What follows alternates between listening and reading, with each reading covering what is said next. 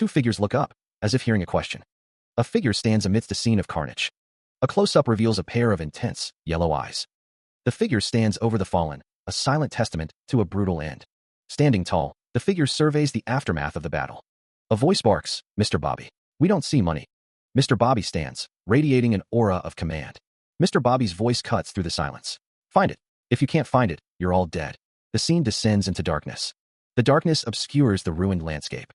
Amidst the shattered remains of what was once a building, he stands, his gaze distant and haunted. Debris crunches beneath his boots as he surveys the destruction. A blue, ethereal screen flickers into existence, posing a question. Will you travel back in time? The implications hang heavy in the air. Beneath the rubble, legs are visible, hinting at a buried figure. Another system message appears. All your abilities will be reset. A clean slate, or a cruel erasure. A hand clutches a fragment of something, glowing with an inner light. The system demands, please choose the date. The past beckons, but at what cost? Na-suna's face is etched with pain and determination. The words, February 28th, and 1985, float in his mind, anchoring him to a specific point in time. A stark declaration, the day I was born. A new beginning, or a predestined loop. The title Reincarnator looms large, a promise and a threat. This is episode 01. The journey begins, again. Darkness descends, punctuated by strange symbols. The air crackles with unseen energy. A fleshy, pulsating mass writhes in the darkness, a grotesque parody of life. The mass contorts further, its formless flesh shifting and churning. The symbols intensify, drawing closer. A guttural way echoes from the depths of the mass, a sound of pain, or perhaps, of emergence. In a sterile hospital room, a figure lies in bed. Rain streaks the window as a voice cries out. The water broke. Medical personnel urge the woman to take deep breaths, their voices calm and reassuring amidst the sterile environment of the hospital room. A searing pain rips through her, a primal scream trapped in her throat. Did something go wrong? She wonders, the question echoing in her mind as the agony intensifies. The medical personnel offer words of encouragement, their faces obscured by masks but their eyes conveying unwavering support. Just a bit more. You can do it, ma'am. Fear grips her heart, cold and suffocating. I'm gonna die, she thinks, the words a desperate plea against the encroaching darkness. The pressure mounts, a crushing weight threatening to shatter her skull. At this rate, my head's going to explode, she thinks, the pain a blinding inferno. She lies in the hospital bed, sweat plastering her hair to her forehead, the faces of the medical personnel a blur of concern. I knew it was going to be painful, but this is, she reflects, the reality of childbirth exceeding her expectations. A desperate cry escapes her lips, a primal sound of anguish and longing. Ah, my mother, she wails, the need for comfort overwhelming her. Summoning the last vestiges of her strength, she steels herself against the pain. Get it together, she commands herself, the words a mantra against the encroaching despair. A wave of anxiety washes over her, a deep-seated fear for her own mother's well-being. Mother will be in danger at this rate, she thinks, the worry adding another layer to her suffering. The pain intensifies, a blinding white inferno consuming her senses. The agony reaches its peak, a crescendo of suffering that threatens to overwhelm her completely. A system notification appears before her eyes. She has obtained the overcoming adversity, achievement, and trait, a testament to her resilience in the face of unimaginable pain. A strange reward for enduring the trials of childbirth. The newborn's cries echoed through the room as a nurse held the child, the mother resting in her bed. Na-sun who looked down at his child, a text box appearing. Man who overcomes adversity. The system message detailed the trait. The moment he becomes unable to fight, all his skills and stats will go up a rank. He will shut out all pain during the skill duration. The baby lay swaddled, the system declaring the trait made, the first evil, into the strongest. It's a terrifying trait that can turn the tables. Even when you lose consciousness. Starting the Become Healthy 1 quest. The baby slept peacefully, a bottle of milk nearby. The system indicated that Become Healthy 1 quest was in progress, 15 out of 300 completed. The quest started as soon as he was born. The system announced the completion of Become Healthy 1. His vitality and perception increased by 1, gaining a total of 3 points. Starting the Become Healthy 2 quest. A close-up reveals a man's face as he thinks of generous rewards. It wasn't only the man who overcomes adversity trait that made the first evil so strong. 8 evils and 8 virtues. The 16 S-class awakeners were called the strongest. Those loyal to the system were called the virtues. And the 8 that rejected the system were called the evils. The 8 evils are depicted in a dynamic pose, weapons drawn. Despite being called evils and virtues, they were not much different in that they were only motivated by their own self-interests. They stood up against them for monopolizing items and dungeons with their dominant power. A figure stands with a sword, surrounded by a blue aura. But they were no more than mosquitoes annoying an elephant. The strongest among them was the first evil. While other awakeners were confused about their powers, a figure stands with their head in their hands. He was already in a perfect state. Never would he have thought that another awakener like him would be created. thanks to his casual chatter about his memories as a fetus. Oh, the baby's lips part slightly. Shda? Tuss. Shda? Tuss. In. Dao. A surge of energy erupts. The baby's status is displayed. Na Sunhu, trait, 1. Na Sunhu holds the baby, thinking there will be a reward for calling. A system message appears. Congratulations. You have become the first awakener. He is surprised, thinking that being the first awakener is better than he expected. The system informs him that he obtained the challenger box for being the first awakener. A blue cube surrounds Na Sunhu. Na Sunhu wonders about the challenger box, the highest ranked box that gave him the chance to travel back in time. He thinks he'd get to open it again. The challenger box opens. The system informs him that he obtained the Odin's Wrath skill. Lightning surrounds Na Sunhu. The lightning intensifies. Na Sunhu is surrounded by lightning. Odin's Wrath is the main skill of the sixth virtue. A hand glows with power. He makes a finger gun gesture, saying bang. Lightning crackles in the distance. He is surrounded by a surge of power. Energy swirls around him. He thinks, I still can't forget the day when half my guild members perished at the mere flick of his hand. His face contorts in rage as he remembers the event. Na Sunhu clenches his fist, thinking, I just took possession of a powerful skill with a deity-ranked title. He grits his teeth, resolving, yeah, I can finally face off against them. He vows, I need to prepare everything I can before the day of beginnings comes. Meanwhile, a baby stirs in his sleep, whimpering, oh. A woman asks, what's wrong, sweetie? The baby cries, Yua. She wonders, did he wake up? She comforts the baby, it's okay, sweetie. He wonders if his body can't handle the weight of his mind. He can't hold himself back from crying. A woman smiles gently. Her only wish is that her dear will grow up healthy, free of sickness. A family sleeps peacefully in their bed. The reason he turned back time. He's going to protect everyone. He refuses to lose a single person.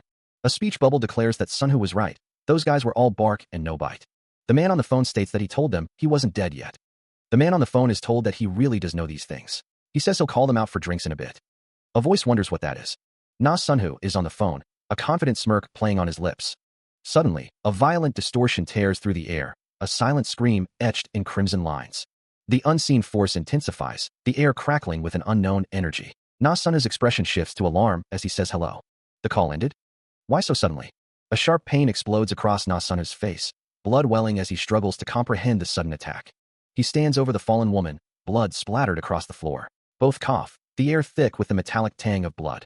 An unidentified beast descends from above, claws outstretched. Na Sunhu can only utter a startled, Another beast's foot connects with someone's face, the impact echoing through the room. The force of the blow sends the victim hurtling through the air, a blur of motion against the dark background. Spinning wildly, the figure is thrown further into the chaos. The world becomes a disorienting swirl of limbs and shadows as the attack continues. The victim is sent flying once more, a ragdoll tossed aside by the unseen force. Na Sunhu's eyes widen in disbelief as he witnesses the carnage. A voice booms, citizens, this is not a drill. His face contorted in a scream of terror, the reality of the situation crashing down upon him. A public service announcement blares. Unidentified beasts are attacking people. The warning continues, urging those outside to quickly evacuate to a building. A blue screen flickers to life, displaying the word, system.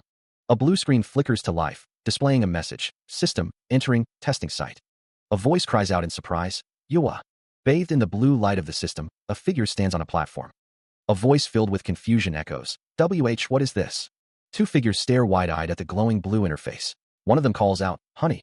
Reaching up, a figure extends their hand towards the system's interface. A desperate cry pierces the air, Mom. The words Day of Beginnings appear, glowing with an ominous light. From a swirling vortex of blue energy, monstrous figures begin to emerge. A grotesque face, filled with rows of razor-sharp teeth, stares out from the darkness. Surrounded by the system's blue glow, a group of people huddle together, fear etched on their faces. A final message appears. Selected awakeners were pulled into the testing site. Some people spent months there, fighting for their lives, while others spent decades, trapped in a timeless struggle. The returned awakeners didn't even get a chance to catch their breaths.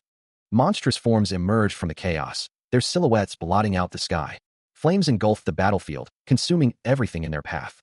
Before being pitted against monsters in a gruesome battle, a warrior was engulfed in flames, his face a mask of agony. Explosions ripped through the air, shaking the very foundations of reality. A mechanical monstrosity fired its weapon, unleashing a torrent of destruction. In a dimly lit room, two men exchanged worried glances, the unspoken question hanging heavy in the air. A hand hovered over a glowing pink square, a decision point in the making. After being pushed to the edge, humanity even used their strongest weapon, a nuke. However, they failed in the end, and the nation collapsed. The 8 evils and 8 virtues use their own strengths to indulge in their own self-interests. The 23rd Los Angeles Olympics. Due to the USSR and the Eastern European bloc not attending. Bunch of conflicts like this won't mean anything in just a few years. Oh my son, why do you look so serious? You bratted. Always looks like you know something. Right, although they're both alive right now. I can't be negligent in my preparations. The baby sleeps soundly. The mother sleeps peacefully beside him. The baby sits up in bed, looking around curiously. He attempts to walk, wobbling unsteadily. He falls, a small exclamation escaping his lips. He sleeps again, nestled close to his mother. He takes more steps. 8. The baby looks up, a thought bubble forming above his head. A system message appears. I completed walking 10 steps in a row. Another message. You have completed the chain quest line, become healthy. The system announces, your vitality has increased by 1. You have obtained 20 points. Followed by, congratulations. You have succeeded in completing the growth condition independently. A mysterious cube glows with power. A system notification appears, announcing that you have obtained the completion reward, a bronze box. Na Sunhu's eyes widen, a bead of sweat trickling down his temple. He thinks, insane. The bronze box sits suspended in a beam of light. He reflects on the item, thinking, the bronze box that I could only get after suffering so much inside dungeons. Na Sunhu clenches his fist, determination hardening his gaze. He thinks, the rewards you get during the growth period really are out of this world. A figure, shrouded in shadow, vows, first evil. I'll definitely eliminate that guy before the day of beginnings arrives. Another figure, framed by skulls, observes, if that soon-to-be-born guy grows at this rate. The same figure, voice echoing with dread, concludes, he'll become another disaster for the human race. Sunlight filters through the autumn leaves, painting the scene in warm, golden hues. A baby lies on a mat, while a woman stands nearby, watching over him. A system message appears, human life 5, select a target and converse with them for 10 or more sentences. A character thinks, it's a really easy quest. The baby, lying on the mat, wonders, but who can I talk to? A man and woman discuss the unsettling thought of an infant speaking so soon after birth. They agree it would be something straight out of a horror movie. The calendar on the wall is marked for August 29th. The date looms large, the 29th, Shuziak is coming soon. Someone says, Jia he's Sunhu. He's younger than you, so take care of him. The baby, Jia Nuna, is 4 years old and she's good. The baby is called cute. The baby responds, you too Nuna. She passed the bar exam and was also at the peak of beauty. Nuna, who was the pride of my mother's side, also went missing on the day of beginnings. Maybe if I exercised more than she studied, I could have saved her that day. The baby hugs someone, smiling. He is being held by someone. Jia says hello to Nuna, her expression questioning. The baby Sunhu can only say so much. Jia can only talk to Nuna. Jia thinks to herself that she and Sunhu are so close now, and that she's all grown up. She decides to keep it a secret from the adults. Jia is sure. Sunhu is confused. Sunhu realizes this was all just the tutorial. A thought bubble appears, expressing a desire to spend more time with parents, but also acknowledging the potential to surprise or scare people. A young couple gazes lovingly at their newborn child. The baby floats in a serene, ethereal space. The child is surrounded by a soft, blue glow. The child's eyes are closed, but a determination hardens his features. He thinks, I will need to decide. His eyes snap open, burning with an intense red light. A figure lies prone on the ground, surrounded by onlookers in the pouring rain. The hooded figure stands, their face obscured by the shadows of their cap. The other man expresses his frustration. Damn, this Sanava bitch won again. So he finally took over even the Mapo district. He continues, his expression sour, even though that fat ass was fighting with a weapon in hand. The hooded figure is called a bastard, and the other man declares them the true boss of Seoul. The hooded figure raises a hand, dismissing the praise. I told you I'm not interested in all that. The hooded figure demands stronger opponents.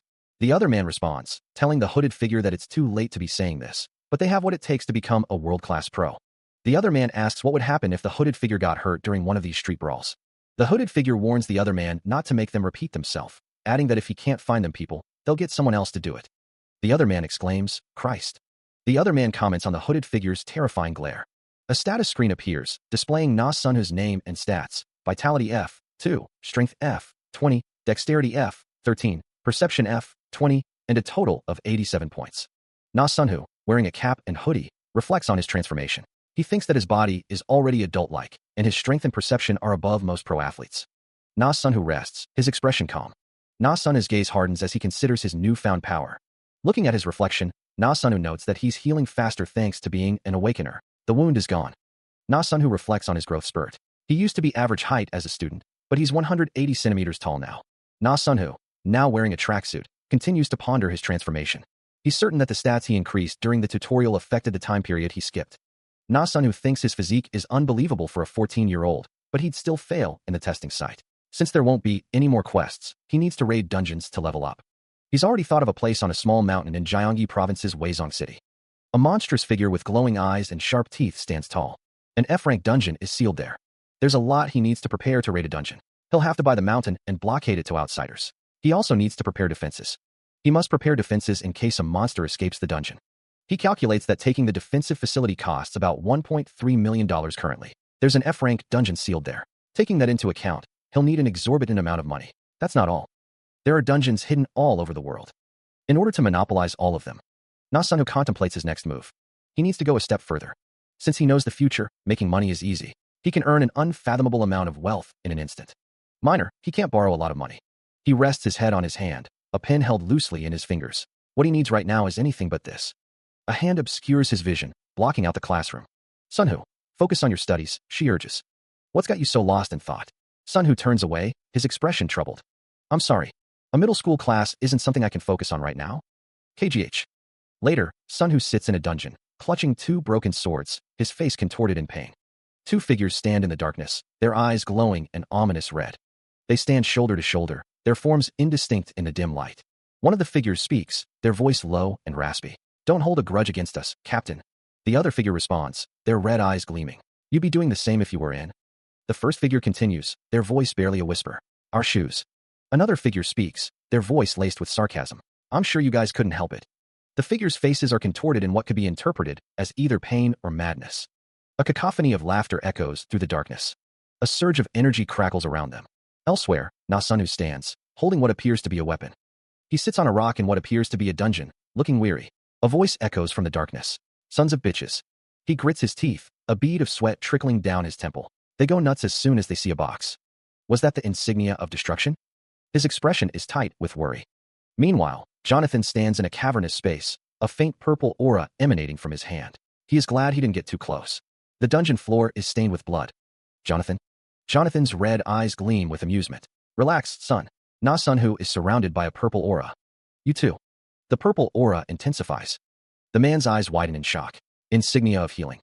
Jonathan smirks, his expression predatory. I repaid my debt from last time. Give and take. Jonathan speaks, stating compassion still exists in this godforsaken world. Jonathan continues, mentioning he heard Sunwoo also worked at Wall Street. Jonathan asks if Sunwoo remembers the financial market in '97. Sunwoo replies that he was young, but he can't forget the IMF crisis. Jonathan apologizes, saying he forgot Sunwoo was Korean. A narration box states Jonathan was a trader. Jonathan had his prime in Hong Kong during the Asian currency crisis. Jonathan says he was fiercer back then, and his nickname was the Wolf of Wall Street. Jonathan questions what use is being an A-rank awakener. Jonathan misses the times when money was everything. Jonathan looked lost in nostalgia while he reminisced about the past. Jonathan mentioned Wolves of Wall Street a lot in his stories. It was because the finance company he worked at had Wolf in its name. Na Sunwoo searches for finance companies situated in Wall Street with Wolf in their name. A portrait of Jonathan is displayed. His face isn't burdened with despair and ordeals. There's an email here. Jonathan H.'s email is displayed, but he could recognize him right away. An email to Jonathan is shown with the subject, Inquiry. It reads, Nice to meet you, Jonathan. I'd like to hear your opinion on whether or not the Thai baht is currently overvalued. He is certain that Jonathan will respond to this email. Around this time, Jonathan had been speculating. Jonathan had been speculating that hedge funds were planning an attack on the Thai baht, but he wasn't fully certain. A hedge fund is defined as an investment fund that uses large assets held by a smaller number of people seeking to maximize profit. Because they are hell-bent on gains, they are also sometimes called the demons of capitalism. If he makes ambitious investments with the information he has, the tales of his prime will be more than just self-gloating. The subject of the email is Inquiry. The Thai baht is not overvalued. Drying his hair with a towel, Na Sunwoo heard the system notification. It was here.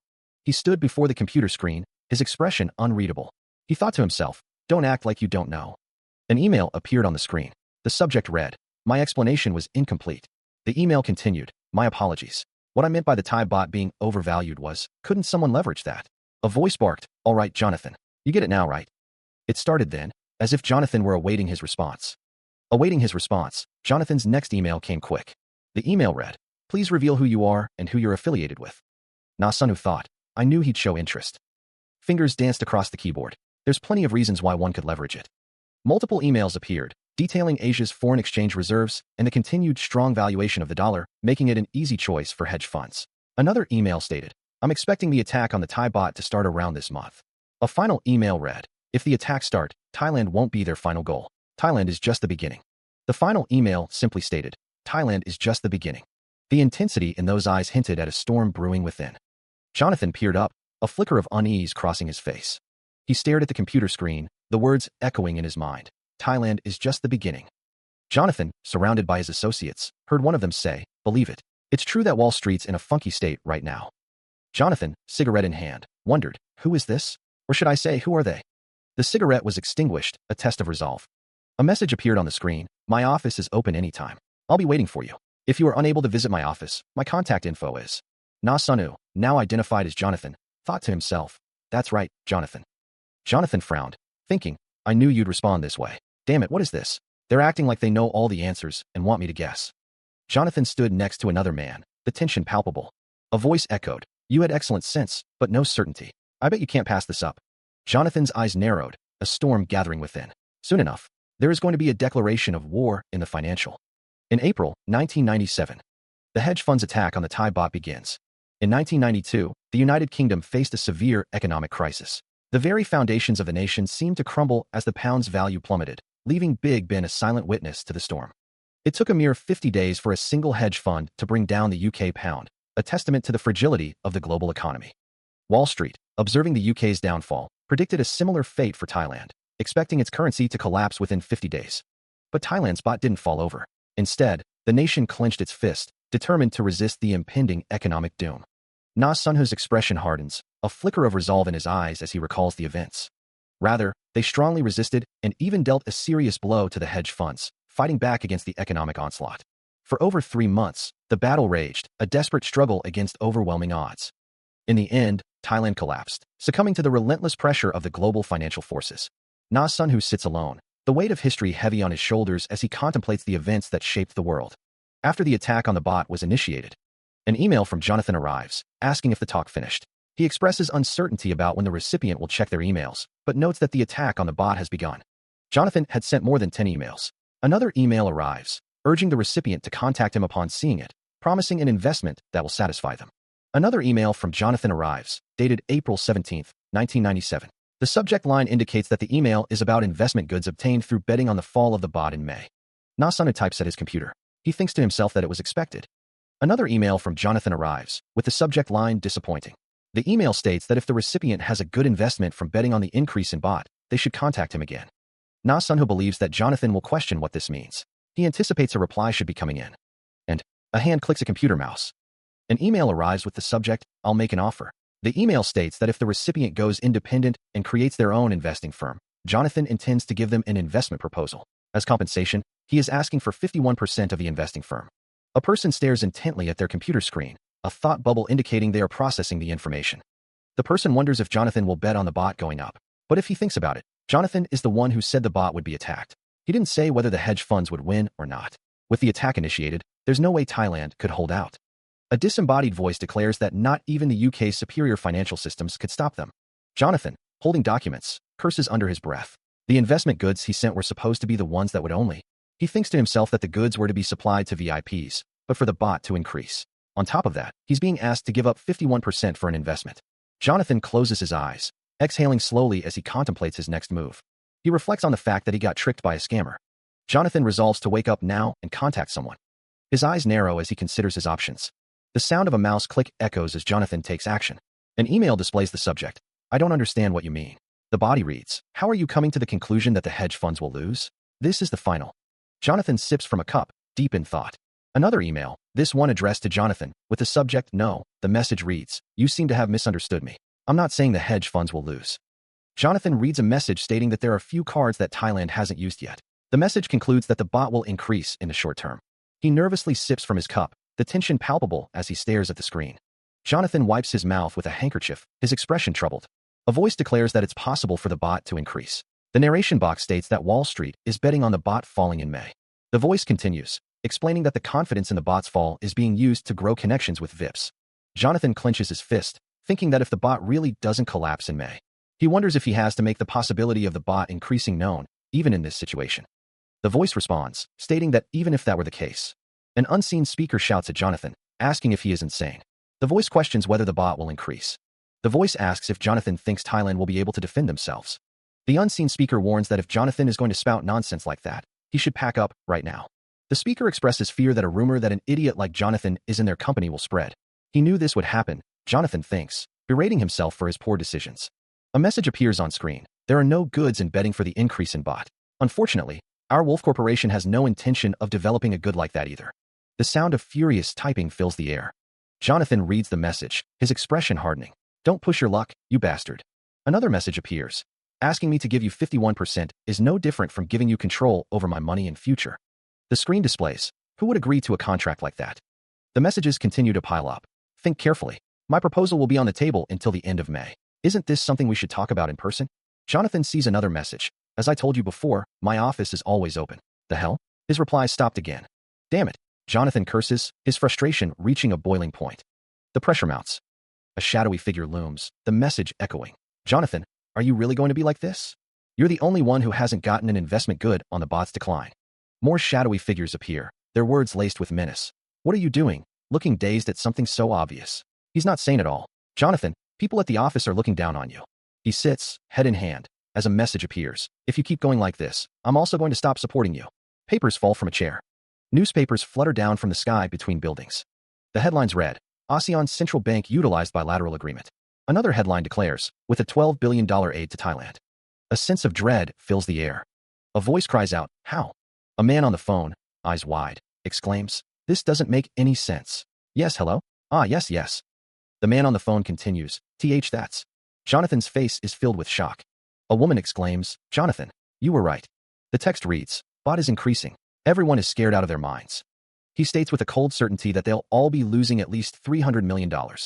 His eyes reflect a calculating gleam, a hint of the machinations brewing within. He covers his face, a sudden realization dawning on him. It really was right. A voice calls for him. Harry is calling for you. Jonathan stands with a man in a suit, his expression unreadable. But that's what you think. Hunter. So it's like that. To the VIPs who are all furious because of the increase in bot. He'll introduce me, the newly outstanding performer, and avoid danger himself? But that's what you think. Wolf Corporation and establish a new investment company. Since I won't be changing my number, you are free to contact me for a quote anytime. Jonathan. A voice responds to an unseen figure, stating that he is only doing as he was asked, after being told to leave a little while ago. Jonathan wonders where the offer came from, and if he already got a sponsor. He thinks he should be getting some soon, given that he was the only manager that avoided the disaster this time. An older man calls someone an arrogant bastard, wondering if they think there's something after getting lucky once. Jonathan wonders who knows, musing on when Wall Street ever needed someone to get lucky a second time. Footsteps echo through the office as people walk. Jonathan holds a file, seemingly contemplating his next move as people walk behind him. A hand reaches towards a computer mouse. A close-up of Jonathan's eye reveals a glint of determination. The mouse clicks, confirming a decision. A message appears on the screen. I quit my job. I'll accept that unbelievable proposal of yours. Let's talk about the details after meeting in person. A text bubble reads, where do I need to go? Jonathan stands upside down, seemingly relieved and ready for what's next.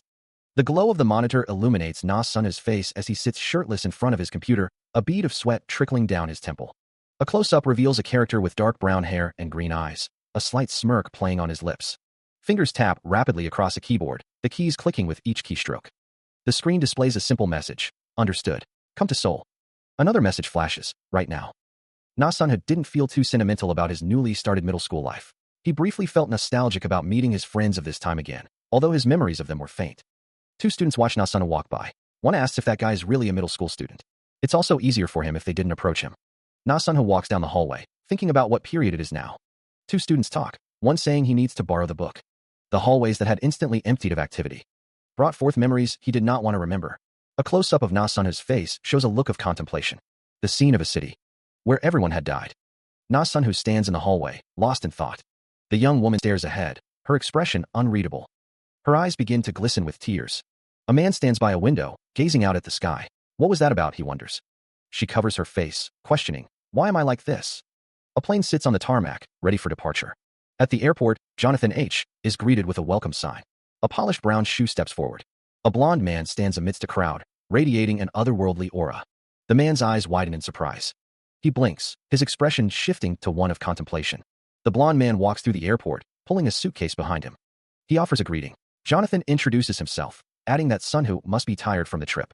Jonathan suggests they move somewhere else, thinking to himself that even though he's done image training while looking at Sunhu's photo, this guy? Jonathan thinks that Sunhu is pretty good at English for a young kid, but a clean-looking Jonathan is still a little weird. A voice asks them to please sit. Jonathan wonders aloud if they should just wait there. Jonathan is taking his sweet time even though Sunhu wants to. Sunhu thinks that this guy's skill is to meet him as soon as possible. He also thinks that his skill in sending emails wasn't ordinary either. Sunhu states that he sent the emails, Jonathan. Jonathan looks surprised. Thank you for coming, eh? Jonathan asks what? You sent.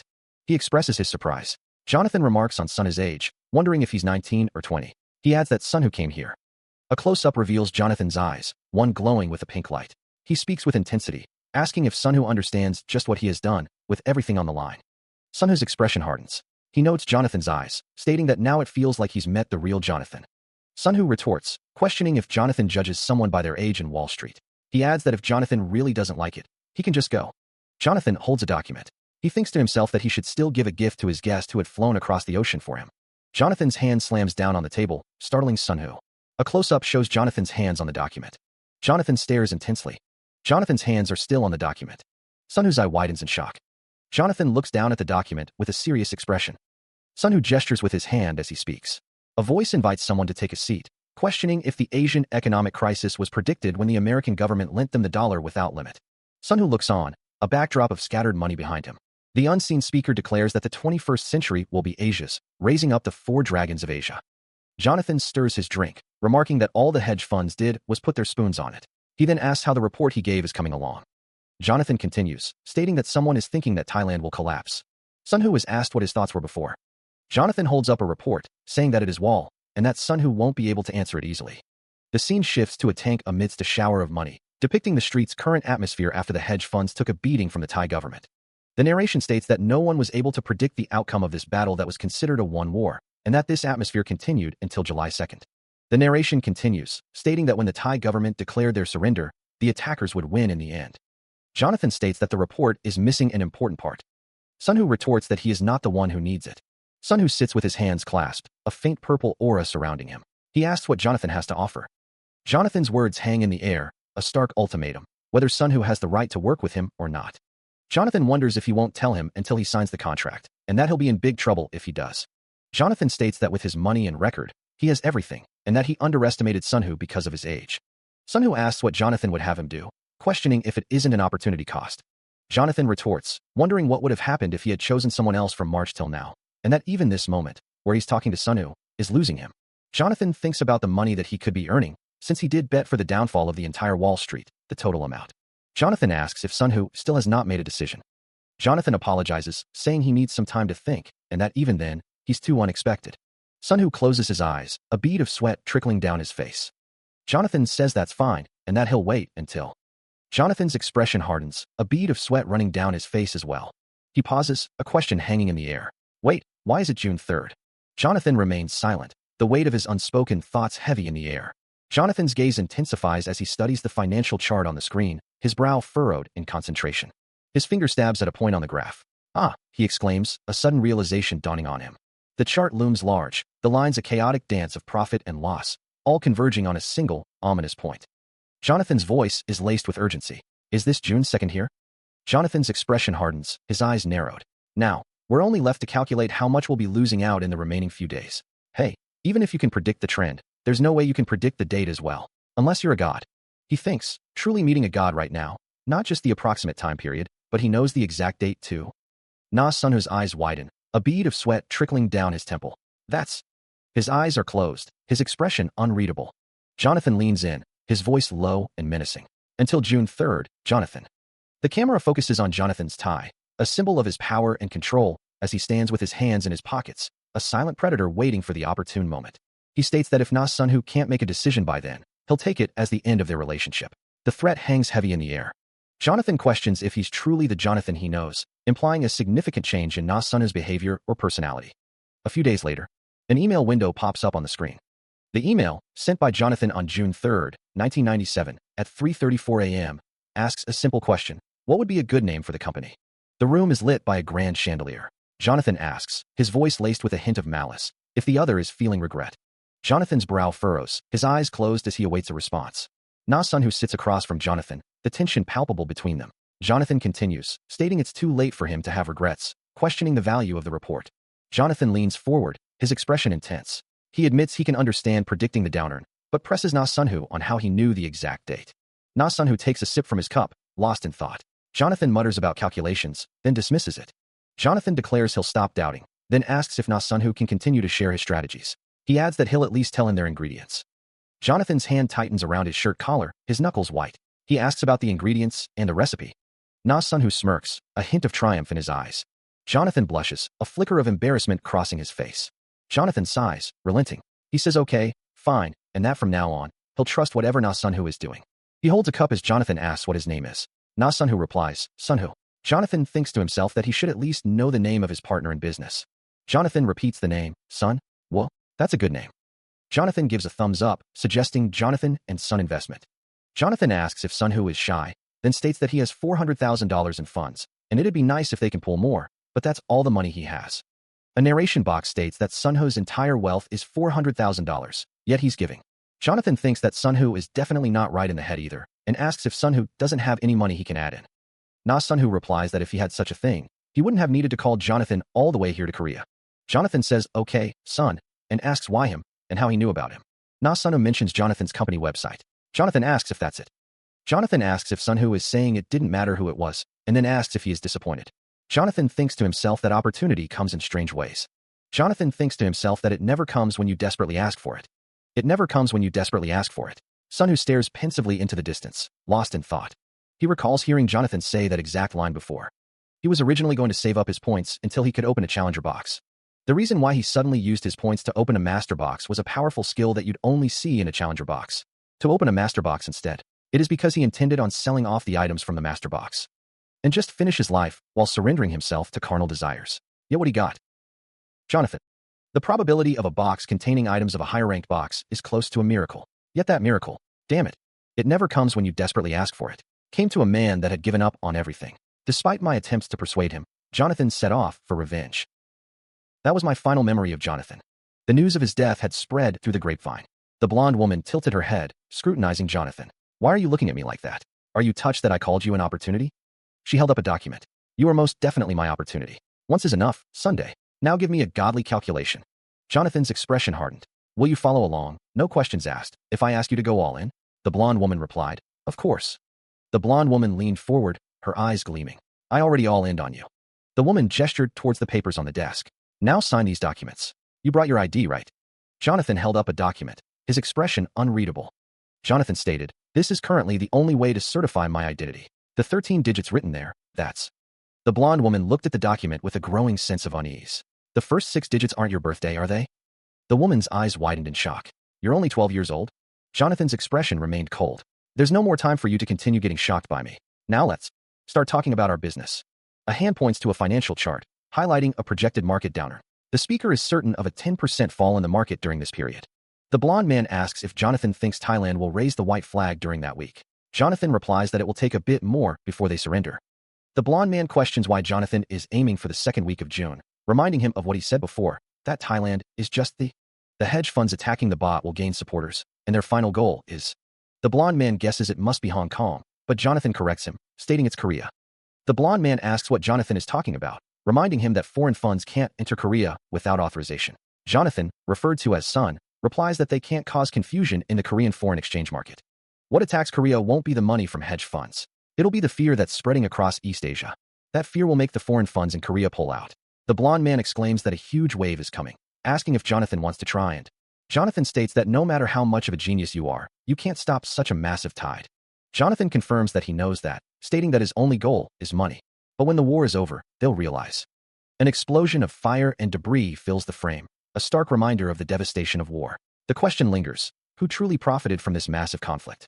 A missile descends, bathed in an ominous orange glow, symbolizing a high-stakes financial instrument plummeting towards its target.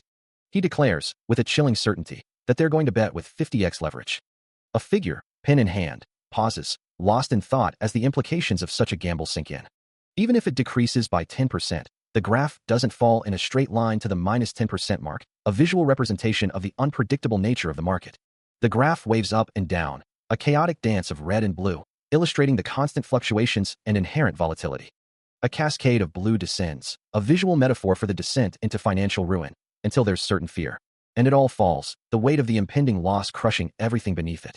That's why, the higher the leverage ratio, the more important trading technique becomes, a desperate attempt to control the uncontrollable. Just a 1% loss becomes a 50% loss, and a 2% loss turns into a 100% loss, the terrifying multiplier effect of high leverage. In other words, you lose everything, a stark and brutal summation of the risks involved. An email exchange reveals the stakes. My entire wealth. You want to use $400,000 on a 50x leverage? Is this because you trust me? Or do you not really care that much because it's not your own money? The screen displays 50x leverage, highlighting the high-risk nature of the trading strategy. Trading $20 million worth of products with an investment of $400,000. He lifts weights, steel clanging, as he prepares for the trading session. The profits or losses would increase 50-fold. It's a risky venture. Jonathan thinks to himself that he is a man that had his heyday just through his trading skills. Around October, when the hedge fund alliance was being severely beaten out in Hong Kong, he clicks the mouse, the sound echoing in the room. As long as he trusts the data he showed him, he should. An email arrives with the subject, "Good luck." The message reads, "Be able to secure unimaginable results. Don't doubt the trend. It's now entirely up to you." He expects to receive good news. This is also the only chance to leverage 50x on futures. Jonathan takes a swig of an energy drink. Though Jonathan has no way of knowing this, they need to utilize this to prepare a large reserve for the next war. From the 9th to the 13th, 1 week. The can of energy drink is crushed in his hand. "The ball's in your hands, Jonathan." The room is dark, lit only by the glow of the computer screen. Empty cans and crumpled papers litter the floor around his chair. Jonathan's eyes are bloodshot, his face contorted in determination. "All right, crazy boy, I'll show you the skills of the great Jonathan." An airplane ascends into the vast, blue sky. The airport control tower stands tall, overseeing the bustling airfield. A foot steps firmly onto the ground. Jonathan is surrounded by a purple aura, having just brought back a prize. Jonathan's feet are planted firmly on the ground, the prize resting beside him. Na Sunhu looks on with a concerned expression. Na Sunhu says, "Nope, I didn't see it wrong." The text declares that Jonathan just brought back a prize, as he stands among a crowd of onlookers. Jonathan is seen with a suitcase, as the text bubble says, "It's 700 Sunday." Na Sunhu asks, "Did you finish exchanging them into dollars?" Jonathan replies, "Of course. What's up with your reaction?" Na Sunhu asks, "Did you think I meant 700%? Jonathan, looking shocked, exclaims, "I meant 700 times, son. We 700x D, $400,000. He begins, stating that in the past week, Jonathan reveals that they made $280 million. Jonathan's eye glows with power as he exclaims that they're ballin'. A sinister grin spreads across Jonathan's face, while Na Sunhu's eyes glow with a similar intensity. A voice calls out, stating that they'll be sleeping over at Jungo's place.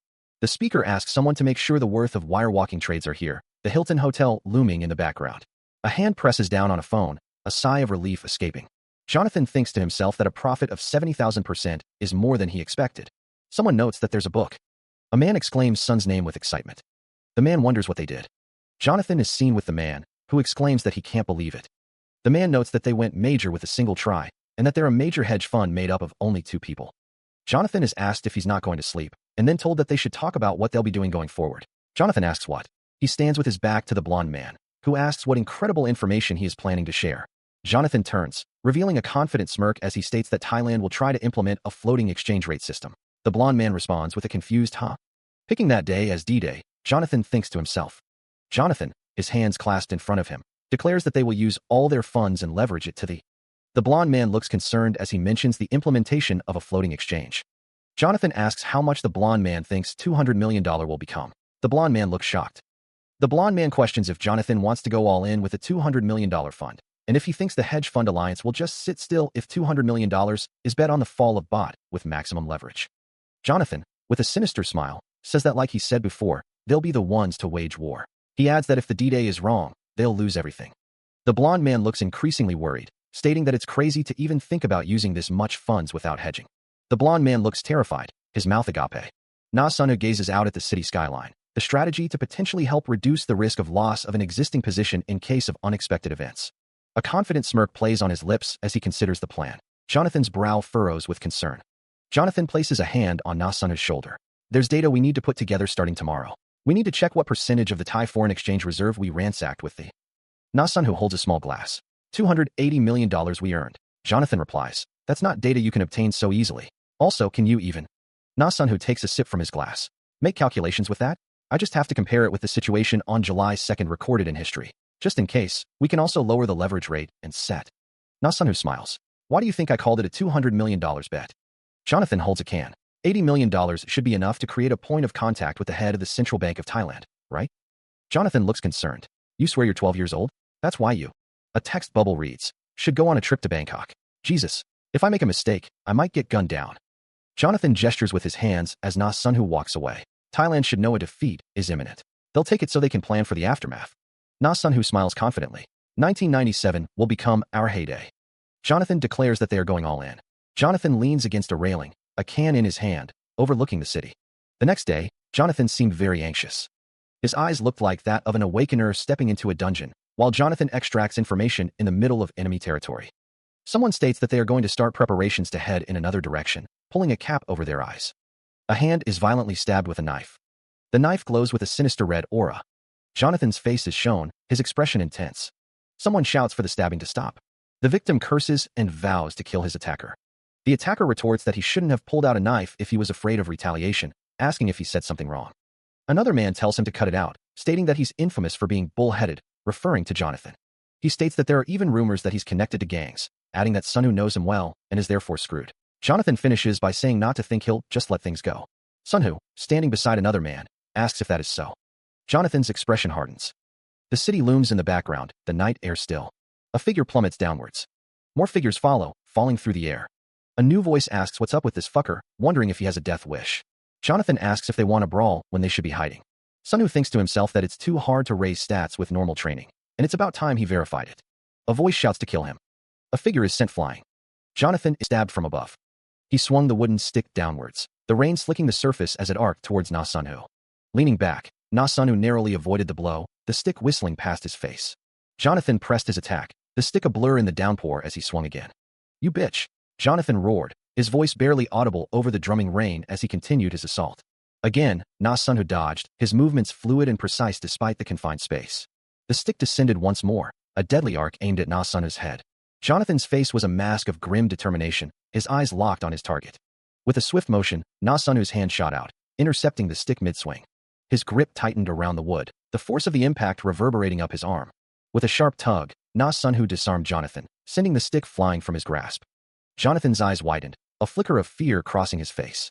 Damn, this fucker's pretty troublesome. Realization dawned on Jonathan, the situation suddenly dire. A massive, spectral hand materializes, crackling with ominous energy. The spectral hand slams down, the force of the blow sending Jonathan sprawling. Na Sunhu catches his breath. He thinks, yeah, this is the feeling. The openings he sees amidst the barrage of attacks. It feels like the system is shouting at him to use his abilities. But if he were to use Odin's wrath here, a great travesty will occur. Geez. Jonathan, perched on a motorcycle, asks, are you dumb fucks filming a movie? No need to make it difficult. Jonathan revs the engine of his motorcycle. Na Sunhu is struck again. Jonathan speeds away on his motorcycle. The air hangs heavy with the scent of stale smoke as a figure, cigarette dangling from his lips, surveys the scene. Bodies litter the ground, a testament to a recent struggle. A cold voice cuts through the silence. The man with slicked back hair demands, what are y'all doing? Crush him. The sounds of metal striking flesh echo through the alley as the attacker's rain blows down on their unseen target. Boots stomp down with brutal force, the impact sending tremors through the victim's body. A shout rings out, move. The command is sharp, urgent. A voice, strained with pain, spits out, I'm taking the last hit. You son of a bitch. Damn it. Through blurred vision, the victim wonders, was that not enough? Why don't you keep acting high and mighty? With a surge of adrenaline, he struggles to rise. What the? He's getting up. Clenching his fist, Na Sunhu prepares to fight back. Is he? A brutal kick connects. Motherfucker, let's see if you can still walk after this. Another kick lands with sickening force, driving the air from his lungs. Na Sunhu coughs, blood splattering on the ground. The taste of iron fills his mouth. He lay on his back, face bruised and bloodied. Strange symbols glowed with an eerie light. The system activates a new ability for the protagonist, man who overcomes adversity. The man, looking bewildered, wonders what is happening. Perception's rank has been changed. Odin's wrath's rank has been changed. A hand prepares to throw a knife. The man throws 2 knives. The man who overcomes adversity shouts, telling the attacker not to come near him. The man who overcomes adversity stands his ground. The man who overcomes adversity is surrounded by the attacker and 2 other men. Injuries are slightly healed. The man who overcomes adversity thinks that it's difficult to get used to. The man who overcomes adversity is told to get used to this body's senses because of the sudden increase of stats, and that he will be temporarily insensitive to pain. The man who overcomes adversity is surrounded by his attackers, their faces grim. Neutral Jonathan, cigarette dangling from his lips, watches with a cold detachment. One of the attackers swings a wooden stick down with brutal force, shouting, "Damn it!" The hooded figure watches with glowing red eyes, a silent observer to the unfolding violence. A malevolent glint shines in the hooded figure's eyes. The stick connects with a sickening thud, splattering blood. Blow after blow rains down, each strike a brutal testament to the attacker's fury. The man who overcomes adversity lies prone on the ground, dazed and battered. Huh. The attacker raises the stick again, his face contorted in rage. He mutters, "S8 shit." The stick descends once more, a final, crushing blow. The hooded figure watches impassively as the assault concludes. The motorcycle speeds forward, kicking up dust and debris. Jonathan extends his hand, preparing to unleash his power. Blue energy crackles around his palm, a visible manifestation of his abilities. Jonathan rides his motorcycle, the blue energy intensifying around him. His face contorts in a scream of rage, the power surging through him. He unleashes a blast of purple energy, a chaotic force erupting from his hand. His foot slams down, adding momentum to the attack. The attack culminates in a fiery explosion, bodies flying through the air. Meanwhile, he walks forward, his shadow stretching long behind him. A bystander, masked and wary, mutters, "What the hell is that?" The hooded figure stands amidst the chaos, the explosion raging behind him. He continues his advance, his purpose unknown. It only activates through external attacks, and only when he becomes unable to fight. He practices his punches, thinking, "I still need to get used to it, but this is certainly a powerful blow." He thinks, "This is my weapon to fight monsters, and the 8 evils and 8 virtues after the day of beginnings." The man's face is shown with bandages. He clenches his fist. A message appears. Is this Na Sunhu? Someone is requesting a call from abroad. Na Sunhu is on the phone. He is asked to please accept it. Na Sunhu is on the phone with another man. The other man says, "That you contacted me before my curfew." Na Sunhu asks, "Curfew?" The other man replies, "Can you stop ruining my efforts at disregarding the fact that you're a teen?" The man says, "Anyway, you were right. They acted like they were waiting for us." Jonathan speaks into the phone, stating that he could avoid being shot to death. Jonathan continues, explaining that the amount of money they took was a bit over 20%. He wasn't talking about Thailand's current situation when he said close. Na Sunhu is on the phone. He thinks to himself that what Jonathan meant was that Thailand still possessed more foreign currency than he thought, so he couldn't be sure whether the funds were really going to win the war. Jonathan asks if they've already agreed to go all in, and if the person on the other end has any objections. He adds that he already agreed when he poured. Jonathan continues, stating that regardless of the outcome, what they are doing right now is really crazy. He asks so? Na Sunhu asks when D-Day is, and the response is July 2nd. They will bet with the highest leverage. Jonathan says that he's going nuts, and if the other person's calculations end up being correct, they'll really. How the hedge funds like Dragon Fund and the like are going to react. Na Sunhu replies, "Yes, I do. They're the Pied Pipers. Once a representative hedge fund like Dragon Fund makes its move, the others will follow." The relationship between the 8 evils and 8 virtues is described as similar to that between the world's hunters, where supporting factions create a catastrophe when the former starts fighting on the front lines. Jonathan, on the phone, is told that Pied Pipers is an accurate description. He responds that if they're correct, they're going to rake in all the investment funds in the world with this single incident. A distressed face appears, exclaiming, "Oh my God, my weak heart is going to burst." Jonathan is told that he is a stronger person than he thinks. Na Sunhu, on the phone, says to stop worrying about it needlessly and to focus on preparing the attack. Someone asks, "Attack?" and then states, "Well, that's also a good way to look at it." The date July 1st is displayed. It is stated that July 1st was the day Hong Kong ended up returning to China. Someone said that history repeats itself. The Western investment fund shoved dollars instead of opium to weaken their economic system and attack them by pouring in that country's currency instead of ships' cannonballs. The reason a civil war broke out in Asia before the regression was because of an S-rank dungeon sealed in there. It was led by one of the 8 virtues and his followers. However, the winner of the war this time. A hand clicks a computer mouse, initiating a sequence of events. Na Sunhu rests his head on his hand, looking extremely frustrated. Pagers don't even exist in this world, let alone mobile phones. An email inbox is displayed on the screen. The amount of foreign currency we can trade with the $200 million we possess is about $10 billion. A hand places stacks of chips on a table. Even if we bet everything on the fall, the opposite faction still needs to accept it for the trade to take place. The bot market isn't that big. A pile of money is shown. The amount of traded bot in the future market of foreign currency is less than $10 billion per day. I'm worried that there might not be enough funds to trade with. An email inbox is displayed again. That's why we are trying to monopolize. A close-up of an eye, filled with determination. A notification pops up on the screen. Attack preparation complete. Na Sunhu looks pleased as he stares at the computer screen. He did it. A computer screen displays information. He managed to monopolize the position.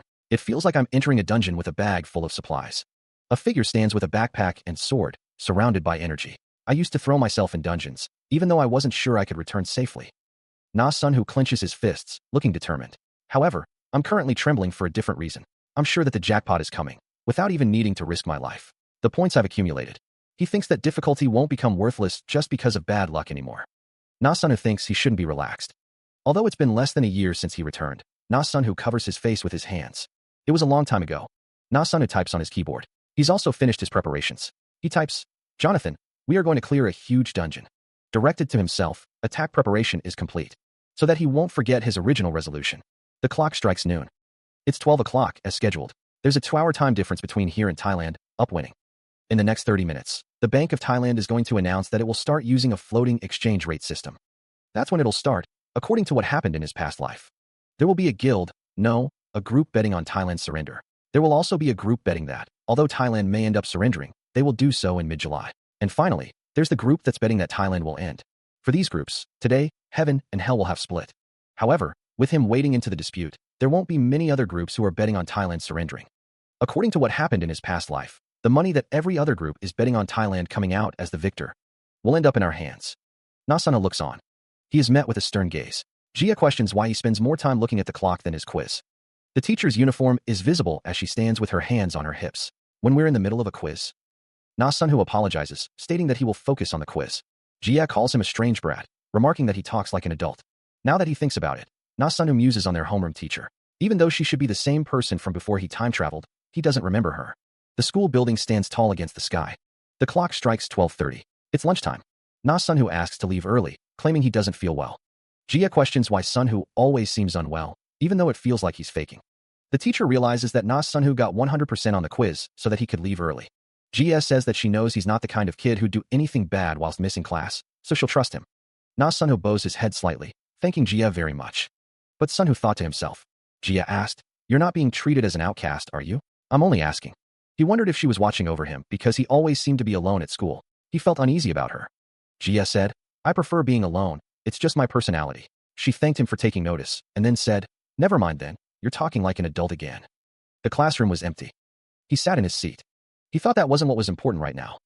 He thought they all realized that he was different from other kids his age. He thought about his homeroom teacher, who sends him home without asking questions when he asks to be let out early. He thought about his parents, who see a $150 phone bill, but don't say much. He sat at his computer, fingers poised over the keyboard, ready to dive into the digital world. Na Sun-woo grimaced, the slow internet speed testing his patience. He muttered, "I just can't get used to these slow internet speeds." Elsewhere, Jonathan typed rapidly, a predatory grin spreading across his face. He announced, "Son, you're here." A digital conversation began. Jonathan, identified as J, greeted, "Son." Na Sun-woo, replying as N, responded, "It's me." J requested, "Tell me your full name." N, cautious, replied, "It's nice to see you being cautious." Na Sun-woo, "Has it been announced?" J confirmed, "It has." Na Sun-woo felt a sense of urgency, the word hurry echoing in his mind. Jonathan's eyes widened slightly as he read the message. He questioned, "Jonathan?" A surge of energy coursed through Na Sun-woo, his eyes glowing with power as he tapped into his abilities. Na Sun-woo steeled himself, muttering, "Good God, I expected this, but hearing." The conversation continued, and stated, "We'll see this through until it's over." Jay replied, "The opposition, whose position we have taken, is growing in resistance. This confirms the prophet, and it's recommended that the prophets be settled now." He's acting like an analyst reporting to their boss, his thoughts betraying the pressure he's under. He'll probably be trying to suppress his overflowing emotions. Na Sun-woo steels himself, deciding he better start focusing as well. A message pops up on the screen. N writes, "As agreed in advance, I'll choose when to settle. You don't have to worry about the resistance coming from the opposing positions. With today's announcement, the tide's completely turned."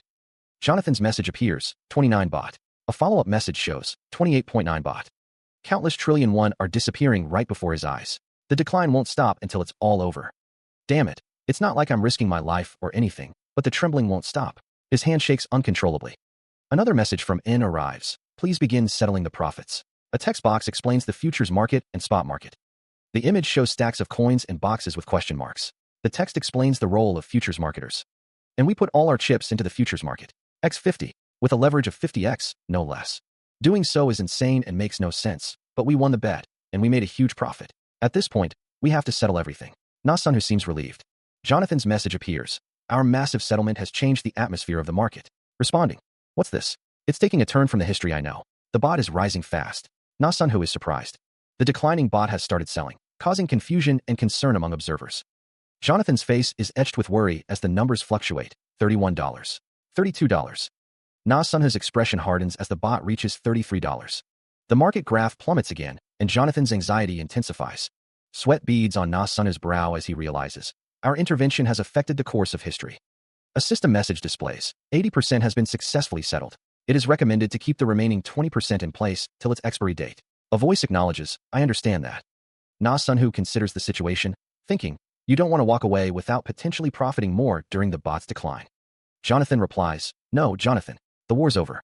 All that's left are scraps for the hyenas. A voice declares, clear all positions and come to Korea. The battlefield is going to be moved soon. The news reports, Thailand's bot has crashed, hitting a record low. An airplane prepares for takeoff. People watch the news on a large screen, the words LDTV visible. A lone figure walks with a suitcase, the narration stating, with the bot's plunge, there is a feeling sweeping throughout Southeast Asia. A sign hangs on a door. Na Sunhu stares intently at the computer screen, his expression unreadable. Jonathan stands beside him, his gaze firm as he looks at Na Sunhu. Jonathan explains that the expected return was reduced in the process of settling. Na Sunhu, his hands clasped in front of him, acknowledges that this outcome was to be expected. A hand clenches tightly, the tension palpable. Jonathan holds up his hand, declaring the loss to be $50 billion. A close-up reveals eyes filled with intense emotion. Na Sunhu holds a phone to his ear, his expression concerned as someone asks if he is all right. Jonathan, his hand on his forehead, expresses his disbelief at the situation, not knowing how he got here. Jonathan urges himself to pull together and get to work, stating that this is just the beginning of the Asian financial crisis, and to take care of his condition. Na Sunhu, still on the phone, relays that Malaysia and Indonesia will not take part, but Hong Kong soon will. His eyes lit up now that he'd started talking about the market with Jonathan. He mentioned Hong Kong. Jonathan also had a favor he would like to ask of Na Sunhu. Meanwhile, to start with, there's some land in Korea that they have to buy. A monstrous head emerges from the darkness, its jaws lined with rows of razor-sharp teeth. The creature's eyes gleam with a predatory hunger, its skin a patchwork of dark blues and blacks. Drool drips from its fangs, promising a gruesome end. A figure stands cloaked in shadow, their features obscured, but a malevolent red glint shines from one eye. Falling through the air, Jonathan lets out a small, desperate cry. Jonathan cries out in pain and fear as he falls. Jonathan grits his teeth, demanding to be released. A massive hand closes around Jonathan, stopping his fall. His eyes wide with shock, Jonathan struggles to comprehend what is happening. You're. The figure holding Jonathan looms closer, his single red eye burning with intensity. Son, Jonathan screams in terror. The world blurs as Jonathan is pulled away. Meanwhile, a flight attendant addresses a bewildered Jonathan. Sir. The announcement crackles over the intercom. We have arrived at your destination. America, JFK International Airport. A sleek car speeds through the city at night. The car continues its journey. Jonathan, reflecting on a past ambition, thinks that dream was too childish. The memory fades. A voice declares that to start, there's some land in Korea they have to buy. Na Sunhu asks if Jonathan wants to buy land, adding that real estate is just the start. The voice continues, stating that from now on, they will venture into any type of market. The voice emphasizes that they will pursue anything that can earn them money. Jonathan thinks the idea of dipping their hands into real estate is insane, questioning if Sunhu is saying that $50 billion is just seed money to him. Sunhu reassures Jonathan that nothing will happen to them, urging him to eat first. Na Sunhu observes that Jonathan seems very tense right now, offering to use his shares as collateral to split up the company. The voice adds that if Jonathan also wishes to join in, he can insert however much he wants. He asks, by splitting up, how many companies does Sunhu have in mind? A sinister voice narrates that this is so that no one can trace it back to the original owner. Jonathan suggests that they establish hundreds of paper and ghost companies, stating that this is blatantly a scene for conspiring to commit crimes. Jonathan tells Sunhu that working alone all this time must have been difficult for him, and that when they approach Hong Kong, he should prepare a team. A sinister voice thanks someone for appreciating their work, stating that they didn't even have time to go to the bathroom, and that skills don't matter. Jonathan states that they only care for loyalty and trust, and that they won't look at skill. Jonathan says he has a couple of ideas, and that after they get results from Hong Kong, they should purchase around 2 mid-sized investment companies, places like Wolf Corporation, that he used to work at. Sunhu exclaims that Jonathan is even giving him work that he'll actually have fun doing. Jonathan requests that they also gather the best experts, someone like Jeffrey K. Jonathan exclaims, my gosh, the company hunter. Jonathan tells Sunhu that he's telling him to put MNA's best star under him, and that it sounds like a dream. He adds that they will allow them to use their money, but they will not let them. Sunhu states that once the company split off is completed, they will not let them see the inner workings of their company. He desires to have one of his companies named Giano, and for it to enter the country. Jonathan states that he will use it to purchase things there, dabbing his mouth with a cloth. Jonathan reveals that Giano is his father's name. He adds that it's still a secret, but he'll have a good time telling him one day, as Sunho listens. Jonathan chuckles, imagining his father's reaction, saying he may end up swooning. Jonathan states that they should focus completely on work for now, as they have no time to get drunk on money yet. A stylized text bubble declares that the time will only come when all the money in the world is in their grasp. Jonathan suggests that they keep going to their limits. The words, Jonathan Investment, appear in a stylized burst. Footsteps echo as someone walks forward with purpose. Text bubbles declare that Jonathan Investment will be the name of their company, and that Jonathan may take all of the fame. A door stands slightly ajar, a sliver of light escaping. A text bubble states that using Jonathan's name and taking just a bit more of the shares can be thought of as repayment. He is flanked by Jia and the man in glasses, all wearing expressions of bewilderment. Jonathan stands in a doorway, arms outstretched, a confident smile gracing his lips. He asks his friends how long they will be making those confused faces. Jonathan's smile widens, a hint of amusement in his eyes. Jia looks up at Jonathan, who says that they finally made it to the major leagues. Welcome. This is Jonathan Investment. Jonathan stands triumphantly, arms spread wide, as if embracing the moment. The team looks on, still processing the announcement. There is a monster named the Abyss and they travel in armies of several hundred thousands, devouring everything in their path. Those things are constantly hungry. Hedge funds and their supporters are the equivalent these days. They toured through Southeast Asia and ended up. It looks like history has earned ended up in his possession instead. Changed to become more vicious. They must have caught on. A single group had monopolized the bots drop on July 1st and swept up all the money for themselves. President Kim. Na Sunha's expression hardens as he considers the implications. Were there any changes in the contract conditions? He asked. He would agree to the conditions. Since Chairman Choi is famous for becoming rich through owning a building in Gangnam, you can trust him. The man gestures, saying, this way. I had a condition for renting out an office space. A 2-year contract.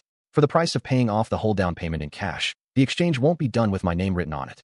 All of this is obviously illegal, but it's a win-win for us since the money will all go into President Choi's slush funds. Now this is the place is empty, but the cleaning's already done. Mr. Bobby gestures, explaining the details of the office space. Mr. Bobby explains that Na Sunho only needs to bring in his belongings. He adds that there was a simple reason for renting this office, emphasizing its tight security. The lighting is also quite great. An ADSL terminal sits in a box. He's finally free from the old-fashioned modem. Na Sunho states that he'll pay the rent right now, if Mr. Bobby takes it. Mr. Bobby understands, addressing him as president. He assures Na Sunho that if there's anything he needs related to the office, he shouldn't hesitate to contact him again. The office stands empty. Na Sunho walks into the office, carrying a box. Na Sunho thinks to himself that he will have to wait until Jonathan returns to Korea. He wonders if he should try decorating this place. A drawing of a monster is being taped to the wall. Na Sunho looks at the drawing. The man's gaze is intense, his expression unreadable as he stares forward. This will be the first outpost. Jonathan began reporting the progress on the situation. He'd hired a new company to handle the work on the company split off, and then selected 8 more groups to continue investment. Afterwards, by using this method of switching up the company after each split off, the companies near the end of that weren't even sure what exactly they were dealing with. A stack of documents is exchanged, and they were essentially just using the documents to do their work. If we include the ones being used for tax havens, there are almost 1,000 of them. The cost of commission will probably be beyond imagination. Typing away, he needs to draw up and send the funding distribution plan myself. Jia asks, how are things going with Jeffrey K? Jonathan replies, he's seeing it positively. Jia responds, that's great. There is another thing we must start working on. Jonathan reads, Predict is a top priority company for acquisition. However, the current CEO Donald Penn is someone we must hold on to. Jonathan wonders, Predict? It's an IT company this time. Jia responds, by saying we must hold on to Donald, is this going beyond some simple investment? Jonathan thinks, he's right. This isn't some simple investment. As the dot-com bubble bursts, he muses, they will achieve huge market caps, but that will just be a small reasoning. The database language solidified into the jargon for the industry by the 80s. Dungeon, monster, skill, attribute, item, seal, chance box, and more were all part of the data. The data stored in that database was all handled within that system, and the most amazing data program was something their headquarters managed themselves. A figure stands tall, observing the scene. The database of the subordinate guild of the second virtue, Revolution, is mentioned. If there was an opportunity to take just one look at the database built up by Revolution, even the war of the 8 evils and 8 virtues would have gone a bit different. Of course, he already knows that history will change due to his interference. Things like the changes of the inside developers. So, it is important that they decrease the variables to as few as possible. The first priority is the work on Predict. It should work out if they increase the salary and the stock options to the industry's highest. If he still insists on leaving, they have no other choice. Got it, Sunday. I'll do as you say. Stock option. A stock option grant gives you the right, but not the obligation, to buy a certain number of shares of your employer's stock at a set price within a certain time frame. 8 evils and 8 virtues. All of the powers that you guys used, I will take it all away. Next on the news, a report begins. The news anchor reports that the Holdings Group held a meeting for their board of directors on the 21st of the month. The broadcast reveals the start of the new GNO investment. With the benefits promised, Sunhoo watches the screen with Jia. By the government. A voice thinks, Gold Wish is just one of the many ghost companies made by me. Sunhoo thinks, to think that the government went out of their way to help arrange this collaboration, what a travesty for them. Since the foreign investors are all leaving like the tide, they probably. Jia exclaims, I'll be back home soon. Jia looks at Sunhoo. Jia says, you should bring home Jungo sometime soon. Sunhoo thinks, I always only hear about him. Mom has never even seen his face, even though he's your closest friend. He smiles, a bandage visible on his cheek. Jia asks if he will continue with his boxing. Jia says that's not what she meant. She continues, saying that even though it's probably difficult for him, the way he consistently works hard is precious to see, and that he can do whatever he wishes for. Jia asks if he is alright with his allowance. Sunhoo replies that he still has a lot left, and she tells him to have a safe trip and call. Sunhoo thinks that it makes the most sense to continue receiving allowance. He thinks that even though he may be the world's richest teenager. Sunhoo walks down the street. The camera pans up to a tall building. Sunhoo, now wearing a hoodie, walks through a revolving door. He and several other men wait for an elevator. Sunhoo stands next to a man with a Damon Bank badge. The building rented out the first floor to Korea's #1 bank, DB Damon Bank, which funded the start of the top online store. The door for customers and normal employees should be out in front, a voice declares. They must be the top brass or other special, the voice continues. Manager Kim, the tip that Deutsche slipped US, a man says. Deutsche Bank, the German multinational investment bank. It was a hoax, like I thought, right? And no, after checking the information, what they said was confirmed. What? Then the ones who monopolized the fall and swept in all the money on July 2nd. We're just a single group? Some sort of gods. If they licked up every drop, then their war coffers must be, arg. It must be an incredible amount, and they probably wouldn't just let that money sit there to rot. They say there are no similar movements in the Philippines, Malaysia, nor Singapore. I guess that means only Hong Kong is left. Everyone, close the location for the morning. The location for this morning? Didn't you listen? Those crazy solo sweepers are aiming for Hong Kong. As soon as you finish preparing, run to the meeting room. He declares that they need to chase after those punks. A disembodied thought wonders if they'll chase after them. The thought continues, stating that it's not only in Korea, but banks all over the world are probably in a similar situation. Meanwhile, an elevator ascends. Another thought bubble questions how they will even come and chase them. A voice thinks that they're already split up into innumerable ghost companies. Elsewhere, a figure stands surrounded by a swarm of bats. A voice expresses surprise. Someone asks if this is an office or a gym. Na-sun who speaks, saying he had a feeling, but the other person must like exercising. The blonde man hits a punching bag, asking if Na-sun who likes his form. Na-sun who thinks that the A-rank hunter Jonathan would make such movements. Someone exclaims that they're stunned. Mr. Bobby stares at the swords on display, questioning what they are looking at. He asks if Na-sun who knows how to use something like that. Na-sun who acknowledges Mr. Bobby's question, realizing they should get to work. A thick binder sits on a table, labeled as a list of paper companies. Mr. Bobby remarks on how incredibly convoluted the ledger is, noting that there are over 1,000 ghost companies. He adds that if they lose the ledger, they wouldn't even know how much of which funds are going where. Na-sun who asks what Mr. Bobby means if they lose it.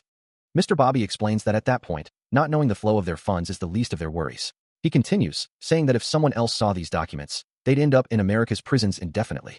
Mr. Bobby states that they'd probably serve at least 1,000 years in prison. Mr. Bobby adds that if they can get a sympathetic judge and jury, they can get offshore tax evasion.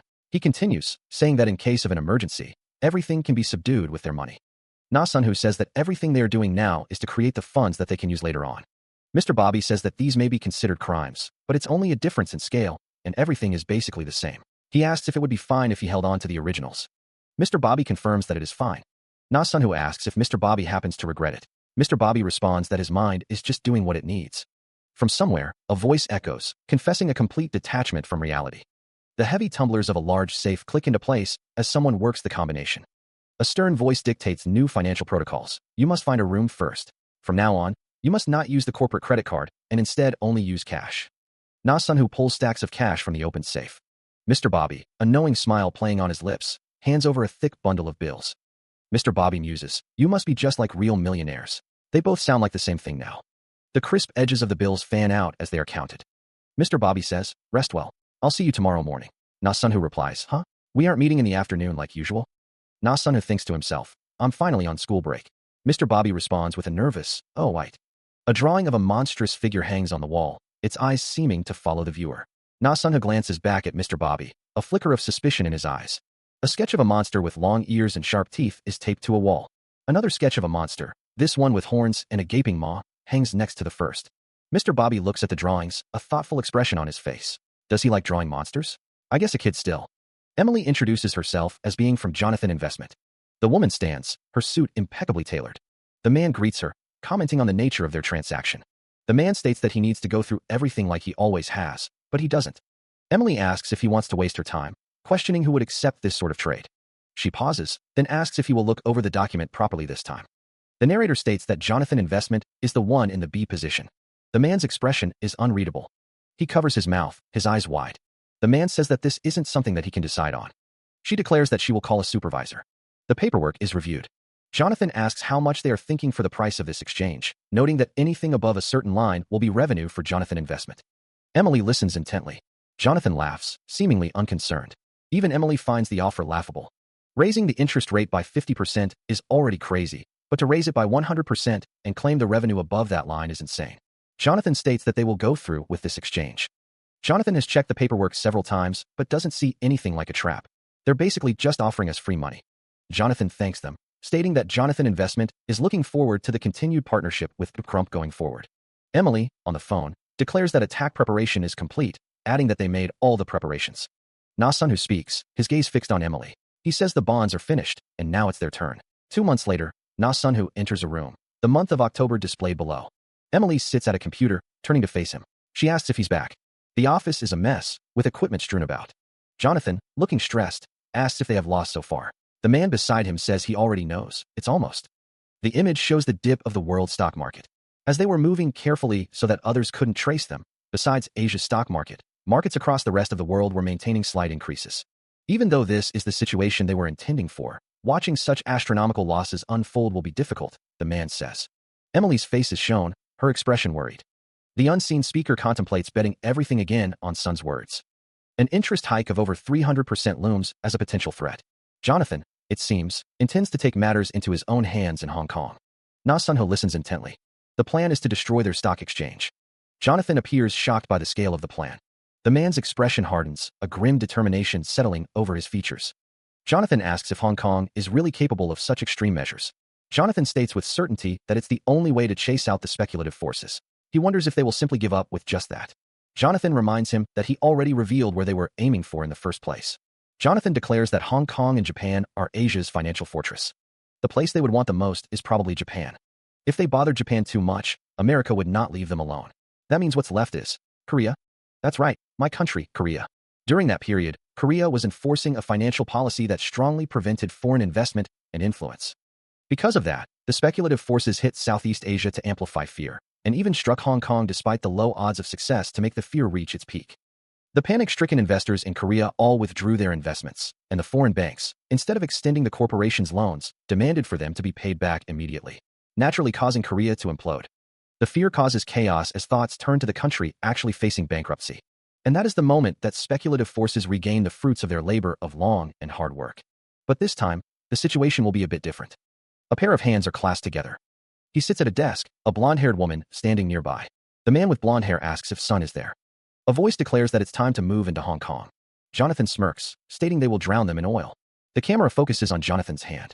Jonathan sits in his chair, surrounded by information about millions and billions of dollars, construction, and communications. The camera looks down on the blonde man, surrounded by information about heavy and chemical industries. A voice booms that they will drive down the stock prices of all of Hong Kong's industries concurrently. The voice continues, stating with the exception of. Jonathan clarifies that it's banks. The blonde man looks concerned as he says that some bastards are following their moves. Jonathan looks serious, thinking that if there are people who found them out, this board is as good as bust. Jonathan decides that it's still too early to make a hasty decision. He slams his hand on the desk, demanding that the office defend them right now. Na-sun, who sits at his computer, a grim focus etched on his face. There are two possibilities. Jonathan, on the phone, speaks of the speculative forces attacking Hong Kong. He declares that he will start the exchange right now. Jonathan continues on the phone, or some clever participants of the stock market are using a part of the investment methods. Na-sun, who is told, good job. He thinks to himself that they'll find out. A voice muses that if it's an individual, it will quickly settle down, but if it's the speculative forces, it will not stop. Now, Na-sun, who and Jonathan are in the same room. A voice asks which side are you on? Na-sun's face is partially obscured by his hand. The defensive funds are flowing in. A voice pleads, please. If the Hong Kong stock market collapses by our hands, history will change completely. That means that the flow of events from then on will be impossible to read. A piercing gaze conveys a sense of impending crisis. The computer screens flicker, displaying the message that things are settling down, but the tension remains palpable. Jonathan stands beside Na Sunu, the silence thick with unspoken anxieties. Jonathan covers his face, the weight of the situation pressing down on him. Na Sunho's expression hardens, a storm brewing behind his electric blue eyes. Let's clean this all up in time for the market closing, he says, his voice tight. Meanwhile, a towering building looms against the night sky, a silent witness to the unfolding drama. Na Sunho adjusts his sleeve, his back turned, as he mutters. Luckily, there were no real changes at the end. Now, we just have to wait for.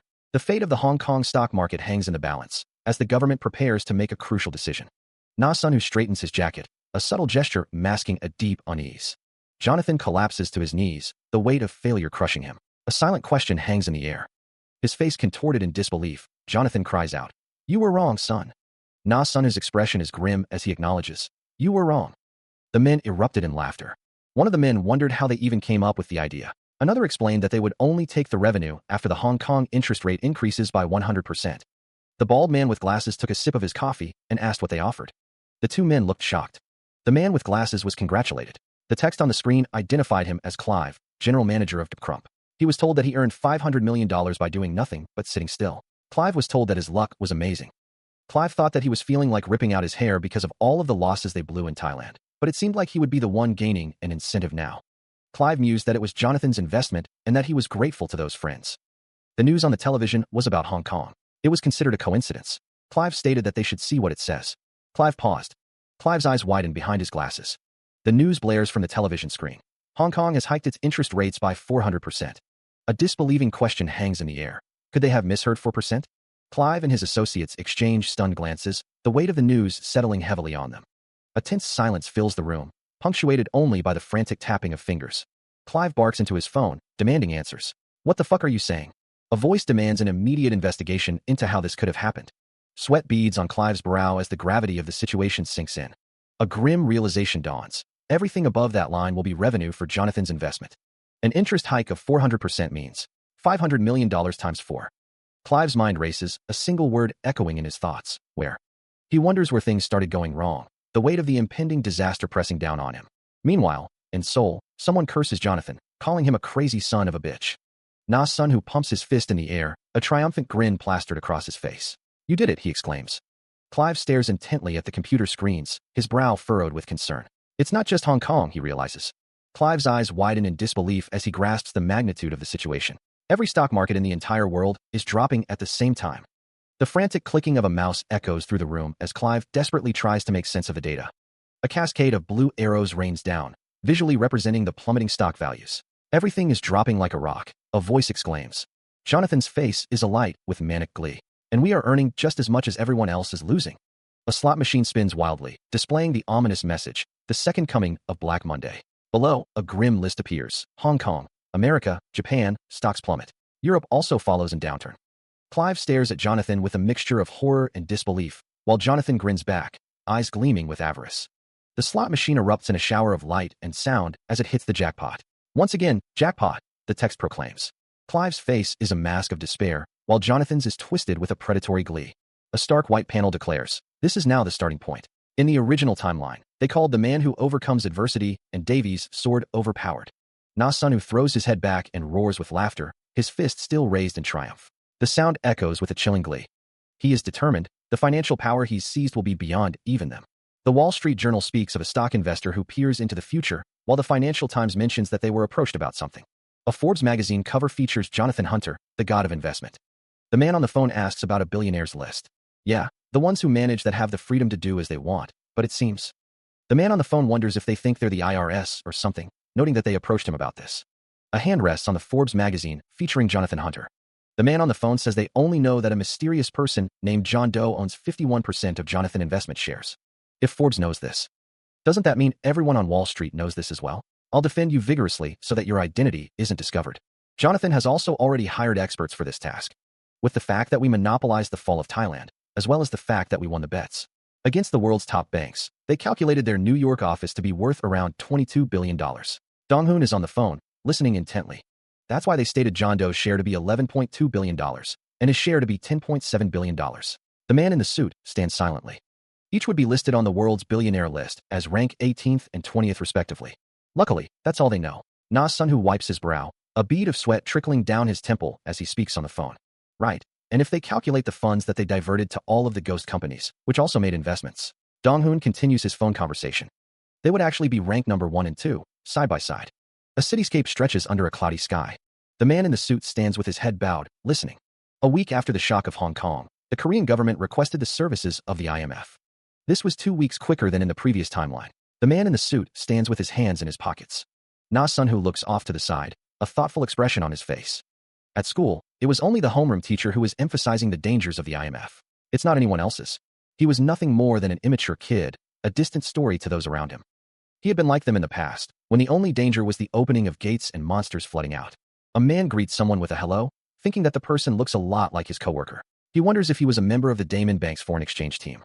Even though he's seen him multiple times in the past few months, he still doesn't recognize him. The shabby jacket spoke volumes. Na Sunhu thinks to himself that he has no reason to mingle with him, and that he has someone to meet. A man walks past. TSK. The man clicks his tongue. A woman sits, reading a newspaper. Na Sunhu stands between two men. Na Sunhu smirks. A voice calls out, "Miss Jamie?" A man in a suit leans in, asking if she is the interviewee. Jamie smiles, stating that she was waiting for him. The man hands Jamie a business card. The card reads, "Ethan, P. Manager." Jamie holds the card, asking if her employment has already been decided internally, or if she has to worry about competitors. The man's words hang in the air. They have already decided to hire her. Ethan assures Jamie that her criminal record will not be an issue. He continues, stating that they focused on her previous experience at Wilshire Lands and her aesthetics. The text emphasizes that they needed a representative who was a gorgeous Asian woman and also an expert on real estate. Jamie's expression is unreadable. Wilshire Lands hired Jamie as the Asia Investment General Manager. She was both the strategist and cannon fodder. She had the image necessary to turn all of the negative gazes towards the company into positive ones. However, the most important requirement was that for her personal success, she was someone who was ready to hop into illegal transactions at a moment's notice. Handcuffs glint, a symbol of her past. Her criminal record was malfeasance. She came out after serving her sentence for just bystanding as her previous employer, who was also the major shareholder and CEO, committed embezzlement. Ever since August, Ethan had been searching for someone like Jamie. Jamie thinks to herself, "I still haven't heard the company's name." The company name is GNL. Ethan says that she will become the CEO of GNL. The company is GNL Investment. Ethan states that GNL is the name of the company she will become the CEO of. For the first time in history, the ruling and opposition parties have experienced a regime change. While this may be a monumental moment, the president-elect. We are now reporting live from the Blue House, the South Korean equivalent of the U.S. White House. The president-elect has, through cooperation with GNL Investment, announced that he has secured a large-scale investment of $15 billion. The president-elect has stated that he hopes to work together to overcome this financial crisis. Na Sunhu watches as someone enters the room. A hooded figure stands silhouetted in the doorway. You became the number one person who this country, no, the financial world wishes to meet the most. Na Sunhu stands with Emily. The woman zips up her jacket, a grave expression on her face. "Please don't speak of it," she says, her voice low. "Once I step out of the hotel, I'll be physically unable to step back in." A company card is presented. The man states, "Here, this is the company card. Please have money filled up in the linked account at all times." He continues, "You won't be able to receive reports on where it was used." The woman smiles faintly. "I've told her point blank that there will be embezzlement, but she didn't even bat an eye." The man says, "I've chosen the perfect person." He then asks, "How are you choosing the employees?" He adds, "You said that I can choose them based on my own tastes, yes?" The man continues, "I also guaranteed that if it's within the chosen capital, you may use it as freely as you wish. The only time I will interfere is," Gia states, "when I give you a special order. This evening, my previous colleagues will be entering the country." She continues, "I've also finished my negotiations with this country's real estate advisory company." Jonathan adds, "Also, I will bring people over from the Samu accounting firm and Kim and Park law firm. In this country, most problems seem to be settled when those two firms are involved. The accounting director will be Cho Dae-hwan, the legal." Na Sunhu smiles, a hint of calculation in his eyes. A hand reaches out towards a towering building, as if grasping at an opportunity. Gia gazes out the window, the city lights reflecting in her eyes. "Did you know? Even this impressive building was put on sale. Not to mention the market prices are continuing." Na Sunhu examines something in his hand, his expression thoughtful. Na Sunhu states, "After all, over half of the renters have pulled out." In a flashback, Gia recalls, "Not long ago, Jamie had a meeting at the Blue House to complete the task I instructed through a special order. I request a quick opening of the real estate." Two men discussed the situation. The results were, at the hotel, I could see that many of my old competitors had all entered as well. Gia and Na Sunhu stand together. The text box reads, The real estate market was fully opened half a year quicker than in the previous timeline. A burning house is shown. The text reads, fire sale. It speaks of selling remnants of a burnt house at a cheap price. Na Sunhu reflects, my expertise is in real estate, but I cannot erase the thought that only investing in real estate would be a waste. Jia looks directly forward, her expression unreadable. A voice says, opportunity will never come again. Ethan, are your customers only interested in this country's real estate? Na Sunhu sits, listening intently. A disembodied voice states that those people only look at one thing, the rate. The voice continues, saying there is no need to fixate on only real estate, but as they know, the responsibility will follow as well. She says that the returns will also be great. Na Sunhu states that right now, in this country, as long as they have the US dollar, even a child can become a chairman. He adds that he will take this as permission to amplify this in companies of other industries as well. Na Sunhu continues, saying that the stocks of this nation's companies will end up in the talons of those foreign eagles anyway. Jia listens intently. She states that this country is a great place to set up a company. Jia admits she had an inkling, but the more she learns about this place, the more she likes it. Jia thanks him for giving her this opportunity, promising to show him something befitting of the trust he's put in her. Na Sunhu listens. Jia continues to speak. She adds that whenever she had the time, she looked over the special orders he gave her. Jamie gestures, emphasizing the reality of the situation. Jamie explains that straying from the mentioned rate of return is not an option, as Korea's real estate is most prime in Seoul. The man understands her willingness to prove her ambition. A lone figure stands amidst a desolate landscape, the air thick with an ominous energy. But please stop it at that. The figure declares that he will not be interfering in almost anything in Gino investment.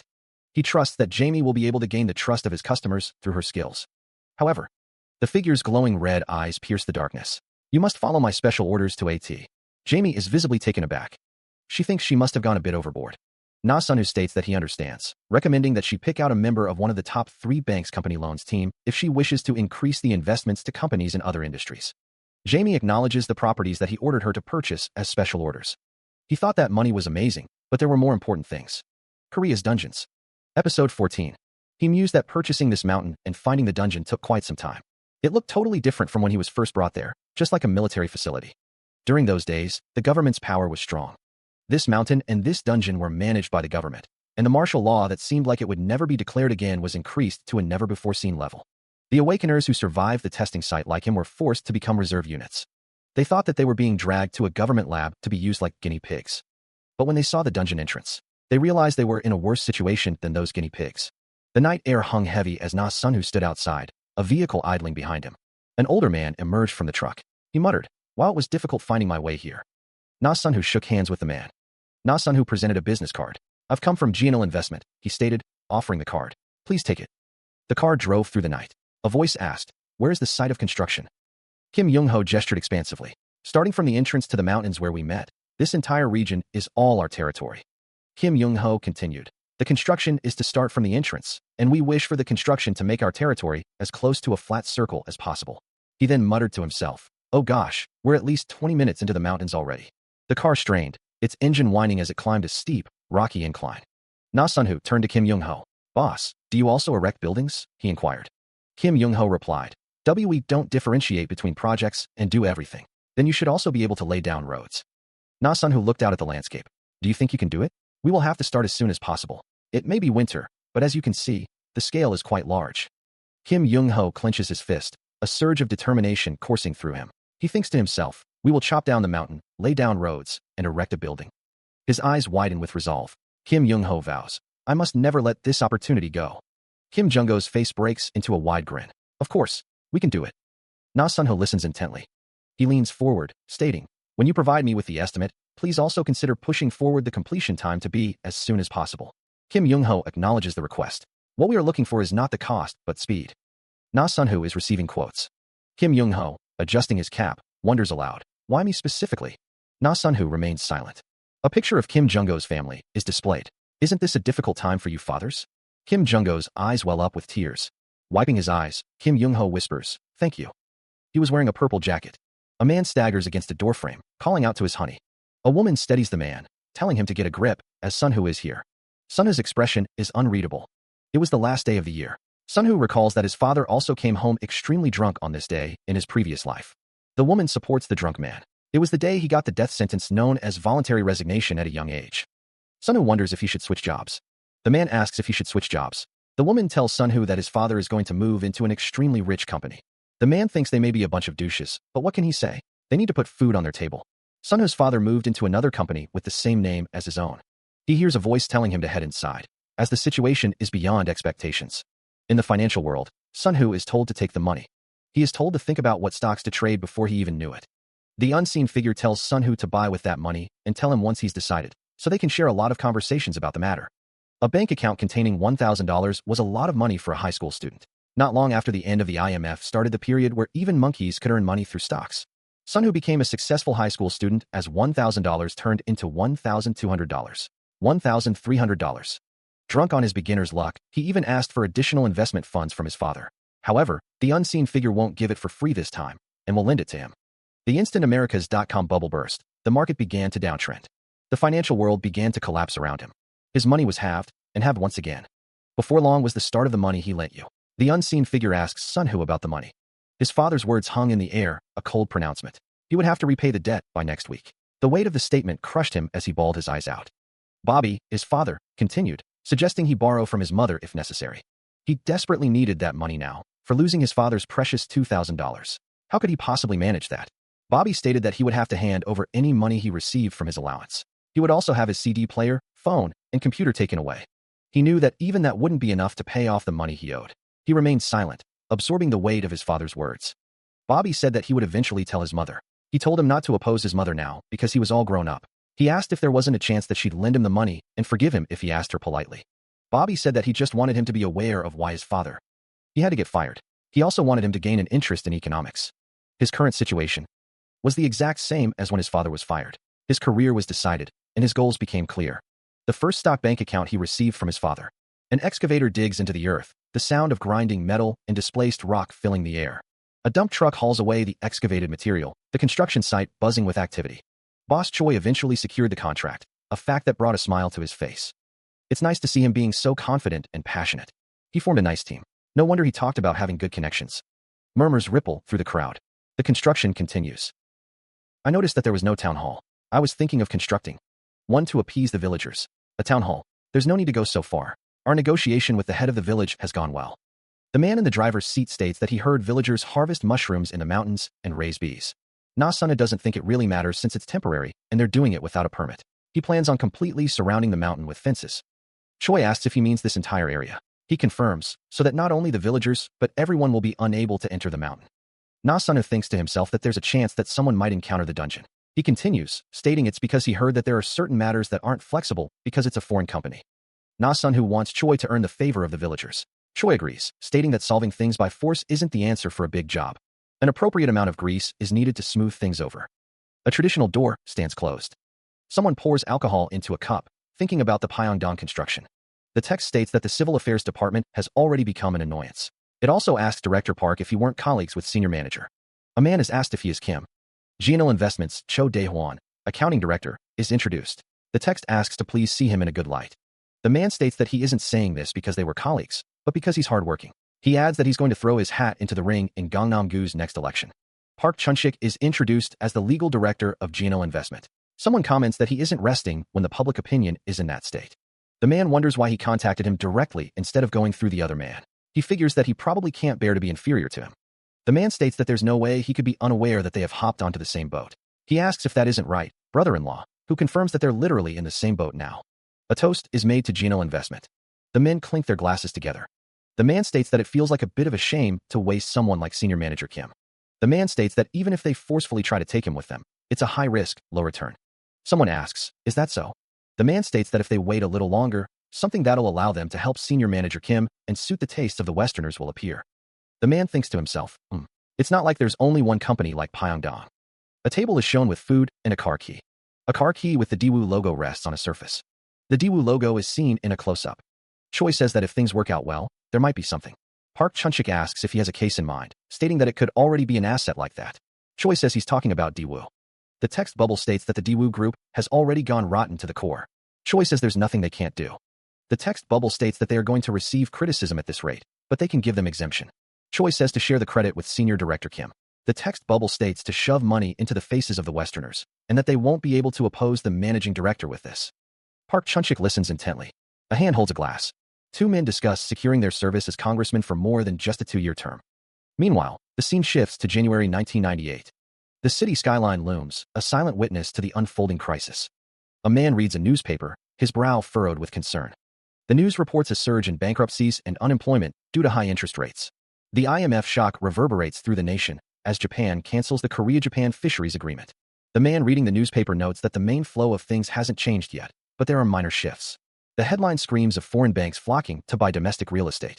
A man declares that the reason for the crisis is obvious. Those who lost their bets with him are becoming desperate and selling. The whole nation is on a blowout sale, as everyone scrambles to garner as much profit as possible in the first half of the year. The man reading the newspaper reflects that this much was all within the range of his predictions. The newspaper is dropped to the floor, a symbol of the nation's despair. A voice inquired if Ethan knew about the corporation called Daewoo Group. Ethan responded, wondering how he could not know. The sound of a brutal attack echoed. The Daewoo Group's chairman was mentioned. A warrant would be out for him this evening. Sweat beaded on Na-sun's brow as he gripped a basketball. A woman wondered what was happening in the meantime, stating she wanted to hear this in detail. The collapse of the Daewoo Group was influenced by more than just the IMF crisis, and there were still a bunch of problems that would pop up around them starting 2 years from now. They were planning to attack the still healthy Daewoo Group now. The question hangs in the air, how? Na-sun, who stands with his arms crossed. He says he already told her, right? The unseen speaker continues, explaining that upon becoming CEO, he hired 2 of Korea's most useful directors. Cho Dae-hwan and Park Chun-sik are shown in the background. The speaker confirms that they are playing politics. The unseen speaker states that it's politics instead. The speaker explains that they were constantly meeting with powerful politicians. At first, he was suspicious, but he realized that was how work had to be done in this country. The woman sighs. The speaker states that bribery is present in every single country.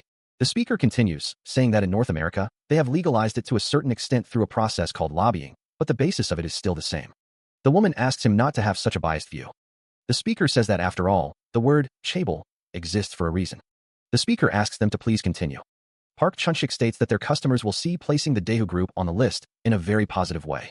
He continues, explaining that there was nothing else as good as Daewoo to use as the one responsible, and to use as sacrifices for the rest of the world. Na-sun thinks to himself that the government wouldn't accept this so easily. He reflects that's why he also stepped forward. Park Chun-sik is shown with a serpentine creature looming in the background, its scales shimmering ominously. Park Chun-sik reveals that he returned from meeting with the Minister of Finance. The text explains that the reason why the survival rate of those upper-class intellectuals in the testing site was so high. Even during times of peace, they always knew they may need to attack someone in the name of their own benefit, and their heads were always full of schemes to defeat those who are more powerful than them. A black panther with a snake wrapped around it is depicted, symbolizing power and cunning. Park Chun-sik, looking at these people now, is once again reminded. Na-sun thinks that it is impressive. The text mentions the 2 directors. Episode 16. The documents on Daewoo are held by the current government. The documents were submitted to the courts. The woman in the suit states that there was no way they would just hand those over so easily. The woman asks what they requested. They wanted at least $5 billion of additional investment and for them to take over the entire Daewoo Group. Na-sun is told that it should be possible for them to only take in some of the important industries, of course, with a bit more effort. It seems that Jamie will still need some time to understand the flow of Korea's economy. The next party in power will be the Democratic Party. After progressing things this far, if they are the only ones to profit, Gino and the government will end up at odds with one another. If the financial crisis is somewhat over, they will hit them with a severe tax audit. What the 2 Korean directors are looking at isn't just the properties or the profits. They are trying to purchase the seat and honor of one of the top 3 conglomerates. Not only the renown they had built up so far, but all the infrastructure beneath it. Jamie, do you think you can handle the Daewoo Group? Just because you succeeded in buying them out, you weren't thinking of bringing in a foreign management expert, were you? Park Chun-sik listens intently. The speaker instructs to look for the group's new CEO among their current board members. Someone walks away, the person's words echoing in the air. Not one of the people under the... Park Chun-sik states that Park Chun-sik also said the same thing. Na-sun pours a drink, asking if they are giving permission to proceed with this buyout. The voice instructs to make sure not to look like some pushovers, emphasizing that they are the ones in power. The name Jamie is mentioned, followed by a question of yes. Na-sun drinks from a cup, the words progress, everything, invisible. Park Chun-sik looks on. A close-up of a red eye filled with rage. Na-sun stands amidst a red aura, the words, whether it is land or a building floating around him. The words, or a company, you will never get it taken from you, appear near Na-sun's feet. A disembodied voice declares that GNL Investment needs to monopolize the country's crisis. An airplane descends through the sky. The plane touches down on the runway. Camera flashes erupt as the press awaits the arrival. Jonathan waves to the crowd, a practiced smile on his face. He calls out, asking them to look his way. The text proclaims this is the first visit of the god of investment, Jonathan. Jonathan urges the press to look his way, stating that even in the long term, Korea still has value worth investing in, and that other investors were incorrect. The press conference is for Jonathan Investment tonight, and this is MBS. The reporter states that this is KCS. A voice from MBS asks Jonathan to answer their question. Another reporter shouts, asking Jonathan what they should invest in to hit it big. Jonathan's expression darkens, his eyes narrowing. He thinks to himself that they should stop trying to feed their own greed. He smiles, responding to a question. It's a great question. Jonathan raises a finger, his expression thoughtful. If I had to invest in only one thing. The reporters watch with anticipation. Jonathan's face is illuminated by flashes as cameras snap. Invest in. The flashes continue as Jonathan speaks. The word hangs in the air. Fear. A magazine cover displays Jonathan Hunter's face, declaring him the god of investment who invests in fear. Jonathan continues, his expression intense. Invest in. Jonathan's expression darkens. A close-up shows Jonathan's hands clasped tightly. Na Sun-who looks down at Jonathan, a slight smile playing on his lips. That's such an impressive welcome for you, Jonathan. Jonathan looks up at Na Sun-who. I know. He thought to himself that he barely made it out, and to think they would give him a nation-level welcome. That just shows how desperate they are. The man named Jonathan hands over a beer, remarking that it still gives a situation this country is in. The initial payment from the IMF came in, and he's also releasing some US dollar here, giving people hope. Sun-who agrees, noting that it's even faster than in the original timeline. Jonathan asks Sun-who if that was his masterpiece, referring to Dae-who. Sun-who takes a sip of his drink, replying that it wasn't his plan specifically, but it is happening under his territory. Jonathan asks if it's a genial investment, taking on such a risk. Sun-who says that after he handed them his sword, they started learning to swing it well on their own, asking if they will be taking over the. Jonathan asks if he means the Dae-who group as a whole, adding that something similar, but the restructuring and subsidiary management will go in immediately. Jonathan asks why he did, questioning if the order isn't backwards. Sun-who replies that the dollar won't remain the center of power forever. Sun-who concludes that once this country separates from the IMF, it will rapidly recover to normalcy, and this is preparation for then. Jonathan, with a sly smile, remarks that Sun-who seems to value his country. Sun-who, holding a glass of liquor, responds that if Jonathan wants to know his objectives, he'll have to wait. Jonathan states that patriotism isn't something to be embarrassed about, and since Sun-who has earned more than enough, he can do as he wants. The amount of money being discussed is $10 billion. Jonathan looks on intently. Sun-who explains that in addition to the $15 billion he was originally supposed to bring in, there will be another $10 billion. Jonathan is concerned. Sun-who continues, stating that in order to match the purchase period of Dae-who, he's planning on bringing in a total of $25 billion into the country. Jonathan urges Sun-who to think really hard about this. Sun-who responds that if this keeps up, they will end up with a 100-million-year sentence. Jonathan says that they can't go believing in every single plan they set up. He adds that if the tax office puts their mind to it, discovering some of their shady business is a matter of time. He continues, saying that if such a large amount of unidentified funds begins to. The government so? Jonathan looks on. Sun-who says yes, billion. Sun-who states that the people in a rush aren't them, but the countries. He adds that this is an opportunity to turn all of that into completely clean money, and the Korean government will be willing to do that for him. Jonathan asks how they should proceed. Sun-who responds that it's for them to decide, rubbing his shoulder. He continues, stating that they just have to show them the numbers. Jonathan laughs, a sinister glint in his eye. Jonathan asks Sun-who how they will do it. Sun-who turns away, a determined look on his face. Jonathan takes a swig of beer. The beer bottle sits on the table, condensation dripping down its side. You're looking at an entire nation as a way of doing your dirty laundry. Sun-who stretches, his expression unreadable. After a blade-like tax audit, the Dae-who group proceeded with a corporate workout. There was no grand retirement ceremony for the board of directors like in the previous timeline. Besides the household of the original power, the positions of the board were preserved. It was learned while in the Blue House, so about the distribution of funds. So, Jamie, how is the buyout progressing? Competitors have interfered, but please, do not worry. It is slowly wrapping up. Folding screens? I see you learned a difficult word. Ho ho ho. I learned it while I was in the Blue House. Let's talk again later. So the situation with Dae-who. The man on the phone stands, the call coming to an end. Get up. 3 men stand together. I don't give a fuck what you guys want to do. I won't interfere. So just don't get on. He loomed over the man, his expression unreadable. Understand. The crisp lines of his suit spoke of power and control. He walked away, leaving the 2 men behind. One muttered, crazy-ass English speaking. Why is he so fucking good at it? I told you he's connected to some Russian mobs. He thought to himself, I should slowly start finishing up at school. What excuse should I use? He approached a woman standing in a doorway. The woman's expression was knowing, almost amused. The school loomed in the background. The woman said, teacher wants to tell you is the kids don't hate you at all. They're just a bit scared of you. He thought, now that I think about it, it's weird. Of course, I'm not saying. The woman thought, I think about it, my homeroom teacher during this time period was somebody else entirely. He internalized, I ignored it since it was an insignificant change, but now, Her attitude towards me is catching my eye. He recalls the advice given, to make a promise with the teacher, as it would make the school a great place. Wu Yunhee asks if he will be graduating middle school at least. A close-up of Wu Yunhee's face shows a slight smile. Na Sun's expression is serious as he remembers the interaction. There is a need for him to investigate this. Wu Yunhee stands in front of a class, addressing the students. These past few days, Na Sunhu hired a few pros to conduct investigations on the homeroom teacher. Wu Yunhee warns the class that if they keep chatting, she won't tell them how the class will be split up. The profile of Wu Yunhee is shown. Age 24, born in Seoul, oldest daughter of an average household. She has no interest in dressing herself up, and her contact with society is minimal, to the point where she has no friends who she contacts. Up to here, it may seem like she's just a plain. But there are two unique traits about her. First, this person knew about him from long before. From the investigations, this woman seems to have extreme interest in very specific targets. A collection of photographs hints at the scope of her interests. It isn't quite at the point of perversion, but it is definitely within the realm of eccentricity. The problem is, he was included as one of those targets. This woman knew him since he was in elementary school, Na Sunho. And after passing her appointment tests, she worked quite hard to become his homeroom teacher. And second, a keyboard sits and used.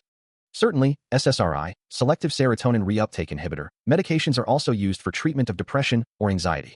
But her overall symptoms constantly resurfaced. Hallucinations of words unexpectedly appear. Terms that appear on arcade games tend to be the main subjects of the hallucination. The patient's biggest delusion is that she believes she can feel the emotions of others, and so her relationship with her family deteriorated. Wu Yunhee says, "Don't get hurt on vacation, so we can all see each other again safe and sound." She is in charge of the first years, a voice stated. No matter how much medication she took, it shouldn't have had any effect.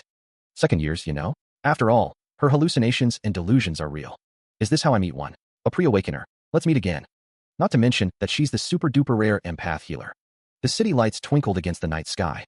The buildings stood tall, silent witnesses to the unfolding drama. Na Sun, who sat in his chair, lost in thought. To think Wu Yunhee was an empath healer. The reason that an empath healer is rare stems not only from the fact that this attribute is rare, but also that after awakening, they have low survival rates. Not through conversation, but just through feeling. But at the testing site, they were not only in great danger themselves, but they were able to feel the despair of the other survivors, and so many of them could not endure it all. In the case of Wu Yunhee, as she was a pre-awakener, it must have been even more difficult. The fact that he hasn't heard her name in the original timeline is probably because of something very dark. Elsewhere, a phone rings, the caller ID displaying the name Jonathan. Jonathan answers the call. It's done. Jonathan asks, "Did they say they will come over to our side?" The man Jonathan is almost dead. "They were showing off as they demanded my shares. But huh." The voice on the other end replies, "Work. I knew you could do it, Jonathan. Did I mention before that I'm from Texas? You know, right? About what sort of man a Texas man is." Jonathan muses. I'm relieved that Jonathan has regained some of his spirits. A few days prior, the events that would lead to this moment were already in motion. The city skyline stood tall, a testament to the wealth and power contained within its walls. A stack of documents landed on the table with a soft thud. Jonathan, sitting across from Na Sunhu, was asked if he had made plans for retirement. Sunhu questioned why they should be looking for safety now, rather than some aggressive investment. Investing in the Dow wasn't bad, but it wasn't especially good either, the document stated. Jonathan countered, mentioning that the portfolio Sunhu had just made was a measly $10 billion. It wasn't like Sunhu didn't know how much funds they actually had. Wasn't his share $30 billion, at the bare minimum? Sunhu recalled Jonathan saying that he wanted to divide up his shares and use them, so he was wondering what sort of plans he was coming up with. But this. So he only thought this much of his share of the money? He's getting soft. Jonathan stated that it was $65 billion. $65 billion. Sunhu's voice rose, asking why Jonathan didn't say that to that family and see how they react. The row. Sunhu stopped himself, thinking that there was no reason to emphasize that name right now. He asks, "Son, is your objective now? God of the tycoons." An image displays the estimated wealth, $50 trillion. The image shifts to show historical figures, legendary existences who changed the directions of the world wars, and they had founded a country. He thinks to himself that the reason he chose that year to regress wasn't just because of the stats. If that was the only reason, he wouldn't have gone so far back in time. Jonathan asks what he means by objective, stating that they should still be hungry. Jonathan apologizes, referencing Coach Hiddink and the idea of still holding on to something for customers. A document is shown, and Jonathan asks if they still have the case for the purchase of the mid-scale investment companies, referring to them as customers. Na Sunhu remains silent. Na Sunhu thinks to himself to reject all interviews and other events. Na Sunhu says it's because Jonathan's mindset is still that of a small well, even though the waters are overflowing, and he isn't even realizing it. Na Sunhu states that he's not trying to make any excuses. Jonathan thinks to himself that it's no fun putting punks who are better than him under his command. He admits to avoiding others, fearing they might realize something. Jonathan reminds Na Sunhu that he has already mentioned this, insisting that he is the one to stand in front and urges him to have some confidence. Na Sunho apologizes, citing stress as the reason. Jonathan smiles, his expression unreadable. Na Sunho offers a quiet apology, attributing his behavior to stress. Jonathan reminds him that he knows his situation, suggesting that he should exercise. Na Sunho's eyes glow with an unnatural light as Jonathan continues to lecture him about his health. Jonathan encourages him to show his skills instead of cowering. Meanwhile, an unknown figure muses that as he expands the business, Jonathan will soon come to know the truth. The figure continues, speaking of the starved beast hidden within him. Back in the office, Na Sunho wonders how someone like him can show any skill, his voice laced with self-doubt. The unknown figure states that Jonathan may need some more time. The VIPs of Bluestone have entered the country. Bluestone, the world's greatest private equity firm. Jonathan asks, "You aren't trying to say that you will buy out the Bluestone Group, right?" He adds, "You said mid-scale. Though currently in a healthy state, they do have a weak point." Jonathan wonders if there is anything Na Sunho does not know. Bluestone is pouring their everything, even their blood, sweat, and tears, into their third product. Without the members who have come into Korea, the third product of the Bluestone Group has become deadweight. Jonathan thinks to himself that he wishes it would be one thing if they were hurt by the Asian financial crisis, but they will shake them from their foundations. He encourages himself, saying he can do this. Na Sunho notes that those people have joined Jonathan. Actually, while the Bluestone Group is quite attractive, what is most tempting is their affiliated company, Blue Rock. 20 years later, Kim Chung-soo, Zi Ian, and Jessica will combine forces to explosively nurture this fund management company. During their peak years, they ended up managing over $4 trillion in funds, but the Blue Rock of now is nothing. And they will continue to be nothing from now on.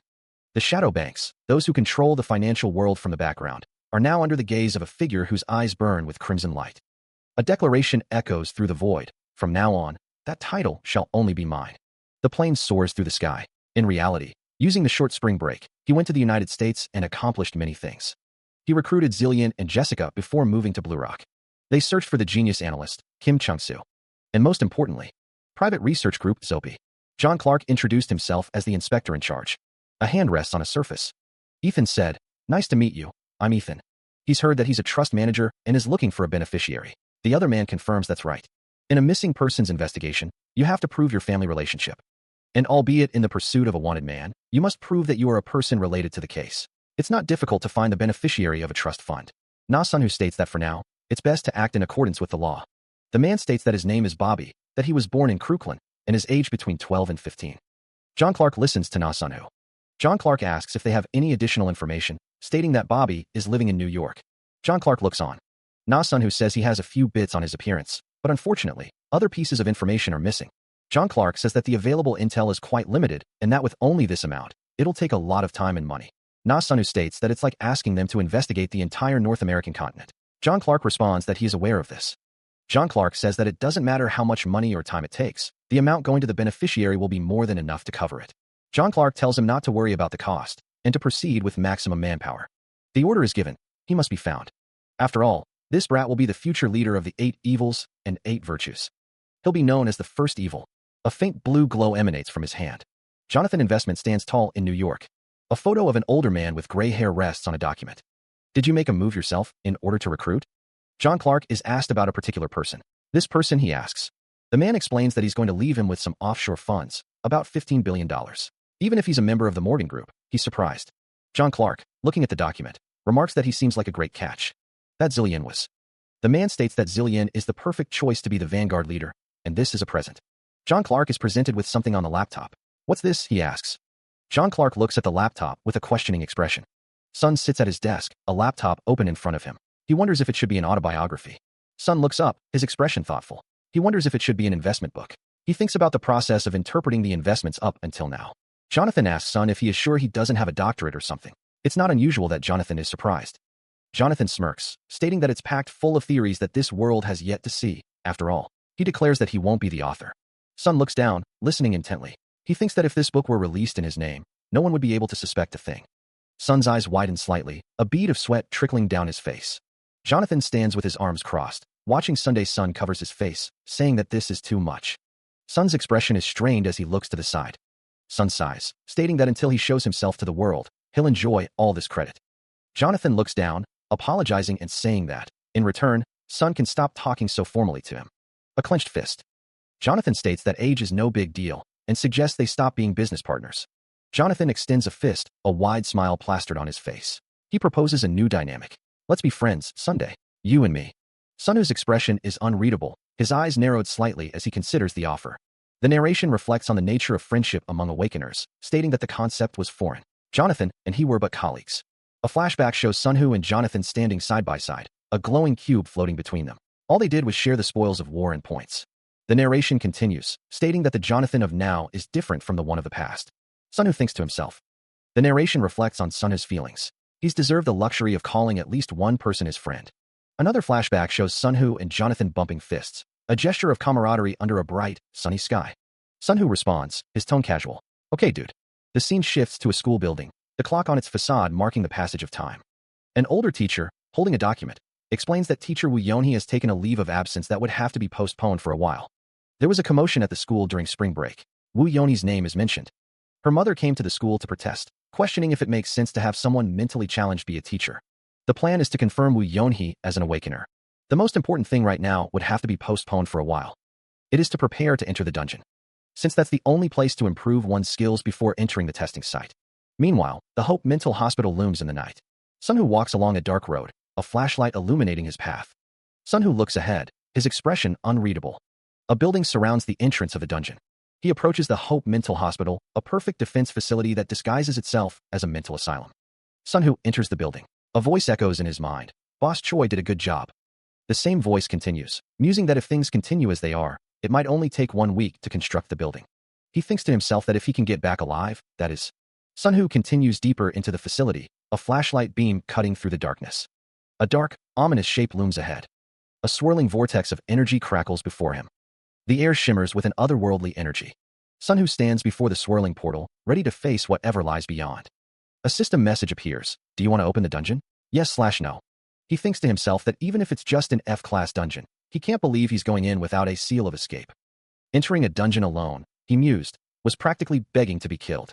The only way to enhance his abilities, however, was to take the risk. The system confirmed his choice. A surge of energy coursed through him. The dungeon's entrance shimmered before him. The path downward beckoned. Sunwoo activated his flashlight, cutting through the oppressive darkness. His gloved hand tightened around the flashlight's grip. The beam illuminated the descending steps. Taking a deep breath, Sunwoo steeled himself for what lay ahead. He thought to himself that all he could rely on were the swords made at Namdaemun, a few meager painkillers, and emergency supplies. Even though he only had this crappy survival backpack that couldn't even be compared to what he was used to, he would make do. Blue light envelopes his legs as he steps forward, a silent promise of the unknown that awaits. The world dissolves into a swirling vortex of azure energy. He steels himself, muttering, I have no other choice. His dark hair shifts slightly as he braces for the transition. Determination hardens his gaze as the blue light intensifies, a silent vow etched on his face. A system message flashes, entering the dungeon. A new email notification pings. Jonathan sits at his computer, a stack of papers beside him. He reads the email. Mail from Sun? Let's see here. A smile creeps across Jonathan's face. Has Sun hatched another scheme to earn some money? His eyes widen slightly. Jonathan's expression shifts to one of concern. He begins to speak, but hesitates. Another man's eyes snap open, filled with shock. What the fuck is this? The words "a last will" appear in stark black lettering. The monster lunges forward, its jaws wide and lined with rows of razor-sharp teeth. The creature closes the distance, its claws outstretched, ready to tear. Its form blurs as it accelerates, a dark shape against the dim light. The monster presses its attack, a flurry of motion and menace. Sunwoo, eyes narrowed, meets the charge with a swift, upward slash of his blade. The sword bites deep, a flash of crimson erupting as it finds its mark. The blade continues its arc, carving a bloody path through the monster's flesh. A guttural scream tears from the monster's throat as pain explodes within it. The creature collapses, its massive body hitting the ground with a resounding thud. Sunwoo stands over the fallen beast, his sword dripping with its lifeblood. With a final, desperate lunge, the monster is impaled. A final, agonized roar echoes as the light fades from its eyes. He gripped the knife tightly, ready to strike. The blade flashed, leaving a crimson trail in its wake. The monster roared, seizing Sunwoo in its grasp. The beast's maw opened wide, revealing rows of razor-sharp teeth. The monster towered over him, a grotesque parody of life. Sunwoo cried out, struggling against the monster's grip. Its massive hand descended, claws outstretched. Again, the knife slashed, a desperate act of defiance. The blade met resistance, a sickening crunch echoing in the air. A burst of gore erupted from the wound. The monster tightened its grip, crushing the air from his lungs. Uff! Its eyes burned with malevolent glee. He is caught off guard as the monster lunges, its massive jaws snapping shut. Damn it! The monster's attack continues, its teeth closing in. Ugh. He is on the ground, struggling to get up. I almost died. Na Sunhu grits his teeth, blood trickling down his face. Standing over the fallen beast, Na Sunhu reads the classification number on the Declan soldier. Because they were still on the manageable side, we used to call them by the nickname Doge Soldier. I did expect this, but even with F-rank stats, hunting just 1 or 2 Doge soldiers is proving to be difficult. This dungeon is a labyrinth type. The spot where the 3 scouts popped up was on the path right near the entrance. The layout of the labyrinth changed every time one entered. No one could predict what would be within each room. The dungeon quests were of 3 types. First was the boss quest. Second was the hunting quest, and third was the challenge quest, a single combat. One had to either complete one of the 3 types of quests to leave the dungeon, or use the seal of escape in order to exit it. There was a simple reason why he chose this dungeon as his first location of attack. He already knows the strategy for the boss fight, and the hunting quest reward would be a seal of escape. How pathetic, he thinks. He's risking his life on a courtesy quest that the system tossed him, which should be cleared easily. How pathetic, he thinks. He's risking his life on a courtesy quest that the system tossed him, which should be cleared easily. A dungeon box. If you were lucky, a reward from a bronze box would indeed pop out. But if you were unlucky, it cursed you with something like fear or chaos. It was a random box. He shouldn't even look at it, he thinks. Yeah. Past this door, he thinks. Please be only one dude. Just one guy. Just one of them, please. But peering through the crack, he sees the glowing eyes of multiple monsters. The monstrous canine's eyes burn with an inner fire, its fangs bared in a silent snarl. A single door stands open, a sliver of light cutting through the oppressive darkness. A pack of the canine monsters stands ready, their silhouettes menacing against the dim light. One of the monsters looms closer, its burning eyes fixed on an unseen target. Below, the door remains, a silent invitation into the unknown. The pack of monsters awaits, their forms barely visible in the gloom. He grits his teeth, a bead of sweat trickling down his temple as he steels himself for the coming battle. Na Sunhu thinks, I was hoping to conserve my skills as much as possible. A system message appears, Odin's Wrath, F, effect, imbue the desired target with the power of electrical shocks. Effect duration, 30 minutes. Cooldown duration, 24 hours. The system confirms, you have cast Odin's Wrath. Target, weapon, Nambimun Workshop's longsword. Electrical energy crackles around the longsword, imbuing it with raw power. Na Sunhu grips the longsword, his eyes blazing with determination as the electrical energy surges through him. The longsword glows with immense power, ready to strike. Come at me. He unleashes a powerful strike, his blade crackling with blue energy. The hunter continues his assault, each swing of his blade leaving a trail of shimmering light. Another foe falls before him, the blue energy cutting through the darkness. He leaps into the fray, a whirlwind of motion and deadly force. He thought to himself that casting a buff on a weapon is really effective. The sword slash releases a wave of energy. The energy wave continues to travel. Na Sunhu is surprised. The monster is hit. The monster is struck by the energy. The body strength of an F-rank can endure it. The monster is in pain. The monster is in pain. The monster is struck by the energy. The monster is in pain. Darkness shrouds the scene, the aftermath of a brutal encounter painted in shades of crimson. The ground is littered with bodies, a testament to the ferocity of the battle. Limbs are strewn haphazardly, a macabre mosaic of death and destruction. The air hangs heavy with the metallic tang of blood, a grim reminder of the lives lost. A bloodied face contorts in a silent scream, the eyes wide with horror. The scream remains trapped in his throat, a silent testament to the unspeakable trauma. His eyes dart wildly, searching for an escape from the carnage. A strangled gasp escapes his lips, a desperate plea for air in the suffocating atmosphere of death. Coughing violently, Na Sunhu clutches at his chest, each breath a painful reminder of his ravaged body. He manages a weak, his voice raspy and strained. His mind struggles to grasp the passage of time, the battle having blurred the lines between moments. How much time has passed, he wonders aloud. He wondered how many hours it would take to end up using this. He thought to himself that it was fortunate his left arm was still intact, even in the very first room. He thought it would have probably been torn off if not for the traits recovery effect. Quest list. Na Sunhu was once again remembering just how generous the tutorial reward was. For now, he thought, let's secure the seal of escape with the hunting quest. If he defeated just 4 more charging at him, it should be fine. Determination hardened his gaze. The air hangs heavy with anticipation. Twin figures with canine heads emerge from the shadows, their eyes glowing with an eerie yellow light. Did they pick up the scent of blood? Na Sunhu steels himself, blood trickling down his face. All right, come at me. The aftermath of a previous battle lies scattered around him, a grim reminder of the challenges he has overcome. He wonders why they are hesitating. These aren't. A bead of sweat trickles down Na Sunhu's brow, his eyes narrowed in apprehension. The twin-headed figures stand tall, their forms radiating an unnatural power. The twin heads of the beasts glare down, their jaws lined with razor-sharp teeth. Muscles ripple beneath the dark skin of the twin-headed beast, hinting at immense strength. Na Sunho's expression twists in disbelief. This is cheating. Why is this guy showing up here? The twin-headed beast prepares to strike, its power palpable in the air. He is immediately met with a blinding flash as the dog-like monster slashes a blade of pure light. The energy crackles, a searing heat accompanying the razor-sharp edge. The monster continues its assault, the blade arcing towards Na Sunho with lethal precision. The air screams as the blade finds its mark. Blood splatters as the light blade tears through his defenses. Na Sunho grits his teeth. It's at least an E rank. He struggles to maintain his composure, realizing, it's not something I can deal with without man who overcomes adversity. The dog-like monster prepares another strike, the blue light intensifying around its claws. Again, the light finds its mark, tearing through flesh and bone. The monster lunges, its jaws wide, ready to deliver a fatal blow. The sound of tearing flesh echoes through the air. The dog-like monster bares its teeth, its eyes glowing with predatory hunger. He is thrown back by the force of the monster's attack, the creature's claws extended, ready to strike again. The monster's foot slams down with incredible speed. Na Sunho grits his teeth, blood trickling from his brow. Damn it. It's do or die. A cube-shaped object hovers in the air, glowing with an ethereal light. The monster's head looms, its eyes burning with predatory hunger. The monster's blow connects, and Na Sunho coughs up blood, the force of the impact staggering him. A hand reaches out towards the floating cube, a system message appearing above it. Will you open dungeon box? Na Sunho's eyes widen, a desperate hope flickering within them. He screams, a raw, primal sound of defiance and pain. The force of the blow sends Na Sunho flying through the air, the cube still hovering nearby. A system message appears. You have acquired Seal of Escape. The monster's head is shown again, its jaws open in a silent roar. He activates the Seal of Escape, red energy crackling around him. The seal glows intensely, its power surging. Light engulfs him, the world dissolving into pure energy.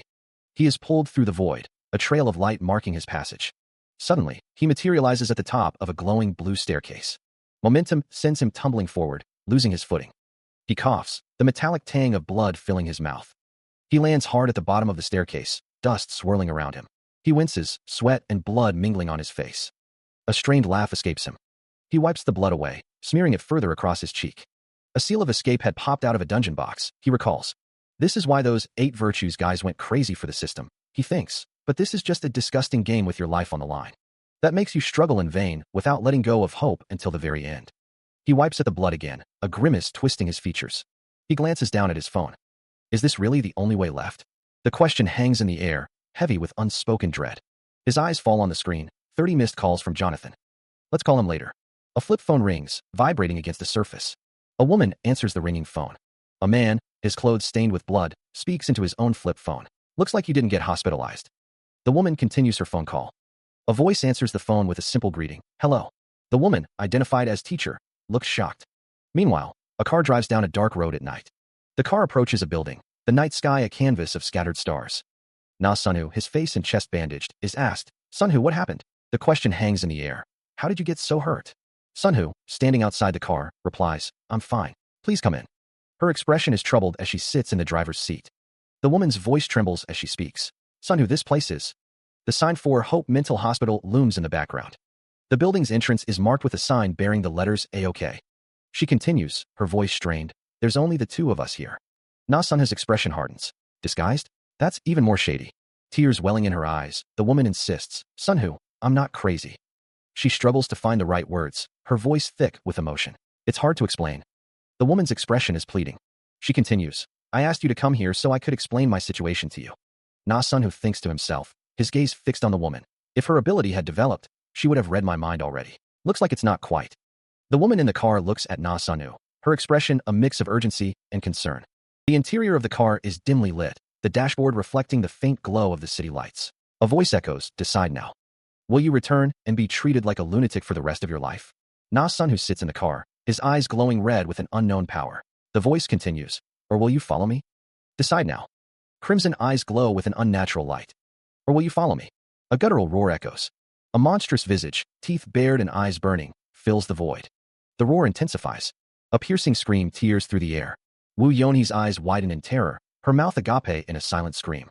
She cries out, what is this monster? A hand reaches out, pulling her close. Calm down, it's just a scene from my memories. Although Wu Yonhee's ability hasn't developed yet, by being close by, he could share the memories of the last few days. He wonders if it's really too much for her. The sound of something hitting the wall echoes. Na Sunho says, so what he's saying is, Wu Yonhee asks if they were the people chosen to fight against monsters like that, and those monsters will come. A voice booms, declaring that they will attack in the near future, on the Day of Beginnings. Na Sunhu states that is the day he is preparing for. Wu Yonhee sits on the floor, as Na Sunhu stands in the doorway. She wonders where that passageway leads. A vision of a glowing, tiered structure fills her mind. The structure is swarming with monsters. Wu Yonhee's eyes widen in fear. Tears well up in her eyes. Wu Yonhee looks up, a question in her eyes. Wu Yonhee sits on the floor, holding a document. Na Sunhu asks what it is. Na Sunhu is presented with a contract. If he chooses to raid the dungeon with her, she will provide him with the additional compensation stated in that contract. If he doesn't want to sign, he can return and just live a normal life until the day of beginning comes. Na Sunhu reflects that it's not something everyone can go and fight. Wu Yonhee says she'll wait for him there until tomorrow. Since it's a matter of life and death, Na Sunhu is asked to think it over carefully. The scene shifts to a night view of Sihimang Mental Hospital. A car is parked in front of the hospital. The car's headlights illuminate the scene. The title, Past Life Returner, is displayed. A status window appears. The status window shows Na Sunhu's traits and skills. He started to see a hallucination around middle school. After telling his mom about the hallucination, regarding the blue window that only he could see, Sunhu recalls being dragged to a prayer center. One day, the emotions of other people started to be shared with him. He tried to figure out why it was happening, but to no avail. Among all of them was a child that he felt the strongest presence of. Na Sunhu. Sunhu thought he'd be able to find a clue from this child.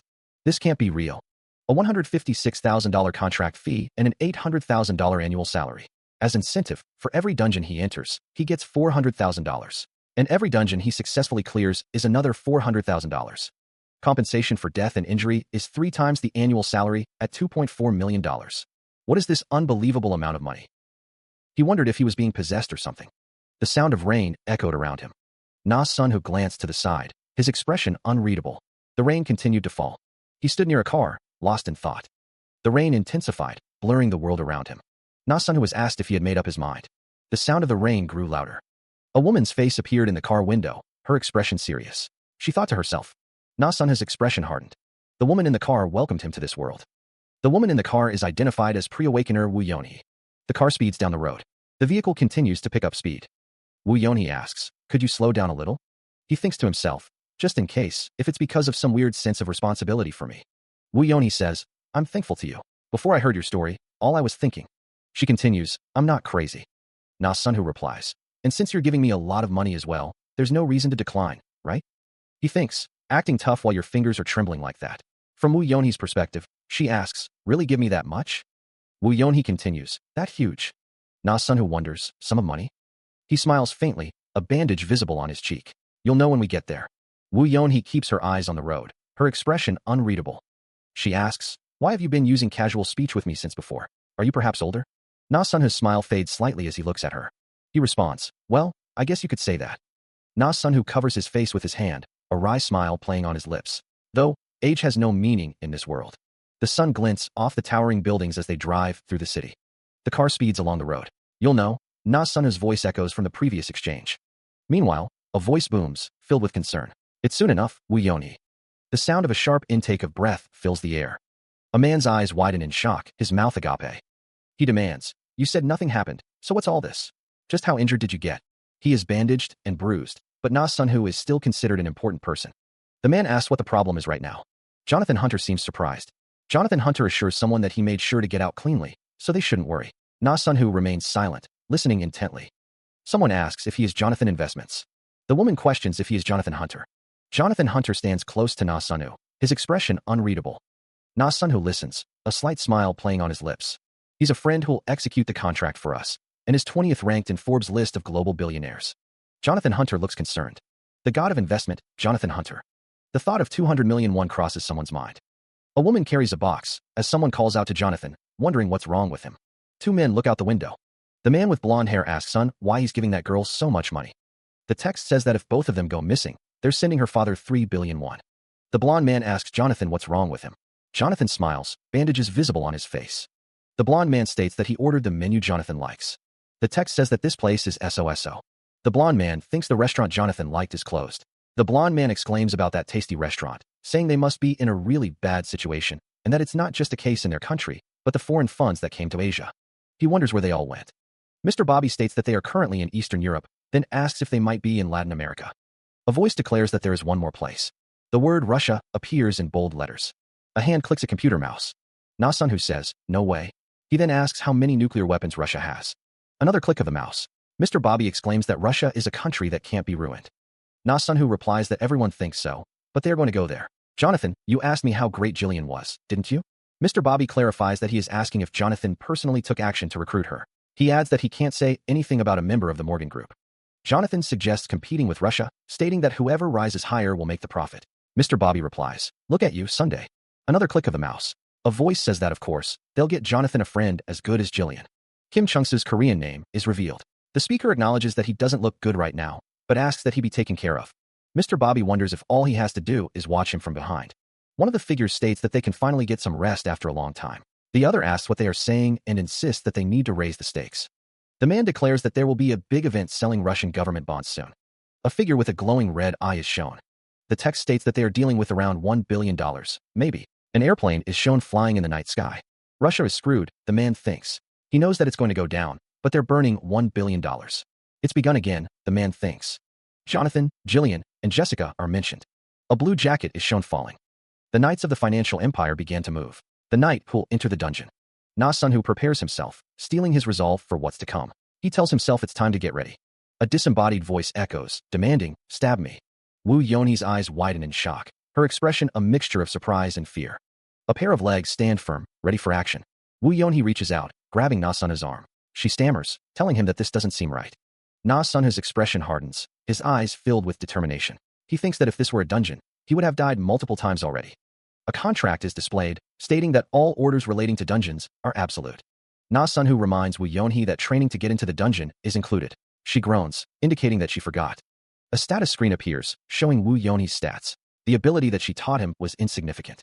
A status screen displays information about sensitivity, stating that the emotions of the target are transmitted irregularly. It is a level that is difficult to even rank as a hunter. A skill called Mary's Touch is described. It dramatically cancels the target's inability to fight, with a reload time of 24 hours. He thinks he's never heard of it in this era, so he has to check the exact effect of it.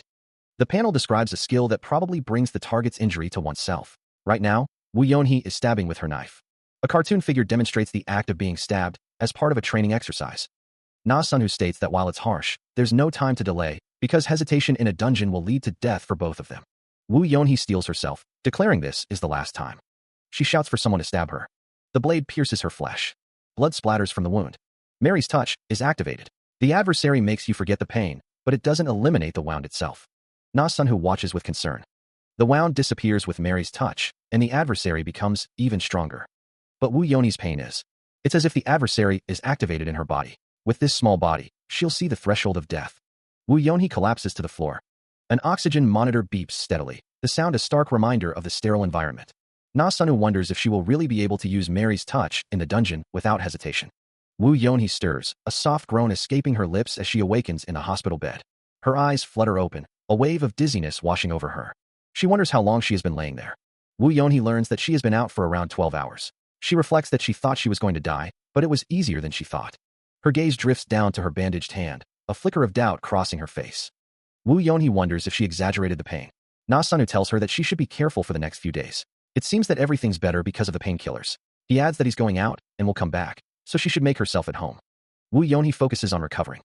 She acknowledges that orders relating to the dungeon are absolute. The hospital building stands tall against the clear sky.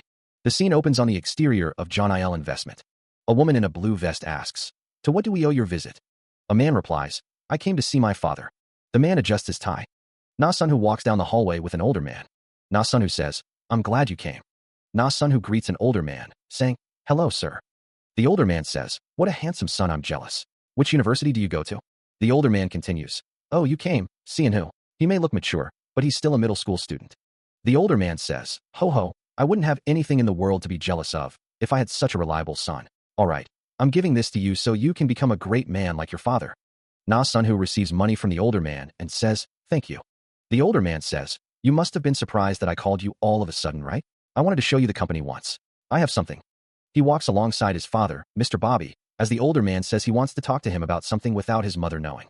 Mr. Bobby puts a finger to his lips, telling Na Sun-woo that it's a secret because he's going to surprise his mother this evening. Bobby tells his son that he'll be here for work starting tomorrow. The foreign exchange bank looms in the background. Na Sun-woo asks if the company he works for is the foreign exchange bank. Bobby confirms that he pushed hard, but doesn't know if he did well.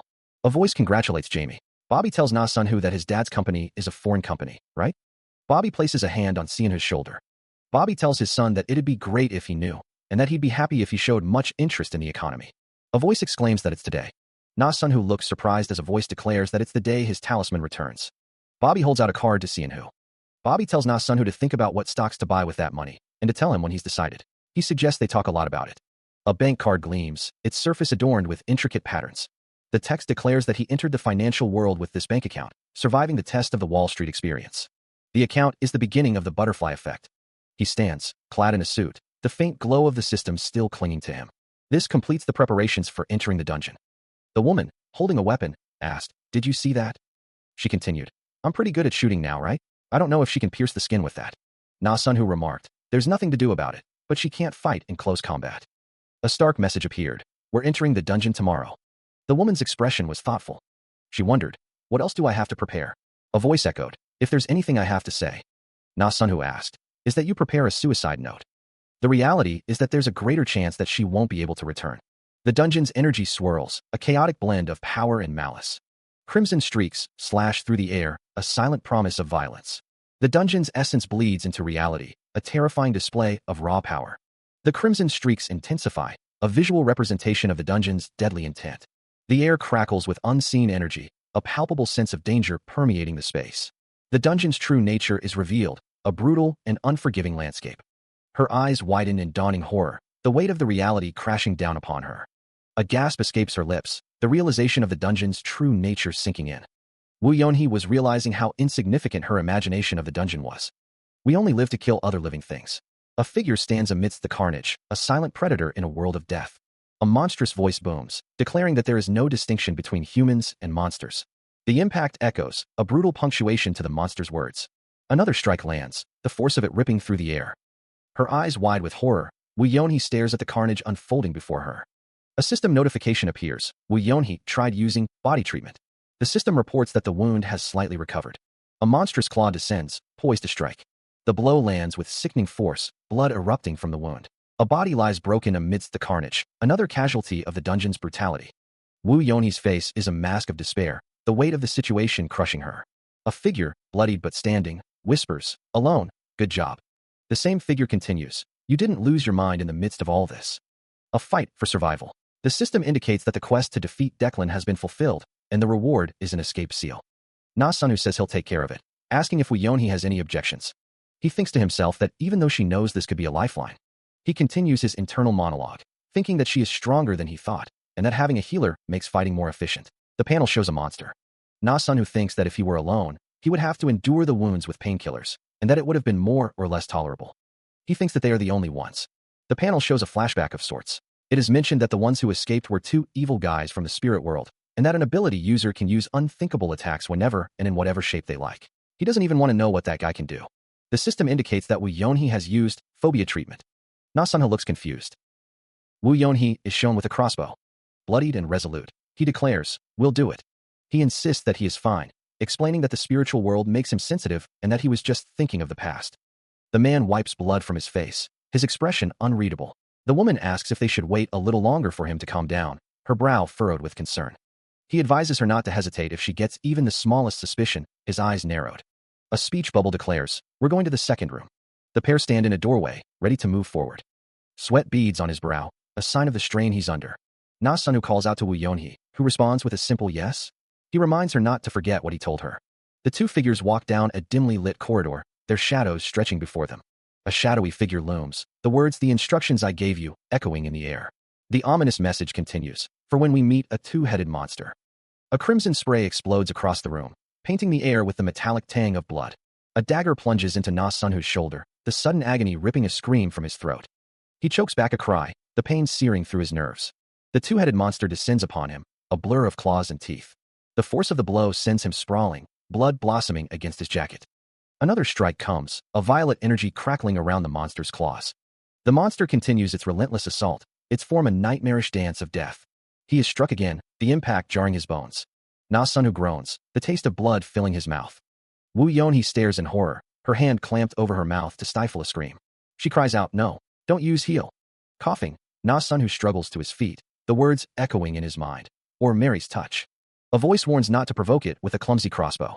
The two-headed monster looms. The monster's menacing form fills the space. A voice declares having a last resort. Someone cries out in pain. Wu Yonhee coughs, clearly injured. A voice states that she has one thing to do. A warning echoes, if anything comes towards you. Tears stream down Wu Yonhee's face as she covers her mouth in fear. Someone plummets downwards. Wu Yonhee desperately tries to escape the approaching monster. Run, she screamed, desperate for Sianhu to survive. Wu Yonhee steeled her resolve, knowing he couldn't die. The sound of a brutal attack echoed. Her face contorted in anguish. Yonhee lamented her dwindling stamina. She realized she still couldn't use Mary's touch. Desperate, Yonhee wondered how she could survive, and where she could find the stamina she needed. Confusion clouded her features. A blue screen materialized before her. The words "The Diary Quest" shimmered into existence. Her eyes widened in shock. The screen prompted her to decide upon the agreement of the first and runner-up player. Wu Yonhee cried out Sianhu's name in anguish. A voice calls out a name, filled with concern. A monstrous figure looms, its teeth bared in a savage snarl. Wu Yonhee's face is a mask of raw emotion, her eyes wide with a mixture of fear and fervent hope. She shouts encouragement, willing him to victory. That's right, this way, you fucks. The person with the bloodlust you go crazy about is here. System, Quest, IVI Combat. You've met the requirement. Please decide the first and second rank by mutual consent. He is shown in a flashback, a blue aura surrounding him. Na-Sunhu thinks to himself, wondering if she's still alive. A flashback image appears. The flashback continues, with a voice saying, "Good job, Wu Yonhee." Another flashback image appears. A voice narrates, "When I opened my eyes with a deadly pain." A character thinks to himself, "Strangely, I thought about evil deeds." A figure wrapped in bandages is shown. A voice narrates, "He must have experienced this chaos a lot." A voice narrates, "My old self envied him for his character, but I never anticipated such excruciating pain." Na-Sunhu reflects, "I've used all my healing skills, but nothing's working." A voice says, "Yonka, you survived as well." The figure wrapped in bandages is shown again. Yoni's name is spoken. Bruises and scratches mar Yoni's face. A massive claw descends with terrifying speed. The claw continues its deadly arc. The air screams as the claw hurtles downward. The monster's claw is about to strike Yonhee. A man in a suit watches. The monster roars, a sound that shakes the very ground. The two-headed monster looms over Yonhee, its maw dripping with malice. The monster attacks. The monster attacks. The monster is about to strike Yonhee, when she pierced that eye with an arrow and tangled it up. The two-headed monster loomed over her, a terrifying predator closing in. A hand gripped the hilt of a dagger, ready to strike, and wielded the dagger after waiting for the right timing. Na-Sunhu glanced sideways, Wu Yonhee standing behind him, a silent testament to her resilience. Wu Yonhee thought, a beginner healer who didn't even get to F rank. She continued in her thoughts, I didn't expect her to survive in this desperate situation. In the last week, she had proven him wrong, defying all expectations. Na-Sunhu held a glowing cube, a prize hard-earned. We swiped all the boxes in the dungeon. The screen declared, mission complete, the goal of an entry quest to attack everything, to destroy all of the dungeon by defeating every boss. Na-Sunhu, standing beside Wu Yonhee, thought, and for that, I'm going to take all of the boxes. I buffed up my skills and prepared for the boss fight. Of course, there are times when curses come out of dungeon boxes. A glowing blue cube pulsates with an ominous energy. The sharp teeth and claws of these monsters. They will tear me to pieces. Terror grips a figure as they face an unseen horror. I have to run away. The system announces, Wu Yonhee used phobia treatment. Phobia of sharpness disappeared. Wu Yonhee looks at Na-Sunhu, her expression troubled. Whenever Wu Yonhee removes a curse, Wu Yonhee says, I can't help but think of the two evil people. To be able to get rid of a curse, Na-Sunhu says, one must be able to put it on somebody. Na-Sunhu continues, having a presence who's psychologically capable and can invade my mind at any time. The presence of someone makes him uncomfortable. The pair descends into the depths of the dungeon. The air grows heavy, the silence broken only by the echo of their footsteps. Na-Sunhu's expression hardens, a sense of foreboding settling over him. A faint, ethereal glow emanates from the depths ahead, promising both danger and reward. A massive, ornate door looms before them, pulsating with an ominous energy. The two stand before the door, the weight of the unknown pressing down on them. Na-Sunhu observes, this place is. Wu Yonhee confirms, yes. The last room. A narration box states that behind this door is the dungeon's boss. Wu Yonhee says, a dungeon which needs at least 5 E-class hunters to clear. Na-Sunhu replies, I can't believe we're here alone, an F-class hunter, and one not even. Na-Sunhu thinks, F-class. If it goes as planned, it isn't going to take long. The pair prepares to face the final challenge, their resolve etched on their faces. He steels himself, a grim determination hardening his features. We've survived until now. The hunter's jaw tightens as he continues, so don't. Wu Yonhee's expression hardens with resolve. I'm ready. The two hunters declare, we are a go. Na Sunhu and Wu Yonhee descend the steps, their shadows stretching before them. The light ahead intensifies, promising either salvation or doom. The chamber beyond glows with an eerie light, illuminating the path to whatever awaits. A figure sits enthroned at the far end of the room, flanked by braziers that cast long, dancing shadows. The enthroned figure's face is obscured by a mask, its expression unreadable. The figure's hands rest on the arms of the throne, radiating an unnatural stillness. The steps leading to the throne are worn and ancient, hinting at the countless souls who have stood before it. Dog-like creatures lurk in the shadows, their eyes gleaming with malevolent intent. A foreboding entrance to a dungeon looms, with strange figures hanging ominously above. An Anubis-like creature sits regally, its gaze sharp and calculating. The Anubis-like creature's mouth opens slightly. The Anubis-like creature's mouth opens wider, revealing sharp teeth. A narration box states, a pack of Anubis without a double head. Two Anubis-like creatures stand guard, their eyes glowing with an eerie light. A narration box reveals, the one sitting at the back. When I first came to this place, there were some who laughed at the sight of these dogs. Two figures whisper, questioning the nature of the dungeon. Is up with this dungeon? This is no boss. Could it be a bonus? A narration box ominously states, but then they realized, in proportion the number of people they killed, the Anubis became stronger. A narration box declares, what the hell? It was already too late. A figure stands bathed in red energy, their eyes glowing with power. Na Sunhu uses a stamp of speed, crackling with blue energy. He activates his armor, lightning arcing around him. His eyes glow with an intense blue light as power surges through him. Unleashing his speed and power, he attacks with blinding force. The attack continues, lightning crackling with each strike. The Anubis is sent flying backward from the force of the blow. A close-up reveals the Anubis's menacing visage. Its eyes glow with a malevolent yellow light. Na Sunhu is launched towards the two-headed monster, crackling with electric energy. He unleashes a torrent of lightning. The monster howls in pain as the electricity courses through its body. The two-headed monster sits upon its throne. Ducking low, Na Sunhu narrowly avoids a sweeping attack. Na Sunhu grimaces. We're not even halfway there. The monster bares its fangs. The two-headed monster lunges forward, claws extended. He braces for impact. The monster's attack closes in. As expected, it's not enough to block these monsters' teeth with just an F rank. Iron Arm, skill. Na Sunhu activates the ability to strengthen his arm. He realizes that he has no other choice. But Na Sunhu resolves to tear through them all. Wu Yonhee activates her healing skill, hiding her presence with a hidden item. Green energy emanates from Wu Yonhee as she heals sustained wounds. Although it's a bad F-rank item, it can still erase her presence away from those monsters possessed by bloodlust. She thinks he's too reckless. It feels as if he's using his bare hands to fight a wall made of blades. He must push forward before the man of adversity burst out. Only one stamp of escape is secured for now, and that's the only way to escape together with Wu Yonhee. The fight continues. He clashes with the two-headed monster, a red aura emanating from his body. The man of adversity is activated. Now it's a battle of time. He continues to fight the monster, his movements becoming faster and more powerful. He screams, pushing himself to the limit. He continues his assault, his attacks growing stronger. The two-headed monster prepares to strike, red energy crackling around its massive claw. The timer ticks down, 0 hours, 1 minute, 12 seconds remaining. The monster lunges, its jaws open in a savage roar. The timer shows 0 hours, 0 minutes, 42 seconds. Na Sunhu retaliates, slashing upwards with a blade of crimson energy. The red energy blade cuts through the air. The blade continues its deadly path. Electrical energy explodes outwards, sending Na Sunhu flying backwards. The two-headed monster roars in triumph, its yellow eyes burning with power. An unseen force slams into the monster. Recovering quickly, Na Sunhu lands a powerful kick on the two-headed monster, who coughs up blood. The timer displays 0 hours, 0 minutes, 14 seconds. He unleashes a furious barrage, each strike crackling with blue energy. The monster's defenses shatter under the relentless assault, ice crystals exploding into fragments. The two-headed monster recoils, its face contorted in pain as sweat beads on its brow. The man of adversity, S remaining duration, 0 hours, 0 minutes, 4 seconds. Wu Yonhee activated the Hands of Mary. A sickening crunch echoes as a blow lands, splattering blood across the stone. The monster is sent hurtling backwards, a crimson trail marking its violent trajectory. The impact reverberates through the chamber. Through blurred vision, the figure of Na Sunhu looms above, wreathed in crackling energy. The monster's jaws hang open in a silent roar of pain and fury. The world spins as the two-headed monster struggles to regain its footing. Another blow lands with brutal force. He continues his relentless assault, each blow carrying the weight of desperation. The two-headed monster roars in pain, its razor-sharp teeth bared in a furious snarl. The monster's shriek echoes through the arena. A desperate cry pierces the air, Wu Yonhee.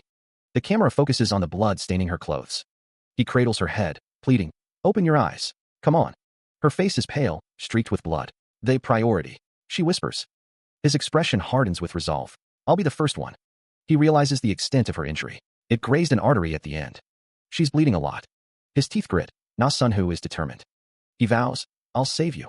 He must hold on just a little bit longer. He must hold on just a little bit longer. The memories of his battles flood back. The clash of steel echoes in his mind. He recalls the brutal struggle. Na Sunhu thinks, I don't remember how I killed the rest of the monsters. The battle was a blur. He barely made it out of the dungeon, his clothes in tatters. Wu Yonhee is still in danger. Wu Yonhee was able to survive by obtaining the attribute, resurrection, as the second priority reward. She groans in pain. An amazing attribute sustains minimal life in the case of a fatal wound. Na Sunhu stares intently. But the pain cannot be reduced, so it takes time for the user to recover. Wu Yonhee lies still in bed. What he got was Devi's sword. It's the skill that the first Samaritan of this generation had. Devi's sword effect, it shoots a sharp energy. Grade, F0. It's a fraudulent skill that even the worst fear. Na Sunhu chuckles to himself. He was mesmerized for a moment when everything came into his hands, and the results of the financial empire were also amazing. A major announcement has begun in Moscow right now. The news reports that it turned out to be about the moratorium declaration. Invoking state power to a whole country or a specific region leads to a decline in international credit, causing serious economic turmoil. The crowd cheers, chanting Brian's name. In New York, Jonathan and Kim Chong-soo smile. The crowd erupts in cheers, chanting Jillian's name with fervor. A title card reads, British Isle of Man. Jillian and Jessica are shown as a title card reads that accounts with a loss rate of -40% sort again. A graph shows arrows pointing sharply upwards, accompanied by the words, it was a miracle-like return. Sun exclaims, the calculations are out. The office erupts in celebration. A voice booms, a profit of 450%. It's a total of $90 billion. Brian did it. A bandaged man on the phone asks, what about Jillian's side? He hears back, 450%, that's cool. A vote that we won. Speech bubbles declare, it would have been great if you were here too. Things are going crazy over here. The celebration continues. Brian is celebrated by his colleagues. The crowd continues to chant Brian's name. Jonathan, looking at a screen, is told, congrats, Jonathan. But you lost.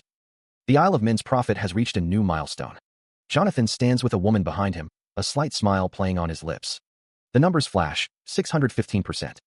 This is what will be given to Wu Yonhee when she wakes up, the new medical corporation's full shares. The document in Wu Yonhee's hand states that the dungeon was destroyed, and now it can be used as a full hospital. These are the promised conserves. 500 million for survival, 1 billion as an annual income. That's a total of 2 billion. Wu Yonhee, still recovering in her hospital bed, wonders if all of that is really hers. Wu Yonhee has been doing sponsorship activities for a very low income. It must have been tough for a sensitive person like her, but now that she has a medical corporation, Wu Yonhee can freely help more people. Didn't you change your mind about going into dungeons? Wu Yonhee simply hums in response. She considers the weight of the decision before her. Wu Yonhee realizes the financial implications of her choice. Na Sunhu appears, a subtle smile playing on his lips. Two men observe something with interest. A woman strides forward, exuding confidence. The click of her heels echoes in the hallway. A man greets someone, saying, long time no see, Eden. It has been a long time. Na Sunhu asks, how was New York? A woman adjusts her glasses, a knowing look in her eyes. A new investment proposal is presented. An envelope is pushed forward, a silent directive hanging in the air. Now it's up to you. Jillian speaks, relaying information. My boss thinks very highly of me. Eden, I need to take his opinion on this one. Na Sunhu says, take your time, no rushing here. But why don't you listen to my suggestion? Sell all the major IT stocks in the NASDAQ market in New York. Jessica is worried, but she'll soon come to accept it. Jillian looks distressed. $30 billion worth of investment. The unconventional treatment, without responsibility for loss. Na Sunhu, observing Jillian's performance from the side, remarks, something interesting must have come up. And one other person. Jonathan, who's been watching Lee Chung-soo's activities. He's also doing his own part. Eden states, we're developing a search technology. And to briefly explain the page rank. Depending on the users, Na Sunhu thinks to himself, I heard it's worth $1 million. $1 million. The thought of selling my technology for $1 million. Jonathan thinks, with that much money, I can pursue a PhD or attain it slowly. And the two, forced to run the company, are on a roll. Jonathan is the only one who can solve this dilemma. Jonathan thinks, this is the cheapest time. It's not easy to secure shares even after the IPO. Jonathan thinks, but if I buy the entire technology right now, those two people will return to their PhD programs.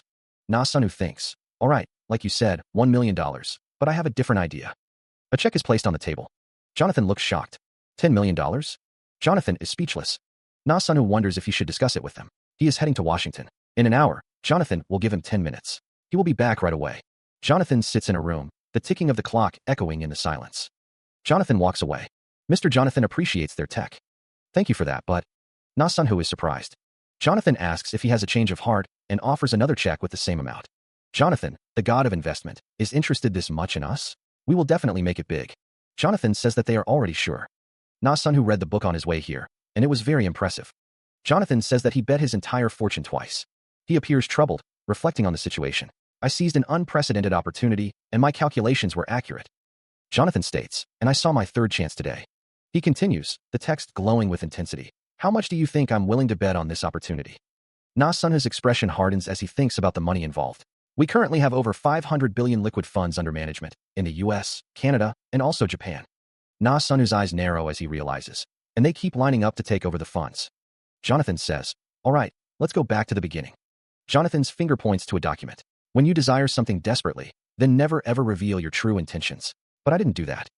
Jonathan asks, didn't you consider changing your mind? Na Sun-Hu responds, what do you mean? Jonathan continues, at the beginning, you were focused on selling your technology until you met me. Now how do you feel? Jonathan asks again, do you feel? Jonathan asks, are you confident that you can create more value than I suggested? If you are, I won't stop you even if you decided to. Jonathan concludes, cancel my meeting with the Treasury Secretary. Someone informs Na Sun-Hu that something more urgent has come up. The message blares from a phone, something more urgent. Jonathan's expression hardens. He sees this as an absolute threat. Jonathan says that he'll do his best for someone's sake. Na Sun-Hu demands that he be clear. Jonathan presents checks, stating that this is not the end of this. Jonathan emphasizes, you. Jonathan continues, implying that Na Sun-Hu will have no choice but to come back to him. Na Sun-Hu is in disbelief. Na Sun-Hu questions why Jonathan would go this far. A check with Jonathan Hunter's name is shown, made out for $1 million. Jonathan states that he'll consider this situation as seriously as he can. Tension hangs thick in the air as Jonathan's hand clenches tightly around his tie. The terms are laid out, 50:50. He insists, however, that half of them should be guaranteed management rights. Holding out the checks, Jonathan continues, stating that if they are truly passionate about their technology, they should at least guarantee that. A man with blonde hair looks on. A slight smile plays on his lips.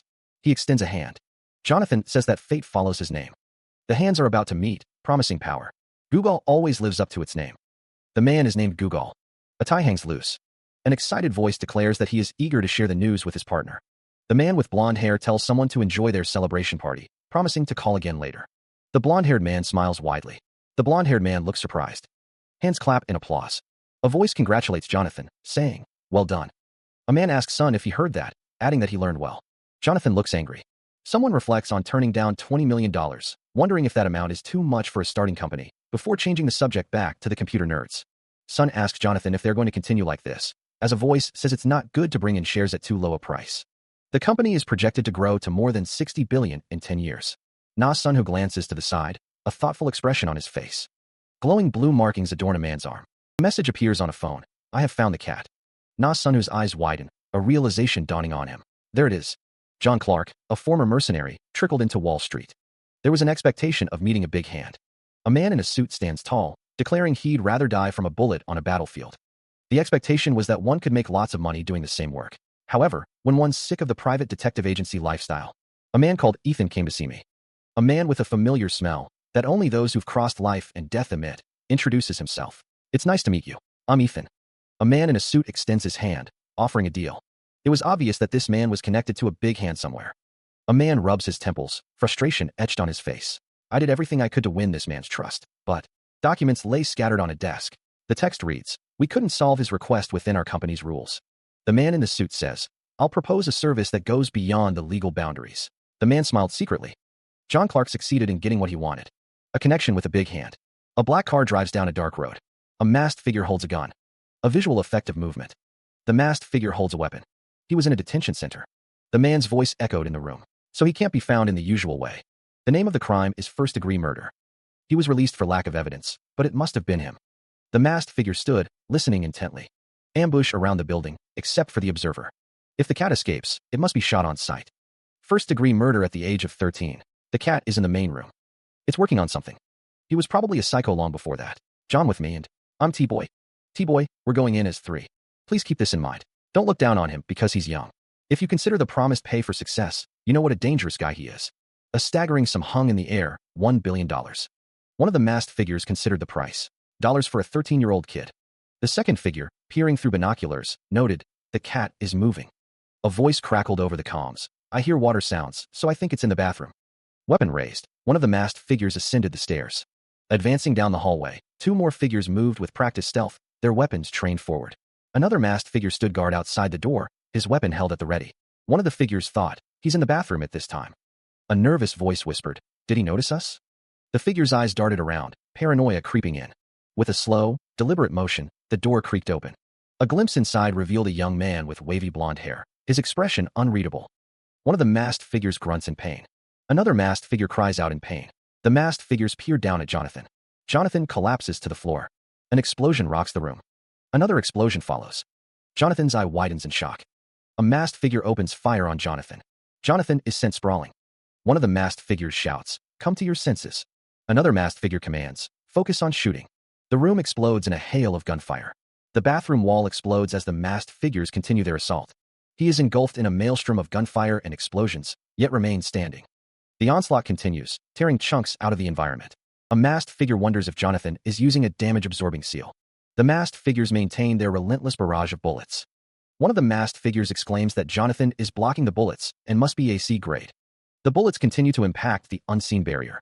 Jonathan remains unharmed amidst the chaos. The barrage of bullets and explosions continues unabated. One of the masked figures wonders what the hell is going on as purple energy emanates from Jonathan. Another masked figure questions if he is a monster. The masked figures are clearly unnerved by Jonathan's resilience, exclaiming that he is a monster. The system announces the activation of Devi's sword. He unleashes a flurry of slashes with the blade, purple energy crackling around it as it tears through the air towards the masked figures. The sword continues its dance, each strike aimed with lethal precision. The air vibrates with the force of each swing, the purple energy intensifying. The slashes become a blur, a whirlwind of deadly intent. He follows up with a devastating kick, channeling Odin's fury into the blow. The masked figure is sent hurtling backward, a mere ragdoll against the force of the attack. The system announces the activation of Odin's fury. Lightning crackles from the sky, striking the masked figure with blinding force. A New York retailer's survival knife lies discarded on the ground. A close-up reveals the masked figure's grimace, a hint of pain visible behind the fabric. The masked figure plummets to the ground, defeated. He used the shackle metal, targeting Bobby. A hand grips a knife, crackling with electric energy. Blonde hair is visible. A fist clenches, surrounded by arcs of electricity. The system declares, you failed to shackle him. The hand holding the knife remains steady. The blonde-haired figure is caught in a web of red energy. A hand moves with purpose. A leg moves swiftly. A masked figure grimaces, teeth bared. The blonde hair is now surrounded by a red aura. A close-up reveals the intensity of the moment. The force of the blow contorts his face. He reels from the impact. A voice booms, declaring the punch has broken through. The masked figure boasts, I broke his shield. The force of the blow reverberates. Blood splatters from the point of impact. The attack continues to land with brutal force. Two masked figures watch with silent anticipation. The blow crashes down. More blood sprays from the wound. The attack intensifies. The final strike lands with devastating power. A surge of crimson energy crackles through the air. He is seized by an unseen assailant, a gloved hand clamping down on his arm. The masked figure's grip tightens. Sunwoo's eyes glow with a menacing red light. A voice booms, declaring him a man of adversity.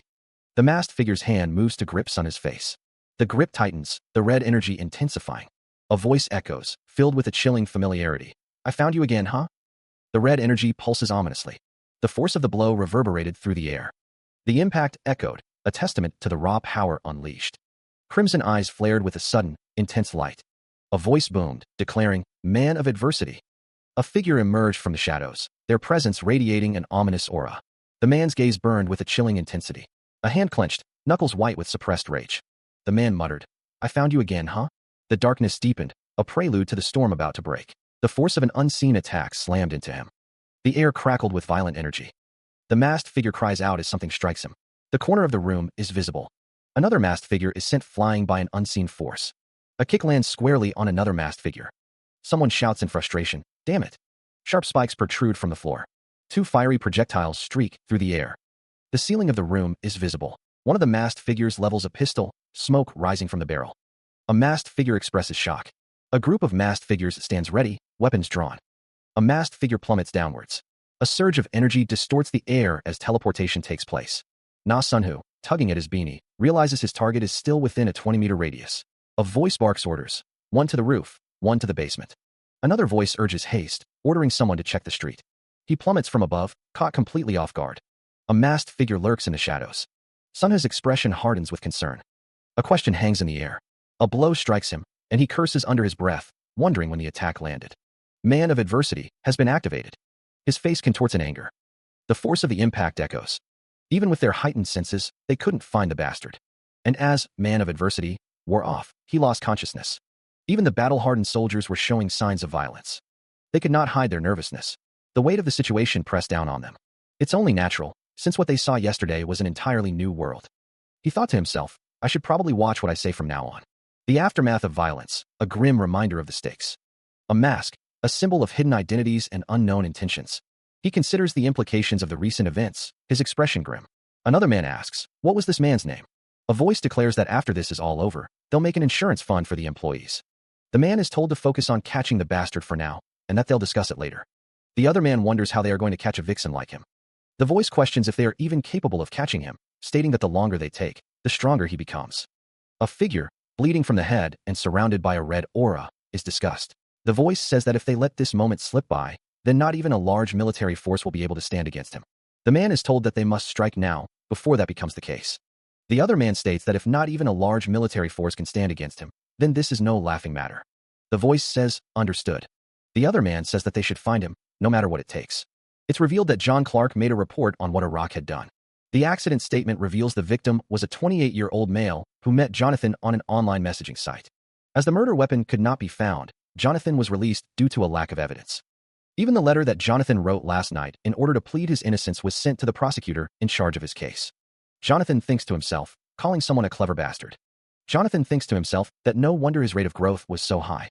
Jonathan was hunting for potential awakeners. Someone thinks to themselves, they are sure of it. Jonathan asks how many of Gold Online shares they have. The messenger used was a messenger called GOL, which was serviced by Gold Online. A document is labeled majority shareholder. They gained access to the server logs. The chatroom welcomes those with at least F rank strength. The bastard had made contact with potential awakeners by using these as names for his chatroom. He requests that surveillance be placed on the people who are in this data. Documents are shown. Jonathan wonders if they might be the vixen, adding that it is probably so. Na Sunu orders that they only observe them, stating there is a chance that they're.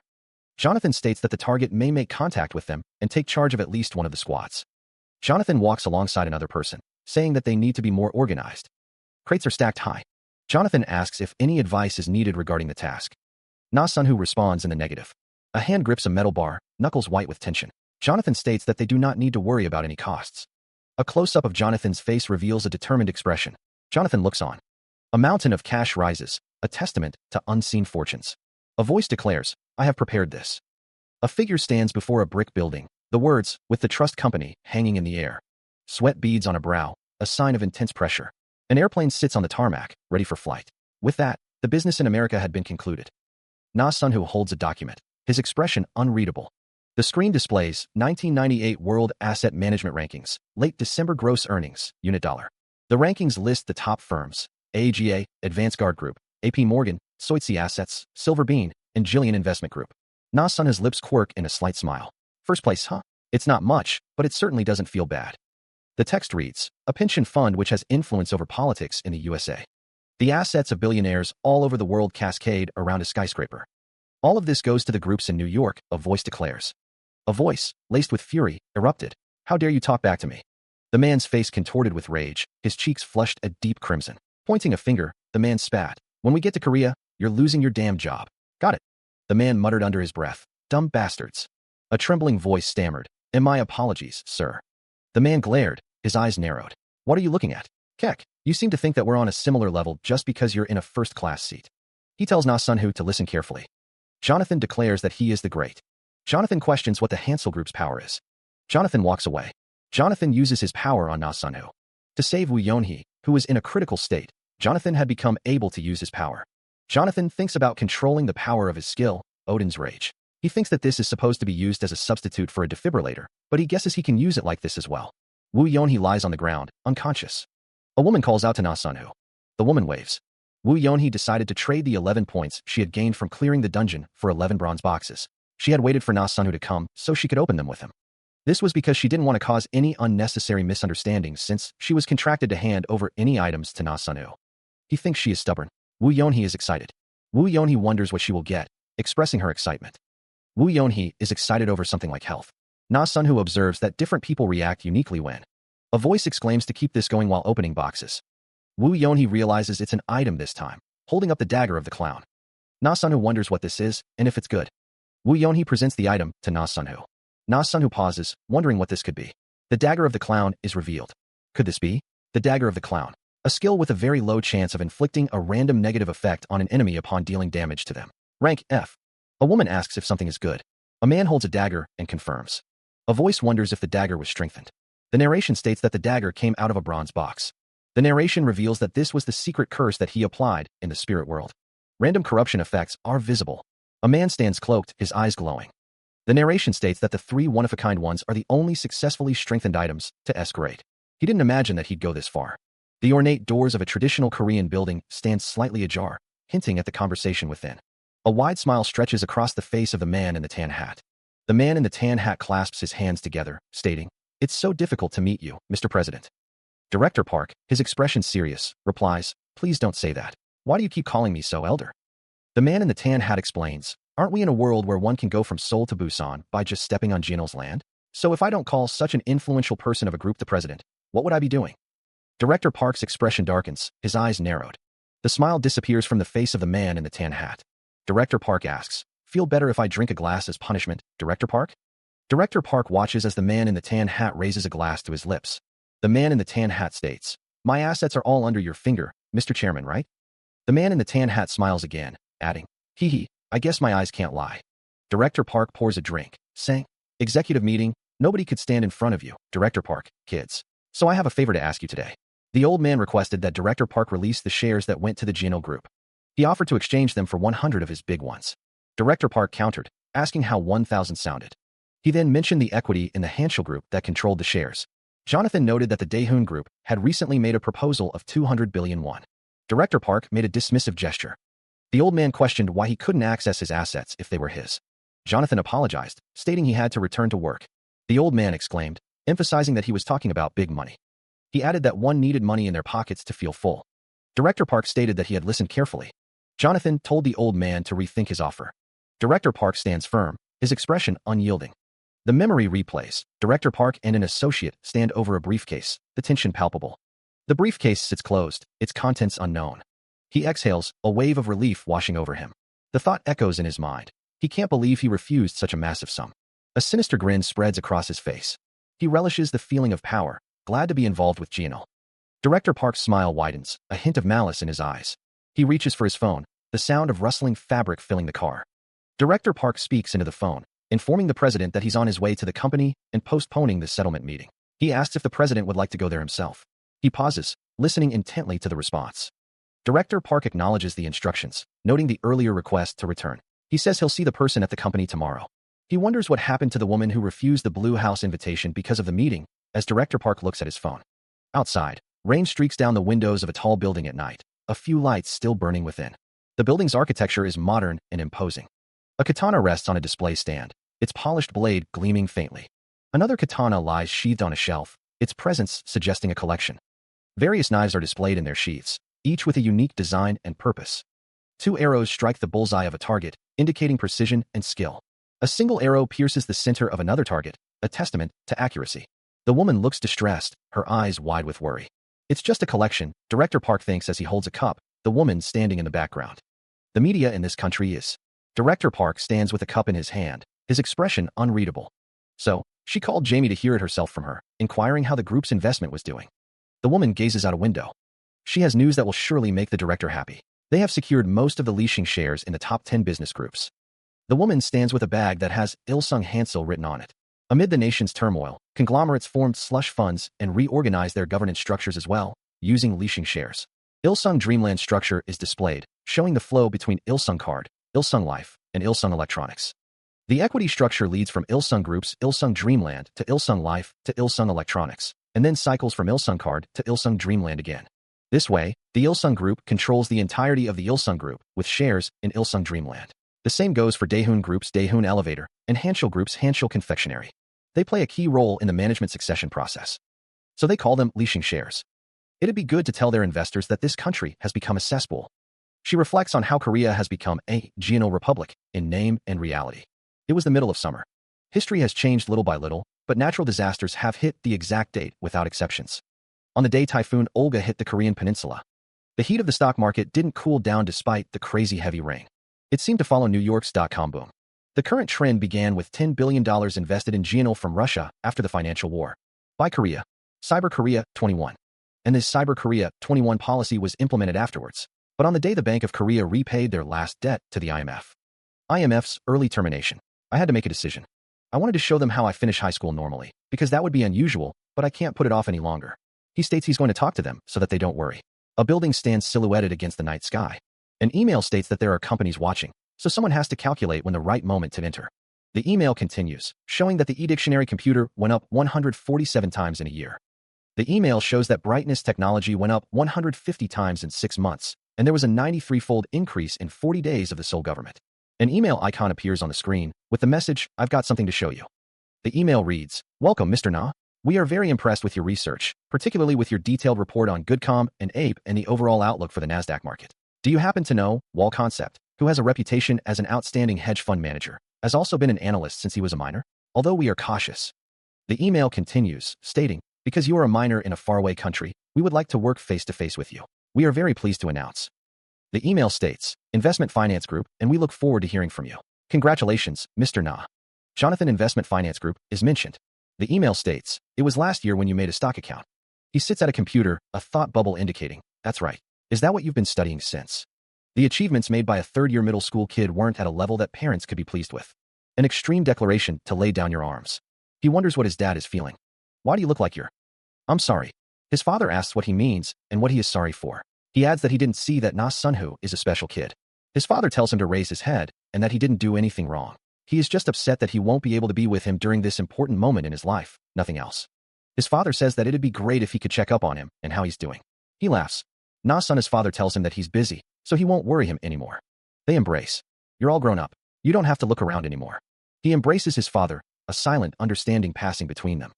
His father speaks, "Do everything you want to do. That's all I can tell you now. I'm sorry, son." His father thinks, "I should have given you more support, but I never thought of that." Na Sunhu responds, "I understand, it still was enough, Dad." Na Sunhu says, "I'm grateful, thank you."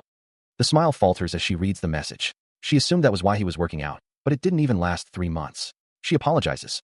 Her expression is soft. She thinks to herself that she is so proud that he is finding his aptitude. She means it. He vows to work hard so that she won't have to worry about him.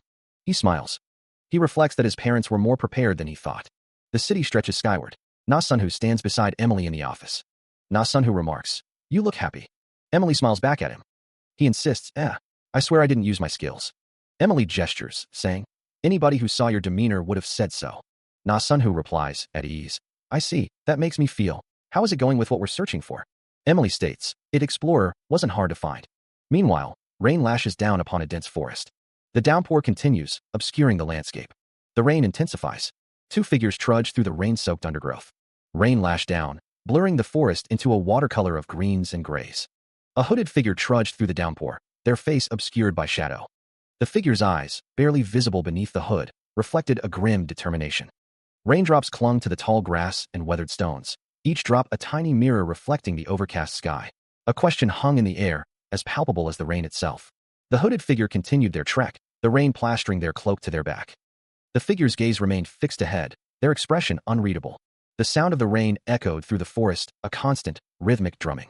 2 hooded figures emerged from the rain-soaked foliage, their forms indistinct in the gloom. The tall grass swayed in the wind, its blades slick with moisture. One of the figures paused, a puzzled expression creasing their brow. "What's this?" they wondered. The figure stared at something in disbelief. It definitely wasn't open yesterday. He thought to himself that this was why he couldn't wait another 3 years in high school. Na Sunhu noticed that there were traces of awakeners everywhere, not just in one place. A voice asked if he could tell how many there were. The woman with red eyes stood beside him, her gaze sharp. She held a gleaming knife, ready for anything. The woman wondered if it could also be just one. The woman with the knife stated that, just like them, she's vigilant. Na Sunhu thought that he never taught her to be on the lookout for pre-awakened people. Na Sunhu thought to himself that, as expected, she is savvy. The woman reached out her hand, feeling the rain. Because of the rain, it's difficult to identify any notable traces, so they decided to wait. The rain continues to fall, obscuring the view.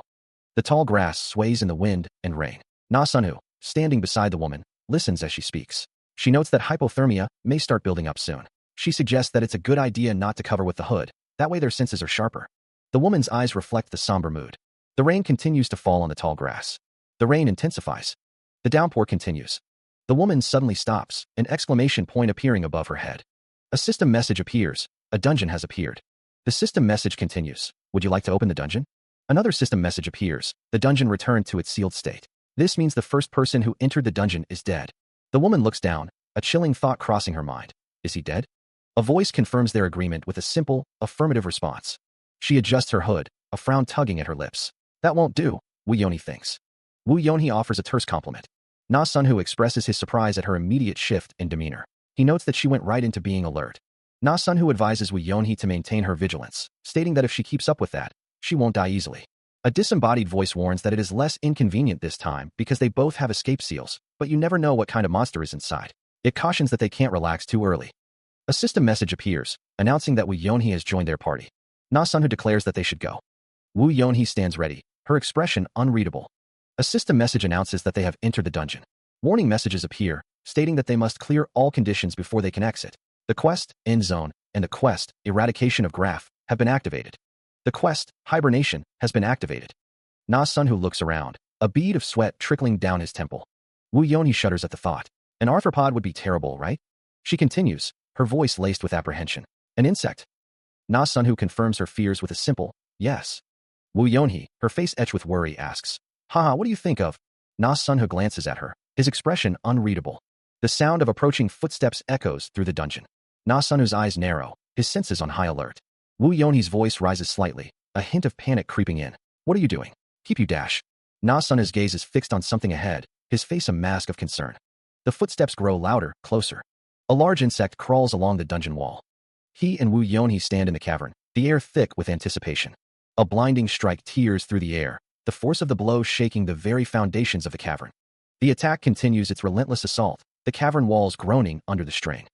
The insect's fury intensifies, the air crackling with destructive energy. The cavern is engulfed in chaos as the insect's attack reaches its zenith, the very stone crumbling under the force. Na Sunhu looks up, his expression grim as he assesses the devastation. The insect strikes again, focusing its power into a concentrated beam of destruction. The ground erupts as the insect's attack slams into it, a shockwave rippling outwards. The earth is torn asunder, the force of the insect's attack leaving a gaping chasm in its wake. The insect continues its relentless assault, the cavern trembling with each strike. The attack hurtles towards them, the air thick with the stench of ozone and the threat of annihilation. A trail of destruction marks the path of the insect's attack, a testament to its raw power. He and Wu Yonhee gaze upwards, their faces etched with concern as they take in the sheer scale of the creature before them. Wu Yonhee grips a knife, her knuckles white as she prepares to strike. The air hangs heavy with an unknown energy. The two-headed monster looms, its red eyes burning with malevolent intent. Its tentacles writhe, glistening with an unnatural sheen. The monster's form is etched with strange symbols, pulsing with dark power. Its skeletal frame is barely contained by its grotesque flesh. Wu Yonhee warns, be careful of the tentacles, it has their venom. Her eyes widen. Oh my god, something that huge is called fluid? Na Sunhu says, get a hold of yourself. A voice declares, we've met monsters much more terrifying than this. Much more terrifying. Wu Yonhee asks, do you mean? Among the monsters, there are some that look exactly like humans. A blade flashes, slicing through the monster's thick tentacle.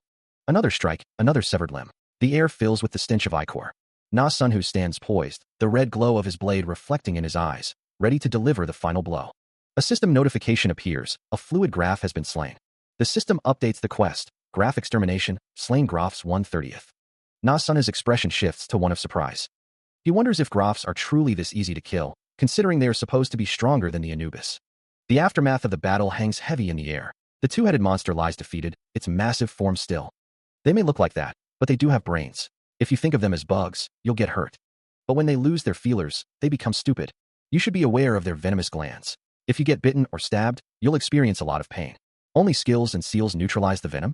The monster's body lies still. Yeah, if you get overdosed, you'll feel a terrible amount of pain. But you don't have to be scared because it will be neutralized after a few days. The post-mortem stiffness is almost gone. Na Sunhu stands over the defeated monster. Now I'll have to take care of some byproducts. He reached into the viscous liquid, the surface rippling as his hand broke the plane. His hand plunged deeper, disturbing the murky depths.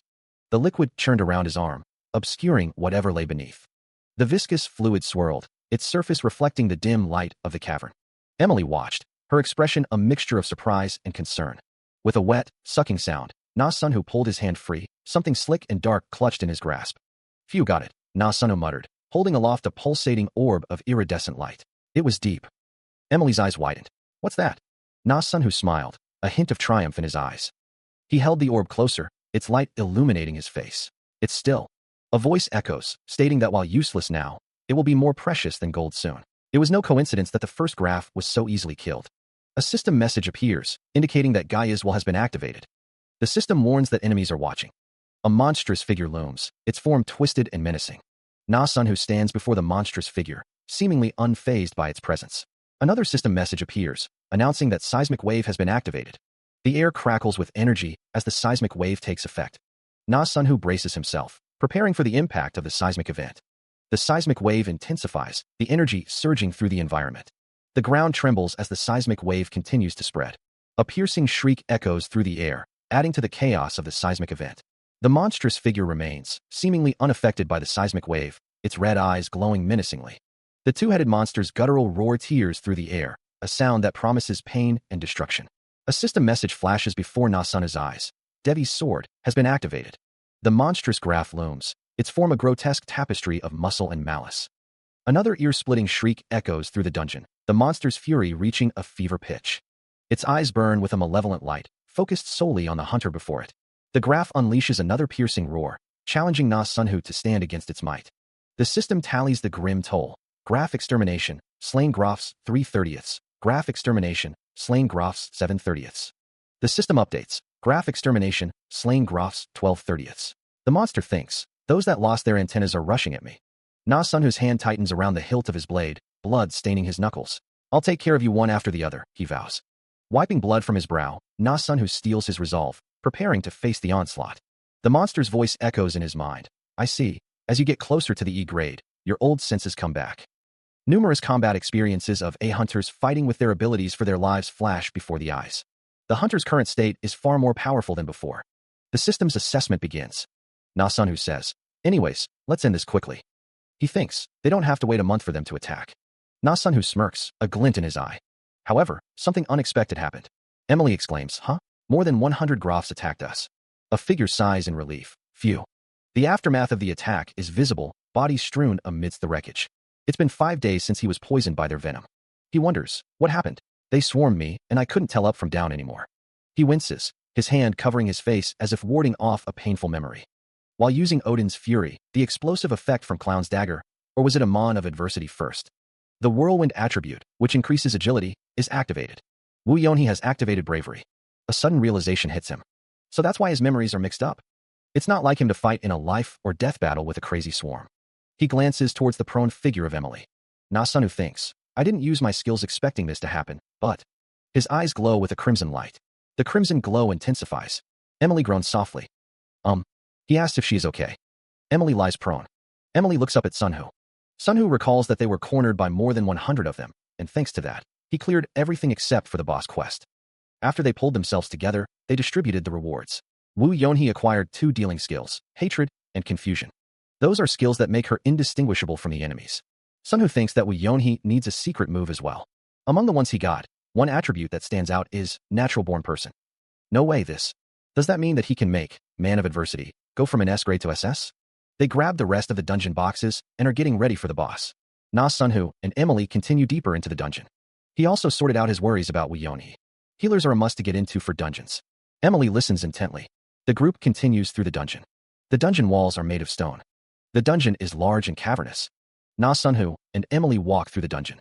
Emily asks if these are just pillars. Na Sunhu explains that it's a sealed medium-sized graphs and the graphs boss depends on these things. Na Sunhu explains that the main body is not a threat, and if they can break the shell, it won't be hard to deal with the medium-sized graphs one by one. He clenched his fist, a grimace etched on his face. A surge of energy crackled around him. Crimson energy pulsed outwards. The air shimmered with revitalizing power. Wu Yonhee extended her hands, a soft green glow emanating from her palms. Wu Yonhee activated physical healing, the green light intensifying. Na Sunhu steeled himself. It's incredibly sturdy. I'm going to have to try Man of Adversity to check the abilities I got this time. Wu Yonhee looked at him, concern etched on her face. Her brow furrowed, sweat beading on her forehead. She muttered, God, he's going to do that again. A fraudulent skill, That's one but not one. Shiva, the god of destruction, a main skill of the 7 evil ones, with the name of a god. Shiva's knife. That's why the evil one was scared of the good one with this skill. And it's possible to convert it to another skill. I can't help but say that it's a fraud. Shiva's knife will be used. A column of fire erupts from the ground, a searing pillar of destruction. The flames explode outward, a blinding inferno consuming everything in its path. Arcane symbols materialize in the air, glowing with an otherworldly light. The symbols converge, focusing the inferno's power into a single, devastating point. Through the raging flames, the two-headed monster is briefly visible, its form writhing in agony. The inferno continues to rage, a maelstrom of fire and destruction. Shiva's knife has range and does a fire attack. Na-sunu thinks, I can grill the bugs hiding inside the shell with this. The two-headed monster is now fully visible, engulfed in flames, its red eyes glowing with fury and pain. The flames intensify, reaching a fever pitch of heat and destruction. A close-up view reveals the sheer intensity of the flames, consuming everything in their path. The two-headed monster is engulfed in flames. The flames crackle and roar.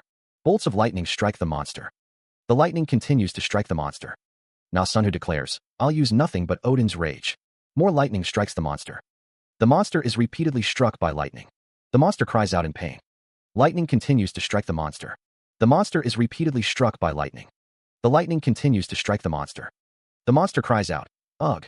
A woman cries out in terror, her hands flying to her face as she screams. The air crackles with unseen energy. A monstrous insectoid creature descends, its red eyes gleaming ominously. A voice wonders if the screams attracted the monsters. Another voice declares that it's already too late. Shadows lengthen, portending doom. The insectoid monster looms closer, its form partially obscured by motion. A blur of motion suggests a swift and deadly attack. A crimson streak cuts through the air. The shadows deepen, obscuring the scene. A hand is raised defensively, glowing with a faint red light. The attack continues, a whirlwind of violence. It is suddenly struck by an unseen force, ice crystals forming rapidly around its grotesque form. The ice spreads, a network of cracks spiderwebbing across its surface as the monster emits a pained, guttural sound. Further encased, the monster is subjected to random corrupting effects. A fist clenches, a voice declaring that the timing was perfect. The ice continues its relentless advance, tendrils of frost snaking across the monster's hide. The creature is almost completely entombed, its struggles growing weaker as the ice tightens its grip. The ice solidifies, its surface gleaming with an unnatural chill as the monster's form becomes increasingly obscured. The two-headed monster is now completely encased in ice. A woman on the ground whispers a single word, woo. She remains kneeling, her expression unreadable. The sound of something collapsing echoes through the air. The two-headed monster is now completely encased in ice. A monstrous roar echoes through the dungeon. Wu Yonhee states that it is over. The two-headed monster lies defeated on the ground. A woman gasps, her hand flying to her mouth in shock. Wu Yonhee sees Na-sunu and calls out his name. Na-sunu notes that her sensory levels are rising, and she must have felt something mixed. The woman looks on with a worried expression, thinking that only the boss of the dungeon is left. Na-sunu states that he told her she'd see more terrible things. Na-sunu tells her to get used to it. Having met the completion conditions of the quest, the system prompts a decision on the first and second candidates.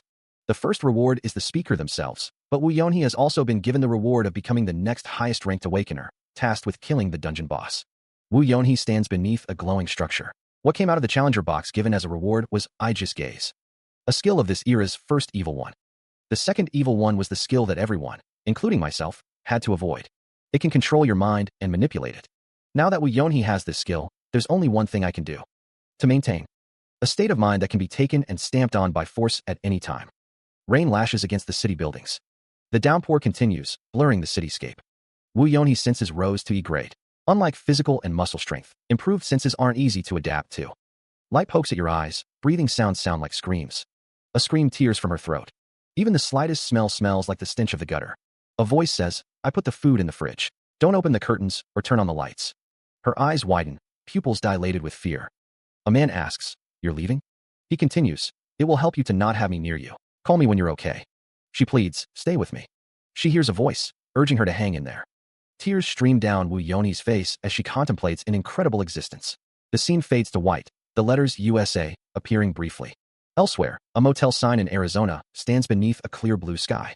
Inside, a group of men stand in what appears to be a headquarters. One of the men raises his fist in what seems to be a gesture of solidarity. The men murmur amongst themselves. Another man sits with a tablet, listening intently. Silence falls over the room. A man with glasses looks on. A stern voice declares, From now on, You'll have to return the items whose identity can be assumed. The man in the tactical vest holds a document, his expression unreadable behind dark sunglasses. The man's presence is likened to that of a cyborg. He seems to carry himself differently than the special forces. The man states that he knows people like him, people who work at Langley. The man questions if they mean Langley. He wonders if they mean the CIA. The man states that new agents are expected to follow grade 2 agents. Listen while you return items. The man states that there are only 2 things he wants from them. The man states that they will take care of their transportation. One of the men asks what they have to do. The man with the mustache stands with his arms crossed, listening intently. The other man, wearing sunglasses, stares forward. The man in sunglasses continues to stare forward, his expression unreadable. Inside a dimly lit room, 2 figures stand watch. The man with glasses wondered how many hours they had been waiting. He considered running away. The man with glasses glanced to the side, a bead of sweat forming on his brow. The man in the ski mask asked if he saw that van on the other side. The man in the ski mask continued that if anything happened, it would be their job to deal with it. Damn it, he thought. He didn't think it was connected to any criminal. The man in the ski mask stated that this operation resembled that of an intelligence agency. One of the men in tactical gear states that they will see what it's for. A blue laser grid is visible. The men in tactical gear stare at the blue laser grid. Another man in tactical gear sits and observes the laser grid. Clive wonders if it's a laser. The blue laser grid is shown again. Clive is surprised by something. A voice commands, "D, don't move." Clive responds, "Oh, okay." Clive looks confused. The blue laser grid is shown once more. A hooded figure stands behind Clive. He reaches out, a gloved hand extending into the dim light. The silence hangs heavy in the air, punctuated only by unspoken tension. The masked figure brandishes a gleaming blade, the metal catching the light with deadly promise. The masked face remains an enigma, a silent threat looming in the confined space. A muffled cry escapes the masked figure, a desperate plea for life. The masked face contorts in a silent scream, the eyes wide with terror. A pregnant pause hangs in the air, thick with unspoken dread. Clive watches the masked figure, his expression unreadable in the dim light. The masked figure begs for their life, tears streaming down their face. The masked face is a mask of fear, the eyes pleading for mercy. Clive's face is etched with concern as he looks at the masked figure. The masked figure is in distress. The air crackles with unspoken tension. He grits his teeth, a wave of frustration washing over him. Damn it. His fist clenches, knuckles white as he mutters, "This brat." His eyes widen slightly. He's smiling. The sight of blood seems to amuse him, a sinister smile playing on his lips. He acknowledges with a hint of dark amusement. He's having fun. A masked figure sits, holding a gun, while Clive sits injured on the floor. The masked figure looms over him, a knife glinting in the dim light.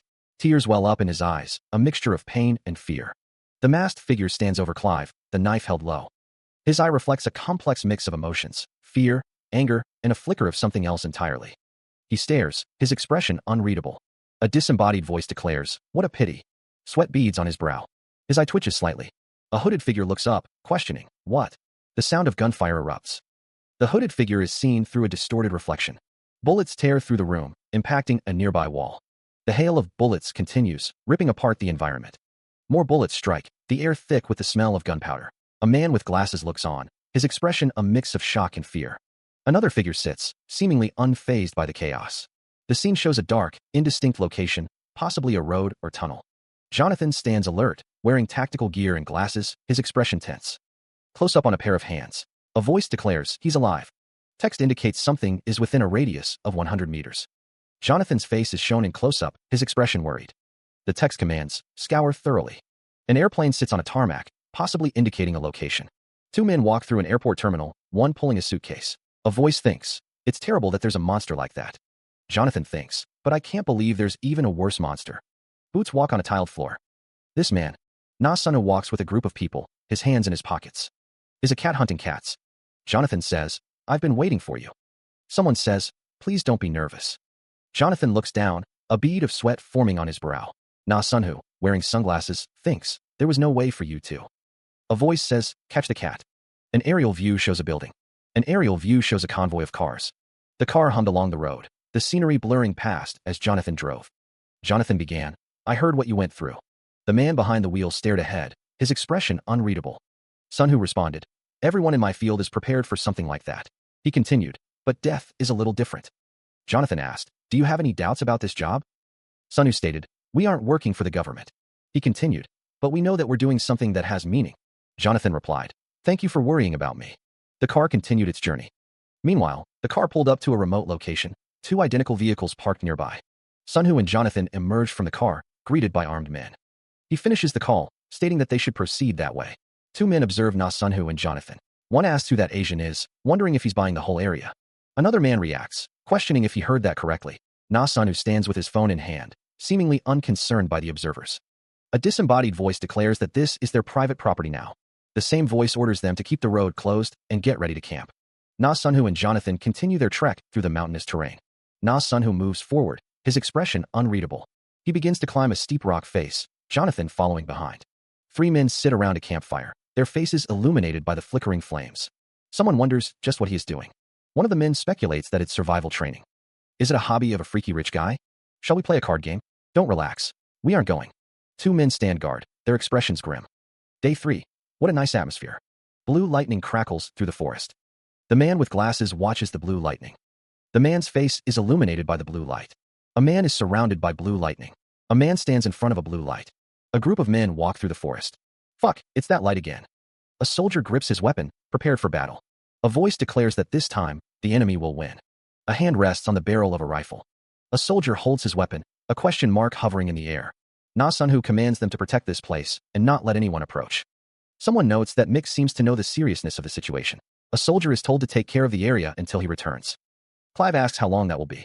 Na Sunhu declares he'll be back within a week. Na Sunhu looks back. A person's legs are shown. A voice declares that it will be done by any means. A figure stands vigilant near a large, glowing blue square, its purpose unknown. Illegible words hang in the air. The man in the bandana appears puzzled, a question mark hovering above his head. A shout rings out. Mick. The man with glasses reports. I'm hearing weird sounds from the blue square. The team stands ready, weapons raised as they investigate the source of the disturbance. The blue square flickers with strange energy, its surface marred by illegible symbols. The team prepares to engage, their weapons trained on the mysterious blue square. More illegible symbols float in the air. The team remains on high alert, ready for whatever emerges from the blue square. A blue square emits a strange glow. Armed figures stand ready, weapons raised. The blue square continues to emit its strange glow. One of the armed figures exclaims in surprise. The armed figures stand ready. Someone shouts, "Wait, don't shoot." Another voice commands, "Hold your fire." The command to hold echoes. A message appears, the dungeon has been destroyed. The agents are told to go to point 2. A figure lies in a pool of blood, having overcome the pain after activating Man of Adversity. It was difficult to recover without Wu Yonhee, but he couldn't hold back his laughter. He couldn't believe he finished a dungeon by himself. The Vajrapanis guarding glove turned out to be a huge help. He recalls using the glove. He wasn't affected by the boss monster's magic, and it absorbed an incredible amount of damage. But the blaze ring broke. Instead, he received the shadow ring. It's an item he's used because it has a hidden skill. Na Sunhu reflects on his recent success. It's also a great achievement that his senses became stronger and will reach rank D soon. Na Sunhu is asked why he called for the man. The man tells Mick he's going to make him an executive now. Na Sunhu sees that John Clark hasn't told him yet. The man declares that he has the authority. John Clark, looking concerned, wonders what he should do. The text states that someone is to report John Clark and the other executives' every move, but they are not being asked to suspect them. A close-up of a red eye watches intently. The person states that it's just what they need as the organization grows. The text explains that in the future, this organization will grow into an Awakeners Association for the management of the Awakeners. John Clark speaks with another man, stating that something needs to be maintained constantly in order to develop into a large-scale institution. A car speeds down the road. The car continues its journey. The text reveals that John Clark's camouflage facility was set up in an abandoned residential area near Manhattan. The car is parked in front of the building. John Clark says that when he introduced Mick, he felt a little uncomfortable, but they're going to be like brothers from now on. The offer was accepted. John Clark, followed by Na Sunhu and another man, descended the stairs. A figure's feet moved forward, a voice directing, "This way." A hand turned the dial on a heavy door. John Clark stood with another man, the air thick with anticipation. A wall of security monitors flickered with images. Two men stood before the monitors. "We've got cameras in every area he's leaving," one of them stated. Na Sunhu stood nearby as John Clark observed, "There." The man spoke with conviction. "Yes, we have agents on the street, and we've spoken with the sheriffs in each area, so we'll catch his tail soon." The last 6 months flashed by. "Nice," a voice commented. Na Sunhu's expression hardened.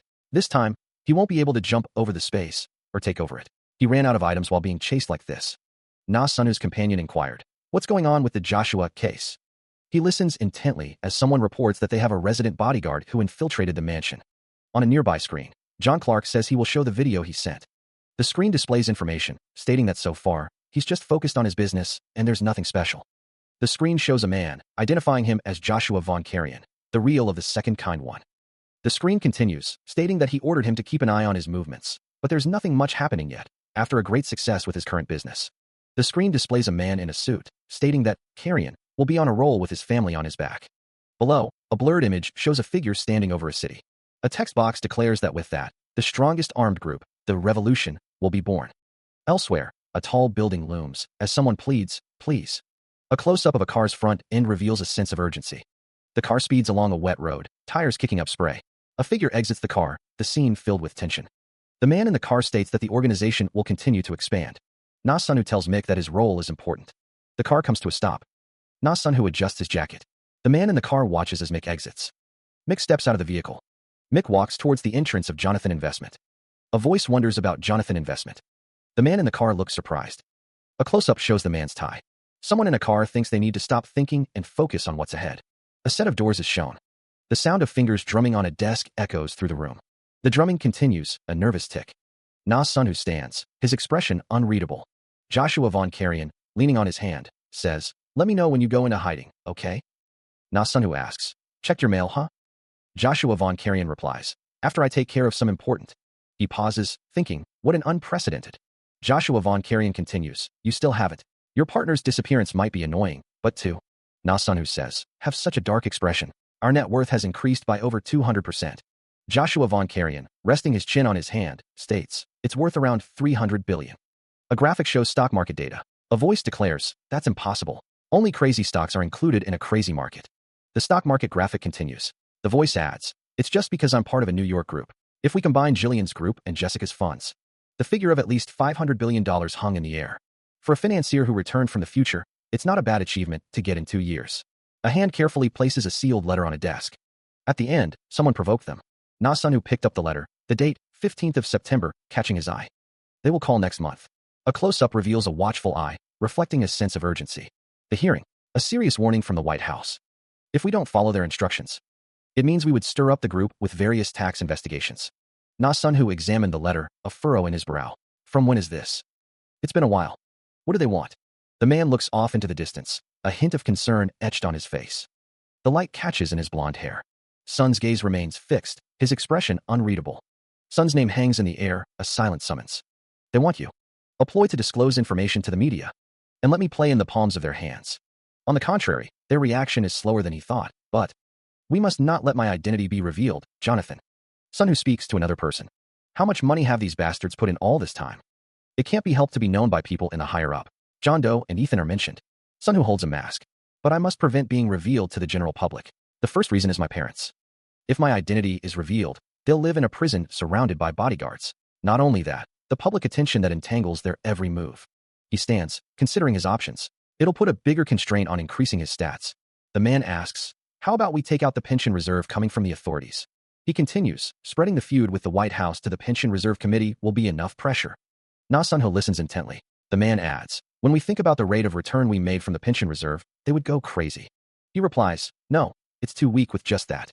The man suggests, get a meeting with Russia's current president and Japanese prime minister. He declares, I'll meet them. He continues, public pension reserve with Russia and Japan. He states, no. He thinks, I'm going to scrape up the U.S. Na Sunwoo looks on, a grim expression on his face. The man states, we're going to mess with the U.S.'s detonator spread all around the world. The man looks concerned. A close-up shows a neck. He acknowledges that it won't be good to get involved in this situation, though. The plan involves buying Japanese government bonds, as well as Russian government bonds in Japan. A visual representation of the bonds and flags hints at a potential worldwide war. Na Sunwoo's expression is serious as he contemplates the implications. The statement is made that they'll have no choice. Joshua Von Carrion wonders if this is planning to start a worldwide war. Joshua Von Carrion pauses, lost in thought. The weight of the situation seems to be pressing down on Joshua. Na Sunwoo apologizes, admitting he shouldn't have created this situation. Joshua Von Carrion counters that it was predictable and bound to happen at some point. Joshua asks what the target amount is. Na Sunwoo states that for now, it's all of the net worth of the New York group. Jonathan states that if they don't back down, he'll draw up the funds in. Joshua Von Carrion replies that it will be $300 billion for now. $300 billion. The current U.S. defense budget in 1 year. Even if London and the Isle of Man join. Worse situations will arise, worse than starting a war. Jonathan is told to try luring the White House for the last time, about their will. He is then told to tell them how. This situation may become big. Joshua Von Carrion says he'll go in person. Joshua Von Carrion puts on his jacket, thinking that this is their last chance now, the last moment in which he can stop an enormous war. Joshua Von Karian is on the phone. Jonathan adjusts his tie, stating he's. Jonathan and Na Sunhu stand together. The legs of two figures move forward, their shadows stretching long in the light. A voice declares, "Let's show them what we've got." The imposing facade of a grand building looms, its columns reaching towards the twilight sky. Na Sunhu and Joshua Von Karian walk side by side, their expressions unreadable as they approach their destination. Joshua Von Karian instructs, "You should stay still until I give you the signal." Na Sunhu retorts, "I'm as angry as you though." Joshua Von Karian replies, "Fine." Na Sunhu responds, "I'll stay." Heavy doors swing open, revealing the interior beyond. The two men stand before a reception desk, the tension palpable between them. The U.S. Treasury Secretary Ed stares intently. A voice muses that while they're at it, he wanted to meet the president, but it doesn't matter. The man in the suit states that the secretary and the president are one, since they work. A woman with dark hair says to Ed to listen well, as she's going to bankrupt LCTM now. The U.S. Treasury Secretary Ed stands with a man in a suit and another man with blonde hair. The man in the suit tells someone to consider this seriously. The U.S. Treasury Secretary Ed looks on. A voice declares that this is not the listener's office, young. The U.S. Treasury Secretary Ed tells his friend to calm down and talk calmly, as they have a lot of time. The man in the suit wonders if Ed is holding back because he's young. He continues that if he's going to commit such foolish acts, he has no right to stop him. But isn't LCTM an important asset? The text reads, LCTM. The image shows hedge funds that lost badly to them in Russia's financial war. Although LCTM was on the verge of bankruptcy, they almost dealt a serious blow to the U.S. economy.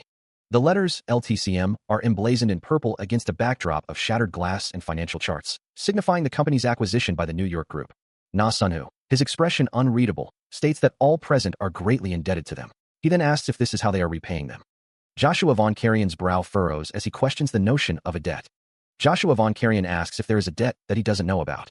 Na Sunhu explains that had they not taken over LCTM, the risk would have been far greater.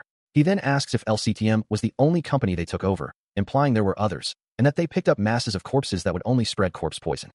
Na Sunhu stands amidst swirling purple energy, his expression serious. A voice declares that they prevented the Second Great Depression that Joshua Von Karian mentioned himself. Joshua Von Karian is told that the debts are things that filled up his pockets. Joshua Von Karian, his face contorted in anger, refuses to accept the explanation. Ed asks if they're staying still. Joshua Von Karian states that he also understands that Sianhu is angry. Joshua Von Karian is asked about Na's public hearing, and if he's acting this way because. Ed responds that Sianhu may be young, but he's his boss. He then asks if the banks of South Korea didn't do anything right. Ed doesn't think this is a matter that he can intervene in. Joshua Von Karian is asked if he heard something from his donators. The reason why large conglomerates. Ed states that if Joshua Von Karian wants to play him, he can go ahead as he wants. In return, everything that happens from now on will be because of him. Na Sunhu looks on as Ed speaks. Joshua Von Karian thinks, let's go. Speaking in economic terms, it would be a world that hides a blade of astronomical amounts. Ed thinks, I've never encountered such a direct and aggressive attitude. Joshua Von Karian wonders what the big deal is about a little kid telling him this. He stands with his back to the others, listening intently. Na Sunhu asks what the big deal is that Joshua Von Karian is letting the situation go to this extent. Na Sunhu asks if he knows that. Joshua Von Karian says that if he were Na Sunhu, he wouldn't be raising his voice, because in a dog fight, the one who gets riled up loses. The camera focuses on the top of someone's head. Ed asks what they are talking about. Joshua Von Karian says he is talking about Japan's block. Ed says that some young kid would have to stop that before playing a joke, don't you think? He adds that if he blocks the bonds, he may even change the target to yens. A close-up of an eye shows intense focus. Ed says that they won't know how cooperative Japan will be with them again because of the dukes they did in the early 90s, and that he is still struggling in the recession. He adds that there are many people who think Russia is still in a Cold War. Na Sunhu's eyes glow red. Na Sunhu asks if they know about that. Joshua Von Karian's face contorts with frustration, sweat beading on his brow as he grits his teeth. His fist clenches, knuckles white with suppressed rage. He slams his fist on the table, the impact echoing in the room. I never thought I'd get a declaration of war from the White House. Even the Chinese ambassador can't do this. Joshua Von Karian warns, do you not know that you may end up losing everything if you do something like this? He continues, his voice rising. Knowing how much Jonathan and I have invested, stop saying such nonsense. Na Sunhu listens intently, his expression unreadable. Na Sunhu replies calmly, I have more confidence to win, but it doesn't matter even if I lose. Joshua Von Karian's face is etched with a grim determination. Earn that money again. Na Sunhu turns to leave, his footsteps echoing in the tense silence. The two men face each other, a silent battle of wills raging between them. Na Sunhu strides away, leaving Joshua Von Karian behind. Joshua Von Karian asks if he said his friend is 15. Na Sunhu responds that at first, he also underestimated him, But he took a beating in the end, adding that Joshua Von Karajan's jokes went too far. Na Sun-Hu reaches for the door handle. He tells him not to forget to make a separate statement to the media. Joshua Von Karajan confirms, stating that this was just a small mistake that happened at. Na Sun-Hu tells him to take care of the misunderstanding in. The door bursts open with violent force. The two men stand near the shattered doorway. The scene fades to white. A voice echoes, laced with a chilling undertone. But don't forget. The same voice continues, dismissing the previous event. This was just a small mistake that happened from below. The air crackles with unseen energy as two figures stand in a dimly lit space. The two men stand in silence. Dust motes dance in the faint light, illuminating the tension between them. Na Sun-Hu stands beside a blond man in a brown suit, both looking forward with serious expressions. The blond man exclaims with a surprised tone. The city blurs as a vehicle accelerates. The car speeds through the city streets, the buildings flashing by. Headlights cut through the night, illuminating the road ahead.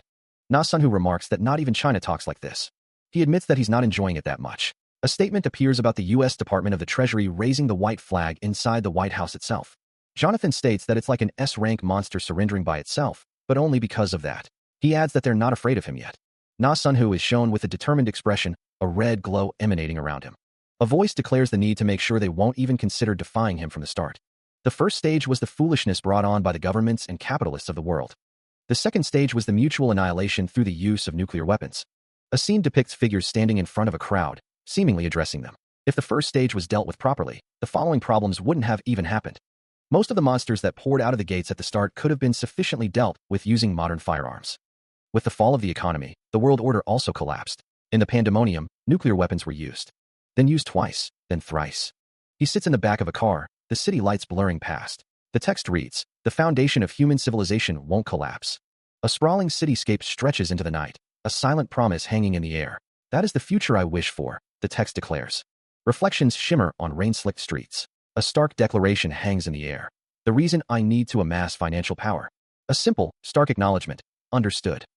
A man holds a phone to his ear, the keypad visible. He is in the middle of a call. The text bubble reads, "Proceed as." The man's expression is serious as he listens to the other end of the line. It started. Another man holds a phone, the screen displaying, "Gold Online folded." Text explains, originally, the dot-com crash started in March of 2000. The Nasdaq index had crossed 5,000. A man stands by a window, looking out at the city. The text reads, "And then it'll drop to nearly 1,000 in October of 2002. Around 80% will disappear." What was the Nasdaq index yesterday? The man is seen from the back, the number 5,239 floating above him. How far do you think it'll fall? Another man drinks from a mug, his expression thoughtful. "We need to be ready for it to go below 1,000. The subprime mortgage crisis of 2008 is depicted as a massive wave crashing over a city. The crisis began with Asia's foreign exchange crisis, starting with an attack on South Korea. A hand holds a mug, the question hanging in the air, the dot-com bubble? What is he getting at? Mexico, Russia, with the financial crisis spreading out to the world. Interest rates dropped, and lots of money was lost. In conjunction with the rose-tinted illusion of the new millennium, the image shows a person submerged in water, possibly representing the weight of the economic crisis. Everything came together to create the dot-com bubble. Na Sun-Hu listens, a question mark floating above his head. Bobby says that's not what he wants to talk about. Interest rate, to decrease the shock of the stock market. Bobby sips his wine. That'll probably happen, but by how much? The ingredients are from today too. And the dish is looking beyond. Then real estate should be the answer. Mr. Bobby holds his wine glass, a sinister smile playing on his lips. Real estate will naturally increase, but the problem is the poison that accumulates from that. And between 2007 and 2009, the biggest bomb will explode. A bomb bigger than anyone could have imagined. Bobby's eyes narrow, a hint of concern flickering across his face. He continues to hold his wine glass, his expression now more serious. "What are you predicting?" Bobby looks on with worry. He stands in a darkened room, his expression unreadable. "The economy of the globe, the financial sector will be paralyzed. Korea's IMF. The dot-com bubble and its collapse. Terrorism and war, the age of oil, and the real estate bubble. And its horrible end, the subprime mortgage crisis. Causality. In finance, which holds the entire world together, there is never an effect that doesn't have a cause. The shares of Russia's financial war and Hong Kong have increased, so I'll need to stay focused to calculate through them all. This is insight into the long term."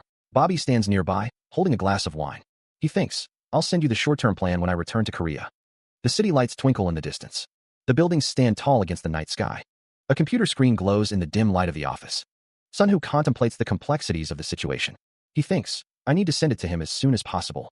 The reason creating a plan is hard is because there are factors that can't be controlled by just data. The words "the 9/11 attack" and the Iraq War hang in the air, heavy with unspoken implications. He considers the situation. If he's dealing with those involved in January of 2001, it'll be on a completely different level than the tax investigation. Reverse scale, a scale on the dragon's chest that is reversed. No, it'll be much worse than that, he thinks, his expression grim. An outrageous attack that destroys the symbol of the world economy. The weight of the world seems to press down on him as he rests his forehead in his hand. Now that he thinks about it, why were the monsters that attacked on the day of beginnings only low-ranking monsters? If the 7 demon kings came through personally, they would have been able to instantly make humanity go extinct. In any case, he cannot leave any records of this. The clatter of the keyboard fills the room as he begins to type. Yeah, for now, let's think about the presidential election that'll happen this September.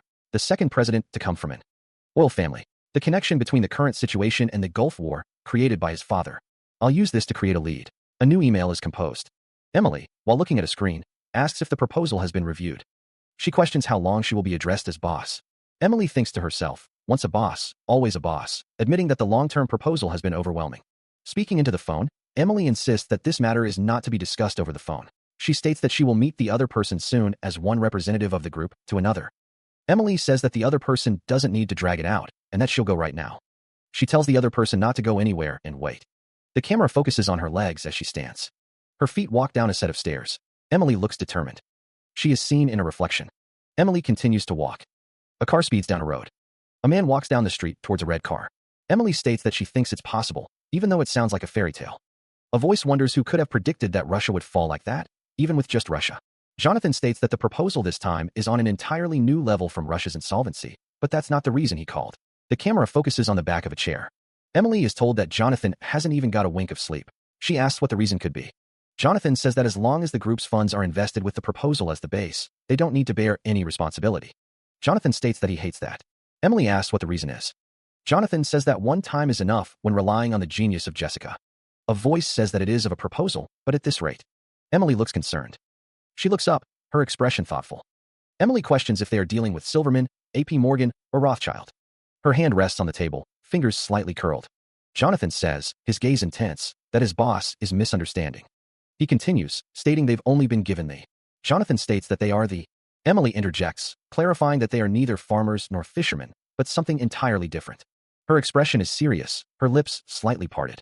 She thinks to herself that there's no reason to collapse in front of the genius of the proposal. Jonathan continues, stating that they are incredible, a group of experts, but they fight alone. His face is strained, a hint of desperation in his eyes. Jonathan says the name Jessica, stating that in that sense, they are the best. Emily asks Jonathan to stay still, wanting to set the mood. Jonathan states that he will only speak to her as one representative to another. Emily wonders if they can't just talk as a man and a woman. Jonathan blushes, a faint pink hue rising on his cheeks. Rain streaks down the windows of a towering cityscape at night. Jonathan stands by the window, gazing out at the city lights, a glass of something on the table beside him. Emily lies in bed, her expression unreadable. A computer window displays information about the Republican Party and the direction of the American presidential election. Another window shows a behavioral analysis of the current state of Texas, alongside data on the American economic cycle and the Federal Reserve's bank rate policy. A window displays a U.S. real estate professional analysis, along with predictions of investments by major banks following the fall in interest rates. The course of the world's fourth petroleum market is displayed in a computer window. Jonathan holds a cup, a precise analysis of the economy on a macroscopic scale floating in his thoughts. A pair of hands hold a blue card, the details obscured by the angle. Yeah, this isn't something one person could see through. There's at least 100 people working together.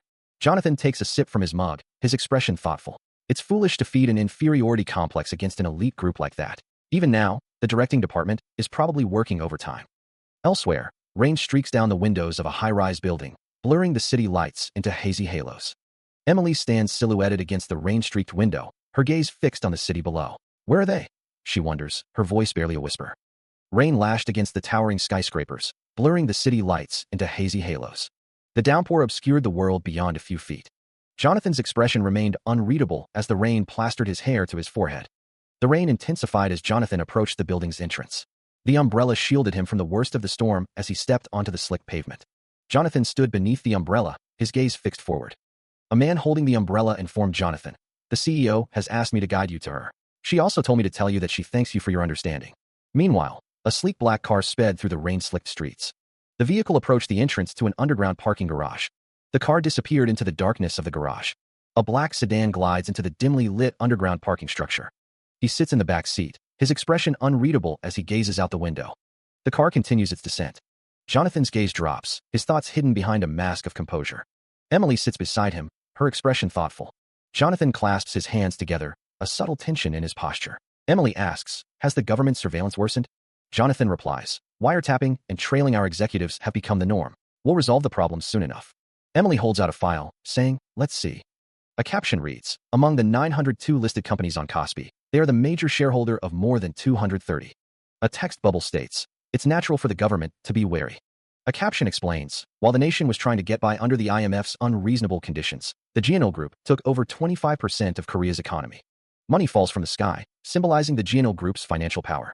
As the GNL Group is a foreign company, if they just left Korea and took all their assets with them, it'd be like a second financial crisis. Emily states that they have no way of knowing that won't happen. She heard that a director named Park Chun-sik was being called the Lord of Wealth. Emily urges someone to explain that. Jonathan listens intently. Jonathan orders someone to continue to support him, so that he might even be called the King of Wealth. Emily wants to date Jamie, being the CEO. Emily feels it'll be better for her to focus more on the company's image.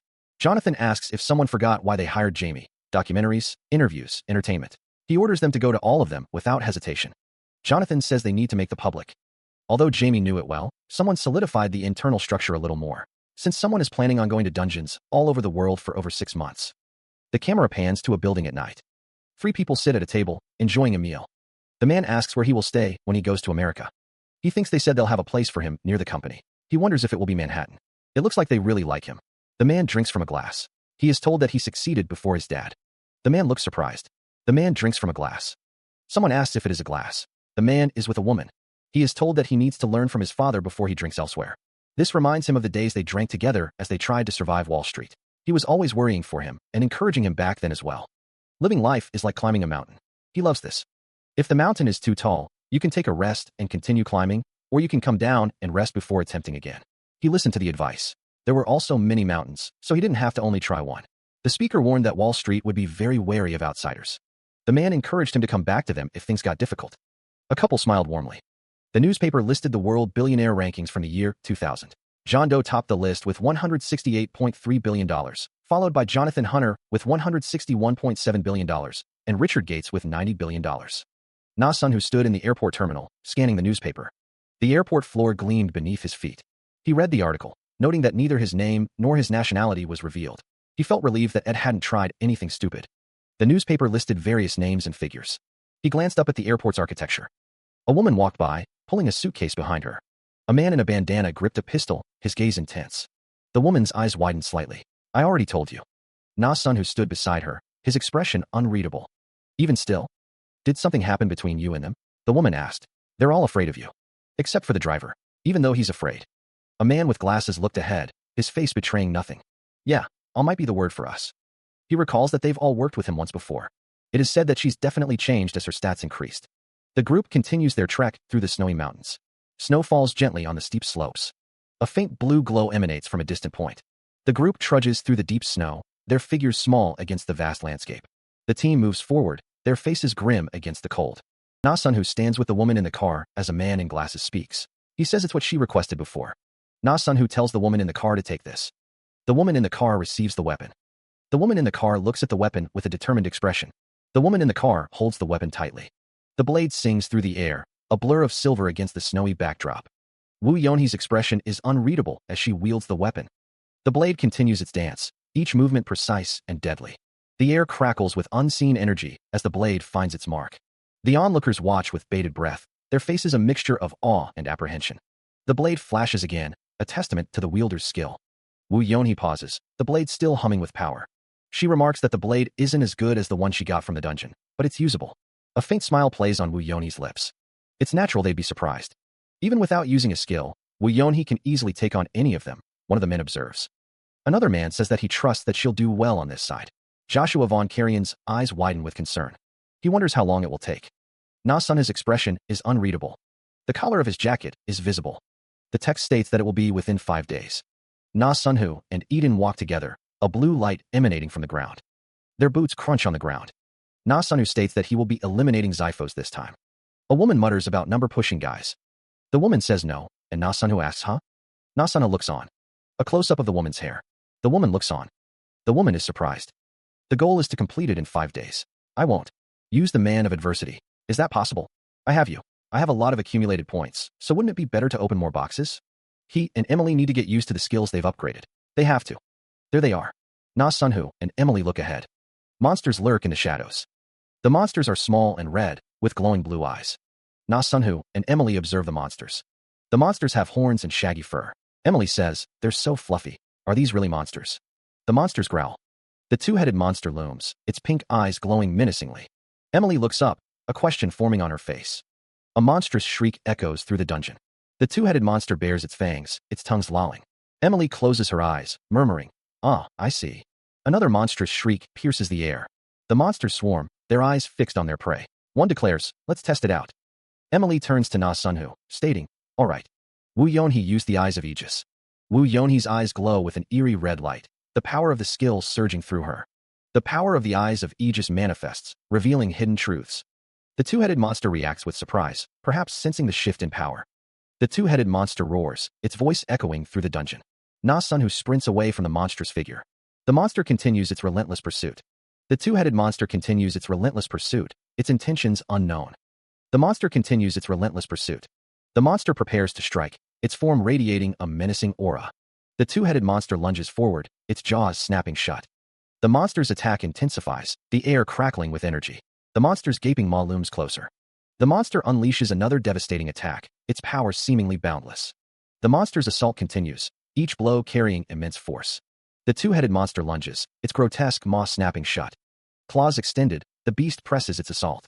Bracing himself, Na Sunhu prepares for the inevitable impact. A determined glint in his eyes, Na Sunhu prepares to unleash a skill. A voice echoes in his mind. She defeated a 3-to-1 enemy in one breath. As expected, it's an amazing skill. The air crackles with unseen energy.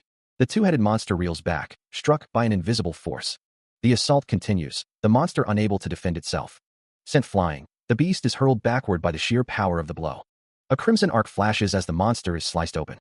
Na Sunhu stands victorious, a blade of red energy dripping from his sword. Another strike lands, further cleaving the monster's hide. The final blow seals the monster's fate. Red energy crackles around a deep, ragged wound. The monster's face is a shattered ruin, cracks spiderwebbing across its stony hide. Its claw, once a weapon of terrible power, is now scarred and broken, still radiating crimson light. The two-headed monster lies defeated, a pool of its own blood staining the ground. Stop. You overdid it. The force of the final blow echoes through the cavern. The monster's head hangs low, its breath ragged and shallow. He turns his gaze towards the source of the voice. A woman's voice cuts through the silence. "I." Her eyes glow with an unnatural purple light. She looks down, her expression unreadable. The connection was clear. Wu Yonhee's gaze burned with murderous intent, her desire to control Xiphos consuming her. She'd need training. This was the first time Wu Yonhee experimented with the eyes of Aegis. Between dream and reality, a mentality-breaking feeling washed over her. A sense of helplessness overwhelmed her. The moment her consciousness was gradually consumed by Wu Yonhee. Someone called out, "Wu Yonhee, are you okay?" A dark, abstract scene unfolds. The memory surfaces, raw and painful. It was hell. She delved too deep, and the memory rejected her. The legend of the 7 devil emperors looms. Even as a member of the supernatural world, she earns a living from it. He experienced unendurable fear. It's a skill that demands considerable training to avoid merging with her targets. One of the figures remarks how easy the previous opponents were. The other notes that if she had been in that state during the test site, she would have died without developing the skill. The second evil one gained notoriety with the eyes of Aegis. As expected, it's because she was a pre-awakener. A determined expression hardens his features. A series of blurred lines streak across the view. A hand descends, wielding a blade that crackles with energy. The blade continues its descent. A crimson splatter erupts. Another strike lands. A close-up of a bloodshot eye. More blood streaks down. A final strike. A monstrous figure, whip in hand, stands amidst the carnage. A system message appears. The quest, Common Whipping, has been completed. The system displays, you received 1,500 points. The system announces, you received the reward, gold box, for completing the quest as the first person. 5 days without using Man of Adversity. It's been 3 days. If it wasn't for the dungeon box and skill charging time, it could have been even shorter. Wu Yonhee's healing ability is beyond what he imagined. After finding out about the existence of the 7 devil emperors, she seems to have made up her mind once again. He can see that this rookie's mentality is growing stronger day by day. Wu Yonhee, who's trying to fight the 7 devil emperors, and him, who has to overcome her overwhelming growth. In the process of monopolizing the dungeon, he memorized the location of the F-class dungeon, which he was less interested in. If we hog all of this, we'll be at a completely different starting point in the test site. Next time, let's finish a dungeon in one day. Wu Yonhe's eyes widened in surprise. Wu Yonhe began to speak. A voice declares, "We've begun." Na Sunhu stands with blood splattered across his shirt, a grim testament to recent struggles. Wu Yonhe stands beside him, her expression unreadable. Their boots are worn and dusty, hinting at a long journey or a recent battle. The unseen speaker continues, to monopolize dash. The quest has been completed. The quest has been completed. Since they've confirmed that F-rank dungeons aren't a problem anymore, they didn't need to hold back. Na Sunhu's eyes glow with power as he faces an unseen threat. Wu Yonhe's status screen shows that her strength and dexterity have increased from F to E. Just by clearing out all the F-rank dungeons in North America, all their stats increased by 1 level. While Wu Yonhe was adjusting to her increased stats, Na Sunhu went around raiding dungeons alone. After eating them all up without wasting time, someone states they have 52,300 total points, and asks the other how many they have. The response is 47,310. With just a few more points, he'll be able to open a diamond box. Na Sunhu and Wu Yonhe stand side by side, both looking weary. They cleared 15 dungeons in 2 months, including time spent on gearing up and traveling. They've cleared 1 dungeon every 4 days. Here, Wu Yonhe looks exhausted, her face bearing fresh bruises. She started saying her skill names in her sleep. The vehicle rumbles along the road. One of the men in the vehicle sighs. "Everyone's been through a lot." Na Sunhu replies, "Yes." Another man states, "Move on to Route 15. The driver asks, "Where should we go?" Wu Yonhe looks on, her expression unreadable. A voice questions, "Why a hotel?" Na Sunhu asks, "Is there a dungeon there?" A voice responds, "Everyone, unequip your gear. We'll be taking a break in Las Vegas." The group continues their journey. The vehicle speeds down the road. Inside the vehicle, Wu Yonhe sits with armed men. The vehicle speeds away, leaving a trail of dust. Someone in the vehicle declares, "I'm not going to let you go back on your word." The iconic, "Welcome to Fabulous Las Vegas" sign glitters in the distance. Inside a casino, slot machines ring and people celebrate their winnings. Casino staff stand ready to assist guests. Wu Yonhe, now dressed in an elegant gown, smiles. The intricate details of the gown shimmer under the lights. A disembodied voice calls out, "Let's play." Several onlookers express their confusion. The sounds of heavy drinking echo through the casino. The sounds of chewing fill the air. The casino is filled with the cacophony of gambling. A man in a blue striped shirt wonders what's up with the others, questioning if they were locked up somewhere before. Wu Yonhe thinks to herself that the situation is embarrassing. Wu Yonhe is wearing a gown and a necklace. Na Sunhu suggests, "Shall we move somewhere quiet?" "It's a little."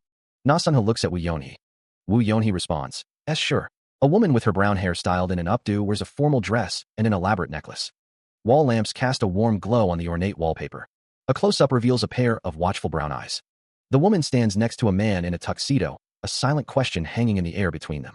A sign above reads, "Quiet VIP room. You can focus better on the game here." At a table, figures sit in hushed conversation. The stakes are bigger as well. Yeah, so good. A man in a tuxedo observes the scene, his expression unreadable. A man's eyes widen in surprise. What a coincidence. To see the CEO here. The woman's name tag reads, Hansel Group Head of Department, Cho Chang-ho. A question hangs in the air. The man in the tuxedo speaks. "I think I've seen him." Cho Chang-ho smiles.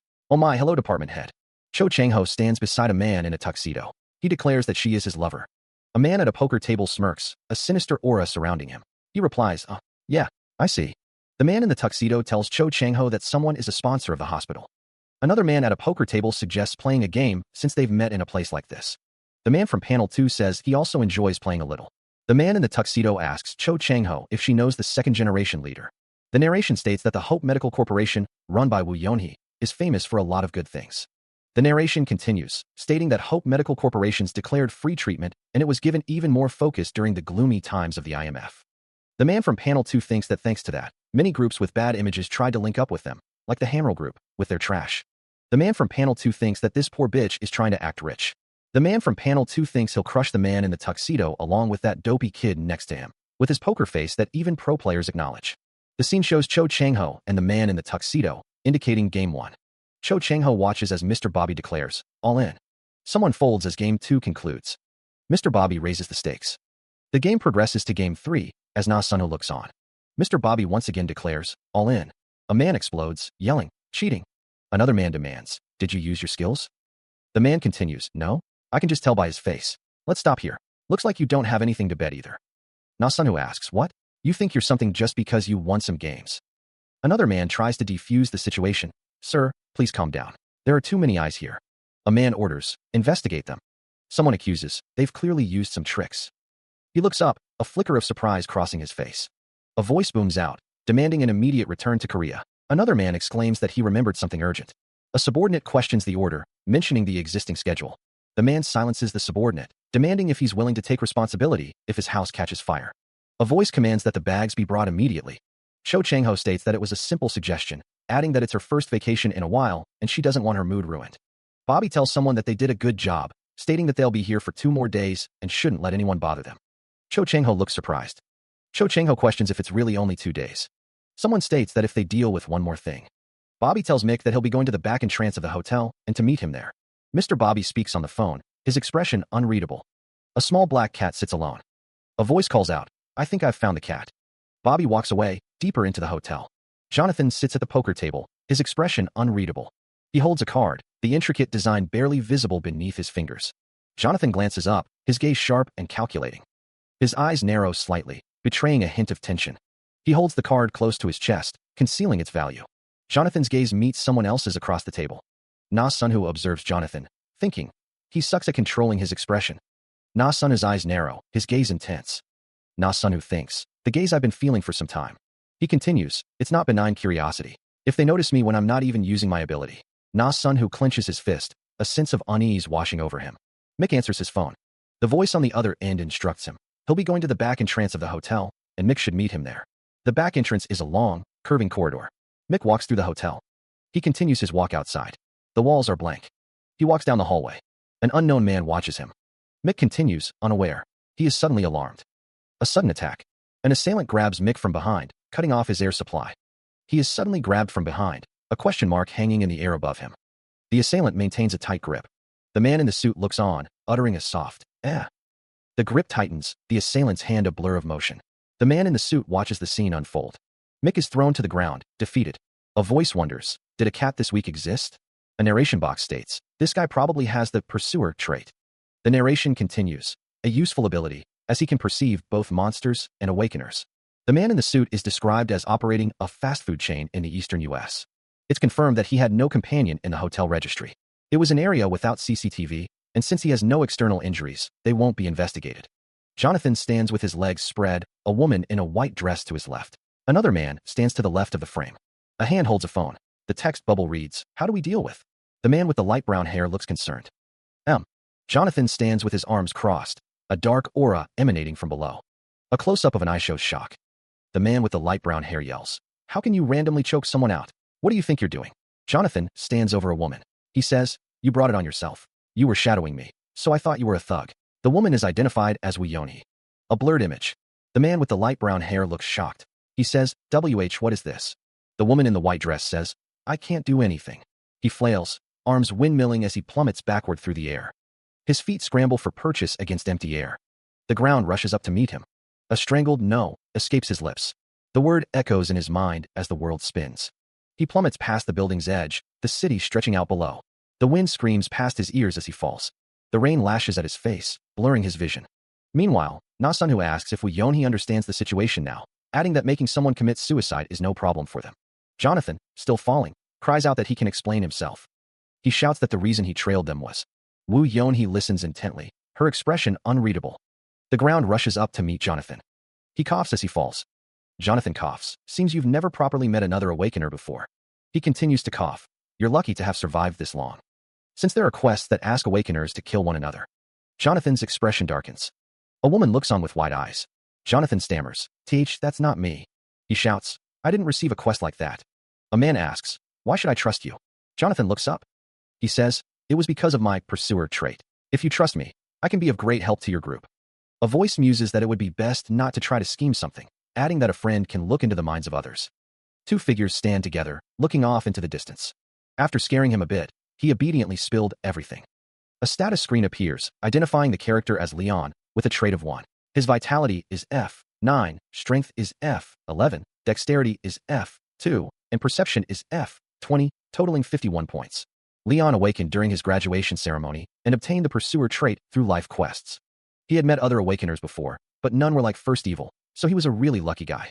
Leon's expression is one of shock. A voice declares, I'll try my best to be of help. He might have said he just wanted to survive, but it doesn't matter.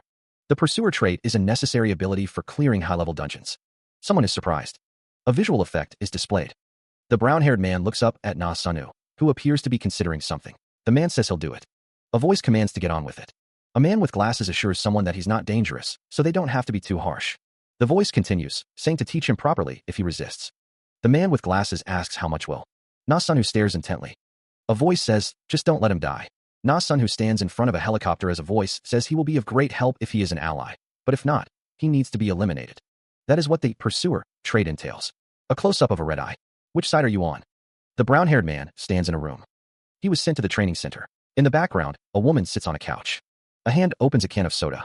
Don't worry, a voice assures. The man drinks from the can. The text reads, to make the awakeners that it created kill each other. The text reads, is the system the text reads, Wu Yonhe spoke like the 8 evils. Na Sun, who sits at a bar, drinking. A woman sits next to him. The text reads, this was the opinion of the 8 virtues. Na Sun, who is shown in close-up. The text reads, don't try to understand what the system wants. Just use it to become. A hand gestures forward. The text reads, then let's start the main event, shall we? He stands amidst a room filled with floating, glowing boxes, their surfaces gleaming with an otherworldly light. The boxes continue to float around him, their presence hinting at the mysteries yet to be unraveled. A disembodied voice declares that the event is more exciting than any gamble. The system announces the presence of 30 silver boxes and 30 gold boxes. Amidst the magnificent lights of Las Vegas, Na Sunu's status is displayed. Excluding vitality, all of Na Sunu's stats have been raised to D rank. Fireworks explode in the sky, celebrating the protagonist's newfound power. A flip phone displays the name Jonathan on its screen. A voice booms, simply stating, son. An armed man questions when the reply will be sent. Na Sunu holds a glowing orb in his hand. A voice wonders about banking, while a narration box mentions clearing F-rank dungeons around the 1-year mark. A voice states that not giving a reply means to postpone, and that it hasn't been long since the cabinet changed. Na Sunu is on the phone, as a voice explains that someone wants to jump into the real estate mortgage loan business, but now is not the time. A man on the phone says that they might miss the chance, understanding the other party's nervousness, but urging them to wait. A voice asks how long it will be. A high vantage point shows a view of a city. A woman sits on a desk, stating that it will continue until no one is. He listens intently to the person on the other end of the phone. The voice on the phone continues, you'll naturally know when the time is, so just focus on the short term for now. Alright, I purchased them. Media, communications, all. Jonathan stands tall in his office as the voice praises him. Good work, Jonathan. If you do well, our group will become the ones that fell the hardest. He pauses, a silent moment of contemplation hanging in the air. A smirk plays on Jonathan's lips as he mutters, what? Jonathan's gaze hardens, a glint of determination in his eyes. A close-up reveals a reflection in Jonathan's eye, a bat, a symbol of something dark taking flight. A dark thought bubbles to the surface. What I want. A monstrous entity with glowing purple eyes looms, its power described as being beyond the god of finance. A surge of energy crackles in the air. The monstrous entity stands tall amidst a cityscape, its form radiating ominous energy. The cityscape is bathed in purple light, the power of Rothschild permeating the scene. The city sprawls beneath a heavy sky. Military vehicles speed across a barren landscape. A convoy of military vehicles advances. A lone military vehicle kicks up dust as it moves forward. Jonathan stands with another man, contemplating the date and an impending incident. He thinks, I can't be sure of the date, but that incident will be realized. The weight of history hangs heavy as Jonathan considers the Battle of Kosovo and the election in the state of Texas. Jonathan sits, arms crossed, a storm brewing within him. Jonathan's thoughts darken. None of the big waves will change. After that day, we will surpass them. His eyes glowed a menacing red, a stark declaration, right in their own turf. For months later, a passenger jet soars through the sky. The plane approaches a sprawling cityscape. The year is 2001, and the location is the United Kingdom. A luxury car pulls up to a grand estate. The car door opens. A woman steps out, her high heel clicking on the cobblestone. Inside the estate, a woman and a man stand together. The man adjusts his tie, a soft O escaping his lips. A couple walks through the building, a waiter standing nearby. It's quite fancy, one of them remarks. A voice declares, it's not a place you can enter just because you have money. The murmur of hushed conversations fills the air as Na Sunu stands in the background, observing the ongoing discussion between Jonathan and another man. The woman's voice carries, noting that they seem to be part of the Rothschild Bank. Jonathan explains that this is the salon that the Rothschild family operates. The woman asks if they know what the Rothschilds do. Na Sunu listens intently as the conversation unfolds. Na Sunu remarks that he thought it was nonsense back then. Jonathan states that they are now like them, and it's just common sense. Na Sunu sits, listening to the conversation. The woman suggests that they should aim for a 9% increase this quarter. For her, who had raised her perception to C rank. The soundproofing here doesn't work. Jonathan explains that he brought Wu Yonhee here for light observation and to acclimatize her to this world, but it seems the Rothschilds are having a pretty dense conversation. The woman states that AP Morgan and Silverman Sachs will talk on their side, and they'll check on the Berlin Bank and U.S. Ministry of Finance. In a lavishly decorated room, Bobby, Clive, and Na Sunho listen as Jonathan states, "I don't expect the U.S. Ministry of Finance will work with us." A declaration follows. They will have to. Elsewhere, a disembodied voice echoes in Wu Yonhee's ears, causing her to wonder, what did I just hear? Her eyes widen, a sheen of sweat forming on her brow as the weight of the unheard words begins to sink in. Jonathan, sipping from a cup, advises, invest in gold futures when you return to Seoul. Those few people just. Wu Yonhee's expression darkens as she realizes, reality is more monstrous than dungeons. The disembodied voice continues, stating that there are others who live on the other side. The hands of a clock tick onward, each second amplifying the growing dread. A cacophony of ringing fills the air, a sonic assault that intensifies her mounting panic. The ringing intensifies, a physical manifestation of the overwhelming information. Wu Yonhee clamps her hands over her ears, desperate to block out the encroaching reality. A strangled cry escapes her lips as the weight of the revelation crashes down upon her. Uwak.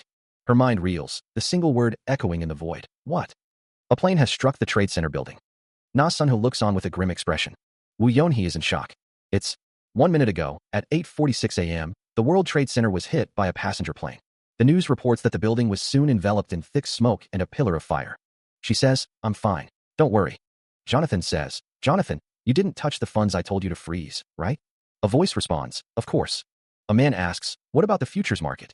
A voice says, "It isn't trending towards selling. No, it's rebounding instead." Jonathan says, "I'm not even in Manhattan right now." Jonathan, drop all the futures positions in the group and get out. It's fine to have losses, so just drop all of them if possible. A voice responds, "The losses will be huge. We should wait and see." "Okay, we'll do that." A plane hitting the World Trade Center wasn't a normal flight accident. Na Sunho walks alongside Wu Yonhee as a man nearby receives urgent news over the phone. The man on the phone grimaces, knowing the market won't be able to discern the truth just yet. An emergency message flashes on a computer screen. "Sell all your positions right now. I won't accept any objections." Zillion, in the same area as them, speaks to Jessica, who is on the Isle of Man nearby. The message is sent to Zillion, Jessica, and even Daniel, who just got put onto the Isle of Man recently. Currently, it's the 11th of August, 8:48 a.m. in New York. Na Sunho receives a call and glances at his watch. 9/11 became August 11th. But the time didn't change. In 5 minutes, the second collision will happen. The entire market is starting to sell. I think it started with the funds from London and the Isle of Man. But the problem is that other members of the market are starting to copy us. A man reacts to the news on the phone with a look of shock. The world holds its breath, bracing for the unknown. A wave of shock ripples through the city. The Twin Towers crumble, a symbol of finance reduced to dust and smoke. The impact reverberates, a raw, visceral force tearing through the skyline. Sunho's name is called out amidst the chaos. There's another collision. Na Sunho, phone pressed to his ear, declares that he needs to send the other employees out first. The twin mountains of world finance are under attack. New York's Wall Street and the City of London are in turmoil. Although New York is the one being attacked, the effects are widespread. The city will be experiencing a shock as well. It's as if a war broke out. Right now, the number of people in the world who can stay calm is only about 0.000001%. He glanced at his phone, a flicker of concern crossing his face. Wu Yonhee watched him, her expression mirroring his unease. Number of people who can respond quickly like this is probably less than a dozen, including me, he thought. Yonhee's eyes widened, a sudden realization dawning on her. The world was about to change. A man in a dark suit walked away, his back to the viewer, disappearing into the crowd. His steps were purposeful, each stride carrying him further from the familiar. An amateur trading group made up of 4 university students was investing as usual, but on the day 9/11 happened. They hit the jackpot by chance. However, their fortune started to turn into misfortune. They were visited by the FBI. They were investigated by the United States authorities. This incident, which intruded on their human rights, occurred because of the newly established Patriot Act. And because one of the 4 university students was Arab. After the Arabs were declared the ones behind the terror attack, over $200 billion of oil money started being removed from the American market. And now, our long-term vision to consume that oil market and real estate will start. A hand reaches for a door handle. A frustrated grunt echoes through the room. A man with swept-back blonde hair apologizes. "Sorry for making you wait, Ethan. This is an unprecedented disaster." The man enters the room. A voice declares, "It is. Not even the directing division could have predicted this incident." Na Sunho adjusts his tie, a flicker of concern in his eyes. An unseen figure asks, "Did you receive the message?" Ethan is handed a document. A voice laments, "There wasn't enough time to sell them all." The voice continues, but it definitely could have led to a huge loss if we didn't act. The man with swept-back blonde hair says to Ethan, it was a catastrophe, so I won't ask you to bear the losses. That important thing is what? A voice explains, the falling interest rates and the Iraq War that were predicted by the long-term visions. The man listens intently. Jonathan covers his face with his hand, a look of deep concern etched on his features. He lowers his hand slightly, his expression troubled. So this? Jonathan looks away, his brow furrowed in thought. Na Sunwoo's eyes glow with an eerie purple light as he asks, don't you have some in oil? He clutches a document tightly in his hand, his expression unreadable. A man in a suit, possibly U.S. Treasury Secretary Ed, states, they may collapse the largest building in America, but they cannot. A news report declares that America will collapse herself and respond firmly against terrorism, vowing to uproot and eliminate the cause. Behind the scenes, someone sits at a desk, papers scattered around, seemingly monitoring the unfolding events. Jonathan muses that he puts effort into relationships with other billionaires, hoping to one day exceed the Jonathan Group. He swirls the red wine in his glass, the liquid catching the light as he contemplates his ambitions. The Saudi royal family's first in line to the throne, Prince Al-Alman, is shown alongside his right-hand man. Prince Alad, Jonathan's right-hand man and finance keeper, are VIPs among them. They are individuals who can change the flow of the Arab investment world that is over $1 trillion. All the things he's been preparing all this time fall into place, as if he was waiting for this to happen. The first thing you think of after an act of terror is to pull the oil money out of the U.S. Jonathan takes a sip of his wine, his expression unreadable as he considers the implications of these events. He reflects that he knew he was a strange man from the first time he met him. He lost against the Jonathan Group in the Thailand and Hong Kong incidents, and right as he was about to be kicked out of Morgan, a man walks towards Jonathan, casting a long shadow in the doorway. Jonathan hears that someone was looking for him, a baby-faced Asian whose age he couldn't estimate. The handshake felt like a betrayal. His suggestion was far too shocking. Na Sunwoo, from the directing division, stood firm. The man's hand clenched. You will hold no responsibility for your losses. Jonathan thought to himself, even that directing division. A button was pressed, initiating the next phase of the plan. The phone sat on the desk, ready for use. Jonathan spoke into the phone. It's me. Go look into someone for me. He operates under the name Ethan, and his appearance is an Asian male in his early 20s. Jonathan continued, I'll send you a photo soon. We'll look into him right away. The computer monitor stood ready, waiting for the search to begin. There should be CCTV footage. Fingers tap rapidly across a keyboard, the glow of the monitor illuminating the hands. A voice echoes, suggesting that someone can simply admit if they don't desire a certain position. Na Sunwoo stands in the office, his expression unreadable as he surveys the scene. Jonathan's face is etched with worry, his eyes wide with a dawning realization. The lines on Jonathan's face deepen, a visible sign of the pressure he's under. Na Sunwoo's voice cuts through the tension, promising independence and guaranteed control. Jonathan recoils, the words hitting him like a physical blow. A voice demands to know what Jonathan wants to send to the higher-ups, the question laced with veiled threat. Jonathan's eyes widen in disbelief, the question feeling like a betrayal. Even though he was on the cusp of defeating Jonathan, the thought echoes in his mind, a bitter reminder of his current predicament. A disembodied voice expresses surprise, wondering how someone managed to achieve something. Na Sunwoo speaks into his phone, his expression cold and calculating as he issues instructions. A question hangs in the air. Is he actually the devil? Sweat beads on a man's brow as he stares intently at a computer screen. A hand hovers near a keyboard, poised to strike. A pop-up window declares that Zillion has the ability to hold on to that oil money. A disembodied voice orders to increase the contract period and raise Ethan's authority a little more. The man from the computer screen is now holding a phone, listening intently to the person on the other end. The hand returns to the keyboard, ready to type. A voice booms, this is only the start. Ethan stares forward, a slight smile playing on his lips. A voice commands, please continue to focus. A towering skyscraper pierces the sky. The skyscraper stands tall, a symbol of power and ambition. The man sits in his chair, facing away from the viewer. From above, the office desk is visible, tidy, and organized. The message booms, attention to us. He covers his mouth, eyes wide with disbelief. Know about this? It's unbelievable. A stern warning echoes. We will punish the terrorists and those who shelter them. The man in the suit declares, without discrimination or mercy. He remains in shock, hands still covering his mouth. A phone lies on the desk, displaying a message. A man in a suit is seen from the chest up. Jeffrey K. is on the phone, giving orders. The message demands, check the bank list and bring it here. The ones. He answers the phone, his expression hardening with resolve. The air crackles with anticipation. It's ripe for hunting. A dark, looming structure rises in the distance. Lifeless training dummies stand in silent formation, awaiting their purpose. Further inside, the facility stretches into the shadows. The assassin moves with purpose through the facility, descending the stairs. The training dummies stand as silent sentinels. The assassin advances, a knife held firmly in hand. The countdown begins, 3, 2. The assassin stands poised, ready to strike. Start. With explosive force, the assassin lunges forward. The attack is unleashed, a blur of motion aimed at the targets. He moves with lethal precision, the blade a blur as it slices through the air.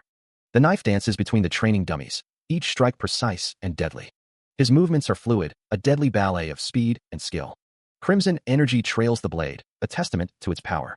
Each target is obliterated with ruthless efficiency. The assassin's focus is absolute, his every action honed to perfection. The final target falls, another casualty in his relentless assault. The exercise concludes, leaving him panting. Catching his breath, the assassin grips the knife, the weight familiar in his hand. 2 minutes. 23 seconds. Meanwhile, in the observation room, a man in a suit watches the replay. He has cleared 26 stationary targets and 6 mobile targets, all with magic stones in them. How is he? His movement is. He stood with his arms crossed, a woman with short brown hair standing slightly behind him. The man's torso is shown, and a voice calls out his name. Leon.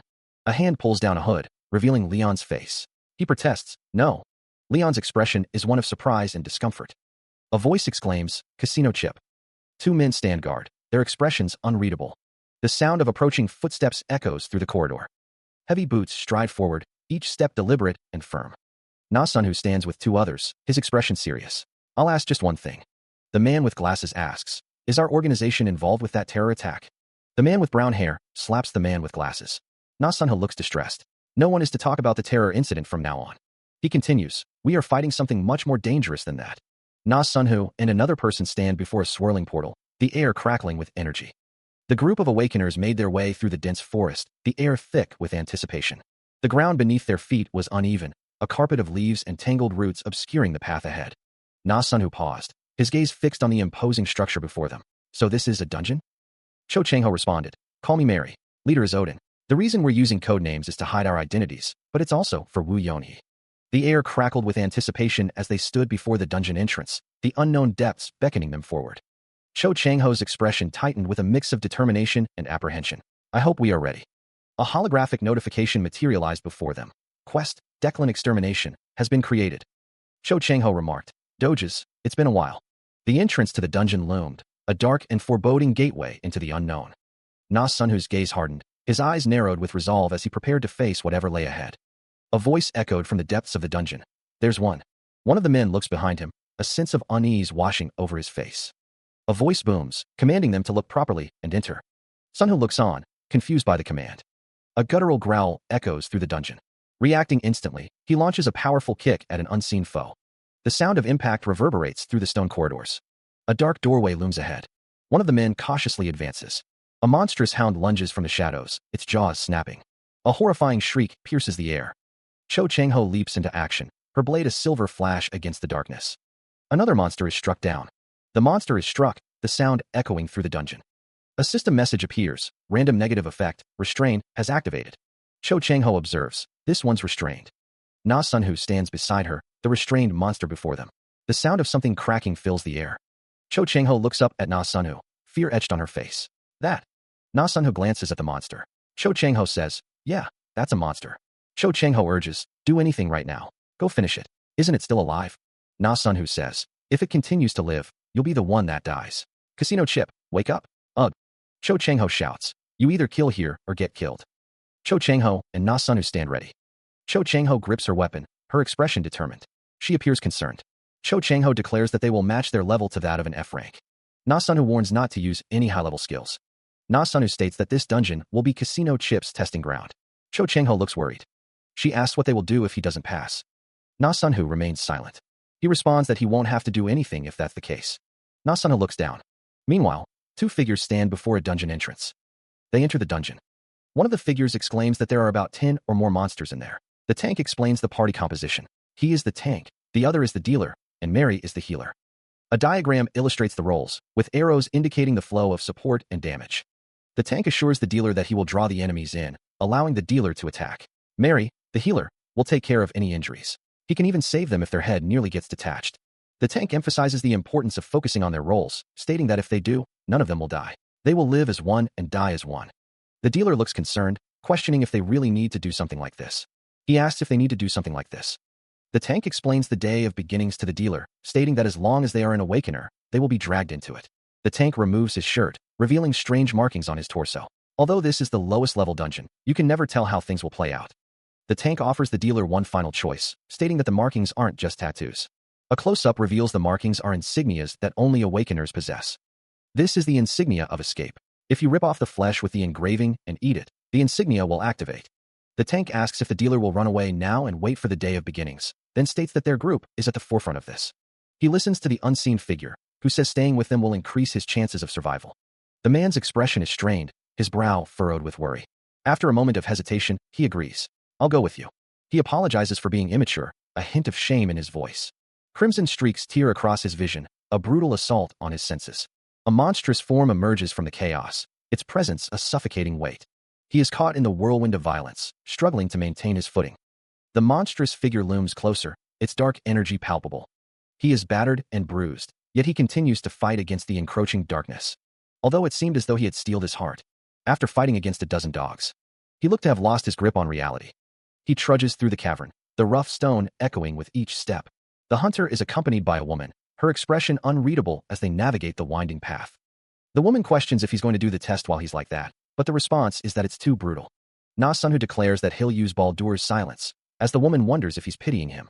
A voice narrates that Baldur's silence is one of the strongest mental-type healing skills. The voice continues, explaining that since she's raised it to C rank, the effects are that much stronger. The woman states that she wants him to. A voice narrates that he keeps calling for his mom, like a child, and that family is the trigger that touches Wu Yonhe's mental world. Even after becoming rich, the woman was unable to improve her family relationships. She wasn't able to improve her family relationships. Na-sun thinks that if this was the testing site, then camaraderie would be a luxury, but he can be more considerate here. Mary has cast Baldur's silence. He looks up, a mixture of relief and awe etched on his face as the effects of Baldur's silence wash over him. Mary stands beside him, her expression earnest. That's amazing. I feel like I can do anything. The hunter's voice echoes, a question hanging in the air. So you can heal things other than injuries. Na-sun's eyes widen, a genuine smile spreading across his face. Thank. Mary's gaze softens, a hint of melancholy in her expression. She looks down, her shoulders slumping slightly. Mary looks up, her voice barely a whisper. You can endure much more, even more than me. I didn't. Na-sun walks with Mary, a sense of gratitude washing over him. Thank you, Mary. A figure lurks in the shadows, their expression unreadable. A question hangs heavy in the air. Will he sacrifice his team and run away, or will he stand and fight for his team's survival? His testing site will soon open. A monstrous figure stands amidst a scene of carnage, drenched in blood. The battlefield is a canvas of carnage, painted with the crimson strokes of fallen warriors.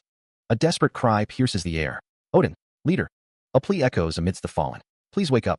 A monstrous figure looms, a harbinger of death amidst the devastation. The ground is slick with blood, a testament to the brutal struggle. The camera focuses on a figure, battered and broken, struggling to remain conscious. A voice urges him onward. Go in. The monstrous figure is identified. That demon. The crimson tide continues to flow, a grim reminder of the battle's cost. He struggles, his body unresponsive. I can't move a single finger. A desperate plea echoes in his mind. The only one who can fight is you. The demon's presence looms, a terrifying threat to all that remains. The monstrous face looms, its jagged teeth bared in a silent snarl. A burst of blurred energy streaks across the scene. A figure tumbles through the air, a pained cry escaping his lips. A trail of crimson streaks across a stark, white background. A bloodied hand clutches a dagger, its blade stained crimson. He stares at the dagger, a silent question hanging in the air. This? The dagger Mary was using. His face contorts with a surge of determination. Lying prone, Na-sun vows all.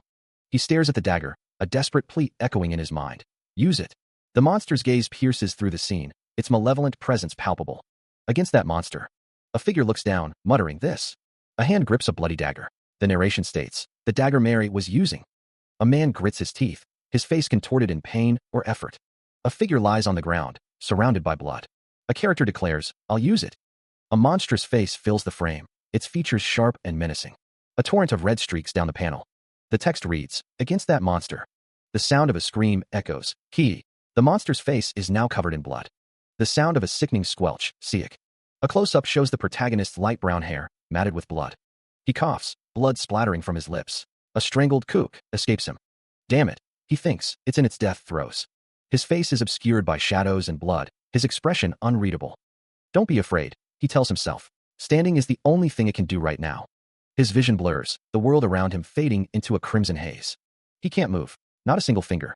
A figure looms over him, their face hidden by a dark mask, a bloody blade held low. His arm, marked with an intricate, glowing insignia, lies limp. And this is the insignia of escape. A voice echoes in his mind. If you rip off the flesh with the engraving and eat it, the insignia will activate. I can't move a single finger, he thinks, despair creeping in. I am sorry. I really can't. His face contorts in a grimace of pain and regret. Sorry. A faint, remorseful voice whispers, sorry. A blade gleams crimson, slick with fresh blood. Etched into pale skin, glowing runes pulse with an eerie light. Strands of hair, matted and damp, cling to the skin. A wide, bloodshot eye stares blankly, reflecting the horror of the scene. The bloody blade rests against a dark surface. A blood-soaked hand grips the hilt of the blade, knuckles white with strain. Blood splatters across a dark void, each drop a testament to the violence. A scene of carnage unfolds, figures drenched in crimson, their faces masks of shock and pain. A gaping wound mars the neck, blood gushing forth like a macabre fountain. A disembodied voice declares, the test is finished. A face, pale and lifeless, stares up into the darkness, eyes vacant and unseeing. The words casino chip glow against a dark background. The title, Past Life Returner, is displayed in a stylized, dynamic font. Episode 44. After leaving the dungeon, Woo Yeon-hee cried for a while. A funeral without a corpse is held under a gloomy, rainy sky. While she was mourning Casino Chip. There's not much to say. Consolidate all of these as much as you can. And with that, we'll enter into the heart of finance, the banking industry, the Fed. And their dog, the White House, will probably be enraged. Dog. Haha. Jonathan has become much more confident. Before, he would have been worried about someone overhearing us. But what I said wasn't wrong either. The dollar isn't printed by the American government. The seal of the Federal Reserve System looms, as dollar bills flutter around it. The money is borrowed from the Fed. An eagle stares intensely. The text explains that the U.S. government is merely a debtor to the financial giants who control the Fed, such as the Rothschilds. More dollar bills rain down, obscuring the building behind them. A man in a suit is seen from a low angle, the United States seal behind him. The text declares that this isn't a conspiracy theory. A burst of light illuminates text that identifies the gangs like Rothschild as the ones who damned them on the day of beginnings. A building stands tall against the dark sky. Two men walk in the rain, each carrying an umbrella. A steak is cut on a plate, accompanied by asparagus and tomatoes. About it if it's because of me. The text asks, what? And then states, about getting new teammates. It has to be done. A woman sits at a table, her hands hovering over a glowing object. The text states that Woo Yeon-hee is trying to act like she's up to the task, but they won't be the ones to personally train the Awakeners. A man smiles, saying, you're trying to match me now? Don't worry, I have a plan. Woo Yeon-hee states that she knows someone who is much better at discerning people than either of them. She believes this person will be perfect for the role of trainer. News has been received that the man has been active as a cat since last year. They've been rallying people who are also suspected to be cats, and that number is at about 30 now. They are searching through mental hospitals and probably tapping into private lines as well. Jonathan thinks that they might even be using traits like pursuer already. Someone is told to leave it to him and return to Seoul. He is going to take a trip to Germany. Germany. A building is shown. Berlin. A phone is shown. This is Berlin Telecom. Jonathan is informed that a big problem has occurred at the travel agency, so they'll contact him at a later time. He identifies himself as Leonard Lee, a second-generation Korean-American currently backpacking through Germany. This is his current identity. Leonard explains that he's used this identity to lay down bait to attract Joshua's attention, and now they've taken a bite. He asks how long it will take, as he needs to go quickly due to his travel schedule. Leonard asks which hotel Jonathan is staying at. Jonathan tells him it's the Wilson Garden in Berlin. He is told that they'll send over an employee soon. The sound of footsteps echoes. Two men in suits are shown. Jonathan thinks to himself, no way. He wonders, fourth virtue. A narration box states that this is the one who climbed to the position of 8 evils and 8 virtues with just his genius combat talent. The narration continues, stating that this is someone who has obtained the strongest position after overcoming trash skills and items, and that he's someone Jonathan respected at one point. From what is known, second virtue and fourth virtue were enemies. Leonard Lee is greeted by a man who asks if he is with Berlin Telecom. The man behind Leonard seems to be checking his identity. Pushing his hair back is probably a signal. It seems he has the pursuer trait. The organization system is already set pretty well. There was merit to waiting. Leonard Lee is greeted by Mihail, who states that he is Mihail. 1 week later, a man is shown shooting a gun. A target silhouette riddled with bullet holes stands as a testament to rigorous training. Another target, marked with concentric circles, awaits the next round of practice. A man is told, you're very skilled. The man with the headphones replies, I'm just doing my best. A training area made after modifying the interior of a mansion. The organization is training people with guns, but they still haven't entered a single dungeon yet. The man with the headphones thinks, an opportune time. The man with the headphones asks, when can I meet the president? It's already been a week since I followed you here. The fact that this organization is training is impatient. Jonathan got word that they'll return. A convoy of black cars speeds down the road. A sleek black car approaches. He stands with two men in front of a vehicle. Leonard Lee is seen from a low angle. A close-up shows Jonathan's shoulder. Leonard Lee stands with his hands in his pockets. A green effect is shown. Leonard Lee says, "I finally meet you now." The words "the leader of revolution" appear. Jonathan says, "Hello, Leonard Lee." Joshua Von Carrion extends his hand, stating, "I am Joshua." The words "second virtue" appear. Second virtue was thinking of entering the first dungeon soon. He's been scouting out the dungeon for the past week. The dungeon isn't just an area filled with rewards. In some sense, the dungeon could be called hell. The two awakeners and 4 mercenaries from the first investigation didn't return. Jonathan spoke honestly and respected everyone's decisions. "So you'll be going in this time as well, President," the man with glasses stated. The man in the yellow shirt said, "Now is the time for you to decide." The man asked, "How about it?" The man in the yellow shirt asked, "Are you a coward or not?" The man looked on. The man with glasses looked on. A convoy of military vehicles advances along a winding road, kicking up dust in their wake. The lead vehicle of the convoy continues its journey, the sun glinting off its windshield. The text declares that not a single awakener opted out of the mission.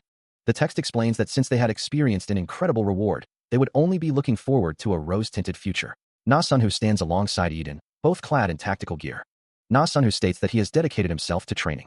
The text explains that for the last year, although they are very talented, it can't be helped that there will. The text states that there will be a difference in skill between you and I in the field. A character's hand is shown, with the text saying, "Do not leave my."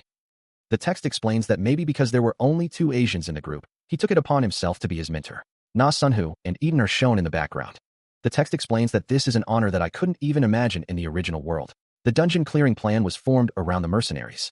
The text states that each team will have 6 mercenaries and 2 awakeners. The leader of the team would be a mercenary. The leader of their team, Oliver, is treating the new member like baggage because he can't speak German and hasn't been around for long. Sunhu is told to show Oliver that he isn't baggage. A group of people are seen in the back of a truck. Someone expresses their desire to hang someone upside down. A group of people stand before a glowing blue portal. A man states that no matter what danger awaits them beyond this point. It is said that even in the original world, Second Virtue's speeches were famous. He's someone who knows how to rile up a crowd. The man thanks someone for trusting, and he is thanked for trusting and following Lee, and is promised to share in the rewards. Someone expresses that they found courage in his words and asks him to take care of them. Someone observes that he doesn't seem to be doing this just for show, and that's important. No matter what his true intentions are, he knows how to seem genuine. The team moves deeper into the dungeon. A quest, Backlon Extermination, has been created. Someone wonders what's going on. Someone wonders if the flashlight broke. Someone exclaims that the guns aren't working. Someone asks what's going on, and another says, "Mine too." Confusion has started. This dungeon is Backlon territory. Their names are similar to Declan, but their physique and strength are superior to the dogs. A voice hisses for silence. The man gestures for quiet, his finger pressed to his lips. A voice warns that someone is behind the door. The group advances cautiously through the dungeon. As the mercenaries became useless, the plan was restructured around awakeners. Those who could attack at range took the role of artillery. Melee attackers flanked each side, and those with tank skills stood at the front. Those without much, like me and Fourth Virtue, were sent to the back. A fist rockets forward, knuckles aimed at an unseen target. The blow lands with sickening force, distorting the flesh of the victim's face. The victim's head snaps back violently, a spray of blood erupting from the point of impact. Agony contorts the man's features, his eyes wide with shock and pain. The sound of the impact echoes, a brutal punctuation to the assault. A strangled scream tears from his throat, a desperate cry against the overwhelming pain. Blood trickles down his arm, a crimson testament to the ferocity of the attack. The sound reverberates, a visceral reminder of the damage inflicted. The onlookers recoil in horror, their faces masks of shock and disbelief. His hand is slick with blood, a grim symbol of the violence he has endured. Another sharp sound cuts through the air, a further testament to the brutality of the assault. His arm hangs limp, a broken testament to the force he has suffered. A heavy foot descends with lethal intent. The figure in tactical gear stands over Na Sunhu, who is prone and bleeding. The boot connects with bone-crushing force. The impact reverberates through his body. Each blow lands with the weight of a falling mountain. The attacker grinds his heel into the wound. His eyes widen in agony. A scream tears from his throat. A strangled gasp escapes him. The assailant's face is revealed, a monstrous visage with burning red eyes. Ancient armor encases the beast. A symbol of dark power is etched into the monster's breastplate. He throws a punch, his fist a blur of motion. The monster reels from the impact. Jonathan unleashes a surge of blue energy. The blue energy crackles around him, a visible manifestation of his power. Nasun's fist flies forward once more. The monster absorbs the blow, staggering backward. 2 figures watch the unfolding battle, their expressions a mix of concern and anticipation. One of the observers remarks, with skills like those, you wouldn't be able to pierce the backland's leather, let alone its defenses. They brought mercenaries for a reason, since these guys' firepower is worse than a gun's. Again, Na Sunhu's fist hurtles toward the monster. The blow lands, splattering blood across the scene. The monster absorbs another hit, barely flinching. Blood sprays as the monster takes another brutal hit. A desperate hand reaches out, grasping for salvation amidst the chaos. Fear contorts a face as the battle rages on, the sounds of carnage echoing all around. The two-headed monster stands tall, a grotesque figure amidst the devastation. A man screams in terror, his eyes wide with the horror of the scene. Another hand reaches out, pleading for rescue. Save me. The voice of reason is lost in the storm. Since nearly 100 members were thrown into chaos, there's no way a precise decision can be made here. Na Sunhu stands atop a pile of bodies, surveying the battlefield. A glimmer of hope emerges from the carnage. Even though, if they focused and worked together, they would be able to defeat it. Jonathan plots a strategy. G grab its attention, and I'll strike it from the back. Desperation fuels the fight. We'll all die here if we don't. A hand grips a weapon, the command ringing out, focus. Jonathan considers the situation. As expected, a fourth virtue. I don't think we'll need to. The hunter's gaze sharpens, his eyes narrowed with focus. Na Sunhu stands in a dimly lit room, his expression unreadable. A figure plummets downwards amidst a splatter of blood. A monstrous figure emits a guttural growl, its form wreathed in shadow. The creature's eyes glow with malevolent intent, its massive form imposing. Reaching out desperately, a figure struggles against an unseen force. The insignia of restraint pulses with dark energy. Panic sets in, the figure's breath coming in ragged gasps. A scream tears from the figure's throat, eyes wide with terror. The scream continues, a desperate plea against the encroaching darkness. But he found a way to survive, the insignia a silent witness. As I thought, he's someone who's worthy enough. Na Sun's expression is grim, his jaw clenched tight. The words hang heavy in the air. To suffer through this. Second virtue moved first. A man with white hair and piercing red eyes screams in fury. And fourth virtue backed him up. A figure with glowing red eyes brandishes a knife, poised to strike. Daggers filled with madness. A dark, monstrous figure looms, wreathed in chaotic energy. Their sanities have already escaped reality. A group of figures walks through a desolate, rain-soaked landscape. A body lies in a pool of blood, surrounded by onlookers. A close-up of a man's face reveals a grim determination. Two figures stand side by side, one with white hair and the other with dark hair, both bearing the marks of battle. The man is shocked. The president has personally killed the monster. As the cow collapsed, the people started to calm down. Na Sunhu says, we're already like this against just one cow. Even the elated feeling that we could win against monsters, damn it, soon became cold. Na Sunhu asks, what is it? Beyond the next door? Na Sunhu sensed 8 more monsters. Keep your 4 nations. Red slashes tear through the air, striking the group. A voice echoes, lamenting that perhaps 1 or 2 opponents would have been manageable. The unseen assailant continues their assault, the red streaks a blur of deadly motion. The voice continues, admitting that they lack the training to fight against 8 at once. The red slashes continue to rain down, a relentless barrage against the group. Purple energy crackles as a figure unleashes their own attack, a counteroffensive against the unseen enemy. The purple energy intensifies, the slashes cutting through the air with a sharp, whistling sound.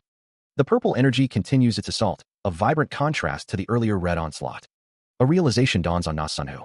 A surge of power erupts. The monster's face contorts in pain. A moment of stunned silence. Na Sunhu thinks, no way a 1v1. After realizing physical attacks worked, fourth virtue's instincts overcame his fears. He is attacked by the two-headed monster.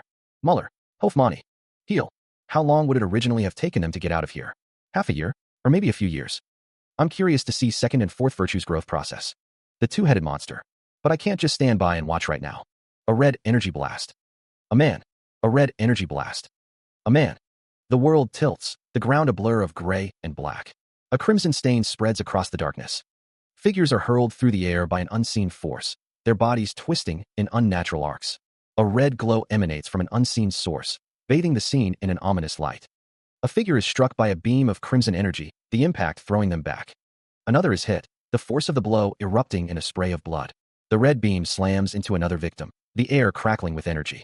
The attack tears through flesh and bone, leaving devastation in its wake. The air vibrates with the force of the unseen assault. Streaks of red energy cut through the scene. The silver-haired man stares in disbelief, his eyes wide with shock as the black-haired man yells. A woman with purple hair gasps, her face contorted in horror. The two men look on with wide eyes, something unseen causing them alarm. A figure is sent flying through the air, limbs flailing. Two figures stand with their backs to the viewer, observing the aftermath. A stylized effect crackles with energy. Another figure is struck with tremendous force, the impact echoing. A voice calls out, "Hey, Joshua." A man stands in the center, flanked by two others. Several figures walk forward, their purpose unknown. The side of a face is visible, the expression unreadable. The man's face is partially obscured as he speaks. "If you're like this from the start." A man with white hair looks down, asking, "How will you keep going?" A disembodied voice demands, "Answer me." His eyes burning with a crimson light, a palpable tension fills the air around Na Sunhu. A voice, laced with apprehension, cuts through the silence. "Are you going to kill everyone?" Jonathan, observing from a distance, delivers a grim assessment. "All stats F. No skills. For insignias." A disembodied voice echoes, dripping with disbelief. "You still believe that?" Jonathan presses, his gaze intense. "You lied to us. What is your identity?" He adds, his voice firm, "I asked first." Jonathan's expression hardens, his eyes narrowed with suspicion. Jonathan's eyes widen, a flicker of surprise crossing his face. Jonathan warns, his voice low and dangerous. "Do not cross the line." Sweat beads on Jonathan's brow as he demands, his voice strained, "Reveal your identity first." A sinister smile plays on Na Sunhu's lips. "Funny." Na Sunhu's voice drips with menace as he offers a chilling proposition. "Should I show you what happens?" His eyes glow with an ominous red light. "If you cross the line?" Jonathan asks. "Lee, calm down. What's the reason you're doing this?" The man with silver hair demands, "What do you want?" Na Sunhu replies, "What do I want? Everyone's survival." "But look at." Jonathan points out, "Everyone's running about panicking." He continues, "But the leader can't even protect his own back." Jonathan appears concerned. "Of leader what you want?" Jonathan says, "Your group, Joshua." Na Sunhu warns, "Listen carefully." He focuses, purple energy coalescing in his hand. Jonathan cries out in pain. Na Sunhu grips Jonathan tightly. Jonathan says, "This is your group. But you." Na Sunhu embraces Jonathan from behind, his eyes glowing red. "Are mine." The air crackles with energy. Jonathan gestures towards a group of men behind him. Jonathan says, "So that was your goal." Jonathan continues, "It wasn't that we approached you, but you approached us." Na Sunhu replies, "You can think whatever you want." Na Sunhu states, "What's important is that you attracted my attention." Jonathan says, "I'm curious if you can keep that confidence outside as well. You may have investigated me, but there's no way you could know everything." He reveals that Leonard is not his real name, and asks Mihail to leave them for a moment. Jonathan looks at Na Sunhu, a slight smile playing on his lips. Jonathan offers to make Na Sunhu a partner. He sweetens the deal, offering half of Berlin Telecom stock. Jonathan promises 100 million in clean money. Jonathan reminds Na Sunhu that they haven't even started the dungeon yet, but he's already speaking of the outside world, stating that this is with their survival. Na Sunhu asks if that's all Jonathan is giving him. Jonathan replies, "Of course not," and that he probably hasn't heard of this name before. The words Bilderberg Club glow ominously. Na Sunhu listens intently. A text box reveals that an unexpected name popped up, questioning if Joshua's family is connected to that as well. The text box states that it's the secret club that leads the world, with the word Bilderberg written in a stylized font. Jonathan explains that economists, bankers, and politicians form this group, and that they will be the first to join that. Jonathan's words hang in the air, stating that they are not of those categories. Jonathan's eyes gleam with ambition. "With your power and my strength together, we will dominate this new world." "That's why?" Jonathan's offer leaves Na Sunhu questioning. "What?" Na Sunhu points a finger, a smirk playing on his lips. "Because you're only at that level, you'll never be able to leave a punk."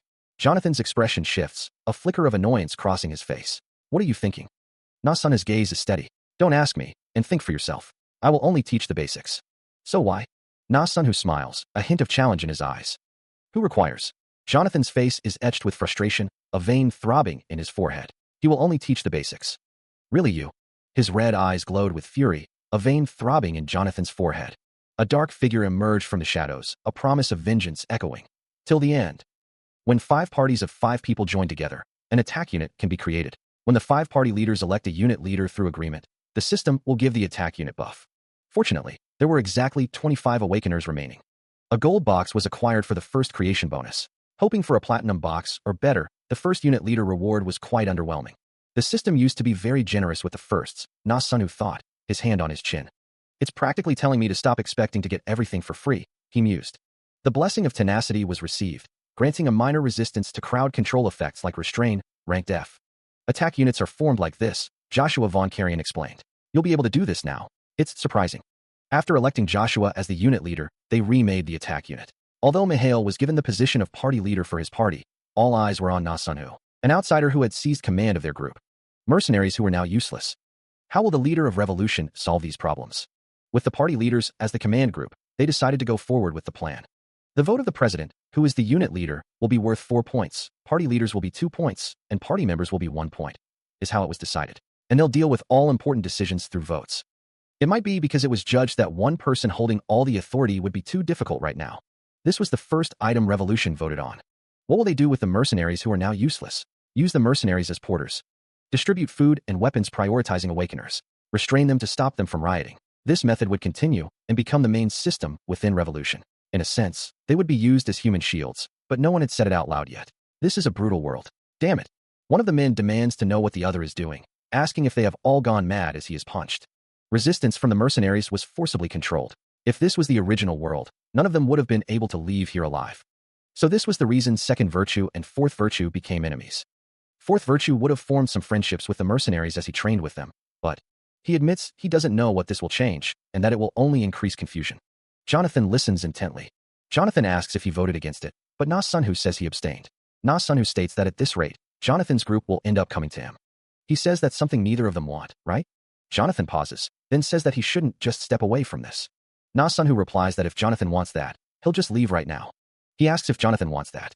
Na Sunhu's eye narrows. Jonathan advises him to hide that glare and to direct it towards him. Jonathan's eyes glow red with anger. An explosion erupts, its force directed towards a group. A voice commands, smile for everyone like the leader you are. If I see you make that expression again. The next topic of discussion will be in regards to someone's life. Another explosion tears through the scene.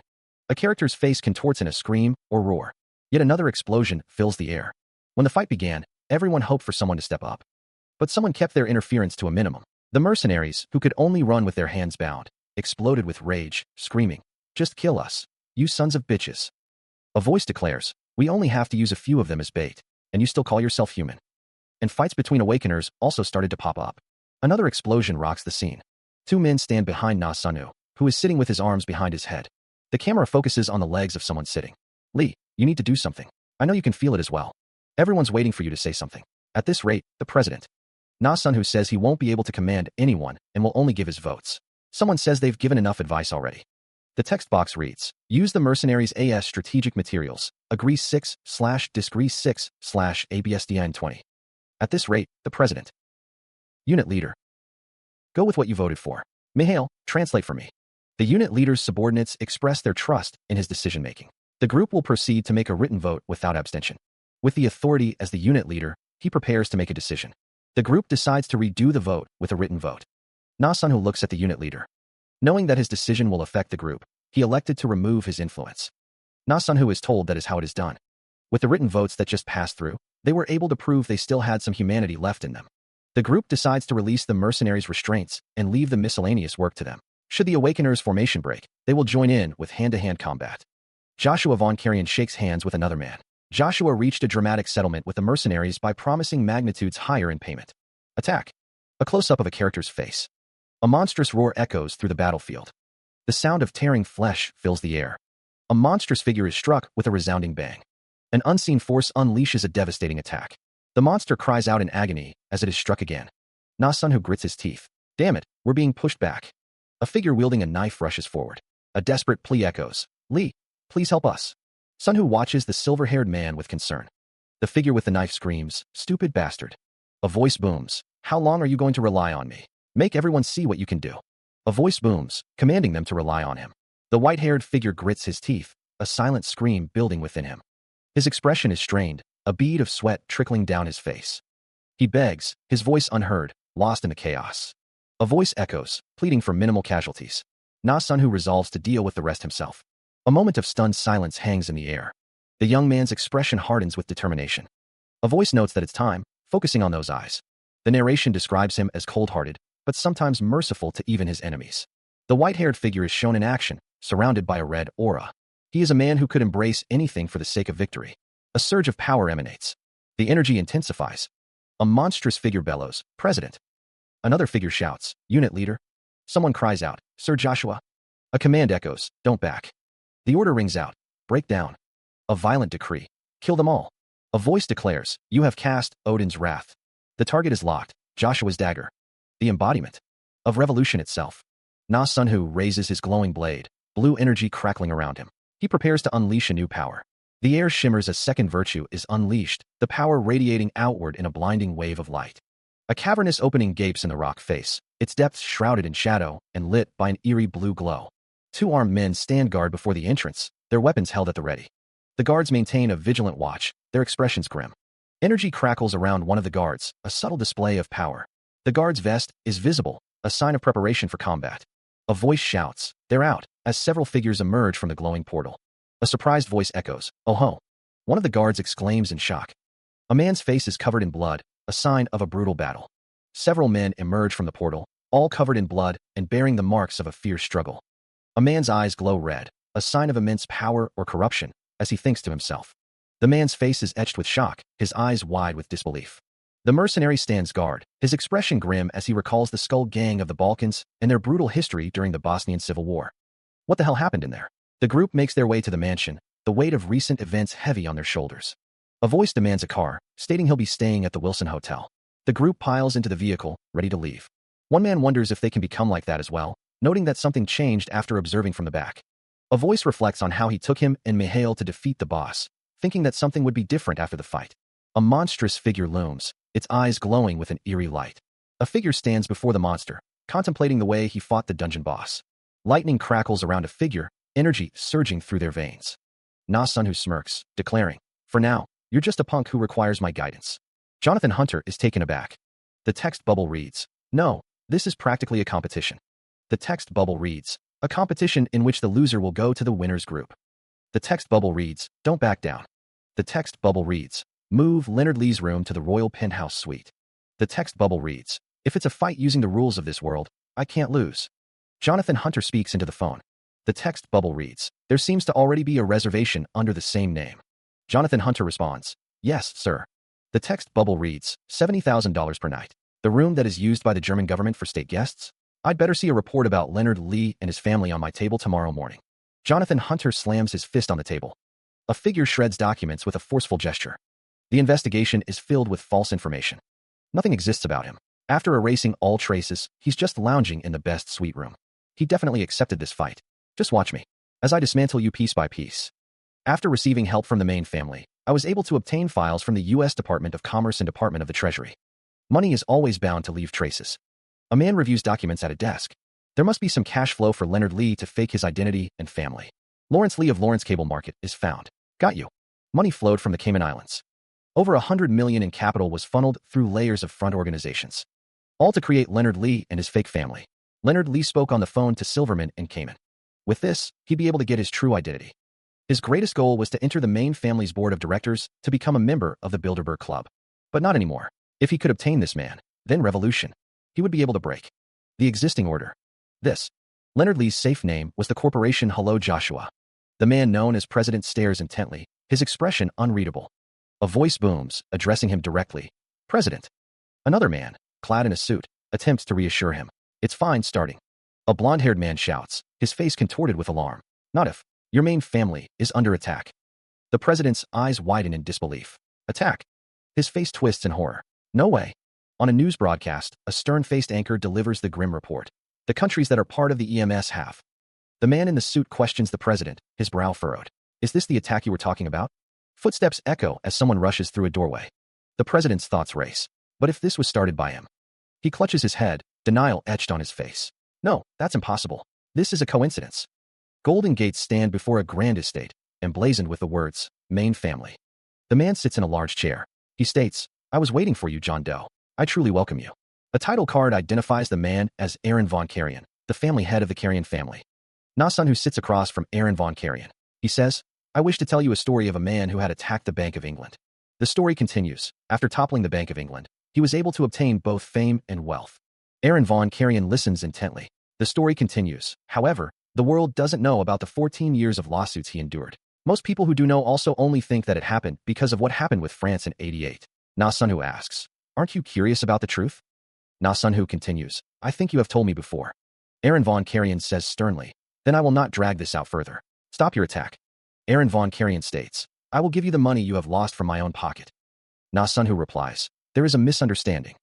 Na-sun explains, although LTCM is part of the Jonathan Investment Finance Group, the investment, this time. Aaron von Carrion shouts, "The attack, this time." A deep, rattling cough echoes through the room. The room is spacious, with Na-sun seated across from Aaron von Carrion and another man in a wheelchair. The coughing continues, heavy and labored. Aaron von Carrion leans forward, his expression stern. The investment this time was done solely by LTCM. Aaron Von Karajan's face contorts with anger. You still dare to brazenly say such? If the hedge funds under your group are moving individually, then why did you come to us? Na Sunhu states, that's the misunderstanding. A voice declares, I only came here to meet a friend. Meanwhile, a long limousine pulls up to a building. A voice asks, are you talking about that John Doe? Isn't he very secretive? A man with white hair steps out of the car. He says you are his friend. Aaron Von Karajan asks where he is, as he and Leonard Lee walk side by side. Leonard Lee thinks to himself that it doesn't matter if he is really his friend. Leonard Lee continues his internal monologue, stating that what's important is that he came while calling him his friend, and that this is their only opportunity. A disembodied voice warns that any longer, then the front line will be extended, and neither. Aaron Von Karajan wonders about the opportunity. He thinks that if he stops the attack, the main family will pay all the losses. A voice declares that they are going to compensate for the losses before they even fight. Leonard Lee explains that if Jonathan personally moves and the forces that follow him move with him, then over $1 trillion in. A voice warns that the entirety of Europe will be swept into a currency war. A voice states that this is something that can never happen. A voice suggests that if they're in that situation, then isn't it more important to get him on their side? Aaron Von Karajan thinks about the one who can stand up to the Jonathan Group of America, Europe's Zillion Group. A voice mentions the elders. A voice states that they are meeting with him in London and they must do everything they can. A man peers cautiously through a slightly open doorway, his expression unreadable. A hand pushes the door further open, revealing a figure sitting in a dimly lit room. A voice echoes, please convince. Joshua stands beside a white-haired man in a suit. An unseen speaker requests, your friend. A voice booms, hello. The man in the suit smiles, introducing himself as Joshua. The white-haired man stares intently. A thought bubble questions, Leonard Lee. The white-haired man and Joshua stand together as the white-haired man thinks. Maybe they just look similar? It's hard to differentiate between Asians. A voice filled with determination declares, damn it, there's no way that's true. This man was above me from the start. No, I'll face him to the end.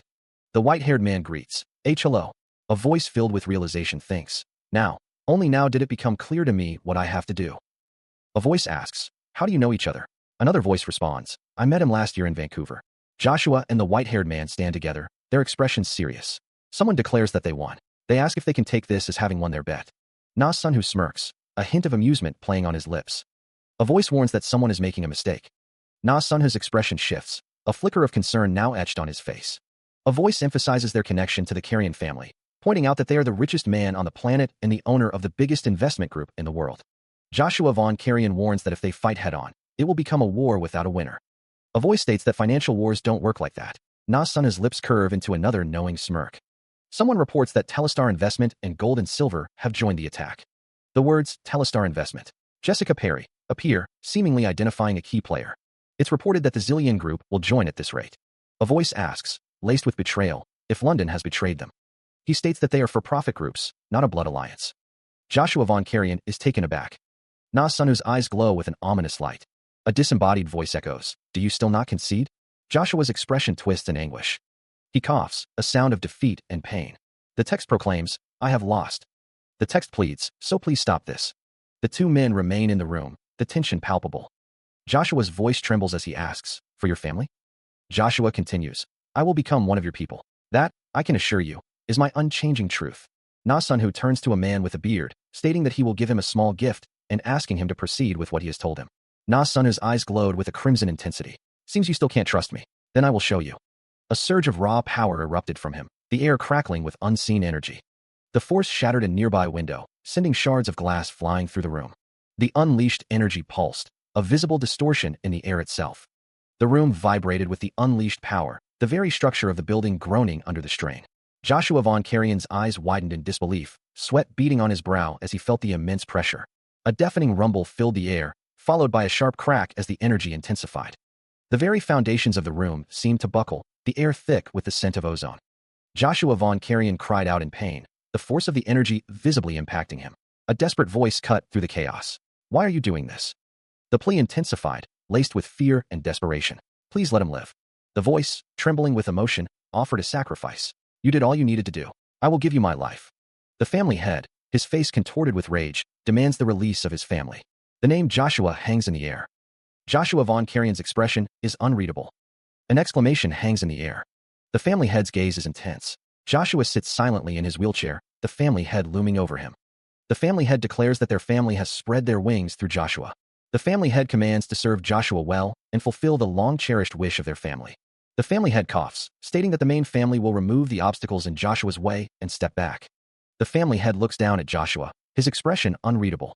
Joshua looks up at the family head, his face filled with emotion. A man stands in the doorway, his expression one of concern. A phone lies face up on an ornate rug. Joshua Von Carrion sits with the family head, who is speaking on the phone. Another man stands nearby, listening intently. The family head requests that his grandson be guided well.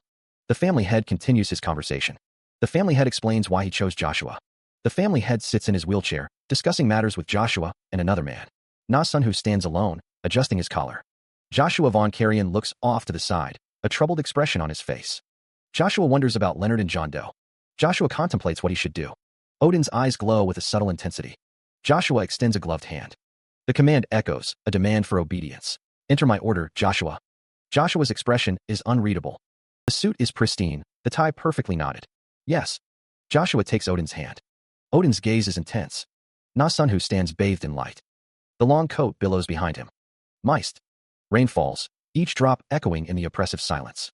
A bald man in a tactical vest stands over another man kneeling in the downpour, the slick pavement reflecting the dim light. The rain continues to fall. The kneeling man, his face obscured by a cap, remains motionless. The kneeling man glances up. The bald man adjusts his cap, his expression unreadable. He throws the cap to the kneeling man. The kneeling man looks up, his face now visible, a mixture of defiance and resignation in his eyes. The bald man speaks, his voice low and menacing. The situation got out of hand, so I thought I'd contact you after dealing with.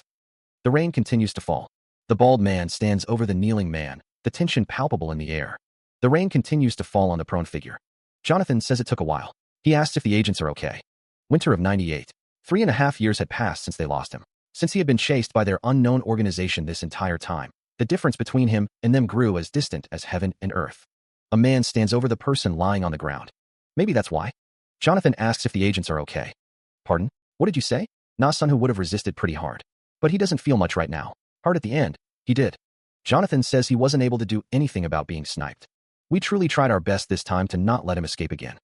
Na-sun, who will be given the $1 billion Jonathan promised through the method he wants. The bald man wondered if his safety would be guaranteed if he accepted the offer. Doubt clouded the bald man's face. Na-sun, who refused to follow the boss's signal. The bald man thought to himself that this wouldn't end just by eliminating Ethan. The bald man questioned what the boss was thinking, fearing they'd get swept up at this rate. A warning flashed. One of the group's hunting cat was acting odd, and John Clark's recent actions had been suspicious. Na-sun, who listened intently to the man on the other end of the phone. The bald man asked Ethan if he could guarantee his safety. The bald man assured him that he could, and that he'd give him the $1 billion on top of that. The bald man stated that there were many more things that needed to be done in the future. The blonde man declared that they wouldn't change. The narration stated that the private military company Whitewater was worth over $1 billion already, and that John Clark may have calculated that if he just eliminated the bald man and Wu Yoni.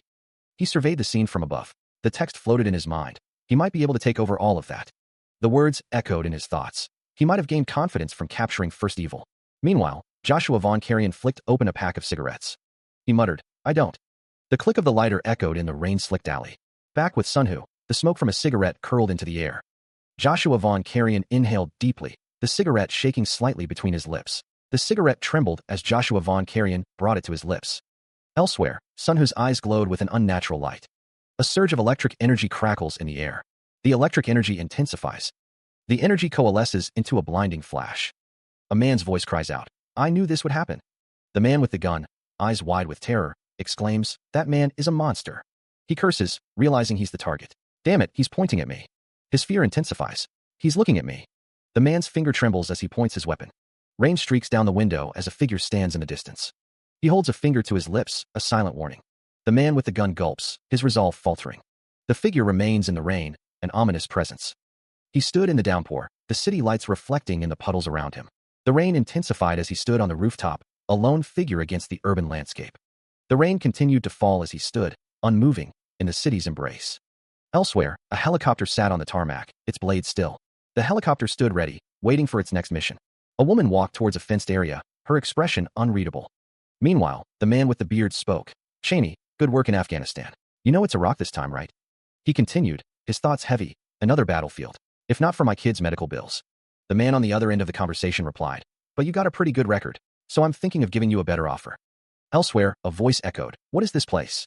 He examines the contents of the package. The man decides to call it a dangerous goods handling plant for now. Details when you sign the contract. A close-up of a high-tech security system scans an eye. Glowing symbols mark the entrance. The two men stand before a whiteboard. It's like an air raid shelter. The two men walk down a hallway. One says, "You're right. I heard it got built during the Cold War." The other responds, "Do you think it looks like a drug warehouse?" The man with the beard says, "Cat food warehouse. Code number 005. Na-sunho replies, "I thought so at first. With how secure it is, I thought there would be a decent pile of drugs here. Only look with your eyes. The moment you touch one of them, you'll be recorded as not having returned from Afghanistan." Category code F0001. A hunting glove sits within a container. Hunting gloves, category code E0112, are displayed. A high-ranking plague crafter's bone necklace, category code C0051, is contained. The man states that these are cat feed, and this is the cat feed storage. The man declares that is the official code name. The man asks where he got all this. He responds that he'll know when his security level goes up. The man says that not knowing is better. The other man adjusts his glasses. The words D-rank dungeon appear. A scene of carnage is displayed. A close-up of the carnage is displayed, along with the words Barba Core Research Center. The words "You have used, child who abhors pestilence" appear. The scene is a blurry view of a dungeon-like environment. A small, fairy-like creature floats in the air. On the 7th day after entering, they use the quest item. Emily looks at the fairy and thinks it's pretty. Just looking at its outer appearance, it looks like a fairy straight from fantasy. Na-sunho has blood on his face, but since he knows what it is, he is not concerned. The fairy-like creature is shown again. A hand reaches out towards the fairy, with a question mark indicating uncertainty. The scene shows a blurry view of the dungeon environment. The fairy-like creature is shown again, surrounded by a golden glow. Emily looks up at the fairy, confused. "It's because of the item you have equipped," Na-sunho is told. The item is the Barba high-ranking playcrafter's bone necklace. A gray, rat-like creature with glowing red eyes bares its teeth. The creature lunges forward with incredible speed. A woman with brown hair, her face contorted in fear, is caught in the creature's grasp. She cries out in alarm. The creature's attack intensifies, claws slashing. The rat-like creature opens its mouth wide, revealing rows of sharp teeth and a long, grotesque tongue. The creature's claws dig deeper into the woman's arm.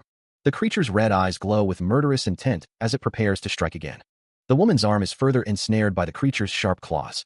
Meanwhile, he observes a small, glowing figure in the distance. Na-sunho remarks, "The stealth on these guys is very annoying." The rat-like creature continues its assault. A small, fairy-like creature with blonde hair smiles innocently. Na-sunho, his face stained with blood, glares intensely, thinking, "That brat." A voice wonders if they were just tested. One of the figures declares that they are going after it, warning the other not to let their guard down. The other figure responds with a hesitant "yeah." The narration states that the quest is S-rank. It is revealed that they are connected to Doom Interguasto. The narrative speaks of the 7 demon kings. It was a shock to learn that monsters existed above the S-rank boss monsters. One of the 7 demon kings, Doom Keisoch, came through the gate. The image shows a monstrous figure with glowing red eyes, presumably one of the 7 demon kings. The 8 evils and 8 virtues had to join forces for the first time. The great demon that the 8 evils and 8 virtues could only push back after putting their all into the fight. The beings bearing the word Doom in their names. This is a book under the protection of Doom Interguasto's authority. One of the items they stumbled across in the Barba dungeon held the power of one of the 7 demon kings. Doom Interguasto. One of the higher-ranking ones, even among the 7 demon kings. A quest, Disruptor of Barba Core, has been created. The plague research of the core is deadly to all races. The day the plague research is complete, the core plans on using it to infect the whole Earth. Slow down their research speed. A new mission appears. Eliminate 3 Barba high-ranking plague crafters, destroy 20 plague research laboratories, and eliminate 100 Barba plague crafters. This was an S-rank quest related to Doom Interguasto. Just like its rank, its difficulty was absurd. Mutant monks are summoned. This plague research will turn all lands into the land of death. The summoned creatures roar. Is probably trouble for the system as well. Na-sunho exclaims, "What the hell? They look like humans." Eden says, "Stay focused." A warning flashes. Each of them is a bomb, being used as meat shields after undergoing live experimentation. A directive echoes, commanding him to find the plague crafter hidden among them. His eye flares with crimson energy as a trait activates. The trait, Gifted 1, has activated, enhancing his abilities beyond the norm. Sensitive 1 activates, boosting his perception rank from C to B. Simultaneously, 1 with the storm activates, enhancing his dexterity to the same degree. All 7 traits besides man who overcomes adversity have now activated. The activation sends shockwaves through the immediate area. The power surges, a palpable force in the air. He declares, "I'll show you the strength of solo hunting." Na-sunho's brow furrows, a question forming in his mind. The earth trembles with the unleashed power. The air crackles with energy. The unleashed power reverberates. A massive foot descends, the earth trembling beneath its weight as it targets Na Sunho. The attack continues, blurring with speed and force. The monster's head looms, a grotesque visage of raw power. Its claws, like jagged blades, threaten to tear through anything in their path. Na Sunho, facing the monstrous foe, grits his teeth. These bastards. They made a damn dinosaur. The monster roars, a sound that echoes through the ruins. Its maw opens wide, revealing rows of razor-sharp teeth. Na Sunho pauses, a flicker of uncertainty in his eyes. A woman stands nearby, her eyes glowing with an eerie pink light. Her presence is both unsettling and intriguing. She muses, it's probably as strong as a boss monster in a low-ranked dungeon. The monster unleashes another deafening roar. But she succeeded in dominating it. The two-headed monster looks on. A research laboratory has been destroyed. A research laboratory has been destroyed. A research laboratory has been destroyed. The quest, Disruptor of Barba Core, has been completed. Completion reward, Challenger Box, will be rewarded. Eden stands with an unknown woman. Na Sunho says, I never thought I'd get to see this before the testing site. Congratulations. Close up of the unknown woman. You have obtained Solar Cape of RA. The Solar Cape of RA boasts increased resistances and the potential for the Blessing of RA. Its physical and magical damage absorption is capped at 15,000, and it holds a rank of 5. An S-rank item has been obtained, possessing unbelievable damage absorption. The item, Solar Cape of RA, has been transformed into the Solar Blade of RA. It was an item that he hadn't even seen wielded by the 8 evils and 8 virtues. The Solar Blade of RA is burning fiercely in his hand. Meanwhile, not long after the 2002 World Cup celebration ended, the guns of war started to echo in Baghdad. The underground bunker that President Hussein is residing in can endure even a small-scale nuclear explosion. Later that night, he sits, the television remote in his hand. Cho Chang-ho leans against the arm of the chair. Time to get ready. He wonders what will happen with this war, and if she still has prophetic dreams. The reason he knew about the dungeons and the 7 demon kings was played off as him having prophetic dreams. But not really. The future is changing bit by bit. They weren't fated to grow this strong, either. Strong enough where he can have hope for a different future. The city sprawls beneath a sky painted with the colors of dusk. The doorbell rings. Na Sunho's mother exclaims, Son, why didn't you tell us you were coming? She reaches for the door, a mix of surprise and joy etched on her face. Na Sunho announces, it's an American-style surprise. His mother, overwhelmed by the gifts, asks, what's all this? We won't even get to use all these things you get us. Cho Chang-ho asks, where's Dad? His mother replies, don't even get me started. He's out drinking late again. Seems like he's got a lot going on. Na Sunho's mother sighs, lamenting, you probably won't even see him, even when your son's home. The sound of snoring fills the air. The source of the noise is revealed to be Na Sunho's father, passed out. Na Sunho's mother continues, even when your son's home. The snoring continues as she adds, your father gained more. The legs of the passed-out man dangle. Na Sunho carries his father, with Cho Chang-ho looking on in surprise.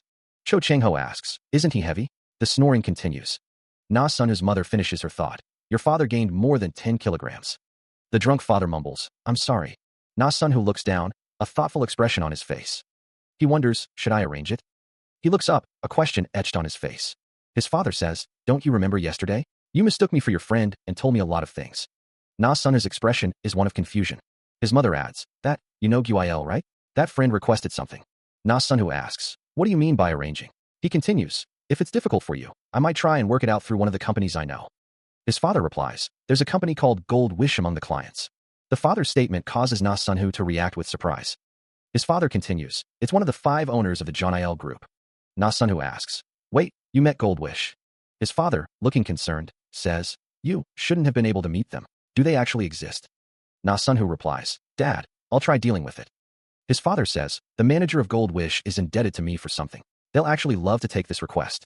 He seems to be in deep thought. Na Sunho's father looks at him, concern etched on his face. A voice echoes, beginning a declaration. Na Sunho's son reveals himself, declaring, I am your son. The sound of waves crashing fills the air. A man and a woman stand on the beach, the ocean stretching out before them. The man asks, what's the occasion? Coming out to the ocean and all. The woman explains that the request from her dad's friend was about the Simangium reclamation project. Due to political goals and pushback from environmental groups, a national project was being stopped and reopened constantly. A protest against pollution is underway. The text says that if they only consider the business value, there's no need for them to step in. A hand taps a document. Even if they adjust the initial plan of using the place for farming to a compound industrial complex instead, it's still not that appealing. Continue to fully support it at the group level. This country just happened to. The man asks, what do you think, Jamie? Need a wide plot of land. This is the only place that can be cleaned up without causing problems for the plan. She inquired about the plan being discussed. A world-class resort would be constructed in this country. The entire site would be surrounded by a strong defensive wall, and a bunker that can withstand a nuclear explosion would be built underground. Jamie asked if Na Sunwoo understood what she was saying.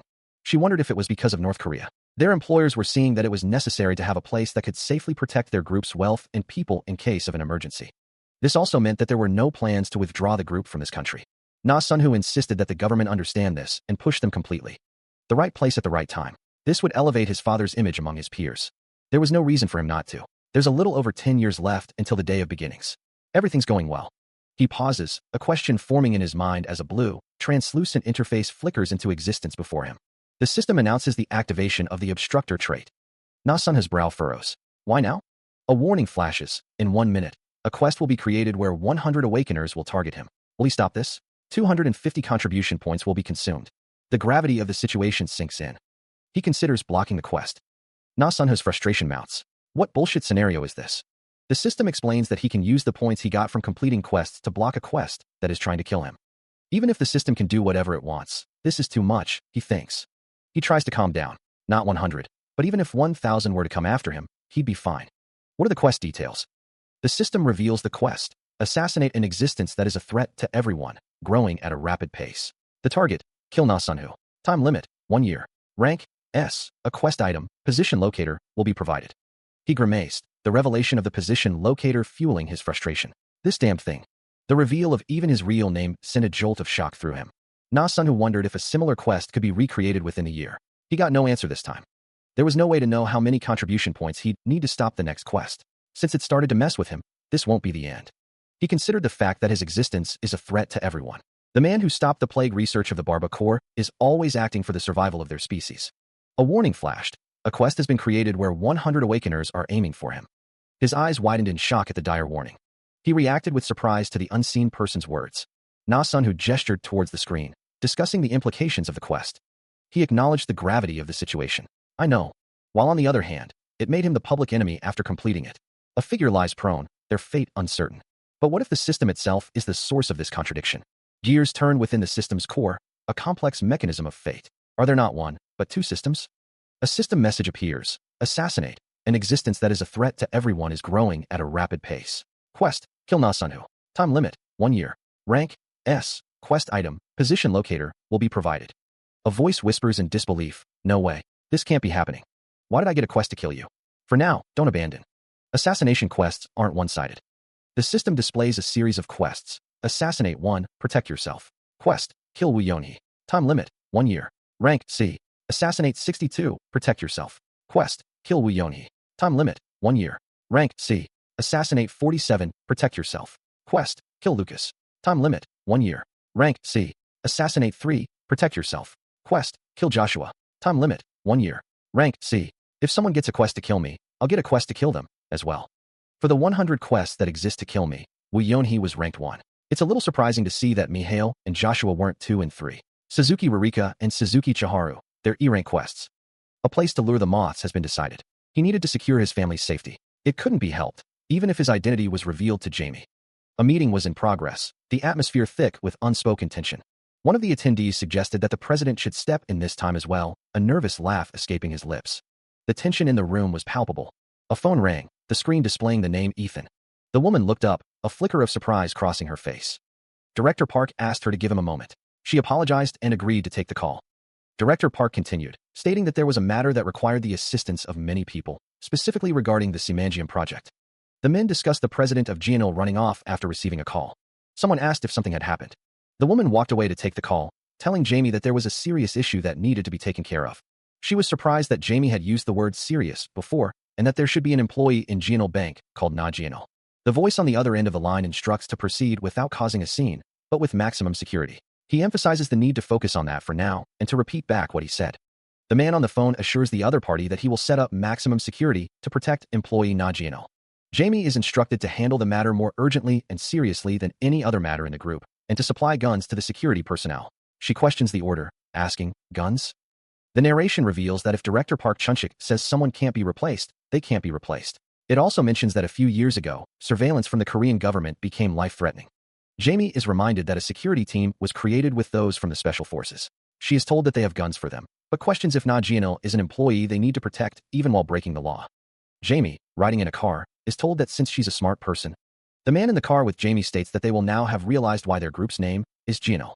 A character internally monologues that this is dangerous and that they can't get any closer to Ethan's secret. Jamie, on the phone, says she doesn't know what the other person is talking about. She is told that it's natural that she should protect Mr. Na Gino if he is receiving this much attention. The man on the phone states that a myriad of dangers could befall him. He says that's what he'll tell her for now. Jamie is told that they will protect Na Gino and his wife with the highest security, and the woman in the car asks yes, and is told that she'll get to know soon enough. The man steps out of the car, the doors swinging shut behind him. That's all. The car speeds away. Let's go. Two figures stand in an office, the city visible through the window behind them. A voice declares, "I'll make an inescapable pit for you all." The city sprawls beneath a night sky, lights twinkling in the distance. A text bubble states that Director Na has one son. One of the figures asks if the protection targets are just Director Na and his wife. The woman's eyes widen. He has a son? Na Sunhu. The text reveals that Na Sunhu is currently working at the front office of Jonathan Investment Finance. One man exclaims that he figured it out, but didn't want to know. The other asks if they should send security. The woman looks distressed, her hand covering part of her face. She says no. The woman insists that they focus only on the husband and wife. The scene shifts to Japan. The camera focuses on the vibrant lights of Osaka. A traditional Japanese gate stands silhouetted against the city lights. A man and a woman walk away down a stone path. Na Sunhu and an unknown woman stand together as she says that it's Graf territory, an F-rank dungeon. Na Sunhu thinks that most people would say nice. Two men stand talking in an alleyway. Two men look on with concern. A man walks up the steps. A group of men walk up the steps. A man walks with a weapon in hand. A group of men walk up the steps. A woman stands before a traditional Japanese building, the night sky a canvas of blurred lights. A man sits on a duffel bag, the word step emblazoned in stylized letters. A woman's face, framed by flowing purple hair, is partially obscured by shadow. A woman with shoulder-length brown hair is speaking to a man with short black hair. "You're pretty ballsy. Were you waiting for us?" The words "seventh virtue" explode from a dark, jagged bubble. Two women stand side by side, their legs and skirts visible. One says, "I respect that." The words "eighth virtue" are displayed in a stylized font. The title card reads, "Past Life Returner." A woman in traditional garb presents a wrapped box to a gray-haired man in a suit, the system providing sufficient compensation for the appropriate level of difficulty. As a reward for the quest to take over the Gang Sankai Gumi, an item is granted.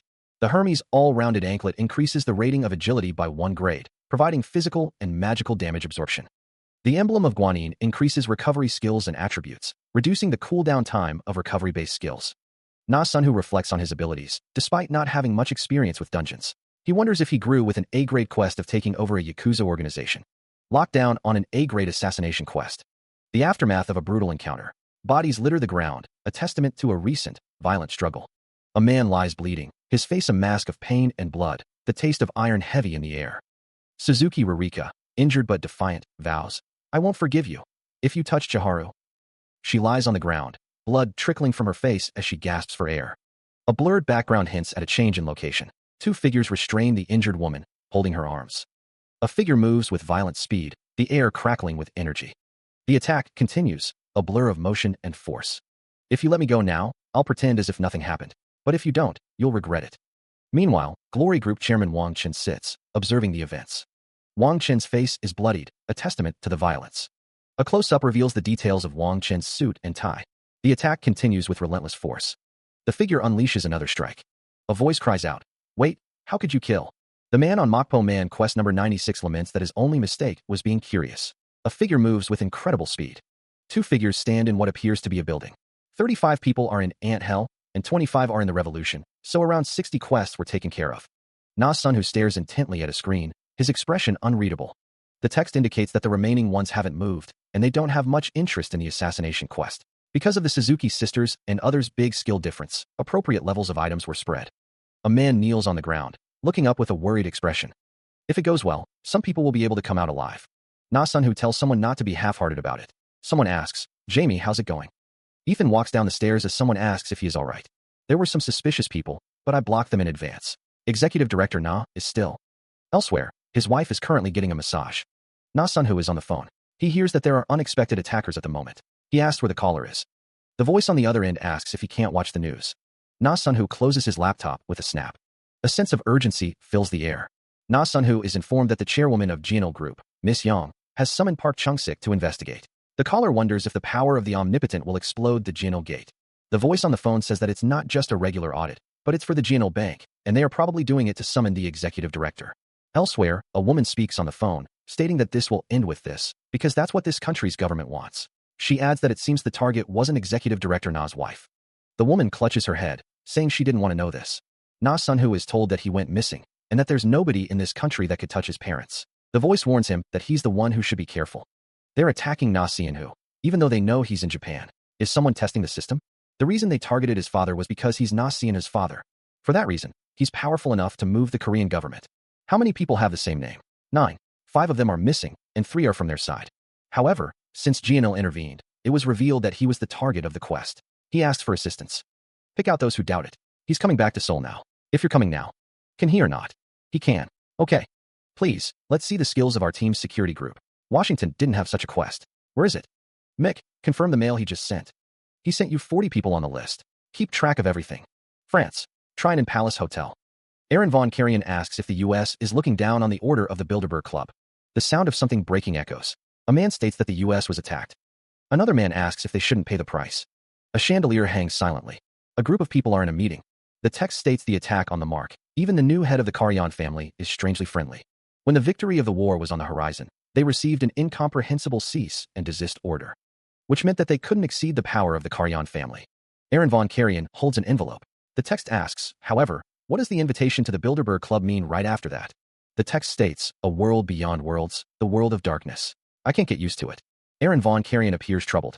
The woman with auburn hair asks if he already knew from last year's meeting. Cassandra stands with her arms crossed, while Aaron Von Karajan stands beside her. Cassandra, the head of the Goldstein family, states that the U.S. will break their promise. Someone asks if they are talking about this again, mentioning that their group has been focusing on the oil market right after the dot-com bubble. Aaron Von Karajan says it's a story from before he joined, and he has a headache. It must have been heartbreaking to sell oil interests to her and the Jonathan Group. It's understandable if you look at the oil market now, but Cassandra and Aaron Von Karajan are seen again as someone asks if Jonathan Hunter was not invited again. Cassandra and Aaron Von Karajan are in the background. Cassandra looks concerned. Someone mentions John Doe. Aaron Von Karajan looks contemplative. Someone asks if it has been revealed who John Doe is. Jillian stands, her expression a mix of concern and determination as she considers the implications of what she's heard. Aaron Von Karajan muses, the gears turning in his mind. He wonders if they know yet. Of course, it's a pseudonym, but it's only a matter of time before they find out his real name. Aaron continues, stating that if the atmosphere wasn't like this, that would have been on tomorrow's agenda. Jillian presses, demanding, what's on the agenda? You should have invited me. Aaron says, I hope you mean well, Jillian. Aaron thinks to himself that it doesn't sound very good. Does she mean that they're still mainstream? Jillian wonders for how long Asia's capital will use its power. When the time comes, the flow will come back to us. Aaron tells Jillian to think carefully.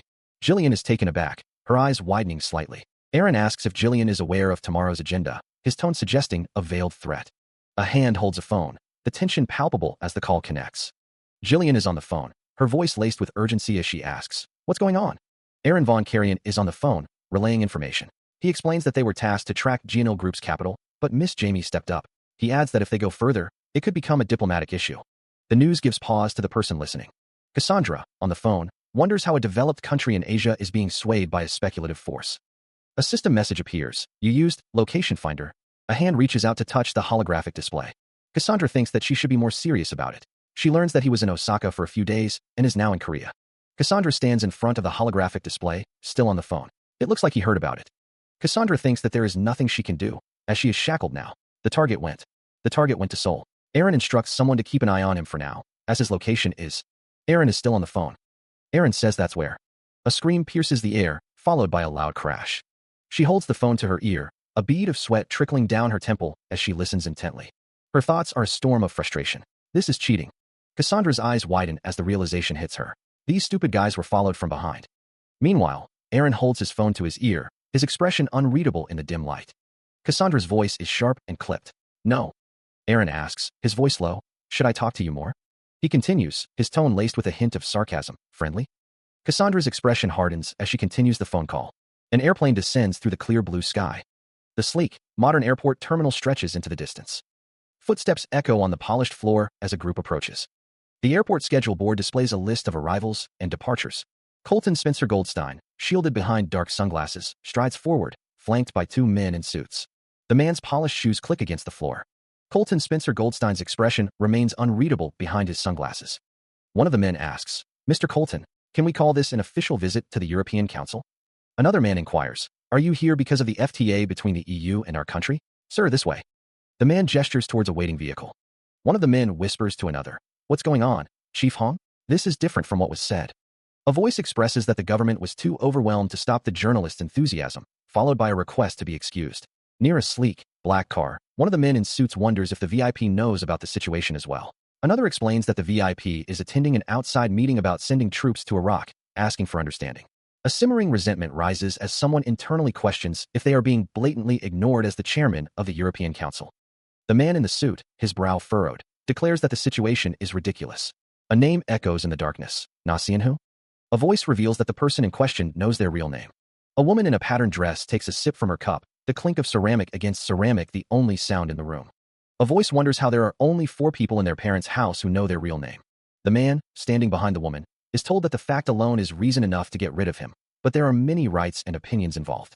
The woman is told that she can't be told now, but she'll find out one day. She asks why she's being told that. The man reveals that they have cleaners in their family, his expression grim. The woman is informed that Samuel failed. The conversation turns to the Jianil group, described as having provided protection. It's further elaborated that the Jianil group is like the Korean Carlos Halimi. The man in the suit dismisses the comparison, stating that they are more than that. A voice wonders how they are supposed to take care of him when even Samuel failed, referencing Mexico's biggest conglomerate with presidential influence and estimated assets of 84 trillion won. Cassandra tells Colton that he's just like he was back then. A disembodied voice commands someone to hold him so that he can't run away. A voice declares that they will push him. A figure plummets downwards. A man's face is shown in shock. Cassandra speaks, her words trailing off. Colton, distraught, insists that he is not a murderer. A woman's face is shown, stating that he's just the little brother of a murderer. Cassandra stands behind Colton, repeating that he's just like he was back then. A voice declares that someone simply has a bad fate. A car speeds along a road. A voice questions whether it's essential for South Korea to become an economic powerhouse. Inside a car, one man states that the VIP also pulled out a knife. He adds that their group will fully support the chief's government. The man expresses his gratitude, but acknowledges that the situation is difficult. He thinks that Jianil is like a symbol of the Korean economy. The man wonders if that means he's trying to solve the problems that occurred with foreign capital. He clarifies that they're not talking about the state of the country. The man states that they will have to talk about something. It is stated that the Goldstein family will cooperate fully. A voice asks if someone understands. The man wonders if he wants the dark side of the world economy to move. He questions why he is going this far. A voice thanks someone for saying that, but a car is shown. 2 men exit a white car, the sounds of the city echoing around them. A voice calls out, questioning, Chief Hong. A man, his brow furrowed with concern, apologizes, I'm sorry, Chairman. A lone figure walks away from a parked car, the city's underbelly stretching out before him. A man's eyes widen in surprise, his expression a mask of confusion. A voice, laced with suspicion, demands, who are you? The man's voice rises, a note of desperation creeping in. What's the meaning of this? Crimson light flares in the eyes of a man, his voice a low, menacing drawl. Shall we have a talk? A briefcase is opened, its contents hidden from view, promising either salvation or destruction. The man in sunglasses remarks that someone has been up to nothing. The document in front of them is labeled Separation of Banking and Commerce. The principle of separating financial capital from industrial capital is illustrated. Capital represented by banking and industrial capital centered on manufacturing are united. If the capital that acquired KB is classified as industrial capital, it becomes illegal. An additional $10 billion on top of the $15 billion that was due. They are bringing a total of $25 billion into the country in time for the future acquisition. It's an opportunity to make completely legal money. Their strategy was to start there and shake up the entire group. Na-sun who states that they need to make a phone call. Elsewhere, a grand mansion looms in the night. A woman with auburn hair sits in her opulent bedroom. She is startled by a sudden realization. The woman answers her phone, her voice laced with concern. Did you arrive safely? The voice on the other end replies, I can't guarantee it in the next few hours. Her eyes widen in terror, a silent question hanging in the air. The woman in the bed shouts, calling someone a crazy bastard. She emphasizes that he is the chairman of the European Council and a guest of the state. She continues, questioning how anyone dares to lay hands on that kind of person. A man speaks on the phone, stating that the reason someone is still alive is only for them to realize something. The man on the phone stands behind Jonathan, who is injured and bleeding. The man on the phone repeats that the person is an impudent bastard. A magical effect appears. A phone is destroyed in a burst of energy. The woman from the bed looks enraged, repeating that someone is an impudent bastard. A healing seal is used. Jonathan looks surprised. The unknown man with beard suggests something to another man. The man says he'll give the Goldstein family a warning. Even though it's broken, please stop it at a point where it can be repaired. Jonathan looks shocked. The man states that he knows the other person has an odd ability. A voice requests that someone stop thinking about what's wrong with their family. Joshua, on the phone, says that the other person can't know how long they've been moving in this world. A command is given to collect all the funds lent to the Goldstein family. The camera focuses on a large, imposing building. It is stated that the chairman of the European Council is being assaulted during the official visit, and that this mustn't happen even in North Korea. The text declares that this could start a war. Someone states that they don't know what kind of relationship Na Seonhu has with Jeonil, but that they will take this opportunity to show who makes the orders in the world. A woman says that if it goes well, they could make up for the losses they suffered in the Iraq War and Korean War. The text reveals that today's agenda for the Bilderberg meeting will be the Korean War. An older man in a wheelchair asks what the fuss is about so early in the morning, and offers a morning coffee as well. The text states that the Korean family has kept Rothschild in check through time, and that they have a lot of influence in the Bilderberg Club, which makes them perfect for their first ally. Cassandra states that she will give a brief description, relaying the official report from the Goldstein family. The door bursts open, and Cassandra exclaims that she is in the middle of an important conversation. A man in a suit walks past, discussing Colton's death. He remarks that it's a pity, but good in the long run. Cassandra looks at the man in the suit with a questioning expression. Cassandra says that it started in the Carrion group and it's spreading fast. Aaron Von Carrion is seen in the background, drinking coffee. Someone shouts at Aaron, demanding to know what the meaning of this is. Cassandra's eyes widen in shock and anger. Aaron calmly drinks his coffee. The unseen speaker asks if Aaron is senile. Aaron states that he sees and won't have the freedom to enjoy his morning coffee. Cassandra looks on with a mix of shock and fear. The figure's eyes widened in disbelief. This geezer? If they were to fight head-on, it would result in mutual destruction, only benefiting the Rothschilds. Two men in suits accompany a woman as they stride down a long hallway. There's no way old man Aaron doesn't know that. It's clear he's formed some sort of mutual agreement with the Rothschilds. The woman scowls. These damned old men. Just why at this time? A knock echoes. Zillion states that she'll say this straightforwardly. Please stand by my side. Why should I do that? Zillion explains that he's been invited to the club, but he's treated like an outsider. If he wants to become a true member of the club, he needs help from a family like hers. No, if they work together, they can fight against the alliance between the Rothschilds and Carrion. Zillion urges him to reorganize the entire club. A question hangs in the air as a man with slicked-back blonde hair stands in the background, seemingly unaware of the brewing storm. A man in a suit offers an apology, though the reason remains unclear. The screen of a flip phone displays Goldstein's stock price, with instructions to shake the stocks of all groups under Goldstein. Zillion's eyes widen in shock as she stares at her phone. Her expression hardens. She snarls, questioning if she was an agent of the Rothschilds as well, and declaring that she won't die alone. A stylized burst of text declares, "Come at me, Rothschild." Zillion's face contorts with rage, her eyes burning with fury. The words, "Try me," explode across the scene in a violent display. Someone strides forward with purpose, their footsteps echoing with determination. A man with glasses looks stricken, regretting letting this unplanned meeting happen. The words, "Meeting happen," Mr. Jonathan, appear, confirming a meeting is about to take place. Mr. Jonathan sits calmly, awaiting the unfolding events. A polished shoe taps impatiently against the floor. "How much do you want to borrow?" "If you lend us 10 billion right away." Jonathan states that they will take on any clauses you wish. Zillion relays that the Silverman Group and AP Morgan have also refused. Jonathan believes there are probably good reasons for this, and suggests they proceed. A hand extends, demanding the shares be handed over. Jonathan is told that the trend has already collapsed. He is urged to hold on to at least a few shares to leave something for his descendants. He thinks to himself that all the core business of the Goldstein is just for this much. Jonathan is told that he won't be able to receive a better offer than this from another group. The response is that this isn't something that can be decided. Cassandra is on the phone. A response is given. Cassandra replies that she got it. A voice commands someone to connect them with Jonathan, stating they want to see him in person and will give him something. Jonathan is asked when he can lend $10 billion. Jonathan apologizes, saying he doesn't think they heard the amount properly. The woman's voice booms, declaring that it's not $10 billion. Cassandra's face is contorted in rage as she speaks on the phone. Cassandra stands in a room, radiating anger. Cassandra curses, calling someone sons of bitches. Na Sunhu stands in an office with another man. Na Sunhu asks if their offer from before is still the same. The skin will be flayed, and only the bone will remain. The rest will be left. Jonathan's expression is cold and calculating. Colton asks how he can prove his loyalty. The core businesses of the Goldsteins will be transferred over to the French branch of the Jeonil Group. Colton Spencer Goldstein was actually pretty calm, compared to Jamie's fearful expression. Colton signs the contract. Jonathan says that Cassandra's final moments should be his, pleading to let him do it his way. Jonathan asks if they want to send her off without any pain. Jonathan's eyes narrow. Jonathan says, "Please." Na Sunhu looks down at the contract. Colton and Jamie stand by. Jonathan guarantees that they will like his method more, stating that their talk is done and they should wait. He watches as a woman bows deeply before him. A voice promises, "I will see you later." Jamie's eyes widen in shock. Jonathan tells Jamie to stop, his voice laced with an unnerving calm. Shaking, Jamie asks, "You just who are you?" Her voice trembling, Jamie continues, "How are you able to do all this?" Jamie's body trembles as she struggles to maintain composure. A voice booms, "Stop. I am afraid of you." Jamie flinches, her fear palpable. Jonathan orders, "Create a European branch under the Gino Group." Jamie replies, "Jamie Corporation doesn't sound like a bad name. I hope that what you did for the last 6 years was adequate enough preparation. Preparation to become an entity who will shake the world economy behind the veil. To become a member of the Shadow Bank." The imposing structure of a grand estate looms against the sky. A woman stumbles, nearly falling.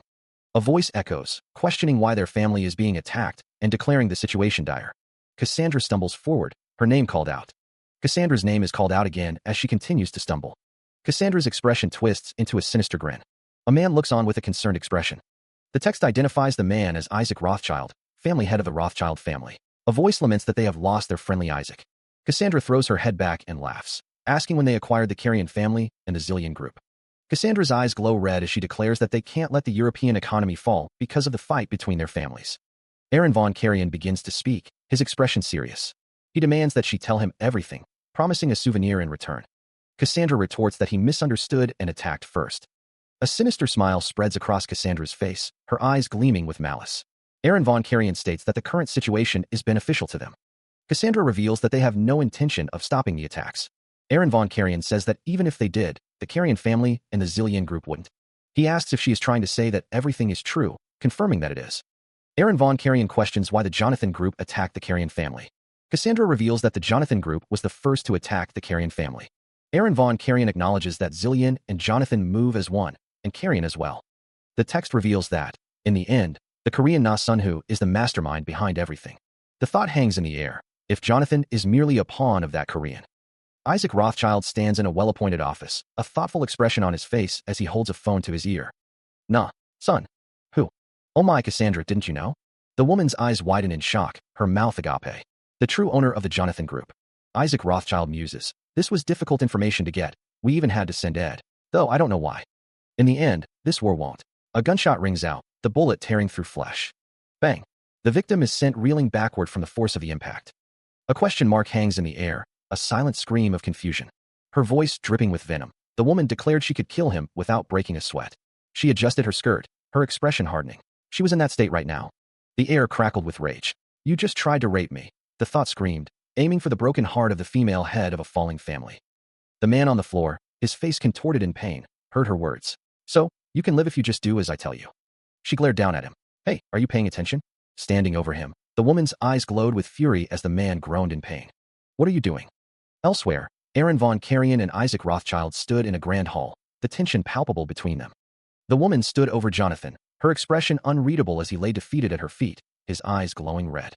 A silent scream of shock echoed in the air. A voice echoes, laced with urgency and threat. "What are you doing?" Two men stand over a woman sprawled on the floor, her expression unseen.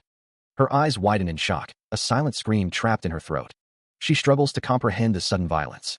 Her face contorts in a mixture of fear and confusion, tears welling in her eyes. A strangled gasp escapes her lips as pain shoots through her body. Weakly, she tries to speak, her voice trembling with terror. This man tried to. The dark-haired man remains impassive, his presence a looming threat. Her eyes dart around frantically, searching for an escape. With a desperate cry, she calls out, "Joshua." The white-haired man remarks dryly, "The worst meeting in history." A dark power emanates, living up to its name. Her eyes glow red as she asks, "Did you hear everything?" The room blurs as the scene shifts. The woman in the car is hurled through the air with incredible force. The scene blurs as the woman is thrown. The impact sends shockwaves through the air. The force continues to propel her forward. Jonathan watches in stunned silence as she flies past him. The final impact is devastating. Her face contorted in pain and shock, the woman struggles to comprehend what just happened. The sound of the impact echoes through the room. Aaron von Carrion stares in disbelief at the scene unfolding before him, Samuel standing beside him. One of the figures states that it is not yet time for them to reveal their powers, addressing Cassandra. The man says that someone nearly ruined everything. The man is speechless at how nonsensical this is, chuckling to himself. Jonathan covers his face with his hand. The woman states to be grateful that Master is not here with them. The woman calls out to Master. A voice speaks of the decision of the North American members regarding the Iraq War. The man speaks of the sudden attack of the Carrion family. Derek Schumacher, chairman of the Bilderberg Club, believes the harmony of the club is being broken. Someone is more worried if this year's meeting will happen normally, before they can worry about if the meeting will happen normally next year. Two men are in a room, discussing matters. The man with platinum blonde hair wonders if this is something they need to be interrogated over, or if they will have to stop here. The club exists to draw out agreements between the members. It doesn't exist to coerce them. Jonathan apologizes if he felt that way, stating he is only trying to mediate the problem. The French financial system has become paralyzed in just 2 days. The man with platinum blonde hair asks if there is no way they could withdraw even now. The financial danger this incident would cause for the Eurozone wasn't in the calculations. Jonathan states that unfortunately, if they want to stop this, there is only one way. You'll have to reimburse our losses, no, our predicted gains. The man with glasses is shocked. These members are snorting while the club is trying to mediate the sex scandal between the Rothschilds and Goldsteins. If this is the stance you two will take. Aaron von Karajan states that they will have to dismiss this year's meeting and dismisses the person he is speaking to. A door closes with a loud click. Two men walk down a hallway. Aaron von Karajan speaks to Jonathan. Aaron von Karajan thinks to himself that the Karyans attacking the Goldsteins is a self-destructive act that could destroy the family. Aaron von Karajan reflects that sometimes you can't afford to calculate the gains and losses. Aaron von Karajan's expression hardens as he thinks about crossing the line. Aaron von Karajan states that he is certain that he and Jonathan are following the same commands. Aaron von Karajan wonders if the Korean is John Doe, or if there is a hidden figure behind him. Aaron von Karajan demands to be told something. Aaron von Karajan wonders how long he needs to be treated like a chess piece. Aaron von Karajan speaks to Jonathan. He tells Zillian to calm down, questioning if he thinks he knows everything that person is doing. Aaron von Karajan places a hand on Zillian's shoulder, stating that he is also involved. Aaron von Karajan tells Zillian not to give way to doubt and to accept it. A voice says that they are also trying their hardest to do so. Meanwhile, Na Sunhu, on the phone, asks about Cassandra. This year's Bilderberg meeting has been dismissed. He is also in, as she's moving toward her residence with increased security personnel. He will attach Mihail to her. He says that he doesn't need to, and that he'll be going there personally. Elsewhere, the scene shifts to France, where someone states that 391, code 1, is no problem. Meanwhile, at the Goldstein mansion, one of the men acknowledges that it is understood, 391.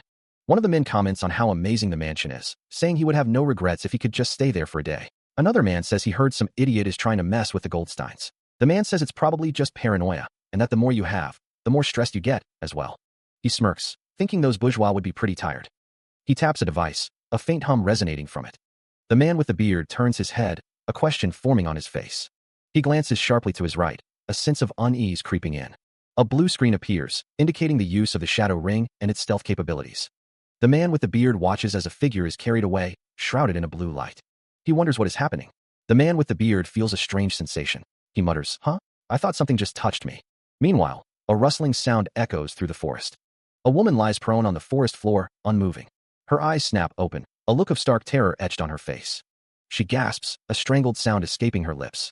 Her eyes widen in terror, a silent scream building in her throat. Beneath the cold light of the moon, the man stands, a dark silhouette against the night. He sits heavily on a rock, the weight of his task pressing down on him. Her voice, barely a whisper, hangs in the air. She gulps, her fear palpable as the sound echoes in the silent forest. The unseen figure presses him. "What are you waiting for? Do you actually not have the guts to kill a woman?" The silence stretches, broken only by the rustling of leaves. "Say something." Tears stream down her face, reflecting the moonlight as she awaits her fate. Through the trees, the man approaches, each step echoing with dread. Staggering under the weight of the backpack, the man's resolve seems to crumble with each step. He drops the heavy pack at her feet. "Take it." Sweat beads on his brow, his face etched with anguish. "This is all I can do." Crackling blue energy fills the air. A woman is lifted into the air, surrounded by the strange blue light. The man with the beard states that this is a dungeon of the lowest rank, offering an opportunity to save one's own life. The woman wonders what is happening. A voice commands to take the bag. The man with the beard looks on, his expression unreadable. The woman gasps. The woman is lifted higher, carrying a green bag. It seems her strength is about E rank, but that doesn't matter. The woman cackles, telling Na Sunhu to wait there. Even if this light is connected to hell, she vows to definitely return alive. The men watch as she ascends, determined to return alive. Electric blue energy crackles around a dark portal, the gateway to a new dungeon. A disembodied voice echoes, questioning whether someone will cease interfering with Cassandra if she returns alive. Na Sunhu stands with another man, both bathed in the eerie blue glow of the dungeon entrance. Na Sunhu states, of course, a dark determination hardening his features. But that won't happen. A voice booms, declaring the reason. Because this dungeon. Na Sunhu and the other man stand before the glowing portal, ready to enter. A menacing red aura pulses from the dungeon entrance, branding it as Durank. The electric blue energy continues to crackle around the dungeon entrance. Lightning flashes illuminate the ominous portal. The dungeon entrance glows with an eerie light. Small lights flicker in the darkness surrounding the dungeon entrance. If Cassandra comes back alive, are you not going to meddle with her anymore? Na Sunhu stands with Jonathan, listening intently. Of course. Na Sunhu's expression hardens. But that won't happen. Jonathan stands beside Na Sunhu as they look toward a dungeon. Because this dungeon is D-rank. More and more gangs are coming to look for the Suki sisters. At this rate, the dungeon will be exposed. Na Sunhu walks forward. The city looms. A traditional building stands silhouetted against the night. Today, the Goldstein family put in quick countermeasures. The main family in Europe has found stability again, and the borrowing constraints placed by the German banks are also being dissolved. There's no need for you to worry. Didn't I hear that the female president of the group went missing in her own home? Toguchi Ryusei states that's an unrelated problem, capital from criminal groups. Have you thought about what we told you? Toguchi Ryusei says he's waiting for Congressman Takeda. The U.S. government has started to put in work to stop the flow of. The Iron Mace has already fallen on Camorra of Italy and Los Zetas of Mexico, and their flow of capital is being disturbed. It'll soon be Santai Gomi's turn. Toguchi Ryusei asks, what are you suggesting we do? It'll be good if you could invest in the Jonathan Group or the Zillion Group, but they are unlisted companies, so it's difficult to do so. So, an IT company named Google will soon be created. It's a company that Jonathan Hunter has collaborated on half of. But even the entirety of Wall Street and City are paying very close attention to them. The group's capital exceeds 3 trillion yen. He orders someone to proceed with the plan. Toguchi Ryusei sits in a traditional Japanese room, contemplating his next move. He muses that those ghosts only hold the position of president, unable to contact them and without any idea where they are. Toguchi Ryusei thinks to himself that it's not a problem for him, but he's a little worried that the situation is being resolved too easily. A strange energy crackles around him as he wonders what this unholy feeling is. Na Sunhu appears behind him, the air vibrating with tension. Toguchi Ryusei's hand trembles as he mutters, "It's just like those bitches." He turns, his expression hardening. Na Sunhu declares that he is not at the wrong house. Na Sunhu, the financial manager of Santai Gomi, asks if those two are dead. Toguchi Ryusei retorts that it's not his concern, adding that if he does as he says, he'll hand the organization over to him. He speaks, his expression unreadable. Toguchi Ryusei declares that nothing will change from now on. An unholy feeling washes over him as he wonders just how many monsters there are. Toguchi Ryusei states that he will accept. Na Sunhu looks on. Na Sunhu is told that he is a dull guy and that this isn't an offer. Toguchi Ryusei's face contorts in anger. A scream echoes. A dark structure looms. A figure stands amidst a flash of light. A character is shown injured and covered in blood. Bright, glowing lines streak across the darkness. The air vibrates with unseen energy as Na Sunhu stands alongside another figure, the ground shaking beneath their feet. A lone figure kneels before a glowing portal, bathed in its ethereal light. The Suzuki sisters were nowhere to be seen. A woman's face is etched with worry, her eyes wide with concern. A bloodied arm hangs limp, a stark reminder of the battle fought. It is heard that she promoted teamwork for everyone and succeeded in clearing the dungeon. Na Sunhu stands with another person, their expressions unreadable. A city skyline stretches out before them, a tapestry of lights against the night. The woman's eyes widen as she thinks, day of beginnings. A woman sits, her expression determined. She thinks, I am preparing for that day. Na Sunhu sits across from another person, the tension palpable. He says, come under. The woman looks at Na Sunhu, her expression questioning. She asks, a choice. A disembodied voice echoes, urging someone to carefully consider the terms and conditions before making a decision. A woman reads over a document, her expression unreadable. The word tomorrow hangs in the air, a question left unasked. A city street is bathed in the warm glow of the setting sun. A man sits, his face etched with worry and fatigue. Someone pores over a contract, the details obscured. An unheard conversation hangs in the air. The man with glasses asks if Na Sunhu's location can still be seen. The man covers his face, declaring he's tired of it all. The man with glasses is told that what he's seeing are hallucinations. The man asks if hallucinations are the only explanation they have for him. The man with glasses holds up a device, stating it points to the location of Na Sunhu, who is a danger to everyone. The man with glasses leans forward, his expression concerned. He asks, have you heard of the condition, dissociative identity disorder? A text bubble appears, defining the condition. It's commonly known as multiple personality disorder. Na Sunhu's face is visible in the background. The personality that bought that object from a corner shop or whatever might now allow the current camel to remember. Na Sunhu continues, his voice strained. Yeah, then this blue screen that only I can see. He adds, his voice laced with paranoia. And those black cars that follow me wherever I go, they're all my delusions. Na Sunhu clutches his head, desperation creeping into his voice. What can I do? Help me. I'll really go insane at this point. The man with glasses responds calmly. There are government-supported treatment programs. I'll connect you to them. Meanwhile, Na Sunhu walks down a city street, his shoulders slumped. He thinks to himself, a dark cloud settling over him. Damn it. He's just telling me to go into a mental hospital. His expression darkens with dread. A place where I'll need to spend every day drugged up. He continues walking, his back to the viewer, the question hanging in the air. Is that the only way? Mr. Kamiy Novak is addressed. A woman in a purple dress walks down the street. Kamiy Novak looks up, questioning the situation. The woman announces, I am Aoki Yuria. Aoki Yuria presents her business card, identifying her as the CEO of Tomorrow Inc. Removing her sunglasses, Aoki Yuria states, I've come from Japan to meet you. A phone rings. The last position locator was retrieved. Nasano looks on. Skincare when you're only in your early 30s. How diligent. Nasunhu is asked if he is here. Good work. Maybe it's because you're Asian, but you don't even look like you're aging at all. You're just getting old too fast. Then you should. Step out into the light soon. It's hard. Situation? He's not wrong since he managed the takeover of small banks last year and is now working on Google, going public as their main sponsor. It'll definitely be hard. Battlefield. That investment into Google was a stroke of genius. The phone screen displays a collapsing stock market trend. Who could have guessed that Ape would collapse and Google would take charge of the internet market? The man with the beard pauses, considering the information. His expression is unreadable. The man with the beard continues, except you. Nasunhu replies, I was surprised as well. About the IPO this time. The man with the beard holds up a magazine titled For Boss, Silicon Valley versus Wall Street. Traditionally, when a company goes public, the managers will investigate the potential investors to decide on the stock's price and quantity. The magazine cover reads, there is a lot of talk about Silicon Valley versus Wall Street. The man with the beard says, son, you agreed to it. As the main stockbroker, we didn't increase the commission fee that could have raked in a ton of money, nor did we give special privileges to our main customers. Jonathan Investment, the group that practically represented Wall Street, had done something that directly went against Wall Street's philosophy. Na-sunho listens intently. After the situation settles, the White House won't stay still. Just like how the GNL Group was kept in check after being created in the chaos of the IMF. After finishing their war on terror, the US government won't let Jonathan alone. The man with the beard continues, I know. That's why I even entered the banking industry. So, son, we're sending this out as a warning. The man with the beard warns, a warning that if they touch us, will completely collapse the tradition of Wall Street. The man with the beard's eyes reflect a predatory intensity. They're the same eyes he had when he was a hunter. He'd survive even if he went into the testing site. Jonathan bumps fists with Na-sunho. He confirms, yeah, that's why. The two men clasp hands, a silent agreement passing between them. We must.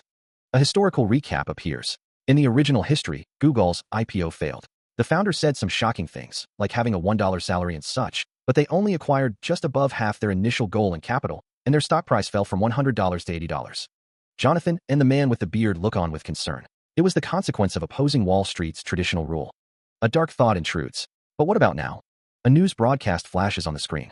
An auction that lasts for 10 rounds over 10 days. Jonathan used the media to make Google seem favorable. Jonathan speaks on the phone, a determined glint in his eye. And I even used the accounts from ghost companies to push up the stock price where I could. A computer screen glows with data. A war that must not be lost, commanded by Jonathan and supported by me. Starting from $250, Google's closing price. A hand clicks a mouse, sealing the deal. The man with the beard exhales, a sense of grim determination etched on his face. The man sits before a bank of monitors displaying stock charts, a $500 loss flashing on the screen. It's Wall Street's complete loss. The air crackles with unseen energy as a monstrous form lunges, claws extended. A fiery claw rips through the air, leaving a trail of heat and destruction. The monster's face contorts in a savage roar, its teeth bared in a display of primal fury. Dust and blood fill the air as the aftermath of the brutal attack settles. The monster's attack intensifies, its fiery claws tearing into flesh. He collapses to his knees, a strangled gasp escaping his lips. The monster's relentless assault continues, each strike a brutal testament to its power. Staggering, he fights to remain standing, his body screaming in protest. The monster towers over him, a predator relishing its wounded prey.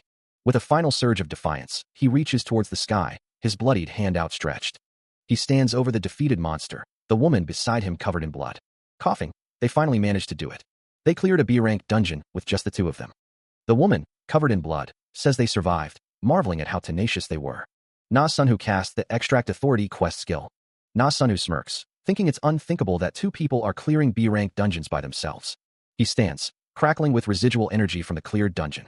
He takes a step forward, the dungeon floor gleaming beneath his feet. He walks toward the exit, two figures awaiting him. A voice booms, congratulations. An unknown man speaks, his expression thoughtful. A close-up reveals the name tag of Tomorrow, Team 1 Captain Marco. Inside the dome, Team 1 of Tomorrow is stationed, while Mixed Team is outside. Wu Yonhee expresses her gratitude, stating that the dungeon has been destroyed. The unknown man reflects on when he first met Woo Yeonhee, noting her unchanging appearance as an awakener. He thinks it's understandable why Jonathan is envious. A voice says, "Envious of me? We won't have any raids to do for now, so go and live your life. Go date or something." Woo Yeonhee looks back, a slight frown on her face. Woo Yeonhee asks Na Sunho if he is interested in her dating life. She expresses her worry. Woo Yeonhee thinks of her mother, now able to talk about her freely after years of improved familial relationships. Woo Yeonhee tells Na Sunho to take care of himself first. He realizes it's been a while since he visited home. Woo Yeonhee hopes there. A cityscape stretches out before them. Meanwhile, footsteps echo through a hallway. The South Korean Supreme Prosecutor's Office Central Investigation Department head, Park Woo-cheol, is shown. A man asks if Kim Ji-ye was told to attend today's meeting. The response is affirmative, but it seems the message wasn't delivered properly. A man wonders why the department head is looking for a newbie who was commissioned just last year. A woman greets the department head. Kim Ji-ye introduces herself as being from Public Safety Department 3. Ji-ye's expression is unreadable. Park Woo-cheol asks if he has to call her himself, adding that she should have done this before. Woo-cheol thinks to himself that he gave her a proper greeting and wonders what she means. Ji-ye wonders if he is telling her to bribe him or something. Woo-cheol adjusts his glasses, his expression stern. Woo-cheol suggests having a coffee. A vending machine stands nearby. Park Woo-cheol asks how work is in Department 3 as Ji-ye stands before him. Woo-cheol says that when she gets used to it, he'll move her to his Department 1, so she should work hard. This is a direct invitation, something that happens between forces of authority. The department head, Ji-ye, appears nervous. She introduces herself as Kim Ji-ye, age 36, born in Incheon, and wonders if she's being mistaken for someone. The man on the other end asks if her uncle is the president of Jeonil Bank. Kim Ji-ye confirms that her uncle is the president. Park Woo-cheol is on the other end of the line. Park Woo-cheol encourages her to work hard to live up to the president's name, suggesting they meet with smiles soon. He wonders to himself if her uncle was this powerful. Park Woo-cheol asks if her department had really said that, cautioning her not to say something that might cause misunderstandings. Ji-ye says she just talked a little about him to her superior at work. The problem, she realizes, is that her superior at work is the department head's father, Lord of Wealth Park Chung-sik. Kim Ji-ye thanks Park Woo-cheol, who replies that thanks to her, she's being looked after a bit too well. Park Woo-cheol expresses his thankfulness that she's grown up well and asks if she's been healthy. Woo-cheol asks about Sunho, remarking that he must have grown a lot. He recalls that Sunho stopped growing in high school.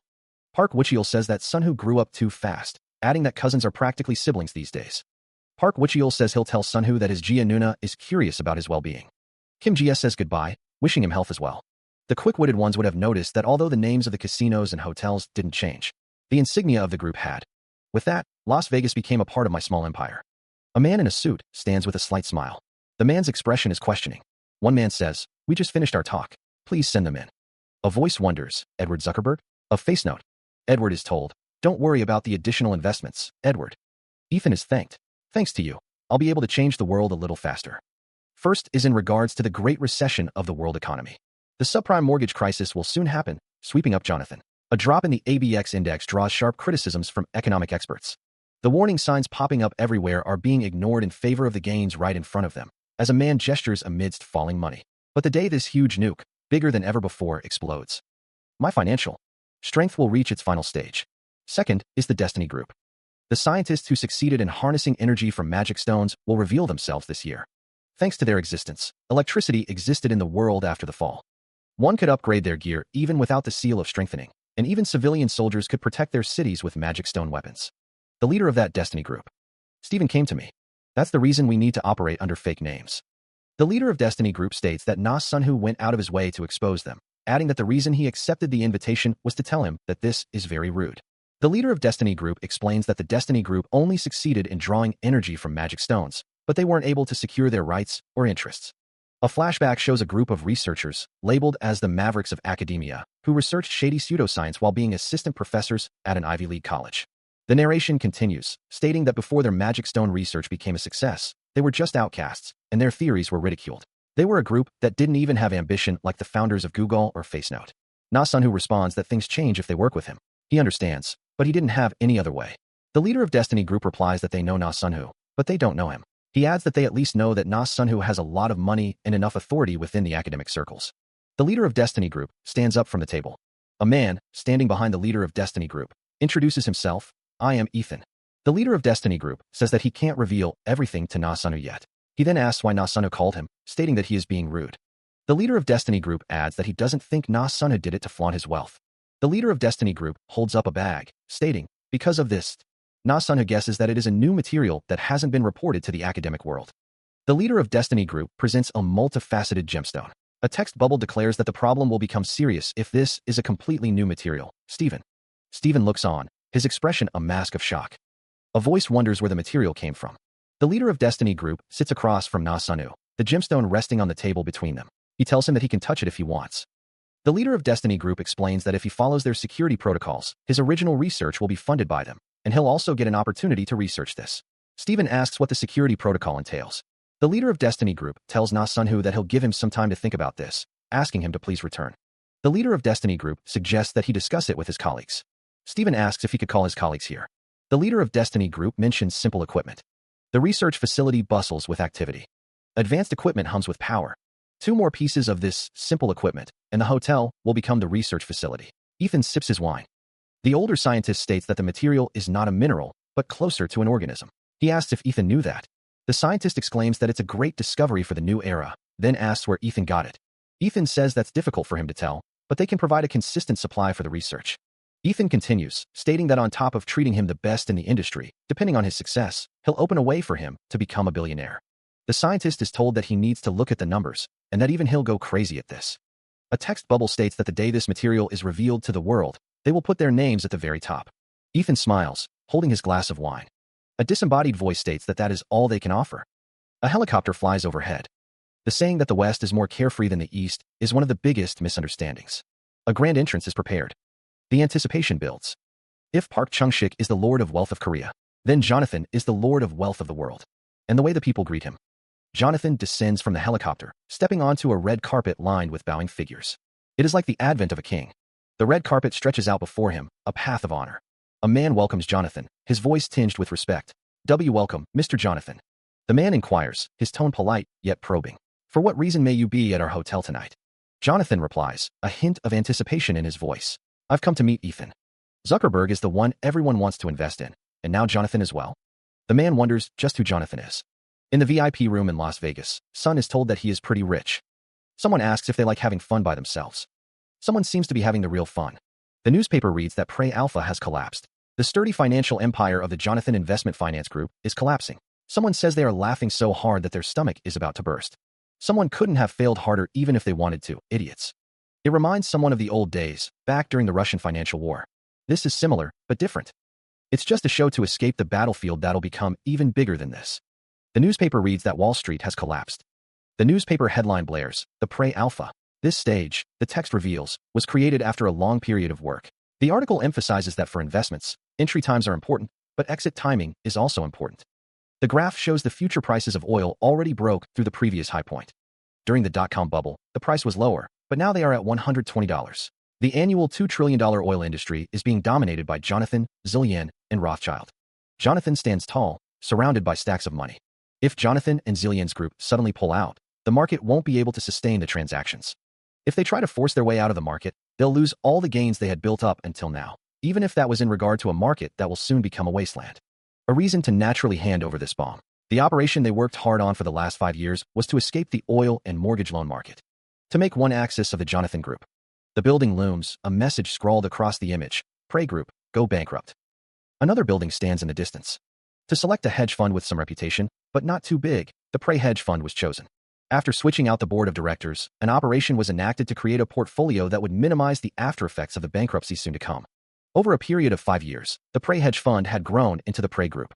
Prey Group is one of the core groups of the Jonathan Investment Finance Group. Special debate, Prey Incident, because it is built purely on the group's capital. Meaning, the group could also be seen as Jonathan and John Doe's personal safe. So, this situation may have made the two of them see personal losses. From an outside perspective, the Prey Group could look like an arm of our operation. Even though it's less than a fingernail. If the crisis that started from the Prey Group starts to creep up toward their parent group, Jonathan Investment Finance Group, wouldn't it become a big problem? This is why the information about Prey Group's internal affairs that is hidden from us needs to be released to the public. A danger to Jonathan. Investment Finance Group could be seen as a danger to the world economy. If Jonathan Hunter is watching this program, I wish. A demand echoes, insisting on the revelation of the Prey Group's internal data and cooperation to safeguard the market. One man, holding a card, expresses his reluctance. Revealing the information now would make it seem as if he's following someone else's lead. The stock price is unstable, and they can't afford to postpone it. A phone rings, the screen displaying the name Brian. The word Flash appears in bright neon letters. The word flash appears again in bright neon letters. The word flash appears once more in bright neon letters. Brian Kim declares that he is the CFO of Jonathan Investment Finance Group. Murmurs fill the air as it's revealed that the capital invested into Prey Group by their group is $100 billion, and the market estimates it will be difficult to stop the chain of bankruptcies. The word flash appears again in bright neon letters. However, the current situation is within the parent group's financial goals. Even so, a promise is made to do everything in their power to revive the Prey Group.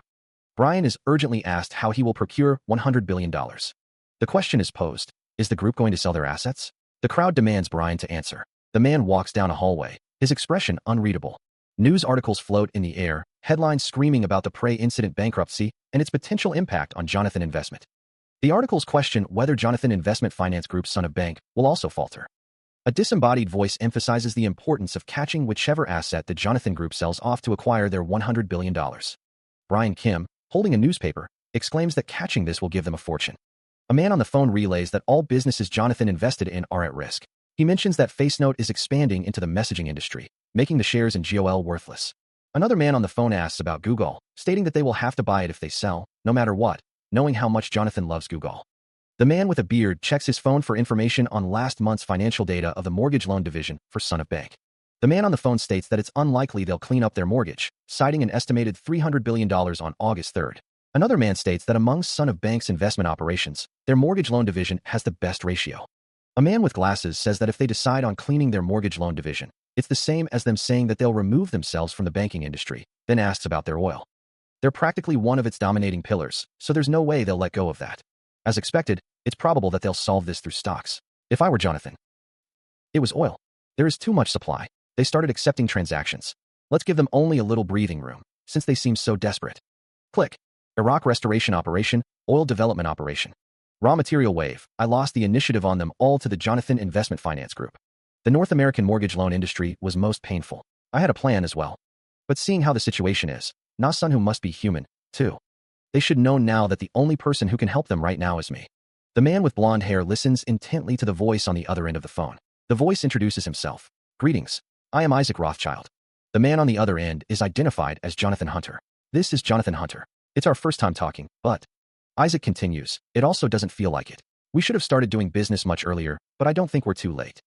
Jonathan listens, his expression unreadable. The timing is pretty perfect right now. It's an opportunity for the two groups to become friendly. Isaac states, we are the ones taking in most of the oil shares you are letting go of, but it looks like Zelia's side has also started to settle theirs off. Isaac continues, I've reached out to tell you that this is too much for us to take all by ourselves. Jonathan remains silent, listening to Isaac's proposition. I've never asked for such a request.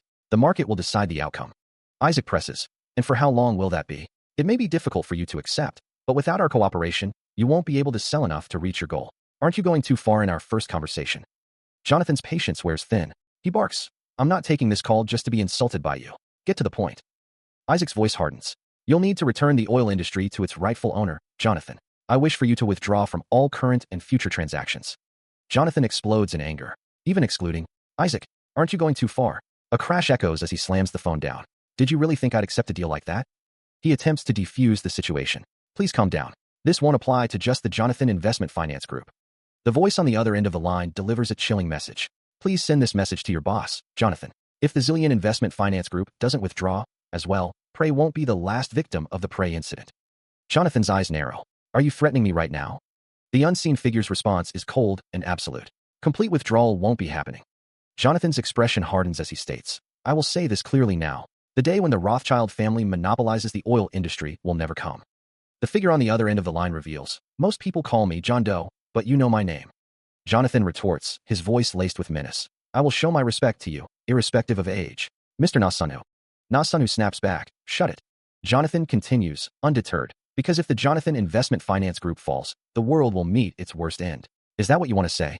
Nasunu asserts, not just the American government, but the IMF will have no choice but to support our group. Even without the capital of the Rothschild family, we won't be going anywhere. Nasunu's voice drips with disdain. How much do you think the American government will support a group operated by an Asian? His eyes glowing with a sinister red light, Jonathan declares, I'll take it as never having made this offer. A distorted burst of energy emanates outward, forming the shape of a speech bubble containing the word W8. Jonathan continues his phone call. He asks, does it have to be the oil market? If we can exchange shares from another. The man on the phone sighs, well. Jonathan continues, the oil industry really isn't enough. Jonathan's eyes glow red as he mentions the mortgage loan operation division of the Jonathan Investment Finance Group. Jonathan states, I'll need to take that as well. Two men react with shock to the phone call. A hand holds a phone, the screen displaying a message. A man is threatened with a blade to his face. A man holds his head in his hands, distressed. A blurred image conveys a sense of urgency and chaos. A car drives through Washington, D.C., passing the Westfields Marriott Hotel. A green car arrives, seemingly holding the Bilderberg Club meeting. The car continues its approach. A man adjusts his tie, a clack echoing in the air. The man gazes out the window. Joshua Von Karajan looks off to the side, a stern expression on his face. Colton Spencer Goldstein stands with a woman, his expression unreadable. Zillion and Jamie are seen together, representing Zillion Finance Investment Group and Jamie Corporation. Isaac Rothschild observes a meeting, a slight smirk playing on his lips. Mr. Isaac is mentioned in a speech bubble. Isaac Rothschild stands with open arms, stating he is always up to date with the good news of the Rothschild family. The word congratulations is seen in a speech bubble. Isaac Rothschild walks with others, commenting on obtaining oil. Isaac Rothschild is seen again, with a speech bubble indicating a potential revocation of invitations to Jonathan and John Doe. A man laughs, stating that even though the Jonathan Group lost their oil and mortgage loan industry, Jonathan has accepted the invitation this year. They also have enough capital due to their shares in promising businesses. Seeing how we got no response from him, shouldn't we take it as him declining this year as well? Isaac is asked if he has heard. It seems they now decided to follow our order, after ignoring the invitations so many times. What about? You should. It's revealed that the one moving all those people there is not John Doe, but Na Sunho. We need to get him here by any means possible. Will you follow my lead in this meeting? The opposition will be quite fierce. The Rothschild will give you our guarantee. They won't be able to use a card akin to the currency war like last time. If you all cooperate with me, I will make him accept our invitation, or drag. He's being pulled out from behind the shadows, if they're saying all. Isaac Rothschild is told that he has no choice but to trust them. The man with his back turned to the viewer tells them to be quiet. Jonathan has arrived. The car door clicks open as Jonathan steps out. Jonathan's feet touch the ground as he exits the vehicle. Jonathan's expression is unreadable. The man with his back turned to Jonathan appears to be awaiting his arrival. Isaac Rothschild and the unknown man with beard watch Jonathan approach. The man in the suit says he is glad that Isaac could make it. Isaac shakes hands with the man, thanking him for allowing him to leave the oil market cleanly. The man in the suit is thankful that Isaac thinks that way, and admits he didn't expect the Rothschilds to have that much financial mobility. Isaac was truly surprised. The man in the suit scrounged up money from different banks using the family's assets as collateral. But it was all worth it, the man thinks with a sinister grin. Complete monopoly of the oil market.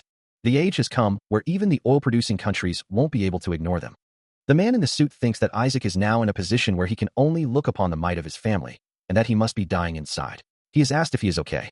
The man in the suit can't even bear to see Isaac act like everything is fine, finding it too funny. Isaac says that he is fine.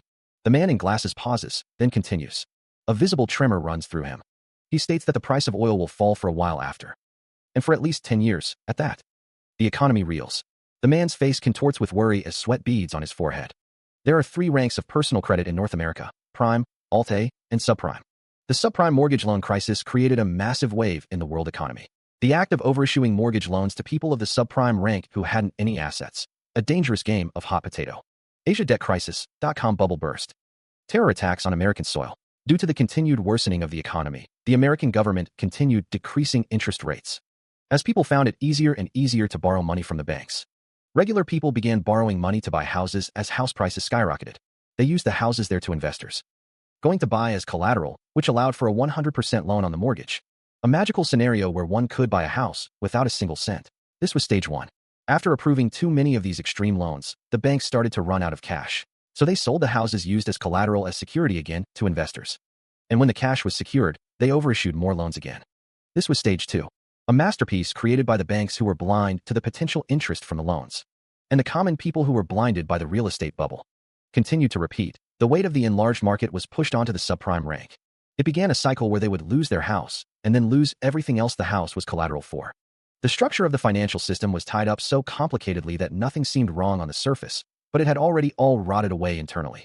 This holds true for the mortgage loan business sold to the Rothschilds. It appears to be the miraculous goose that laid the golden egg of AAA credit rank goods. But more than half of that capital is connected to the subprime rank. A cacophony of manic laughter fills the air. Someone is on the verge of losing their mind. The man is holding onto 2 nuclear bombs, yet hugging. The words echo, them with pride. A voice strains to contain itself. I thought my face would explode from trying to hold it in the whole time. A knock sounds at the door. The man's face is strained with barely suppressed emotion. A man asks, "Do you have time?" The man calls out, "Zillian." The man with blonde hair smiles faintly. Zillian replies, "You came at the right time. I was told to give this to you when we met for the first time." A sealed letter is presented. Zillian says, "Something to thank you for following through all the difficulties. Please." He holds out an invitation. The man states that the recipient is the first to be invited. The invitation is sponsored by Na Sunhu Jeonal Club. The Korean is known as John Doe. Jonathan pauses, listening intently to the man with blonde hair. It is revealed that his name is Na Sunhu. In truth, you've known him for a long time. Time now. The man looks concerned. The name of Ethan is revealed, and in the future, Jonathan is told that he should use this name. The man stumbles. The woman in the car stumbles as she walks. Kim Jia remains silent. Kim Jia asks Jonathan if he told him about the directing department. The directing department doesn't exist. It was all Na Sunhu. The man with blonde hair looks on. It was all the vision of one person, Odin. Kim Jia looks on. The man with blonde hair covers his face, thinking he is overjoyed to be invited. What would such a genius feel when he looks at him? Just an ant on the sidewalk. Kim Jia asks if he is starting this again. The man with blonde hair says he is getting bored of it. Jonathan looks on. The man with blonde hair says, "Let's talk." A disembodied voice declares that someone should be sorry. A woman walks arm in arm with a gray-haired man, who seems confused by something. A woman proposes marriage. The woman continues, stating she can accept all complaints and worry in bed.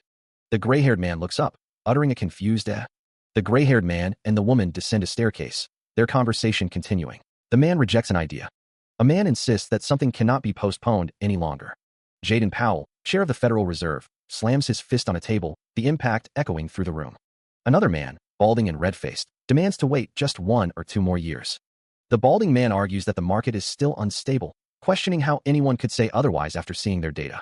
A blonde man in a suit asks what about the data from his side. Another man calls Jaden an arrogant bastard as Jaden stands over a man on the ground. Isaac Rothschild's thoughts are consumed with the fact that the Main family nurtured someone so much, but he doesn't know how to be thankful. What will happen if the interest rate raise is enacted? Jonathan stands nearby. The returns we'll get from the subprime mortgage loans will decrease. Even a child would know that. Isaac asks how much of the CDO is based on the MBS of the subprimes. You don't have to worry about that part. The goods we obtained from the Jonathan Investment Finance Group are all of excellent quality. If you want me to, I can look into more detail on that. Of course, we've already investigated this issue multiple times. In the worst-case scenario, even if the interest rates were to increase, there would only be a small change in the returns. Jonathan, that guy, he just sat there like an idiot without saying anything. He must be so mad since he no longer has anything related to the oil or mortgage loan markets. That makes me feel a little better, Isaac thinks. At this rate, the meeting will conclude without anything. To resist the Rothschilds who have conquered the dollar and oil, I'll need to show you who the true master is. Members of North America, please gather in my room. The man with glasses sighs, a clear sign of his frustration. The man with glasses asks, "Are you going to be like this until the—" Isaac warns, "I definitely warned you. Open your eyes and watch closely what will now happen." Isaac continues, his voice rising. "Know that neither the dollar nor the oil will be easy."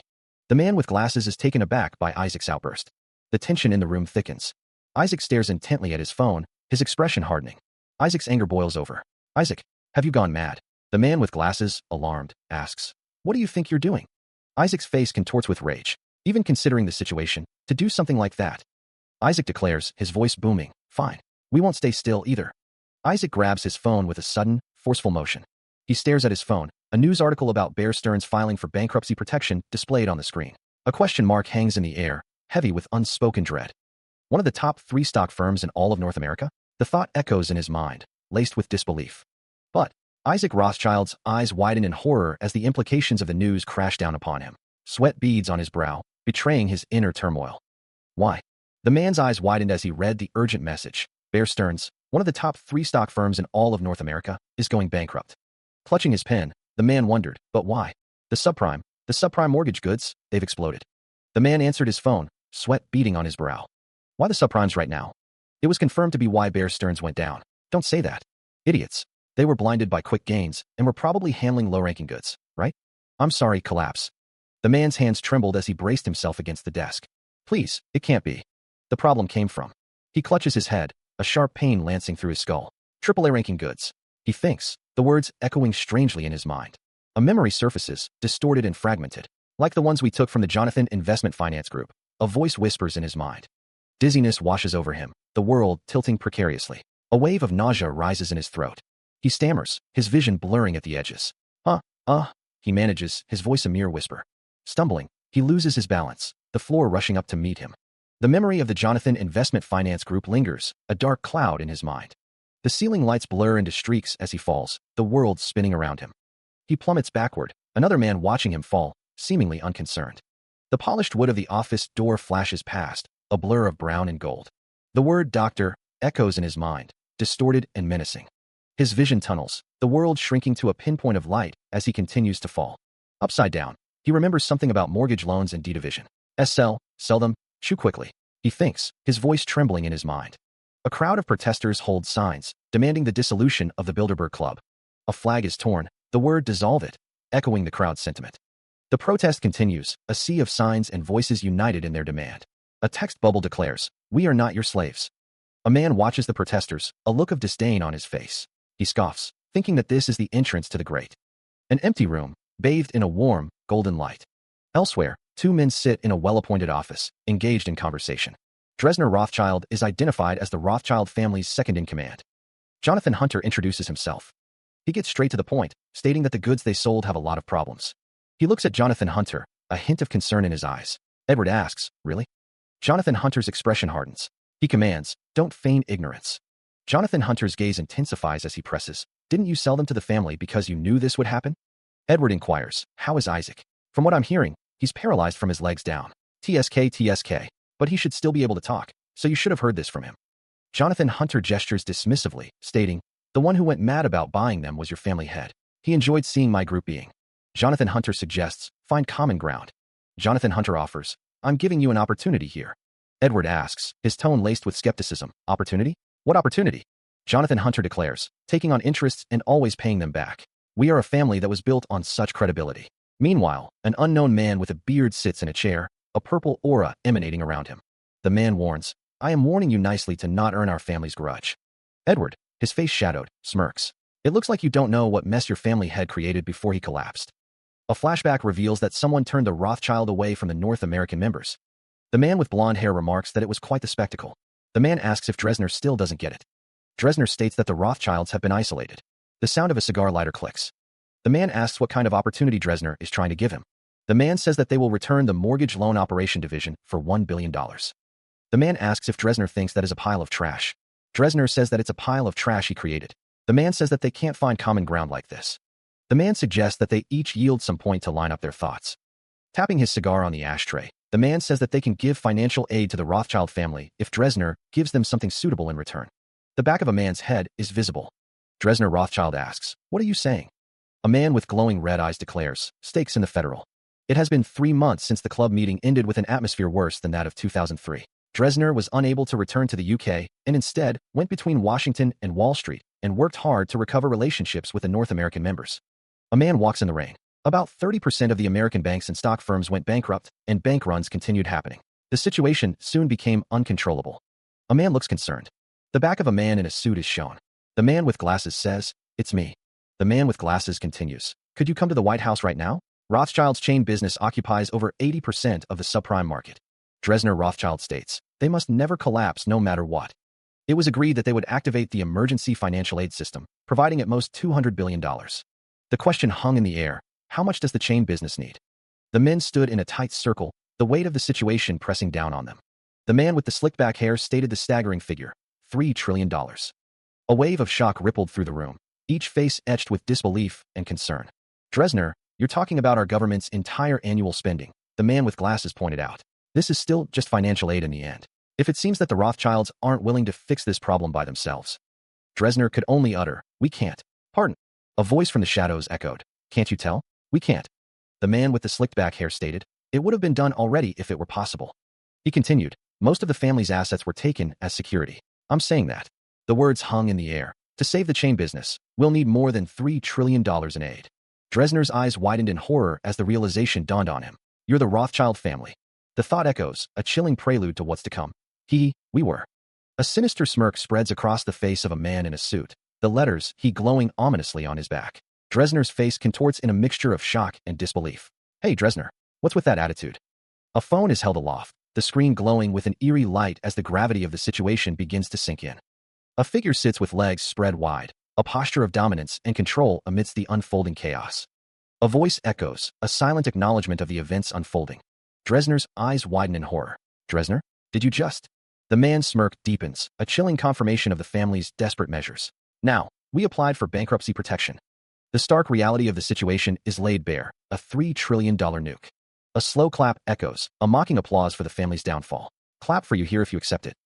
A chilling question hangs in the air, a desperate plea for unity in the face of annihilation. What else can we do but die together? The final image, a pair of shoes, a symbol of departure, defeat, or perhaps something far more sinister. A surge of crimson energy begins to coalesce around the figure, crackling with raw power. Gripping the weapon tightly, the energy intensifies, wrapping around the hilt like a living flame. The figure stands amidst the swirling chaos, a conduit for the gathering force. An arcane symbol flares into existence, pulsating with the same crimson light. The air crackles as the words echo. You have cast Devi's sword. From the heart of the energy, a blade of pure violet light begins to materialize. The Devi's sword is fully formed, a weapon of immense power ready to be unleashed. The figure stands poised, the Devi's sword crackling with energy in their grasp. A surge of crimson energy erupts. Na-Sunhu uses the item, Solar Blade of Ra. The hunter strikes the monstrous beast with the Solar Blade of Ra. The beast withstands the blow. The hunter's feet dig into the ground. Na-Sunhu continues his assault with the fiery blade. Again, the monster's defense holds. The monster stands firm against the onslaught. Damn it. Na-Sunhu realizes, it's definitely got a good defense. The Solar Blade of Ra crackles with energy. The blade glows with a menacing light. A deafening BM echoes through the chamber as the battle intensifies. Raw energy explodes outward, a crimson bloom against the darkness. The force of the impact sends something flying, limbs flailing against the unseen barrier. The hunter coughs, blood splattering from his lips. Wu Yonhee casts Cure Body, a wave of restorative energy washing over him. The red blade glows faintly as Wu Yonhee continues to channel her healing magic. A thunderous boom shakes the very foundations of the dungeon. The monstrous figure lunges, claws extended, a predator closing in for the kill. Na-Sunhu casts Odin's Wrath, focusing the divine power into the Solar Blade of Ra. A guttural roar tears through the air, a primal challenge. The monster's face contorts in rage, its red eyes burning with malevolent intent. A voice booms, echoing with dark challenge. Come at me. Na-Sunhu screams, channeling every ounce of his power. The monstrous figure swings its massive axe, the weapon blurring through the air. The axe continues its descent, a violet streak cutting through the space. The monster's red eyes burn with savage intent as it presses its attack. The axe continues its deadly arc, poised to strike. The monster is struck, the force of the blow momentarily halting its advance. A pained grunt escapes the monster as it reels from the impact. Channeling his power, Na-Sunhu unleashes a torrent of crackling blue lightning. The lightning arcs towards the ground, a deafening crack echoing through the air. The raw energy of the spell crackles and writhes, a furious display of power. Na-Sunhu's eyes glow with electric intensity as he focuses his attack. The lightning intensifies, a blinding storm of pure energy. The monster is engulfed in the lightning's fury, a tortured scream ripping through the air. He unleashes a torrent of blue energy. The energy intensifies, crackling with raw power. The blast fades, leaving behind a trail of shimmering particles. Wu Yonhee is sent flying backward from the force of the attack. Wu Yonhee, splattered with blood, stares in shock. Na-Sunhu's name echoes through the cavern. She falls, defeated. Wu Yonhee plummets through the air. To you. But after spending over a month balancing between life and death, a hand rests on a white bedsheet. A good rest was needed. Breaking news reports that Rothschild, chain business, applies for bankruptcy protection. Is this the same Rothschild that we know? I heard that the family is worth over $5 trillion. Can a business of that family even fail? Na-Sunhu holds a glass of champagne as Kim Jia eats spaghetti. $5 trillion is an overestimation, Na-Sunhu thinks. Still, they only survive like this because they're Rothschild. Is something bothering you? Kim Jia's expression looks dark. As expected of an empath. Your strength has increased by 1 rank. A to S, congratulations. You are the first Awakener to obtain an S-rank stat. I got a first title for the first time in a while. I was expecting a challenger box as the reward, but the system instead sent me a message I had never seen before. About second try special privilege. The first 10 people to obtain S-rank in all their stats can invoke their second try special privilege. When invoked, all their stats, traits, and skill ranks will be reset. Their total points will also reset. The system's growth limit for all ranks will be increased to SS rank, and the possession limit for skills, traits, items, and insignias will all increase to 10. Something. He wonders if something like this existed, but he can say for sure. Although the system says the first 10 can attempt this. Na-Sunhu stands, his expression unreadable. No one, but he will even be able to try. Naturally, he would have also given up if he was alone. Na-Sunhu's expression hardens with determination. Wu Yonhee looks thoughtful. 10 years from now, it'll occur. You're probably tired of me talking about the day of beginnings by now, but there is one last thing you need to know. It'll be impossible without. It'll be suicide to go into his second try within the testing site. So he needs to raise all his stats to S rank and have already reset before that day. He stands in the aftermath of a battle, bloodied but resolute, as a spectral figure watches over him. Since it takes about a month to clear one dungeon, there's no guarantee they can accomplish it even if the clear times get faster. It was an intensely difficult schedule that was choking to even think about, but Wu Yonhee reacted less than he expected. She wonders if the items won't get reset. Wu Yonhee states that it's good, adding that he's already made his decision anyway. Na Sunho looks on. Na Sunho expresses his thanks to Wu Yonhee. Wu Yonhee grins. Na Sunho states he'll leave the medical corporation to his younger sibling, confirming that he's got it. Wu Yonhee remarks that it looks like they'll be only going around dungeons for the next 10 years. Na Sunho listens intently. Na Sunho says that every time a stat rank increases, they'll take a short break. A contract formed. Then, shall we? The champagne glass is raised. When you go into your second try, I'll help you rebuild. The woman with brown hair grins, saying you'll just have to follow me. Wu Yonhee smiles. The woman with brown hair exclaims, oh ho, call me boss. I said I'll help you grow right back up. Don't go. The woman with brown hair says okay. Jonathan sits in a leather chair, his expression unreadable. A doorway looms, promising either escape or confrontation. A man states that he is there to deliver the administration's decision. Jonathan listens, the president's worry about Jonathan Investment Finance Group's monopoly hanging in the air. Jonathan sighs, stating that he hears this every time, and tells the man to continue. The man states that although the subprime crisis exploded in the Rothschild's face, it's a problem created by Jonathan's group, and warns him not to ignore the administration's request. Jonathan asks if the man is serious regarding the claim that his group created the subprime crisis. Jonathan scoffs, saying that not even a first-year economics student would say such a thing. He says to trash all that and get to the point. Jonathan states that he doesn't have all the time in the world, either, adding that the other person already knows. A fund exists with the exact same purpose as the fund his group created. He questions if there is a need for two of them to exist. The International Environment Fund directly opposes the Environmental Protection Fund created by the Rothschilds and other financial powerhouses. Publicly, it's a fund created to protect the environment of developing countries. The Environmental Protection Fund would lend a small amount of money to these developing nations. They take the land as collateral. The amount of land taken this way is over 30% of all land on the planet. That's right, there's no. But in truth, it was created to buy the land of those. Reason for both of them to exist. However, they'll soon belong to us. Erase the Environmental Protection Fund, and let's start anew under the International Environment Fund. He asks for cooperation, stating that with this, they'll be able to get the dungeons they couldn't purchase due to complications. The president. He expresses his impatience. If the president is this slow to act. Jonathan's eyes glow with an eerie orange light. The president states he doesn't want to complicate things. The president demands to be connected with him. A phone rings insistently on the president's desk. Jonathan asks if he got a call from the Rothschilds, or did he not? He's busy, so he'll just ask one thing. Jonathan holds his phone to his ear, awaiting a response. The president looks at his phone, a VIP call incoming. He gives the order. Jonathan acknowledges the response. Yes, understood. The president confirms. Yes. The administration will attend the launching of the new fund and will help in organizing the original fund. The president glances nervously at Jonathan, who is holding a file. The unseen speaker orders someone to hand the item to the president. Jonathan recommends someone as the next chairman. Jonathan asks, just in case. The unseen speaker mentions a share in the Federal Reserve Bank. Jonathan grins, a predatory glint in his eyes. The dollar is on Jonathan's mind. An unknown figure asks how much someone wants something to be worth. The day after Zillion was sent the first invitation. Jonathan again went around to hand out invitations to the Gino Club to the members of the disbanded Bilderberg Club. Jonathan stands with another man, discussing their plans. A figure stands, their intentions unknown.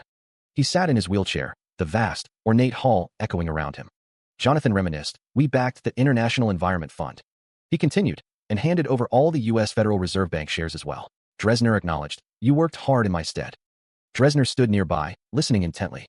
An invitation, sealed with crimson wax, was delivered. Jonathan considered the implications of the invitation. Dresner stated, it's the invitation I stomped on in front of Jonathan. Dresner continued, waiting for the members to go so I could pick it up again and straighten it out. I did it all. Jonathan muttered, family head. He held the invitation in his hands, examining it closely. Jonathan spoke, his words hanging in the air. Dresner added, you wish for. A figure plummeted downwards, the scene blurring with speed. The man with the beard clenches his fist, the pressure building within him. He struggles with an internal conflict, the weight of his thoughts pressing down on him. Jonathan grips the handles of his wheelchair, his knuckles white with tension. Can't allow me or my family to do this. Jonathan's expression hardens, a steely resolve in his eyes. Please, do your part as the family head until the end. For the future generations. The man with the beard shakes his head, the weight of the situation crashing down on him. He thinks of what is to come. For the future. The man collapses, the weight of his burdens finally overwhelming him. Jonathan, seated in his wheelchair, affirms, yes. For the future. The text reads, fuck. Let's just try and live for now. The location is identified as Gunsan, Jeollabuk-do. A tall building stands against the sky. A sign reads, Gino Mangium Si Mangium Resort. A man stands beside a black car, waiting. The man in the suit apologizes, stating that the entire premise is rented out for the day and that they cannot use the resort. He asks them to please go back. The unknown man with a beard asks what the problem is, expressing surprise at being stopped in this country. A woman in the passenger seat comments on how well-developed the situation is. The man in the suit asks if the unknown man with a beard knows who he is, questioning how many people he has seen in cars worth hundreds of thousands. The man in the suit demands to be let in while he is being nice, mentioning that he heard a resort opened up in a backwater town and he wanted to help with the sales. The woman in the car applies lipstick, wondering what the hell is going on. The unknown man with a beard curses, calling someone a son of a bitch as a car horn beeps. The unknown man with a beard questions why the car is beeping so loudly. The unknown man with a beard expresses surprise, recognizing the cars as Rolls-Royces. A close-up shot reveals the grille of a Rolls-Royce. A view of multiple Rolls-Royce cars parked in front of a building. A voice narrates that each car is worth over $700,000. An aerial view shows the Rolls-Royce cars driving on the road. The cars are lined up like cars at the supermarket. A phone displays a notification, everyone attended. A man adjusts his jacket, a white overcoat draped over his shoulders. The text reads, never join. All attended without a single exception. Even the Rothschilds, who said they'll hold a meeting on the same day. Footsteps echo as someone walks. The text reads, we're the first to lower their heads and join us. A stage is set with a podium, the year 2009 displayed prominently on a screen. Murmurs fill the air. The audience fills the seats, the date, 5th of May displayed. A low murmur spreads through the crowd. Two men in suits converse. One asks, and you? The two men are shown again, the sound of clack echoing. A man with blonde hair looks on, a slight smile playing on his lips. A man with white hair watches with a similar expression. More footsteps are heard. A woman with black hair stands beside the man with white hair, both observing the scene. A man walks onto the stage towards the podium. A pair of dress shoes stand on a blue-lit floor. A man with black hair and a serious expression stands ready. The man's gaze is intense. A group of older men gulp nervously. A finger taps a screen. The screen glows with a blue light as it is tapped. Na-sun, who stands at the podium, ready to speak. A voice declares that if anyone thinks this is a place of cooperation, they'll need to go back now. Na-sun, who stands at the podium, his expression stern. He declares that if anyone believes this is a place for cooperation, they are mistaken. He continues, stating that those who think this is a place for cooperation need to leave now. A man with silver hair and a woman stand together, listening intently. The man remarks that it's true, just like the Bilderberg Club. Na-sun's voice booms, declaring that their true goal is to create a world government. But that process won't occur through cooperation. Two men listen to the speech. The speaker emphasizes that the process won't occur through cooperation. Na-sun states that the members who agree with this can sit down. He commands that the rest can go out the door, adding, do as you wish. A man in a suit begins to sit down. More people sit, the word SIT emblazoned across the panel. The majority of the audience now sits, the word SIT again emphasized. A wide shot reveals rows of people sitting, a clear indication of their agreement. A sea of faces looks on. The crowd continues to watch. A fist clenches, the knuckles white with tension. This is the scene. Na-sun sits, his gaze intense. Of the birth of the emperor of the new world, money in his left hand. He stands amidst falling money. A sword in his right hand, the emperor. He who will become even stronger when that day comes. Anyone else in history as powerful as he. What's first on the agenda? He'll try to make an unreasonable demand to tame the members. Our first topic of discussion. He murmurs under his breath, frustration evident. He thinks to himself that he'll just have to listen to what the others have to say. Na-sun states that they will talk about something. The man with the beard poses a hypothetical question. What would happen if they were attacked by an extraterrestrial force? The president and another man react with surprise and concern, question marks floating above their heads. Dresner Rothschild and a woman with blonde hair observe the scene with concerned expressions. A large question mark looms, hanging in the air like a pregnant pause. A hand is raised, perhaps signaling a desire to speak or object. A voice declares that they'll have to stop mass riots. The man with the beard asks about other chaotic scenarios that could happen. Na-sun suggests keeping it within the scope of an extraterrestrial attack. A voice mentions looking through the White House's military operations, stating that the American government has prepared for scenarios like this. The president reacts with surprise or realization, an exclamation mark appearing beside him. Among the potential crises, they were most wary of scenarios that could bring the entire global economy to a standstill. Things like the use of nuclear weapons. That's why, within our group, the agenda we must make clear right now. You must not close or shut down financial systems like banks and other financial services. A murmur rippled through the audience. What is he talking about? Why is he even discussing this nonsense? Remember it clearly. An extraterrestrial attack is but one example. I will not sit by and watch as the order we created collapses.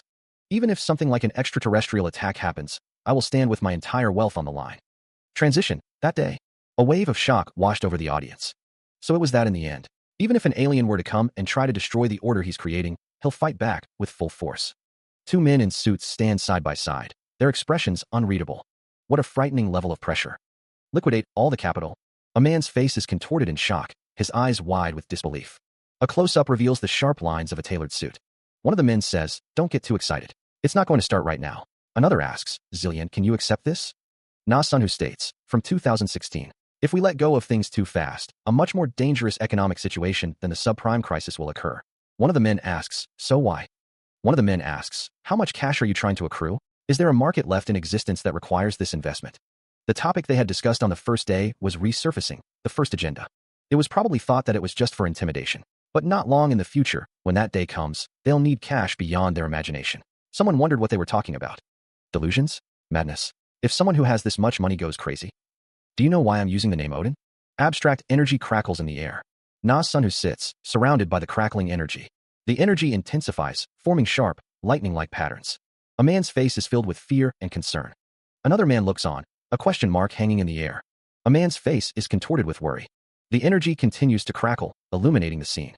The energy crackles around buildings, creating a sense of unease. The building stood tall against the night sky, its windows reflecting the distant stars.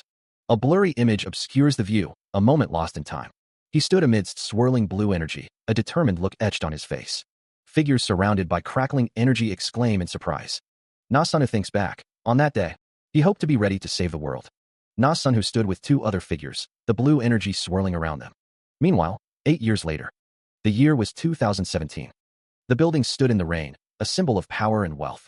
The text reads, "To my many enemies, and to those who fought against me and failed miserably."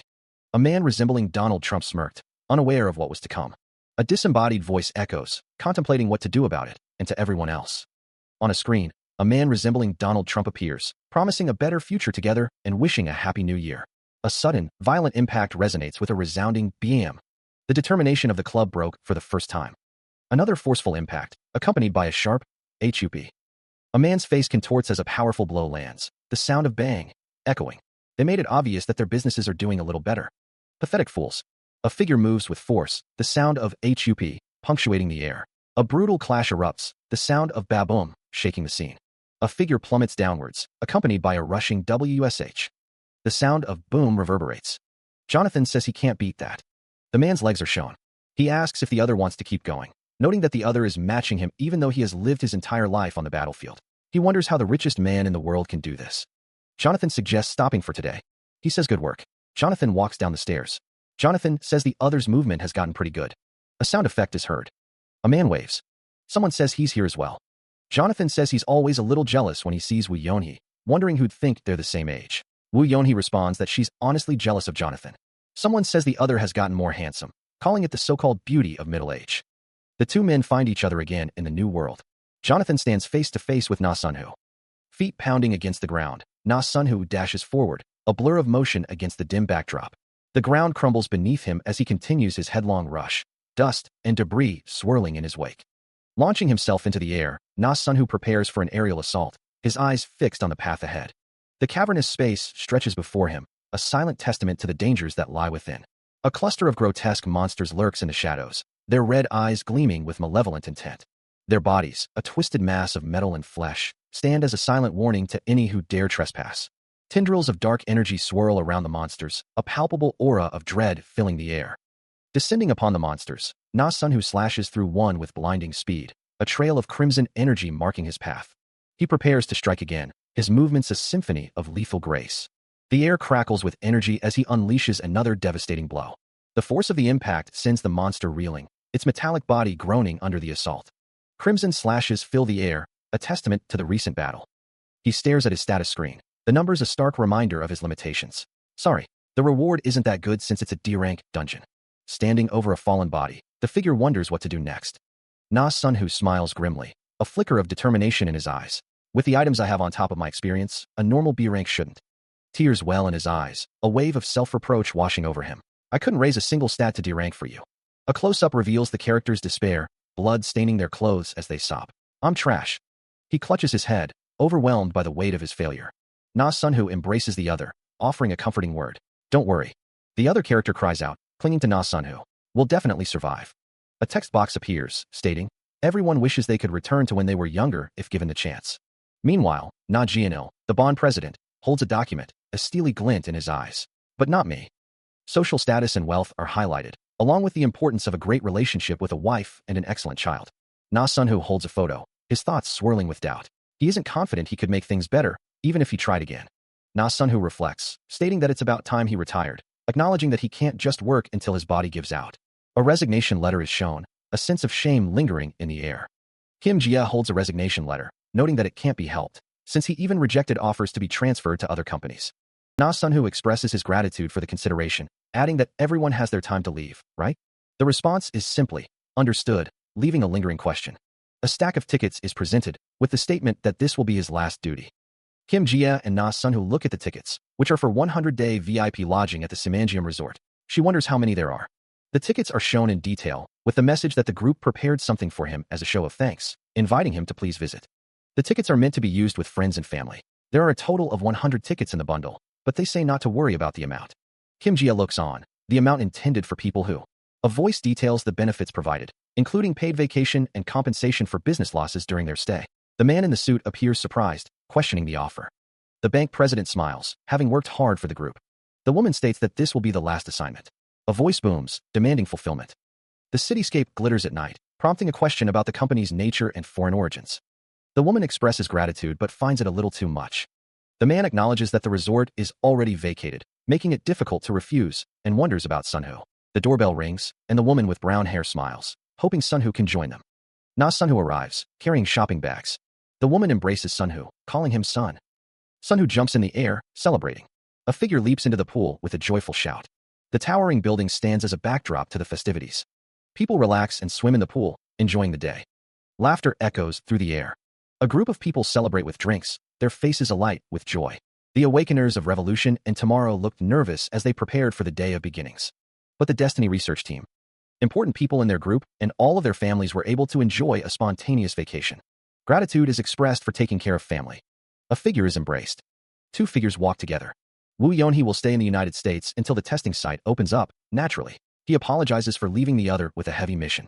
Through the club's efforts, the use of nuclear weapons had been completely stopped, but the current president remained an unpredictable individual. Wu Yonhee's skill, the gaze of ISIS, was a powerful asset. Na Sunho stood outside the limousine, thinking, I'll see you at the testing site. It would become the last bastion of human civilization. Inside the limousine, Na Sunho wondered, we'll see each other again, right? Na Sunho affirmed, yeah, we will. A promise hung in the air, we'll meet again. The hands clasped, a silent vow exchanged. Definitely. For 3 days after Wu Yonhee left, a sense of emptiness lingered. He just sat in his room, the silence amplifying his thoughts. Frustration welled up, and he covered his face, overwhelmed. He thought, if holding on like that for 10 years wasn't enough, then any more time wouldn't have made a difference. A voice on the video call reassured, don't worry, Sunday Wall Street won't ever be shutting down. The weight of the city's fate seemed to press down, a burden they were carrying together.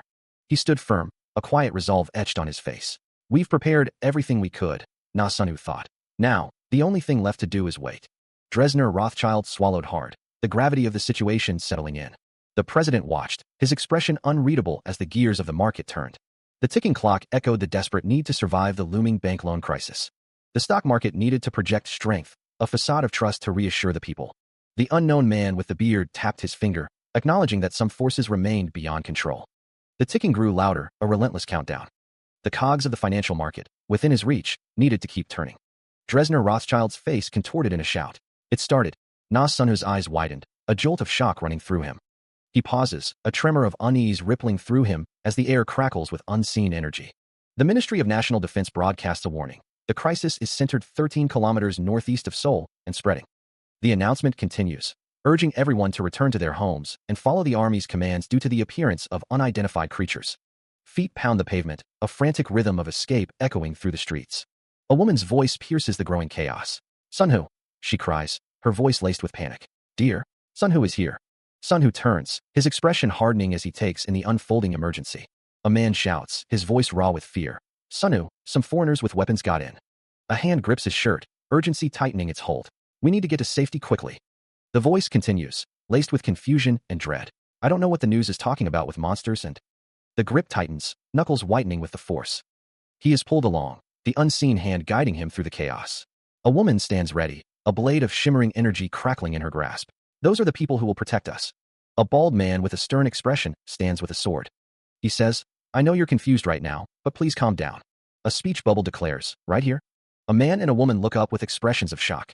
A speech bubble states, is the safest place in the world right now. The skylines of New York and Brooklyn rise in the distance. An indistinct murmur fills the room as the presentation begins. The speaker addresses the assembled investors. Thank you for attending this investor briefing session.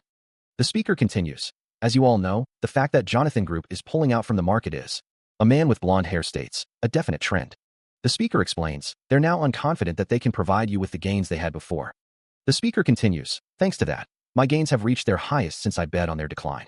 A man with a mustache says, but it's true that they've consistently raised our gains for the last decade. A woman adds, Chris, we need something more concrete if you want us to invest in you. The reason Jonathan is moving out of the stock market for one. The blonde man smiles, stating, everyone seems to say that. A voice thinks, but that's not my thought, seeing how there's no change in the movement of gold or other natural resource markets. The presentation continues, the view distorted. The room is filled with people sitting at tables, seemingly unaware of the impending chaos. A sense of unease hangs in the air. A sudden, violent force rips through the room, a red blur signaling destruction. The impact sends shockwaves, the question what? Echoing in the minds of those present. A man's eyes widen in disbelief, the horror of the moment beginning to dawn on him. Panic erupts as someone shouts, it's a bomb. The air fills with the acrid smell of smoke and the metallic tang of blood. The man with the beard, phone pressed to his ear, urgently asks, hello Chris? Where are you right now? The investor briefing session is now a scene of chaos. The voice on the other end frantically replies, is it New York? Please don't go to the Brooklyn suburbs. The news flashes across screens. Monsters have appeared. A chilling realization dawns as a voice whispers, but that's where I am right now. The man with the beard's face contorts in horror, the question hanging heavy in the air. Is it a terror attack? The words terror attack are emblazoned across the panel, a question mark hanging over the city's fate. The breaking news reveals the horrifying truth. No, they're real monsters. The city is under siege. A monstrous, dog-like creature with razor-sharp teeth and glowing red eyes unleashes a guttural roar. Breaking news flashes across the screen, revealing scenes of widespread destruction and a body lying amidst the rubble. The news feed glitches, displaying static and distorted images of pink slashes across the screen. The man with the beard stares at his phone, his face etched with disbelief and horror. He clutches his phone, his eyes wide with shock as he mutters, what is this? Chris, we need something more concrete if you want us to invest in you. The reason Jonathan is moving out of the stock market for one. Damn it. Was this it? No. If he knew, he wouldn't have left the cash market alone. A building explodes in a fiery inferno, sending debris flying in all directions.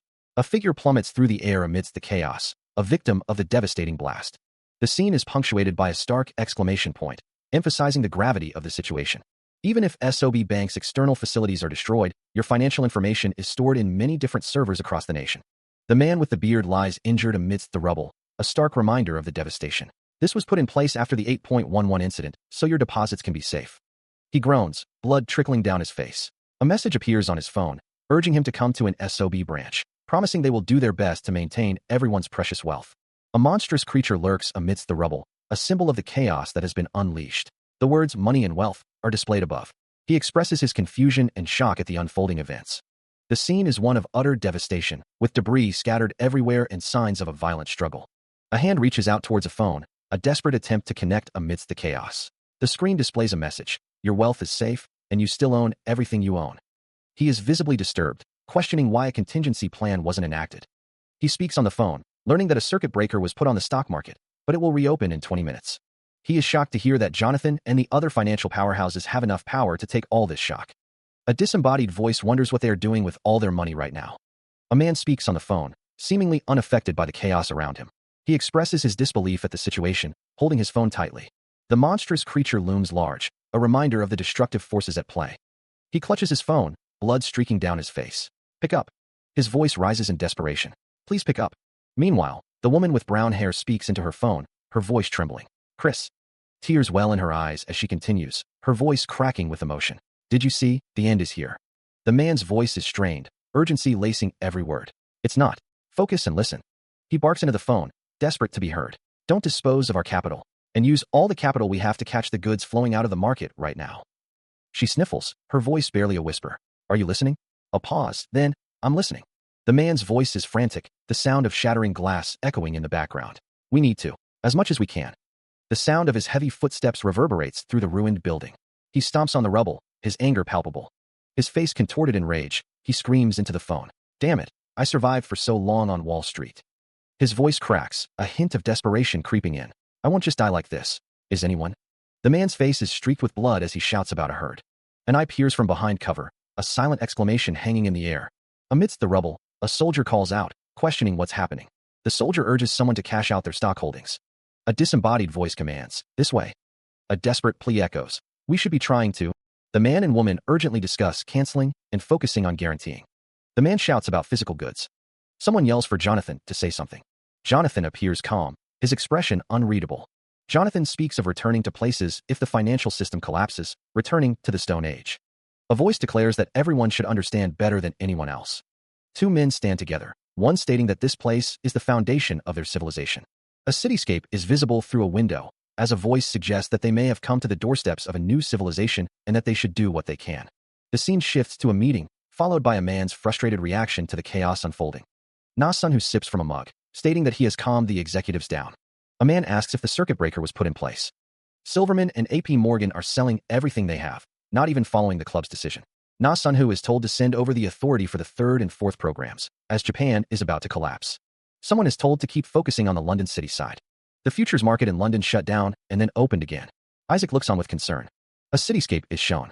He appears on a screen, his image crisp and clear, fitting the name King of Gods, Odin. Odin stands in a grand hall, the weight of the world pressing down on him. The collapse of the entire world hangs in the balance. A voice, impatient and sharp, cuts through the silence. I don't have time, so I'll keep this simple. Do you think I'll leave this world to die? Elsewhere, Na-sun-hu is displayed on another screen. Odin, it's been a while, a voice says. Na-sun-hu's eyes glow with determination. He's stopping to make the right choice. Don't forget. A sudden flash of light illuminates the scene. Back in the grand hall, Odin sits at a massive desk, the sound of footsteps echoing in the distance. Odin's image flickers on the screen. Odin warned me just then. A close-up of Odin reveals the strain on his face. Don't forget not to do something stupid. A man with dark hair stands silently. He wasn't able to reply. Odin is asked, could you tell me what decision you will make?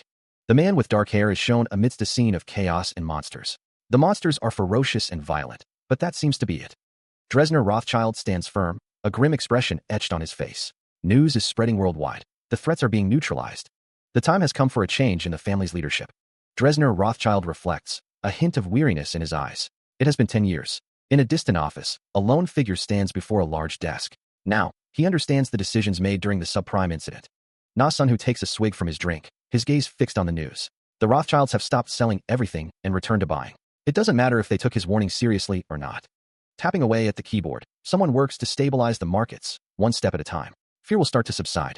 A voice echoes, revealing a desperate measure.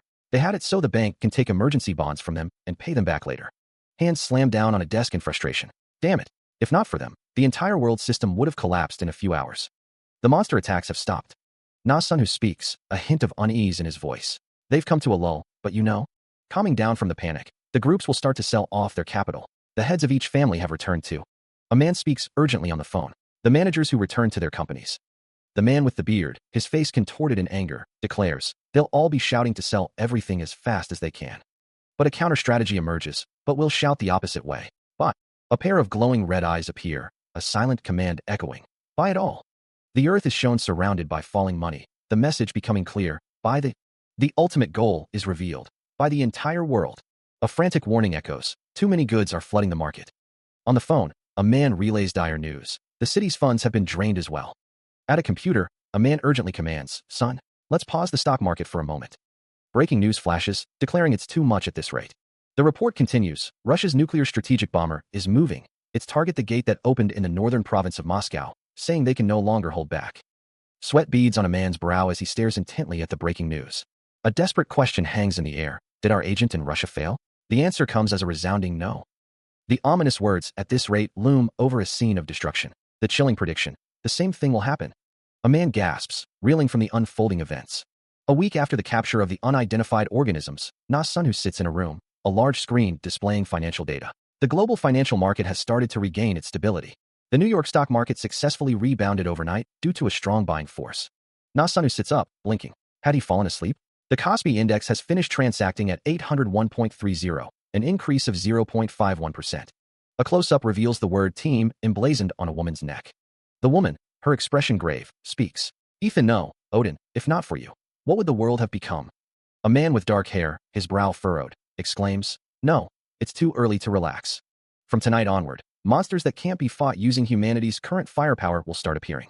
We just need to hold on a little longer. Evacuate civilians from the monster's path of terror and prevent the use of nuclear weapons as much as possible. The Awakeners who survive the testing site can return and solve the situation. The woman with brown hair asks, the preparation for the press conference? A voice declares, it's nearly done. Under the name of World Awakener Association. A voice echoes, acknowledging the long preparations for this moment. Na-sunu, his gaze intense, admits he never thought they could truly accomplish it. The narration questions how unbelievable it is that one person's power could stop the spread of terror from an unknown civilization's attack. The narration explains that over the past week, Odin's forces bought up all the goods that the world threw at them, and now the market has stabilized enough to operate with Odin's interference.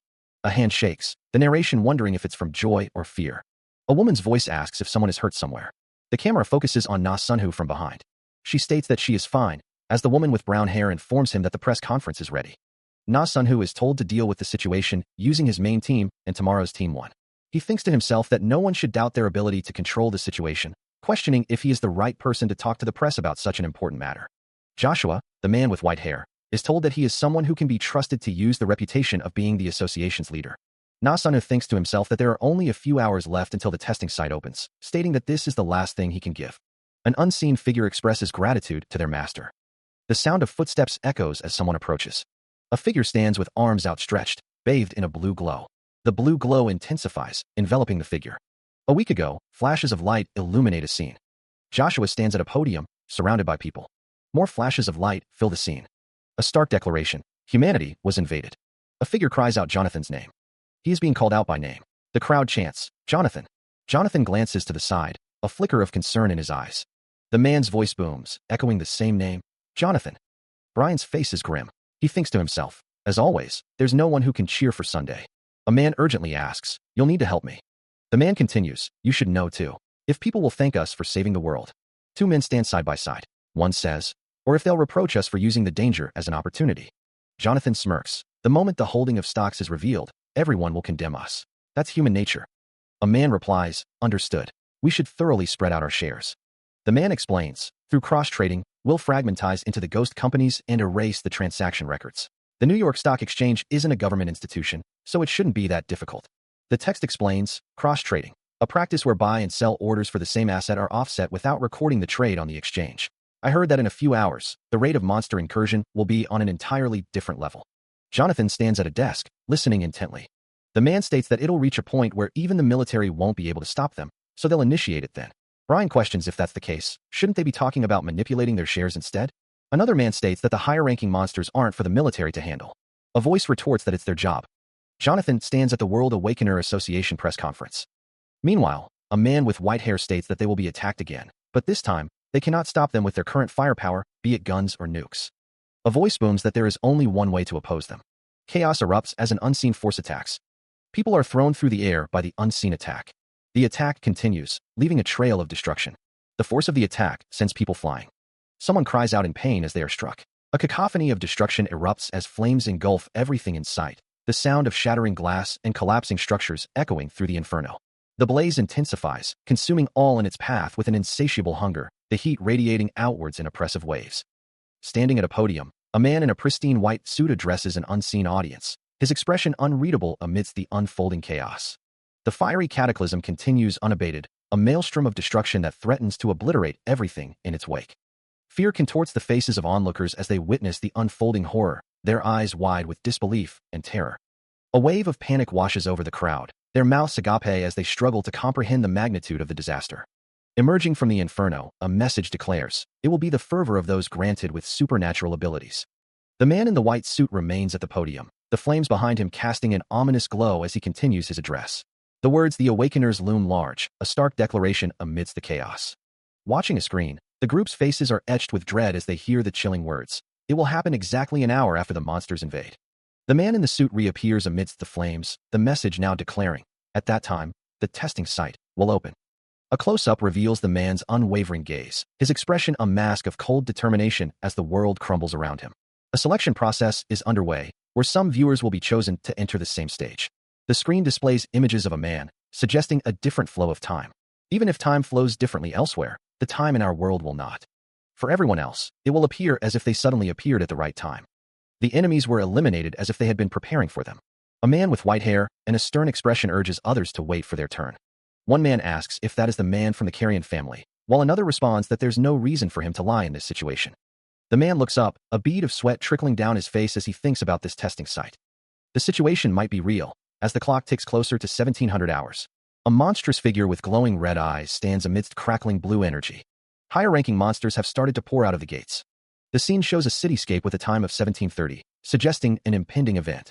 A monstrous beast with fiery red eyes stands tall, a figure perched atop its back. The screens were still showing news about the monster's attacks. It was 1755, the time when America declared the use of nuclear weapons in the previous timeline. A fist clenches, knuckles white with determination. He declares, "I did it." The fist clenches again, the words echoing with newfound resolve. "I really did it." Tick. The clock shows 1759. A man sits on the edge of a bed, watching as another man grabs a bag. He says, "I'll be back soon." A man, eyes wide with shock, cries out, "Wait." Sue. A man reaches out to touch Sunhoo, who is surrounded by a blue light. Sunhoo. He points forward, a surge of blue energy emanating from his hand. A woman stands behind him, a concerned expression etched on her face. Digital text announces the arrival at the testing site. A figure materializes amidst a surge of blue energy, entering the testing site. The blue energy intensifies, enveloping the figure completely. A close-up reveals a glimpse of the figure's face as they pass through the digital barrier. The testing site is now open. The figure's eyes widen in surprise or realization. A distant voice echoes, filled with uncertainty. A crowd of people murmurs, their faces obscured. A man's face appears, congratulating the entrants on arriving at the testing site. A voice declares, identifying itself as the guide, ready to begin Act 1, Scene 1. A floating text box appears, requesting everyone's attention, as if to address the entrants directly. 3 individuals look up, their expressions a mix of confusion and anticipation. Elsewhere, a soldier stands guard, flanked by 2 other figures, as the floating text persists. The text box explains that this place operates on different laws and times than the real world. The text box asks if they understand. The soldier remains vigilant, accompanied by another individual. The text box reveals that a lot has been prepared for them to grow, as a small, winged creature hovers nearby. The text box continues, explaining that by completing quests, they can enter the next stage, urging them to do their best. The winged creature declares that they have 2 kids. One of the figures expresses their disinterest in the quest nonsense. Another figure demands to be sent back right now. The winged creature's eyes glow red, its expression shifting to something sinister. A disembodied voice echoes, questioning if the laws of this place are difficult to understand. A grotesque figure, its flesh bulging, seems confused by the question. A person lies decapitated in the street, a pool of blood spreading around the body. Civilians scream in terror, fleeing the scene. The disembodied voice continues, stating that if they still don't understand, it will explain it as many times as they like. The screams of the fleeing civilians echo through the streets. Soldiers advance, weapons raised, towards the source of the chaos. The crowd continues to scream, urging each other to run away. A civilian shouts at the soldiers to shoot that thing. A soldier responds, stating that's the point of having a gun. The soldier grimaces, sweat beading on his brow. But damn it, it's not working. A woman sobs, calling for her mother. A man silences her. Shut up. The stairs are blocked. A man thinks to himself, I need to hide the fact I can't use the gun. I need a way to control the situation. A voice booms. Everyone, please be quiet. A soldier declares, I am Lieutenant Lee Jubum of the 3rd Infantry Division White Skull Search Team. The soldier commands, please follow my orders from now on. A woman says, we need to calm down and work together to find a way to return. Another man adds, those who were in the military before, please step forward. Another soldier points forward, his expression grim. A man asks, can anyone here turn on their phones? Lieutenant Lee Jubum questions, why would they? A voice asks, didn't you hear what that guide said? The man grits his teeth, stating, this is a different world. The soldier demands, please announce who you are. Lee Jubum responds, I only said it because I think you don't understand the situation, so don't take it to heart. He continues, if you want to lead the people to do something, you'll need to properly know the situation. The soldier retorts, soldier, repeat after me. Status window. The soldier commands, please stay quiet. Don't cause any. Lee Jubum challenges, just try it once. The soldier shouts, don't move from there. I warned you. Lee Jubum sighs, how frustrating. Just say it once, and you'll see. He exclaims, this is crazy. It's a skill. A blue cube surrounds Lee Jubum, glowing with an otherworldly energy. What that man is saying is right. We get something called in. The soldier yells. Everyone, please calm down. The soldier demands, quiet. He thought to himself that this wasn't the answer, but following the young man might be the right way. Lee Jubum opened the door. Lee Jubum turned his head, surprised. A building loomed in the distance. Lee Jubum ran, calling out, wait for me. A man introduced himself as Kwon Sungil, just over 42, and asked for Lee Jubum's name. Kwon Sungil and Lee Jubum walked down the street. Kwon Sungil asked if he was going to keep following him. Lee Jubum tapped his fist into his palm, asking what if he said he would. Kwon Sungil told him to do as he pleased, but to know that there was a high chance he would die if he followed him. Lee Jubum thought to himself that he didn't see him in the past, and it looked like he was put in a different group than before. A blue screen flickers to life, the system's message echoing in the silent space. Where is everyone? A small, winged figure appears, bathed in a soft glow. The guide assures them, don't be scared of me. The guide floats serenely, her voice gentle. I only think about you. The system's cold announcement cuts through the serenity. There are 100 people on this stage. No, I guess 99 since one person dropped out. In the background, a body lies still. The system continues, its tone indifferent to the death. Just now, all 99 people have awakened. I'll take it that you all understand the basic system and move on to the next stage. 3 men stand together. The one in the military fatigues asks, are you ready? The system's instructions appear. Use the awakening reward and successfully defend. Quest, wave, has been created. Time until wave, 23 hours, 59 minutes, 59 seconds. The guide smiles reassuringly. The guide believes in you. The system announces, since it's the first quest you'll be doing, enough time will be given for you to prepare. Then let's commence Act 1, Scene 1. Lee Jubum's face is etched with confusion. The hell is it talking about? He looks around, bewildered. Huh? Hey. Lee Jubum's expression turns to apprehension. What the? I don't think I can follow you into that. The man, visibly distressed, wonders aloud. Where the hell are you? A distorted red haze fills the space. A voice wonders if a person walked through the red haze. One of the soldiers suggests it would be good to bring him back. The soldier notes that all sides are blocked off, but the black thing seems to be connected somewhere. He adds that it's dangerous to just go in since they can't see anything beyond it. Another soldier asks if he is someone they know. The first soldier replies that it's nothing like that, but he feels like they need him. A soldier declares that he will make that decision. The soldier orders the group to group up with the rest and follow his command. Backpacks and supplies are being gathered. The soldier instructs everyone to gather all the supplies in one place, and they'll manage them fairly. He adds that items, insignias, and personal belongings should all be put together. The soldiers stand guard over the gathered supplies. A voice notes that it's a good idea. A voice comments that they like his proactive stance, as expected, although they need to keep the situation under control. They look on with concern. One of the men wonders who the guide or someone else thinks they are. Na-sunu thinks that whatever is sticking close is also well. A flash occurs, and a screen appears, indicating that the quest has been completed. A screen appears with the words "NO" on it. The screen shows that the quest is complete. The screen indicates that he will be awarded a silver box. The guide exclaims that he got an attack skill. The guide is surprised that he got a healing skill. The guide looks like the quest was already completed, and the guide is truly impressed with them all. The guide says he got a healing skill, but it doesn't suit him at all. Na-sunhu and the others are in the background.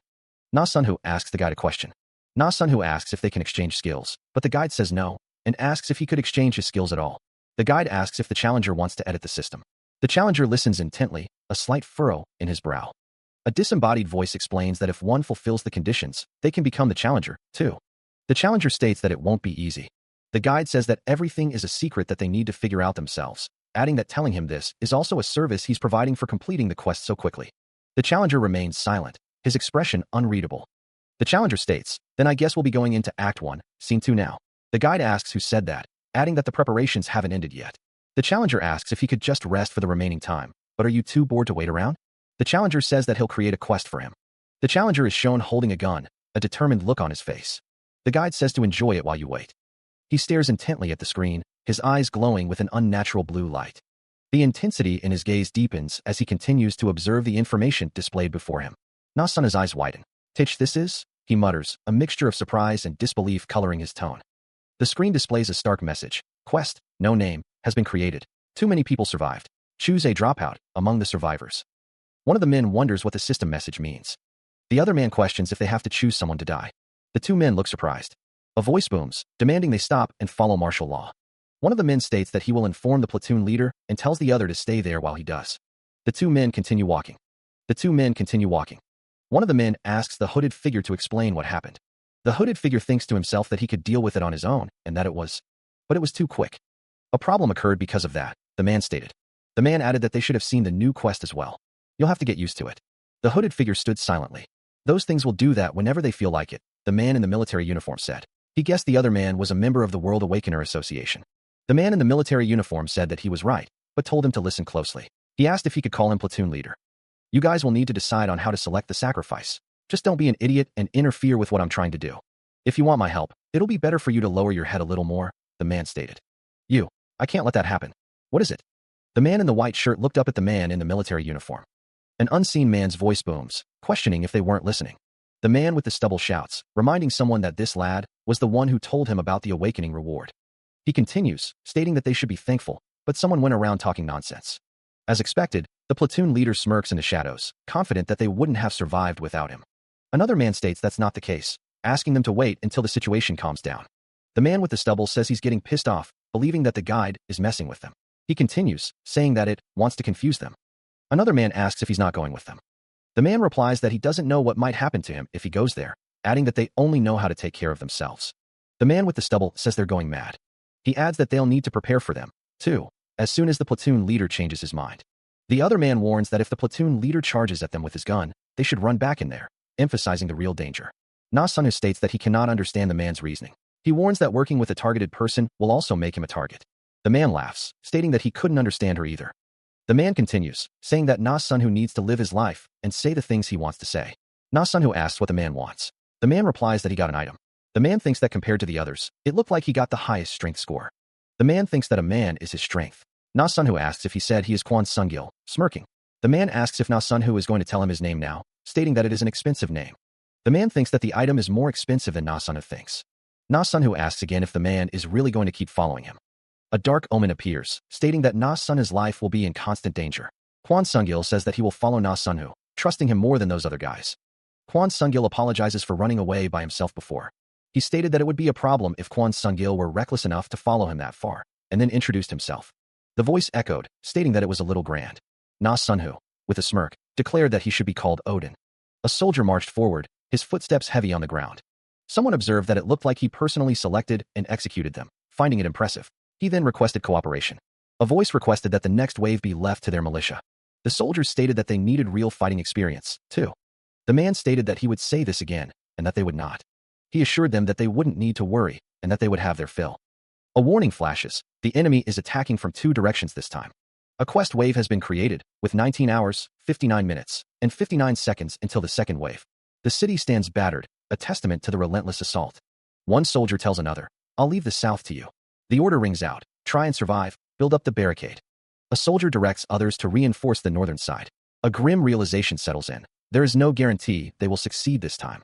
The city lies in ruins, a silent testament to the ongoing battle. Amidst the chaos, desperate cries for healing echo. Healing. Requesting healing here. Here as well. A woman screams in terror. Mommy. Stepping through the carnage, a soldier utters in disbelief. Double. The ground is littered with corpses, a grim reminder of the battle's cost. The aftermath of the battle is grim, a body lying lifeless amidst the debris and blood. Someone laments, questioning why the deceased lived such a rigid life only to meet such an end. A figure expresses sorrow for the family of the fallen, as a system message indicates the creation of a new wave quest, set to begin in approximately 20 hours. 2 figures, stained with the marks of battle, walk away from the carnage. One urges, let's go. The narration recounts how, while the survivors reorganized, Sungil and another dealt with up to the 4th wave by themselves, noting there were times when Sungil's life was in danger. A figure stands amidst flames, the heat distorting the air around them. The narration emphasizes the incredible rewards received. A chibi character expresses astonishment, exclaiming about the impressive speed. The chibi character reveals that the player is the highest ranked among all the stages. Someone admits to having underestimated the other too much, promising to work hard to meet their expectations next time. 2 figures, still bearing the marks of battle, are told to rest for now. One character expresses relief that they weren't thrown into another hellish quest, while the other remarks that it really just does whatever it wants. He is told to stay with the group starting from the next wave on, leaving him to wonder what the reason could be. Kwon Sungil explains that he'll need time to get used to the increased stats. Kwon Sungil asks if he's quite generous to the ones who protect them. Na-sunu says that he shouldn't do anything. The text commands to teach them order. Young asks if he's the leader now. Someone comments that he looks pretty young and asks how this happened. The man replies that it's because he's a doctor. Another man asks what's the use of a doctor in this place. Someone asks if he has a healing skill or something. Kwon Sungil says that a lot of people started to put their trust in him when they saw his emergency treatment. He adds that he should know by now where his lifeline is. The man says yes, with the World Awakener Association. The man says that he was told to help them out, but nothing is free in this world. He assures the other person, stating that they will gather everything and give it to them. Na Sunhu continues, wondering what will happen when they get out of this place. A man holding a magic stone says he doesn't care about money or anything else. He explains that when you cut open a monster's stomach, these magic stones should pop out. Someone suggests calculating with those stones, as magic stones become valuable and are used as currency. Na Sunhu states that order will also be found in this place. Since big ones are difficult to transport, banks will also start appearing. The economy has to operate for society to have energy. To eat and survive. To become stronger. Yeah, to survive. The man munches on something. The woman in the purple sweater says it would be nice if they could eat monsters as well. The man continues to eat. He thinks he'd get a stomachache if he ate the wrong one. He says he'd give them one in exchange for 2 magic stones. There's a lot of food here, so they only need to bring him the stones. The man continues eating. Since waves 3 and 4 were stopped at their entry points, the magic stones in the town quickly dwindled. The woman asks if they are telling them to hunt the monsters. She asks them to please not say that and show them mercy. Someone says, let's live together. Another person asks if they have no shame. The man says if they're scared of crossing the boundary, then just wait for the wave to get here. The woman asks if she has to say it again. Kwan Sungil says that they small fries need to get their act together and fight the monsters as well. The man with the beard listens intently, the woman with brown hair beside him equally focused. The air hangs heavy with unspoken concerns. Elsewhere, a man with glasses gestures emphatically. He insists that they cannot continue to rely on just 2 people. The man with glasses proposes constructing a hunting party to strengthen the group. A burly man with a club taps it against his leg, offering to accompany someone when they cross the barrier. He tells them to keep being who they are. Back with the man with the beard and the woman with brown hair, a heavy silence falls between them. The man with glasses receives a thanks, bro, with a wink, and replies no worries. A close-up reveals a man's determined expression. He believes they need to help each other.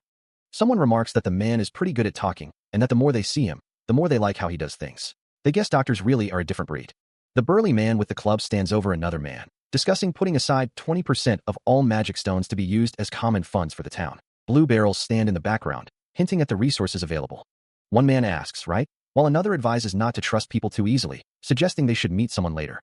The conversation continues, emphasizing the need to filter out people, especially the smarter ones, and that they have their way of doing so. The man remarks that he noticed something right away, telling the other person not to worry. A system message indicates that a wave quest has been created, with 16 hours until the 5th wave. The message encourages the recipient to do their best, noting there are 5 entry points, and 4 of them will be handled. The man waves from a distance, standing amidst ruins. A system message states that when the monster's spawning nest is destroyed and the hidden quest is completed. A system message indicates that 3 gold boxes will appear per cleared entry point. Thanks to that, strength and perception both broke through to D rank. The guide is told that he knows he's being watched and is asked to come out. Having a challenger on the stage being managed is both an honor and a burden. It's only Act 1 of the testing ground, but you're someone with the second try special privilege. How could anyone expect this? Na Sunhu says he has a system he wants to edit. The fairy says that'll depend on the difficulty, and asks what he wants. Na Sunhu asks about making it so the other person can't mess around with them. The system's message is censored. More messages are censored. The censorship continues. A voice commands, stop. He thinks to himself that he wants to edit the box system. He wonders how. The system informs him that the rewards are random right now. The system explains that not just skills and items, but even random stats like vitality and strength can be given as rewards. With this in play, no matter how hard you. He wants to choose what rewards he gets from the box, which means he'll get to choose what category of reward he receives, but the reward within that category will be random. He responds, yeah. He then asks what kind of challenge he needs to pass. The system indicates that the challenger trait has activated. A quest is presented.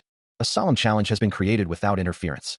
Due to Doom Chaos's meddling, the system could have been constructed perfectly, but many parts of it have been twisted and are destined to fall into chaos. The quest is to defeat the quest battle, and the reward is a box system with category selection, edit authority, and points. Doom Chaos? The one said to be the highest ranked among the 7 demon lords. This is insane, so the reason the system is split in 2.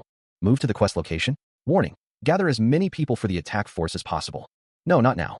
The man's expression is one of frustration. Moving to the quest location. Good luck. Damn it.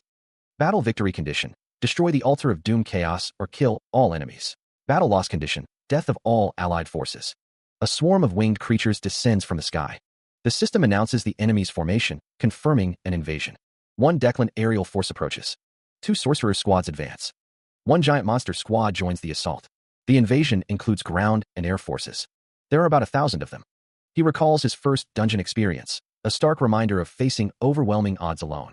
Even with his items, his chances of survival are pretty close to back then, as he prepares to use the domination ring. The target, adult graph. A low rumble echoes. The shadow of a massive figure looms. A swarm of winged creatures descends upon a group of figures. The winged creatures attack with ferocity. The battle intensifies as the winged creatures clash with their opponents. One of the figures shouts a challenge. The figure unleashes a barrage of attacks, fueled by rage. A digital display shows the time remaining until the fifth wave: 2 hours, 8 minutes, and 12 seconds. Two men stand outside, one leaning against a container. The man leaning against the container asks, "Is Odin not here yet?" The man speculates that Odin is probably blocking the entry points, recalling that he said he'd handle 4 of them. The man looks concerned, thinking that it's been 10 hours and Odin is still not out, noting that this is the first time he's taken this long. The other man asks what if something went wrong, but the first man dismisses the thought, saying he's only thinking that because he doesn't know Odin well. The man reassures the other that there's no way anything could go wrong, adding that he needs to line up behind Odin.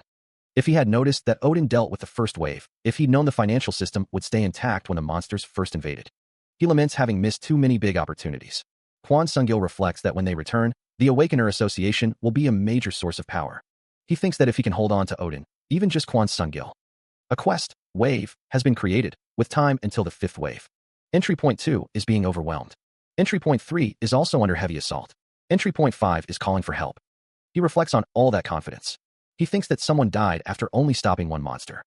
Point 5 is endangered, and someone is ordering people to be sent over. Someone is being told to focus up, as they are spacing out. A man screams as a monster's jaws clamp down on his shoulder, blood spraying with the impact.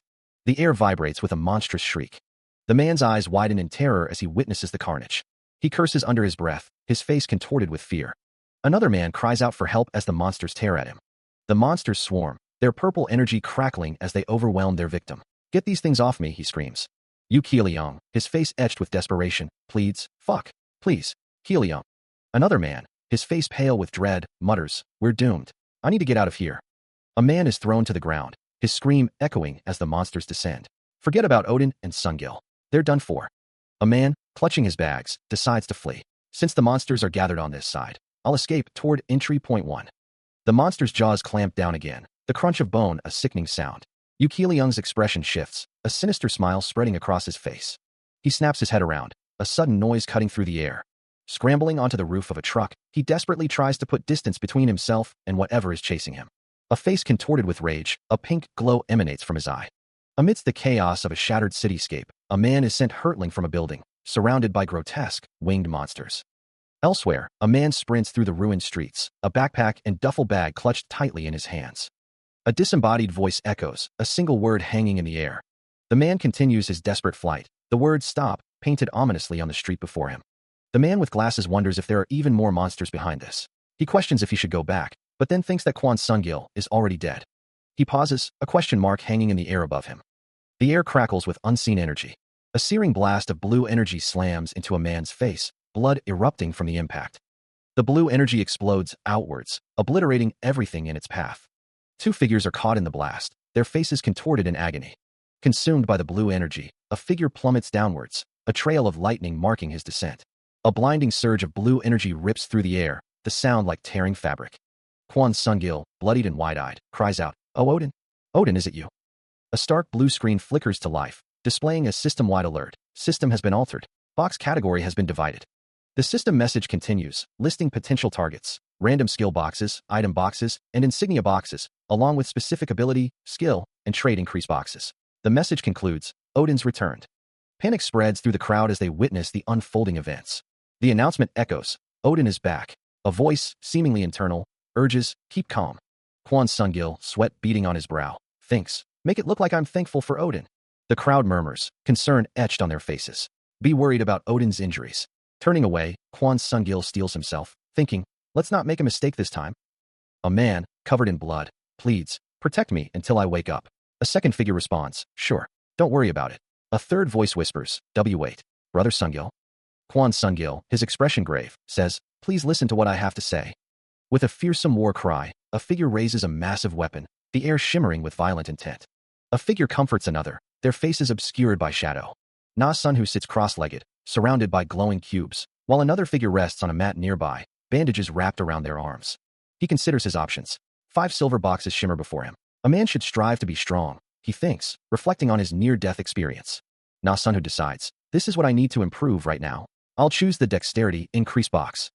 A silver box labeled dexterity opens with a flash. Dexterity increases by 11, then 15, then 19, then 11 again. His dexterity stat is now F92. Kwon Sung-gil, standing in a hallway, laments, "My luck is so trash." He overhears someone saying, "I heard you were looking for a healer?" He throws his arms wide, exclaiming, "Ah yeah, are you the healer, young lady?" Kwon Sung-gil's expression is intense. His face contorted with rage, Kwon Sung-gil demands the woman repeat herself.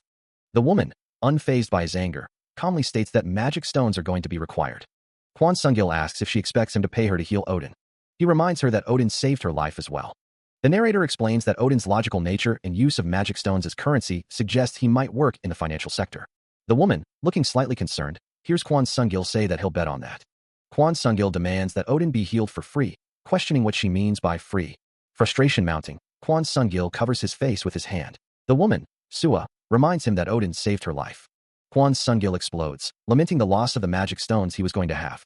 Sua states that she will only take 10 magic stones. Kwon Sung-gil, looking away, reluctantly agrees. Healed by Sua's magic, Odin lies prone as she casts Cure Body. The blue light envelopes him, a sign of the healing magic at work. Sua's expression is focused, her brow furrowed in concentration. Kwon Sung-gil's face is etched with suspicion. "Why should I trust you?" he asks. Sua looks at him, her voice calm but firm. "To trust each other, even more so in times like this." An unseen figure sneers. "The way you keep talking nonsense like that. You're just like that bastard." Kwon Sung-gil glares, his voice rising in anger. "If you act like him, I won't go easy on you just because you're a girl." Sua retorts sharply. "Stop thinking useless things and focus on healing him." Sua's expression softens slightly, but her determination remains. The green light intensifies around Odin, a sign that the healing is progressing. Odin's eyes flutter open. Kwon Sung-gil's eyes widen in surprise. "You awake?" Kwon Sung-gil's face is contorted in a strange expression. It had taken a lot of effort to heal him. Kwon Sung-gil states that Sua healed him the whole day. Sua replies that she didn't do it for free. Na Sunho mentions 10 magic stones. Sua agrees that sounds about right. Na Sunho is asked if he is the new leader, to which he replies no. The woman with glasses states that there is a council now, and that the system created by Kiliyoung was maintained. A group of people are shown, with text indicating that 20% of all magic stones obtained were used as the town funds, and that the 10 members managing that became a council-like organization and also took on the role of leadership. Na Sunho is asked what work he did before coming here. Sua is present as Na Sunho replies that he was in Uedo, working for Daewoo Securities. Na Sunho thinks that Sua was pretty smart, so she was one of them. He asks if she was also at Telestar Investment. The woman with brown hair confirms that she was. Na Sunho recalls that he was at Telestar Investment. The words Telestar Investment appear next to Jessica. The woman with brown hair thinks that he was at the company of her role model. Na Sunho and the woman with brown hair continue their conversation. Na Sunho thinks that a level of cleverness is helpful and that they should observe her for a while. The scene shifts to a street. A man walks away from a toll booth. A shop advertises buying and selling, with prices starting at 10 magic stones. A man thinks that you need to raise stats first, and that trying to pull for items with luck is a bit. Another shop advertises swiftness, healing, raven, restraint, buy and sell. In this horrifying environment where one was pulled into an unimaginable place to fight gruesome battles for survival, the trade of goods flourished, and people calculated the worth of goods amongst themselves while creating strategies. Although they look tired, none of them seem hopeless. How much is the insignia of healing? Didn't I tell you? I am truly moved by all of you. There are over 80 survivors right now. I hope there aren't any dropouts during the last wave, too. As the waves continued past 6 and 7, people got used to fighting. We stopped having casualties past wave 6, and the number of injuries continued to drop as well. So it'll end on wave 10, as I expected. To match your rate of growth, I, the guide, have also done my best. Please look forward to it. We'll be the only ones to act during the last wave. He orders, evacuate everyone else. The woman with brown hair says, Here, leave this to us. The rest of you should go hide, all right. He states, you'll come with us as well. A system notification appears, stating that Odin has invited Lee Sua to the party. The woman with brown hair looks surprised and thankful. The woman with brown hair thinks to herself that Sung-gil needs support until her protective line breaks. Na Sunho stands beside her. The text bubble says that the battle will be completely different from anything they've seen until now, so they should pay attention. Na Sunho and the woman with brown hair walk with another person. Na Sunho stares intently, a sense of foreboding washing over him. The woman with brown hair looks up, startled by something. Na Sunho says, wait, that's... A man says that they only had the little guys until now. A system notification appears, stating that a quest wave has been created, and the time until the 10th wave is 0 hours, 0 minutes, and 0 seconds. A large, grotesque monster appears, attacking the city. The monster continues its assault, wreaking havoc on the buildings. Na Sunho and the woman with brown hair walk down the street with another person. One of them wonders if it isn't cheating to send something like that. Odin has cast Path of the Fire Demon King. Someone shouts, Odin, the hell is this? Are you? The woman with brown hair asks, going to burn us all to death? Party members share the effects of the skill within the cast area. The unknown man with a beard holds a staff, preparing to cast the fire skill. The woman with brown hair looks on with concern. The man with the beard observes, he was always impressive, but this is on another level. Is that even a human? Trait, 1 with the storm, has activated. Gifted 1 has activated. Sensitive 1 has activated. A tentacle lashes out. The tentacle continues its assault. Na-sunhood dodges the attack. Shukan. Another tentacle strikes. The monster continues its relentless assault. One of the onlookers asks, can you tell what's going on? The other replies, no. Beef. A surge of crimson energy erupts from the ground. He and the woman with brown hair are running away from the monster. The platoon leader says that even if they can't tell what's going on, they can't just stand still. The platoon leader asks if they saw how quick he was, and that he'll use the burning mace Odin gave him to kill them all. The woman with brown hair says she can't. The platoon leader asks what she means she can't, and the woman with brown hair says her skill isn't working. The platoon leader thinks that he hasn't taken any damage yet, and that he hasn't gotten hit a single time while doing all that. The platoon leader says he won't let her go if she's lying. The woman with brown hair attacks the platoon leader and tells him to be careful. The platoon leader wonders why she is so fast. The platoon leader tells her to be careful. The woman with brown hair attacks the platoon leader, thinking it's good that she raised her dexterity and that she can be helpful in battle now. The woman with brown hair continues her assault, each blow landing with a resounding crash. The force of the impact sends shockwaves rippling through the air. A voice echoes, commanding, I told you to focus on healing. You're not Wuyonhi. The monster reels from another unseen attack. A surge of dark energy emanates from an unseen source. Na-sunhood grits his teeth, a bead of sweat trickling down his temple. The monster is struck again, this time by a blast of emerald energy. A wave of violet energy slams into the monster, staggering it. The man with short brown hair watches with wide eyes, his face etched with disbelief. The woman with brown hair in a ponytail shouts, Odin. Arcs of blue lightning crackle around the monster as it struck again. The monster is battered by another unseen force, its form flickering. Electric energy crackles in the air, the remnants of a devastating attack. A system message appears, you have cast Odin's Wrath. The platoon leader reels, sweat beading on his brow as he struggles to maintain his footing. Is it over? The monster lies defeated, energy dissipating around its massive form. A man with short brown hair looks on with wide eyes, standing next to another man with black hair. This is a difficulty you should encounter in Act 2, but to see it in Act 1, Scene 1. The monster's gaping maw remains open, a testament to the ferocity of the battle. You really plan on killing us all. These two might need to put their lives on the line, but I can't let them just enjoy the benefits without any risks, either. If they survive this encounter, I'll know their worth as party members. A monstrous shriek echoes through the battlefield, punctuated by the sickening sound of tearing flesh. The force of the blow sends the platoon leader staggering, his vision swimming with crimson. A blur of motion and a spray of blood paint a gruesome picture of the ongoing carnage. Another earth-shattering impact reverberates through the air, shaking the very ground beneath his feet. The world distorts into a nightmarish landscape of blood and shadow, a testament to the battle's ferocity. The platoon leader struggles to focus, his mind reeling. Is this my blood, or its blood? He wonders, his voice a ragged rasp. Stumbling forward, he wipes at his eyes, but the crimson tide is relentless. I can't tell in this bloodbath, he growls, frustration lacing his tone.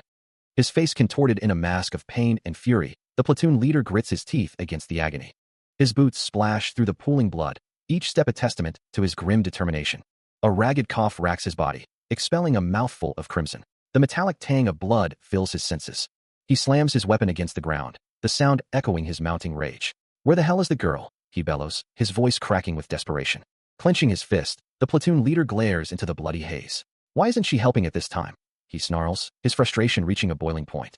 He is struck with a devastating blow, the force echoing through his skull. The impact continues to reverberate, each vibration a fresh wave of agony. His vision blurs, the world tilting as he struggles to remain conscious. Wake up! How can the healer go down first? He thinks. A gentle tap on his head breaks through the haze. His head is rolled, a disorienting sensation that only deepens his confusion. He groans, barely registering the pain throbbing through his skull. He is being held, but the grip is weak, almost hesitant. A voice echoes in his mind, distant and accusatory. So why did you act like that? A memory surfaces, sharp and painful. I can't live with you. Another memory flickers, a woman and a child, their faces etched with disappointment and anger. Dad, are we not living together anymore?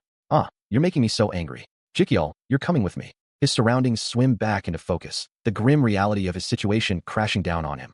He tastes blood, the metallic tang mingling with the bitter taste of regret. So, this is what they mean by life flashing before your eyes, he thinks. He lay bleeding, the cold concrete pressing against his back. The platoon leader thought, damn it, There's nothing I can do about her since she left me. His thoughts drifted to his son. He knew he was going to die without seeing him one last time. Still, Odin should save the world somehow. Gasping for air, he muttered, I'm going first, Jikial. His vision blurred, the world fading to gray. A question lingered in his mind. A young man watched the scene unfold, his expression unreadable. The young man looked down at the dying platoon leader, whispering, Jikial. Suddenly, a surge of green energy enveloped the platoon leader. The young man called out, Sir. A voice declared, I'll help too. A system message appeared. Kong Jisung has cast Heal Body. Kong Jisung stared intently. A system message appeared. Kong Jisung has used Insignia of Swiftness. He thought, asterisk you are? What that man is saying is right. We get something called an awakening reward. Asterisk. The platoon leader coughed, struggling to rise. His body shook with the effort. He exclaimed, I can finally move. You wait right here. The platoon leader stood, his gaze fixed on an unseen target. Kong Jisung watched with a mixture of awe and apprehension. He declares his intent to finish this and return. With a shout, the platoon leader brings his mace down with tremendous force. The impact unleashes a burst of crimson energy. He thinks that he might be going overboard on doing something useless. He thinks that he just needs to distract this monster bastard once.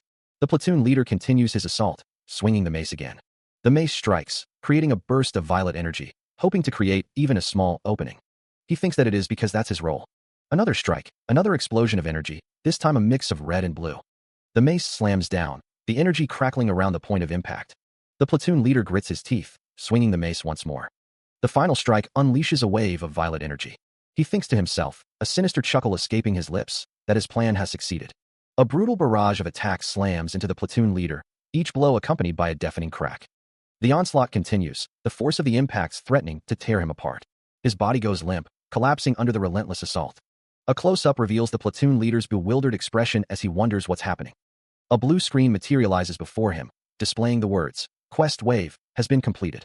His eyes widen in disbelief as he stares at the notification.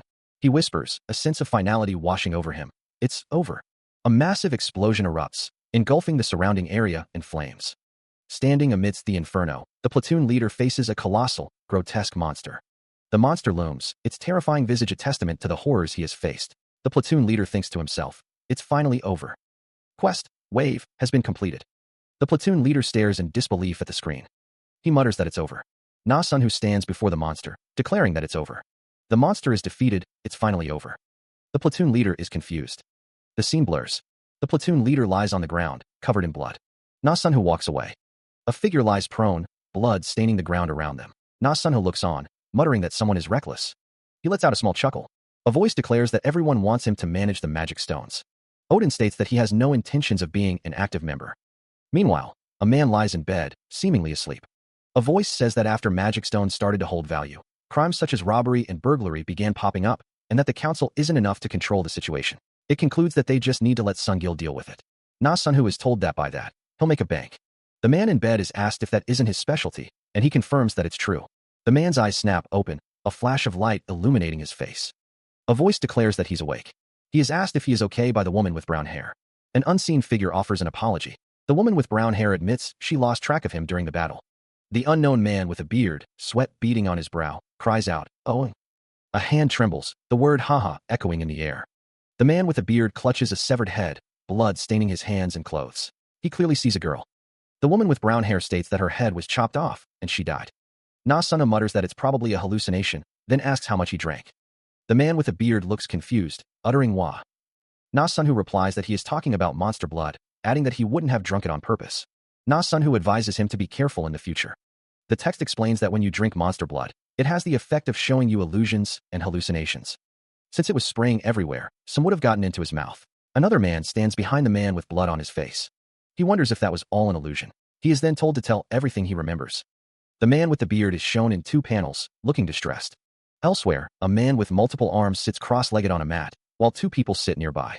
It is revealed that only seeing Lee Sua's corpse was an illusion, and everything else he remembers is right. Na-sun and the woman with brown hair are shown. He says that he remembers that kid as well. Na-sun is shown, and it is stated that the kid saved him. A man lying down is told that his share of the reward has already been separated, so he can sleep more. He is also told that although he was healed somewhat, he won't last long if he doesn't take a rest. Na-sun is shown from the feet up. A man sits in a destroyed area, looking at a screen. Someone asks, "What's your name?" Na-sun looks surprised. He is Kong Jisung. The man with a beard reminds Kong Jisung that he told him to stay hidden, questioning why he came out. The reason is, The man with the beard says that if the three of them lost, it would be their turn next, adding that Kang Ji-sung is not a regular kid. Kang Ji-sung is shown with a sinister expression, the man with a beard thinking that if he goes down the wrong path, he'll become someone like Sixth Virtue. A hand is shown holding a ring. The ring is the protective ring of the Wind Warrior, an item ranked A. When used, the user will be affected by the blessing of the Wind Warrior. It has a physical defense of 5,000, a magical defense of 10,000, and a cooldown of 14 days. The man with a beard says that Kang Ji-sung can't tell anyone about this item. The man with a beard holds the ring, telling Kang Ji-sung that he can come find him if he has problems in the future. Kang Ji-sung asks if he really means it, the man with a beard confirming. The man with a beard says that if Kang Ji-sung brings that to Lee Sua, she'll give him some magic stones. A magic stone bank check for 100 stones is shown. A group of people are shown. A hand hovers over a document, pen in hand. The person asks if they just need to sign there. The pen scratches across the paper as a signature is made. A voice instructs to sign and stamp their hand on it, as well. A woman with glasses holds a document, stating that the contract will be their bank book. The woman explains that more pages will be added to the back whenever it's required. A man asks what happens if it gets stolen. She responds that since they know everyone's faces, they won't be able to use their money. The woman with glasses says that they still need to take good care of it. She adds that although it's fine now, they can't be as sure when their numbers increase. A man asks when their numbers increase. He notes that since there are a few more groups out there, it's just... A voice wonders if something like that won't happen, like theirs. A group of people stands together, a sense of unease permeating the air. The entrance to a building stands silent, shrouded in shadow. A set of stairs leads up to a doorway, the scene bathed in a dim, urban light. Someone sneaks into the building. A man with slicked back hair smirks, stating that he was right. A man states that beyond the boundary, there are other groups like theirs, suggesting potential allies or rivals. He believes they will be able to bolster their goods and personnel. Someone questions the general mood, wondering if they are there for a picnic, implying a tense or unusual atmosphere. Huang Guanho is introduced, his gaze sharp and calculating. The narration reveals that Huang Guanho is a gangster who built his wealth through managing gambling sites, handling drugs, and using high-interest loans. Huang Guanho is described as the most brutal one in the organization, disguised as a business, holding the title of director. Someone mentions that their group survived with 34 people thanks to him, but there are at least 50 of them. Min Sukju, Huang Guanho's right-hand man and accountant, is introduced. He admits he doesn't know who their leader is, but they must be pretty skilled. Huang Guanho smirks, a predatory glint in his eyes. The scene depicts a violent aftermath. A voice declares that defeating the leader makes things better. A group of people stands amidst the carnage. Someone states that the rest will easily come over to their side. The text indicates that there are 34 survivors. The narration identifies the group as the combat force that survived after all the weaklings died off. It's stated that there's no way these dazed fools will be able to compete with them. One woman says she can sleep with peace of mind now that they have a bank. Another woman agrees, saying she feels like she's slowly getting used to this. One of the women sobs, "I lived my whole life thinking things would stay the same." The other woman reassures her, "Don't worry, we'll get out of here alive." The two women continue to sob. A desperate cry for help echoes in the room. A man's hand clamps over the woman's mouth, silencing her. A voice booms, "If you answer my questions properly, our healers can save you." Blood drips down the woman's face as she coughs. A voice asks, "You are left?" The woman shivers, kneeling on the ground, bloodied. 80. One of the men asks, 80 people? Tell me about your leader. Who's controlling you all?" The woman weakly replies, "It's not like that." A knife plunges downwards. She stammered, There's a man called." The man with red eyes identified him. "This Odin." The woman continued, We only know he's the strongest among us. I don't know anything else. I'm telling." She pleaded, "The truth. Please believe me." The man with red eyes responded, "All right. You said he's the strongest." She continued, "How strong is he?" The woman added, "He defeated the monsters by himself, even that thing, on the last wave." A slash of red energy filled the air. The man with red eyes snarled, "I told you there was only one chance." He continued, "What bullshit are you saying?" Meanwhile, Huang Guanho reacted with shock, the sound of something heavy hitting the floor echoing in the room. Huang Guanho asked, "Hey, can't you tell?" He spat, "That fat ass." Huang Guanho, his hand over his heart, seemed to be in disbelief. The question hangs in the air, is their leader? It was no idle boast that 34 people survived thanks to Huang Guanho. Although Huang Guanho's individual battle prowess was impressive, his senses for hunting a target with a group were excellent for a person of the modern age. Since he'd become a target of Huang Guanho, no matter how big or strong he was, the results were already decided. The attack came. A blinding flash erupted. The force of the blow contorted his face. He was sent flying backwards. The impact reverberated through the air. A man wondered, "What's going on?" Another man, fuming, declared, "You're all dead." None of the magic attacks piled on him did any damage. It's like we're facing off against a boss monster. He grips the platoon leader by the leg, holding him upside down. Huang Guanho has used insignia of strength and dexterity. The platoon leader demands, "What bullshit are you doing now?" He continues, You're the leader of this group, aren't you? Try healing, or whatever. Huang Guanho declares, I'll break you as many times as you want. The platoon leader screams in agony. Hanging upside down, he thinks, I can't get out even using all the insignias I have. I took all the rewards from my group. The platoon leader wonders, how did this guy get so strong? He was one of the 2 people who took on all the quests, including the hidden ones, up to the 4th wave. He thinks, huh? And he received a rank reward on the last wave.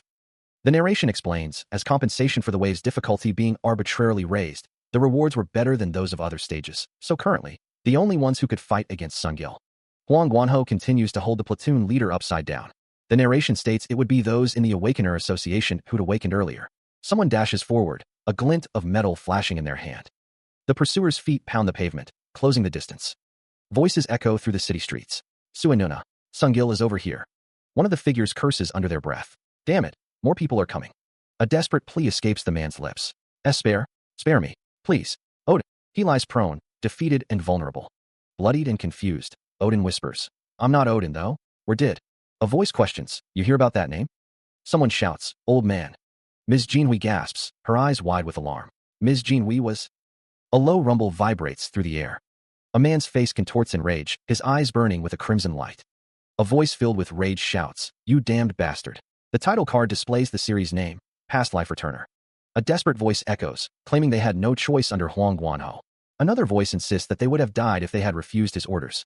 A question hangs in the air. To survive, did they truly have no choice? The answer comes back, that's right. A voice declares, we're the same. The woman with glasses calmly instructs someone to quietly wait for their turn. The man with glasses is sweating. He thinks he's seen that woman somewhere before, and anticipates punishment. A voice commands, remember. The man with glasses looks terrified. Min Sukju, trembling, calls out to Ms. Sua, asking if she remembers him. Ms. Sua stares down at him, her expression unreadable. The woman recalls meeting Min Sukju during the Genal members' night last year. She wonders if Director Min of Genal Group's 3rd finance team rings any bells. The Genal members' night is an event that gathers those in positions of team member and above within the Genal Group's head office and those working in its subsidiaries. She couldn't really tell since he was only in his underwear. But she does remember him now, that arrogant face that ignored her because she was the team leader of a subsidiary company. Does anyone even put their money in Daehu anymore? She would have been done for if not for being within GNL. You remember, right? A man steps forward. It's been a while, but to meet again like this. It's quite unexpected. Director Min excluding the members who died while attacking Sungil, including Huang Guanho. The remaining 27 members were exiled in their underwear. The scene shifts back to the present. Everyone did. A winged figure appears in a flash of light. Everyone, did you miss me? Thanks to your excellent performance, I was also selected as the guide for Act 1, Scene 2. It's me. Act 1, Scene 2 will operate with 5 different stages combined into one. As you guys delivered the best performance, you'll be in the center with the 4 other stages on the sides. You've already met another stage, so you should have noticed, right? The central area we're located in will be where the quest will be progressing from, so a danger preparation special bonus has been prepared for you. Get ready. Handing out special bonus. Silver boxes. The rewards are decent, but I don't particularly care about them. What I'm looking forward to is the hidden bonus of Act 1, Scene 2. I hope you can perform even better with this bonus. And let's commence Act 1, Scene 2. A structure begins to crack. The cracking intensifies. The structure continues to crack. The tower groans under immense pressure. The first cracks spiderwebbing across its surface with a deafening crack. The damage intensifies, the tower's structure visibly weakening as the cracks deepen and widen. The cracking intensifies, the sounds of splintering stone echoing through the air as the tower's integrity continues to fail. The tower writhes, the cracks multiplying as the structure buckles under the strain. A narration box states that the spire covered in tentacles has a total of 7 floors. A narration box explains that each floor can be reached using the stairs on the exterior, and each floor has fewer doors than the last. A group of people look on with concern. A narration box states that there are 7 doors on the first floor, 6 on the second, and 1 on the 7th. It continues, if I don't return, look for Mary. The man with the M-shaped fringe and the man with the beard stand together. A narration box states that the structure of Act 1, Scene 2 is to complete all the doors within the set time frame. The man with the beard looks surprised. He asks, huh? Mary. Red energy surges from the top of the tower. A figure dashes up the side of the tower. A tower is shown with the word dash written on it. The 8 evils and 8 virtues were excellent on most fronts. But they each had a main ability. The first evil is a trait, a man who overcomes adversity. The second evil is a skill, Gaze of Isis. The third evil is an item, a skeleton dragon worshipped even by the undying. The fourth evil is an item, Zeus's lightning spear. The fifth evil is a skill, Form of the Jinn. The sixth evil is a skill, Set's wave of death. The seventh evil is a skill, Shiva's sword. The first virtue is a skill, Devi's sword. The second virtue is a skill, Osiris's domain. The third virtue is an item, dagger of the clown. The fourth virtue is a skill, Hera's madness. The fifth virtue is a trait, passionate one. The sixth virtue is a skill, Odin's wrath. The seventh virtue is an item, Lakshmi's lucky dagger. The eighth virtue is a skill, Buddha's palm.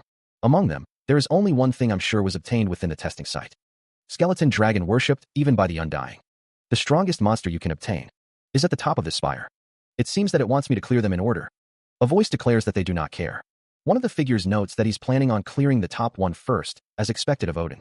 A figure states that if they don't return, someone should look for Mary. The man wonders why he had to say that. A lone figure stands before a mass of writhing tentacles. Someone taps their foot impatiently, remarking that the other is doing something unexpected again. The figure declares that this is just how they do things, and that the other shouldn't waste their time and open it. The creature responds with a terse, fine. A small, winged figure wishes the character good luck. The word flash appears in large, glowing letters. A tower is bathed in a blinding light. The word boom explodes across the scene. A grotesque tower pierces the sky, its structure interwoven with pulsating red tendrils. A man and woman stare upward, their faces etched with disbelief and terror. The air cracks with a deafening boom as the tower erupts in a violent explosion. A small, winged creature watches as a dark figure looms, a speech bubble reading, "Good luck," appearing above. A figure is surrounded by a bright, yellow energy. A tall, ominous tower pierces the sky. A man and a woman stare in shock and horror at something unseen. A sound effect reads, "Diolo." The air crackles with an unseen force. The ominous tower stands tall. A character's arm is shown. A hand clenches, surrounded by a dark energy. The sound of cracking fills the air. A web of electric blue energy crackles around the monster's arm, the sound echoing like shattering glass. The energy intensifies, spreading like a virus across its grotesque form, each spark carrying the promise of annihilation. The monster begins to disintegrate, its flesh and bone turning to dust under the onslaught of raw power. A close-up reveals the intricate dance of destruction, the energy tearing apart the monster's very essence. Nasunu watches, his face etched with concern as he overhears a man's desperate plea. If he doesn't return, someone should look for Mary. The man's face is contorted with worry. The question hangs heavy in the air. Was he going to risk his life to kill that?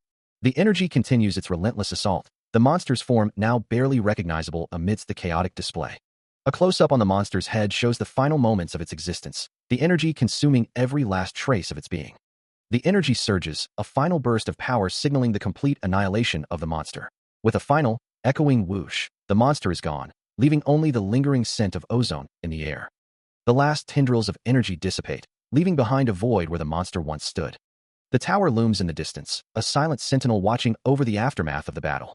A wave of dark energy crashes down. The force of the blow sends tremors through the very air. A desperate cry echoes, a plea to flee from the encroaching darkness. The man with the beard grits his teeth, fear warring with defiance. I don't know what that is. A chilling numbness spreads through his limbs, but he knows it can't even be compared to anything he's seen before. Another wave of crushing force descends. The shadowy figure looms, an embodiment of overwhelming power. He struggles to lift his weapon, his body refusing to obey. I need to fight it, but I can't even move. The oppressive energy intensifies, a suffocating blanket of dread. The man with the beard steels himself, a flicker of defiance in his eyes. Damn it, fine, come at me. The shadowy figure's assault continues, relentless and unforgiving. Even if he dies here, he'll still get a good hit on you. He feels a tap, a sudden, sharp impact that sends a shockwave rippling through the air. The force materializes, a monstrous mouth of teeth and violet energy. The unseen assailant continues its assault, the air crackling with violet energy. He is thrown through the air, a helpless projectile against the city skyline. The monstrous maw pursues him relentlessly, a predator closing in for the kill. Flung through the air, he can only brace for impact. Falling, he plummets towards the unforgiving ground. He stumbles, losing what little control he had. A grimace of pain contorts his face, scratches marring his skin as violet energy flickers around him. He crashes to the ground, the sound echoing through the city. He lands hard on a car, the metal groaning under the force of his impact. A voice calls out, laced with concern. Are you Odin? The drummer beats his instrument with a flourish. A voice booms, demanding to know who leads this area, followed by a declaration to fight. Two figures stand before a shield, one declaring that they should decide who will command Act 1, Scene 2. Na-sun, who sits cross-legged, examining a glowing object. The item is described as a skeleton dragon worshipped even by the undying, with an item rank of S. A close-up reveals the intricate details of the glowing artifact. Na-sun, who holds up a ring, his expression thoughtful. He muses that his hair has grown long, estimating it has been at least 3 years. The worshippers of Doom Interguasto stand guard. Those damned liches and undead stand ready. Originally, the top of the spire leads to the Temple of the Dead. But he was thrown into the land of the dead. The skeletal warriors stand tall, their red eyes burning with malevolent intent. He continued to fight against them in the endless hellscape. After the assassination quest, when 100 awakeners aimed for his life, the system is using every opportunity it has to eliminate him. As long as the influence of Doom Chaos is not removed from the system, situations like this will continue to occur. Damn it, he can't even begin to imagine what difficulty he'll need to face to edit the system to that degree. Odin. He asks if she is all right. Leonard Lee says that he can't stay asleep when things are so noisy outside, wondering what's going on. Na Sunu tells him that it's nothing and he'll deal with it. A voice suggests that he can sleep some more. Another voice says that the guys from the east and west are making a fuss and asking for a fight. Na Sunhu remarks that it looks like they want to be the leaders of the quest this time. Na Sunhu flinches. Leonard Lee wonders just how much stronger he is trying to get. Leonard Lee, looking at his inventory, notes that it's too early for him to be surprised, adding goodness. Na Sunhu comments that the inventory, or whatever it is, looks mighty convenient, and since Leonard Lee is awake anyway, he asks if he wants to watch him fight.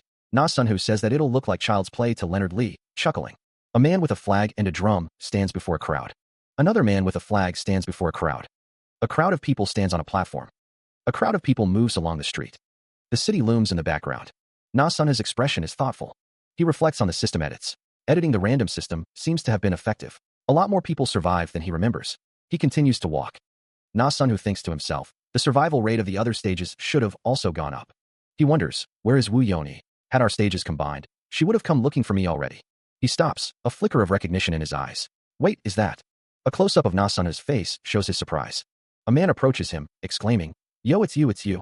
Sinung High School, Year 2. The man continues, right? Your hair's gotten longer, but how come nothing else changed? Heh, still quiet as always. The man finishes, you were kinda a big deal back in high school, but why do you look like this now? He squints, his brow furrowed in confusion. The classmate from Sinung High School grins. A single item on you. It's good to see you. Don't you remember me? The classmate chuckles, his eyes crinkling at the corners. I remember you pretty well. It's been a while since I've been this flustered. The classmate smirks, a hint of challenge in his voice. Bastard, you were pretty good at fighting back in high school, but you're nothing here if you don't have any items. Should I hand out some payback? Na Sunhu's expression hardens. I can't see. Nah, I don't need to. Kids can fight when they're young. But now, I am a mighty awakener. The classmate laughs heartily. Anyway, it's good to see you. To meet a classmate here. The classmate drapes an arm around Na Sunhu's shoulder, a wide grin on his face. The classmate continues, his tone lighthearted. Come from? From the west. You're lucky to have met me. A voice echoes, seemingly from off-panel. Our boss Cha Young will take the initiative of this quest. Na Sunhu's classmate asks, really? Is she strong? He adds, don't even mention it. The classmate explains, which direction did you changes, but the boss took it in the end. She's such a great leader that our group finally started to become functional. You'll also come over to her side when you see. Na Sunhu smiles faintly. Sure, I look forward to it. An unseen figure declares, their voice echoing with a mocking tone, that they should do this the easy way. A heavy blow lands, the sound of impact reverberating through the air. The unseen figure continues, stating that they just need to beat up the two of them. A large, muscular man stands with a stoic expression, his gaze fixed on an unseen opponent. The unseen figure challenges them to come at him together. A man with neatly styled black hair looks on with a serious expression. Ji Hyanwoo, leader of the eastern area, warns someone not to change their mind later. A woman with short, dark hair and a determined gaze states that it seems they are looking down on her because she's a woman. Lee Cha-young, leader of the western area, says to see if they can keep that up after they lose an arm. A man with short, neatly styled dark hair glares intensely, his face contorted with anger. The unseen figure shouts for them to come at him. Two figures clash, one wielding a shield and spear, the other wielding daggers, as the battle begins. He gazed upward, a bright light illuminating his face from above. The man's face contorts in rage. Stop yapping about. He clenches his fist, his face a mask of fury. And come at me. A woman dashes forward, twin blades glinting in her hands. The man looks up, his expression unreadable as the woman descends. A man watches the scene unfold, his gaze intense. The woman raises her swords, ready to strike. Her form is poised, a deadly dance about to begin. The man raises his shield, bracing for the impact. The man is sent flying, a look of shock on his face. Spitting blood, the man snarls, "You bitch." The platoon leader thinks to himself, not expecting an alliance, but he is being backstabbed from the get-go. Na Sunhu swings his weapon downwards with great force. The weapon collides with something. The impact creates a shockwave. The weapon strikes a shield, sending sparks flying. The platoon leader curses, realizing the attack has been blocked. The platoon leader wonders how Na Sunhu is so strong. The platoon leader questions if Na Sunhu is a turtle. Na Sunhu thinks to himself that this is the highest rank item they got from Act 1, Scene 1. The platoon leader realizes that even with Na Sunhu's strength, it'll take him hours to get through his defense. The force of the impact sends Na Sunhu flying backwards. The platoon leader's voice booms, a challenge laced within his words. Let's see how long you can defend. Energy crackles as the platoon leader prepares for the next attack. Blurring into motion, Na Sunhu launches a swift kick. The platoon leader is caught off guard, a grunt escaping his lips. His brow furrowed. The platoon leader questions the sudden assault. What? The platoon leader braces himself, red energy flaring around him. Na Sunhu follows up with a punch, the force behind it palpable. The blow connects, but the platoon leader's defenses hold, the sound of the impact echoing. Undeterred, Na Sunhu spins into another kick, aiming for a weak point. Again, the platoon leader's shield deflects the attack, the clash ringing out. The intensity of the battle reaches a fever pitch. Na Sunhu's mind races, formulating a plan. No matter how high your defenses are, gaps in movement are bound to form when vital spots are constantly attacked. I'll use that split second to win this battle. The platoon leader's voice booms, laced with arrogance. You have too many openings, old man.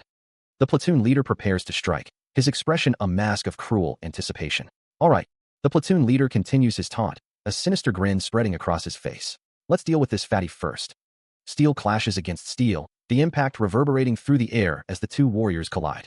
Na Sunhu prepares to retaliate, his eyes narrowed with determination. If you don't want to die? A swift kick connects, the force of the blow echoing with a resounding thud. The platoon leader roars, his voice filled with rage and desperation. Surrender. The battle rages on, neither warrior willing to yield. Another deafening clash rings out as their weapons meet once more. One of the observers comments, his voice laced with concern. Goodness, why isn't he surrendering? His companion replies, he can't fight them both. The first observer remarks, the woman's movement is pretty good. The second replies, he's going to die at this rate. A hand reaches out to grab something, as a voice thinks, but she's not at the level where she can face Sungil. He continues to block the platoon leader's attacks, the clash of their weapons echoing through the room. The woman behind him looks on, her eyes wide with fear. Na Sunhu stands firm, a shield against the platoon leader's relentless assault. The platoon leader brings his weapon down with brutal force. The platoon leader sneers, "Heh, what a cautious little girl. You finally let your guard down a little." The woman's face contorts in terror. In no way. This was all planned. The platoon leader shouts, "Keep blocking like that. This lady is going to die." The threat hangs heavy in the air, underscored by a surge of ominous energy. The platoon leader's eyes burn with cruel intent. The red energy intensifies, a promise of violence. The platoon leader grabs the woman, holding her upside down as a hostage. The platoon leader asks, his voice dripping with malice, "Are you okay with that?" The platoon leader's eyes widen in disbelief. "No, what the hell? What kind of idiot?" he mutters. Two men look up, one exclaiming, "It's here. Mr. Sungil's signature move. Gangst." No. The words, human caliber, fill the air. Na Sunhu's kick connects with the platoon leader. The platoon leader's face contorts in shock. "What the hell is that?" he cries out. The platoon leader desperately shouts, Stop." Defeated, the platoon leader cries, "I surrender." The platoon leader lies defeated on the ground. Over, he groans. A man watches the scene, commenting, "But I'd say that was pretty good, right?" One of the men nervously greets someone. "Ah, hello, sir. I am." The two men stand silently. One of the men says, "Don't act like you know me in the future. Class, mate." The skeletal horde descends. Their bone-chilling forms a whirlwind of death. A spear pierces through, the sensation of cold steel tearing through flesh. His legs give way, the ground rushing up to meet him. The skeletons advance, their hollow eyes burning with an unholy light. Another blow lands, sending him sprawling. Is this the end? The monsters of the spire are everywhere around me.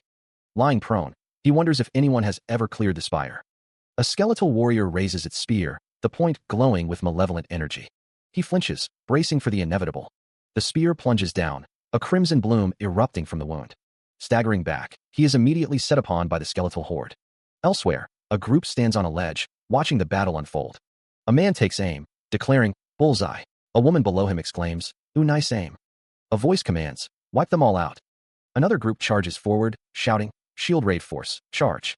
The skeleton's attacks continue to rain down. The man from the ledge continues to fire, as another wonders, they're hunting the monsters? A man looks on in shock.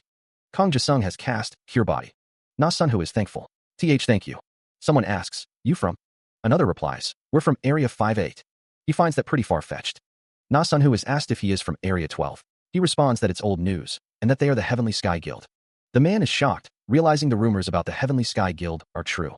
A lot of areas failed to clear the spire of Act 1, Scene 2. In the failed areas, the spire's monsters flowed out of it and dominated the entire area. So the survivors all ran and gathered in areas that succeeded in clearing the spire. Among them, the Heavenly Sky Guild created in Area 12 possessed the strongest force in the areas and became a beacon of hope among the survivors. A man begs the raid leader to accept him into their force. Na Sunhu is told that the man came here putting his life on the line to find the Heavenly Sky Guild, and that he will do anything. Another man tells Na Sunhu that although he showed a pitiful state, he is strong in his own way. Na Sunhu responds that he wouldn't be any small fry since he survived and came all the way here. Na Sunhu declares it a test and tells them to follow him.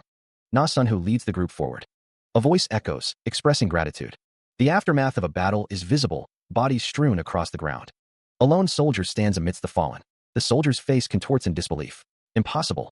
The text reads, "Our guild succeeded in clearing the spire." The text reads, "And this is the guild's strongest raid group." The text reads, "But against just 2 people.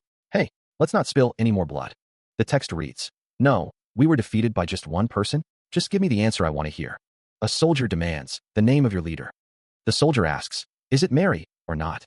The soldier stands, awaiting an answer. The man swings his sword downwards, letting out a battle cry. The blade clashes against the bones of a skeleton. The sword continues to clash against the skeletons. He swings his sword again. The sword clashes against the skeletons once more. He searches through the bones. The man picks up a gem, wondering why he's gathering these things, since he was just told to. The unit leader says to Sung Jingyu that he's pretty good. The soldier congratulates Sung Jingyu. He is officially a member of their attack force from the moment he receives this mark. He is one of them. The square is the mark of their shield raid force. The lightning bolt is the mark of the Heavenly Sky Guild. Now that he is one of them, there should be no trouble going into town. But there is a rule. You must follow it when inside. Do not try to learn about the name Odin. Of the town? He's not the ruler, and he's not even in the town right now. The unit leader says he's never personally seen him, either. I'm just warning you because the guild master gave that order. And by guild master? She's a woman named Lee Sua. She's the guild master, the gold raid leader, the president of the bank, and the chairwoman of commerce. Lee Sua has every title you could even think of, so it'll be good not to get on her bad side. The unit leader looks surprised. That was my first reaction as well. You'll know what I'm talking about at the town. The man demanded the name of their leader. Was it Mary or not? She did call herself that, came the reply. One of the men questioned if they knew their leader. One of the men exclaimed that they had finally found her, confirming that they knew her well. Someone was lying, and Mary would return in a few hours, the man thought. They were told to come this way, as this was the place where the people from Area 100 were. There was only one reason they came so far, being nothing. A rumor circulated about a Korean female, a member of the Awakener Association, who instantly united the 10 areas around here. He had asked just in case, but Wu Yonhee would have no reason to talk about the Awakener Association. Sung Jingyu thought he would be pissed if this ended up being nothing. Seeing how she was impersonating Mary, their leader probably wasn't part of the Awakener Association, either. Since they were a guest of their leader, they were asked to eat this while waiting. The man exclaimed, "What the hell?" Na Sunhu exclaims how long it has been since he last tasted ramen. Na Sunhu, tears welling in his eyes, praises Odin's woman, marveling that not even a few hundred magic stones would be enough for ramen in their town. He tells him to enjoy it while it's in front of him. Someone requests that they bring them soju as well. Sung Jingyu tells another man that he knows they have them. Someone asks how they knew. Sung Jingyu is told that his senses are pretty amazing. A man asks how many people there are. The man is told that there are just 2. Sung Jingyu sits, thinking that it's enough to knock out an elephant. A man lies on the ground, as someone thinks that they won't be able to get up for the time being. Someone thinks that they really came here to find them, those bastards. Someone thinks that it's that woman. He narrows his eyes, observing the scene before him. The mysterious woman casts her spell, announcing, "You have cast Odin's Wrath." The spell erupts in a burst of blue energy, engulfing the surrounding figures. The energy surges, accompanied by a chorus of agonized screams. Sung Jingyu remains a silent observer, his expression unreadable. The victims collapse, surrounded by the lingering blue energy of the spell. The mysterious woman looks on, a bead of sweat trickling down her face. Hey Chow, she wonders. A voice from the fallen asks, "The big guy eat?" Another responds, "No, I also ate. I just used an insignia." Sung Jingyu's expression hardens, a resolve forming in his eyes. He thinks, can't pass up. The mysterious woman continues, "Ramen, you look pretty strong, but seeing how you're being careful, it seems you've fought the Awakener Association before." The mysterious woman looks intently at Sung Jingyu. The mysterious woman asks, "Why are you?" She inquired about his curiosity regarding their ally. Na Sunhu stated there was no way he would have let someone like that live. The mysterious woman explained that he might not have been like that from the start. He once had a sense of justice. He lost sleep on days when he needed to kill people for the greater good. But after a certain point, he turned into a demon. He killed people for even the smallest mistakes. He did all sorts of horrible things in the name of leadership. It was so bad that when he died, the cheers were louder than when they cleared the spire. But something he said to them was a problem. As they have kept this secret together for a long time, the bonds between their allies are also strong. When the areas become connected, they will meet again. It was so bad that she warned him to be sure not to act up before them. If he's that alive, all the more.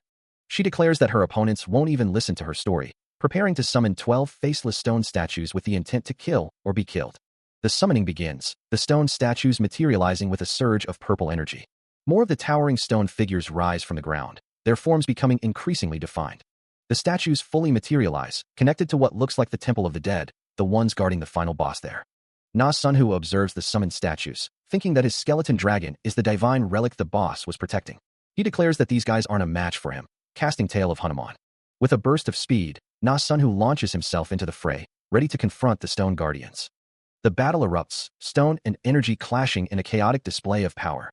The clash intensifies, the air thick with the scent of ozone and the rumble of collapsing stone. Explosions of light and force ripple outwards as Na Sunhu continues his assault. Surveying the scene, Na Sunhu's expression hardens, his eyes narrowed in determination. He wonders if she's still looking for a chance to retaliate in all this. Debris rains down amidst the destruction. It seems she united the 10 areas around her by herself. Na Sunhu asks why she killed them. The mysterious woman wonders if that is important. Na Sunhu states that he doesn't accept just anyone into his team. The mysterious woman asks what he is talking about. That guy was like the devil to us. The World Awakener Association said to grow in the testing site and gather around you people. The mysterious woman asks if this is how things are going to be. Na Sunhu says he'll apologize for that, adding that not even he can know the inner thoughts of each and every member. Na Sunhu says not to act like she doesn't know, stating that he heard that her bonds are strong. The mysterious woman tells him to wait. The mysterious woman asks if he is not part of tomorrow, adding that there's a quest that needs to be completed. Na Sunhu states that there isn't a reward box, but there are a lot of points. The mysterious woman mentions that 500,000 points is the minimum required to open a master box. She suggests that he would have enjoyed a lot of things after obtaining power and authority. The mysterious woman adds that Na Sunhu is still only at the level of a child. She warns that even the things he's enjoying now can be taken from him at any time, should he encounter a much stronger power. The mysterious woman wonders what happened to her in the past.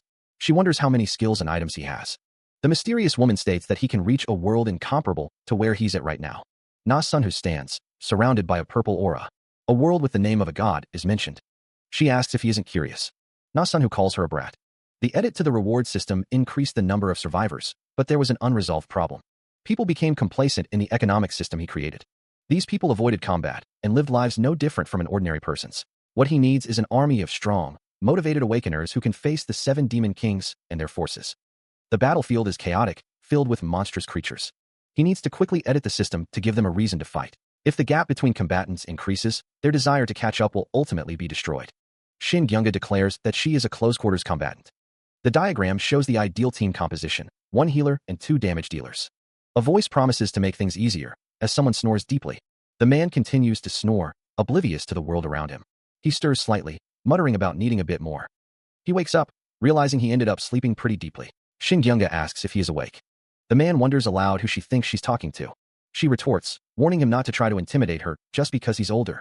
Shin Gyunga states that since she led all the raids on the spire, she could be even older than Kwon Sungil.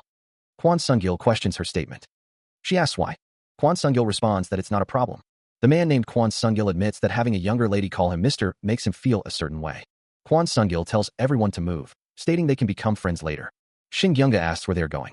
A man states that they are going to Area 12. A group gazes up at a tall building, the air thick with an almost palpable sense of unease. A man reassures the others that everything is fine, while another notes that human Kalaba is back, along with Odin. One of the men warns someone not to keep up the act, or they'll fall out of their shoes. A woman remarks about the surprise of seeing this, and asks if the others know what it is. Lee Sua states that it's a bank, noting that it's been a while. Shin Gyunga stands with a group of people. Lee Sua explains that they use magic stones like money. Shin Gyunga's name is spoken. A man spins a weapon, a question mark hovering above him. The man shouts Sua's name. Lee Sua and Shin Gyunga are together, someone exclaiming with excitement. Shin Gyunga was Lee Sua's younger friend. She had respected her, and naturally followed her into the world of finance. Did you know? The woman with brown hair mentions that Odin was at Telestar Investment before. She asks if the mysterious woman knows how big of a fan she is of Jessica.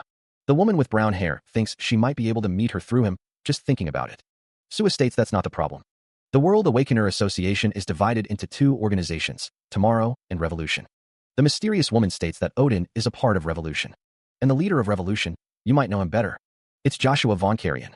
Do you get it? In the end, Odin is a part of Joshua's faction. The Carrion group that emerged greater after the fall of Goldstein and Rothschild. Odin is connected to the leader of that family. I always suffered in society because I took the wrong sides, but I got the best lifeline this time. Na Sunhu lies on a cloud, thinking it's time. He dangled from a rope, a memory flashing of a time when he thought. Amazing, incredible, my Odin. The memory fades. The unit leader taps his finger, drawing Na-sun's attention. He asks, huh? The unit leader questions, hey, are your eyes just for show? A close-up reveals the mark on Na-sun's chest. Na-sun, who recalls, the mark of Miracle Raid Force. The unit leader taps his finger again, cautioning, be careful. The unit leader continues, even though we have a bank, we don't have a cord in this world. Na-sun thinks back, that sounded pretty cool. I moved up in life thanks to getting a good skill tree. Na-sun recalls, my time in PC bangs was not in vain. The unit leader says, I've put in a word for you. Na-sun responds, okay, good work. He thinks back to a time when someone who used to be a lawyer now bows to him, someone who used to be professionally unemployed. He muses that you can't know how people will end up. A voice apologizes for being late. Kong Jinam asks if that person returned. The Miracle Raid Force's raid leader, Kong Jinam, waits for an answer. The unit leader confirms that the woman he returned with is named Shin Younga, and she has a full set of C rank and above equipment. Kong Jinam listens, noting that she didn't seem nervous at all. The unit leader continues, saying they brought in a big shot from somewhere. He adds that it looks like he'll need to go introduce himself to Odin soon, and to work on making that happen. The unit leader says he'll try. The unit leader is startled. Kong Jinam tells him to try, adding that trying is good, haha. The unit leader is on the ground, apologizing and saying he'll contact him right now. The unit leader runs away. He curses under his breath, frustration evident on his face. Damn it. The unit leader reflects, his expression hardening. He thinks, making me get closer to that class. No, monster. Though I was the one who spread that I was his classmate. Na-sun, who stands with his arms crossed, a stoic figure amidst the chaos. The rumors surrounding him are insane. The narration describes Na-sun as the strongest being in the Heavenly Sky Guild, with Quan Sungil and Guildmaster Lee Sua under him. Unimaginable power lets him hunt boss monsters by himself. The scene blurs, focusing on Na-sun's presence. He is cold-hearted enough to quickly deal with anyone he doesn't like. A woman with long black hair stares intently, her expression unreadable. Don't act like you know me in the future. The unit leader gulps, sweat beading on his forehead. He mutters, let's just waste some time out here and go back. A group of people stand before a screen, the words flashing. Awakeners. Have you waited long? Another message reads, I was so worried that you had forgotten about me, the guide. The unit leader's face is etched with worry. He thinks, I don't want to. The woman with long black hair speaks, see this guy again. But this is a good excuse to use. A small, winged figure hovers nearby. A message appears. I thank everyone who has reached the final scene we've been hoping for. The cityscape looms, a message superimposed. The final scene of Act 1 has begun. The unit leader's eyes widen in shock, his companion mirroring his surprise. Final? So it's finally going to end. The narrator declares that it is finally the end of Act 1, requesting not to be interrupted. The narrator reflects on the unification of the 200 areas and the final 20,000 taking the same stage, questioning what they thought. The narrator states that through scenes 1 and 2, they should have prepared themselves, but were limited to only small-scale fights. The narrator warns that their enemies are aggressive and brutal creatures. The narrator reveals that these creatures have already finished their preparations to destroy their precious homes. The narrator declares that they have formed an army. The narrator states that in the final scene, they will confront that army, implying that those who have grown through scenes 1 and 2 must fight them as one. The narrator compares the final scene to the wave scene in scene 1, but notes that the army is much stronger. The narrator commands to defeat Commander Xipos and his personal army. The narrator warns that they will be fearsome beings never could have even imagined. The narrator states that for those who have completed scenes 1 and 2. The narrator continues the statement from the previous panel. The trait, Explorer, has been activated, detecting 23 gates. Na-sun observes the holographic display showing the locations of the newly detected gates. The system displays information about Gate 1 and Gate 8, including their rank, origin, and time of appearance. He contemplates the gate from which the commander will emerge. Na-sun declares that he will manage Gate 2, but acknowledges that defending the remaining 22 gates won't be easy. He emphasizes the need for at least 5 raid units per gate. The woman with brown hair explains that the units will be created around the elite forces. An order is given. The two are to aim for the first and ranking bonuses. There's a hidden item that needs to be acquired during the final scene of Act 1. The man is told to go and clear that area, but he tells them to wait. The woman asks if she wasn't supposed to go with him. He is told to just do as he's told, and that he's not supposed to talk back to Odin. Quan Sungil states that it's not her business, and that he joined this group to work with Odin. It's said that the stage he's looking for is the one after this. He's told to think about it while he experiences this final scene. Whether he truly wants to get on that stage, if his resolution is unchanged even after this. He states that they will go together until the end. A figure is sent flying through the air. An explosion erupts. Amidst a blinding yellow light, a figure plummets through the air. One of the soldiers shouts, "Nice shot. Kill them all." A close-up reveals a face contorted in an unknown emotion. Confusion clouds the eyes, a question mark hanging in the air. A monstrous figure unleashes a deafening roar. A figure raises a sword, ready to strike.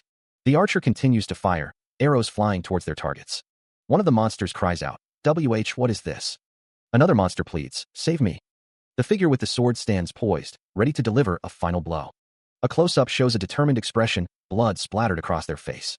The falling figure continues to descend, their fate uncertain. Waves of purple energy pulse through the battlefield. The energy intensifies, the air crackling with power. A monstrous face emerges from the swirling chaos, its eyes burning with malevolent intent.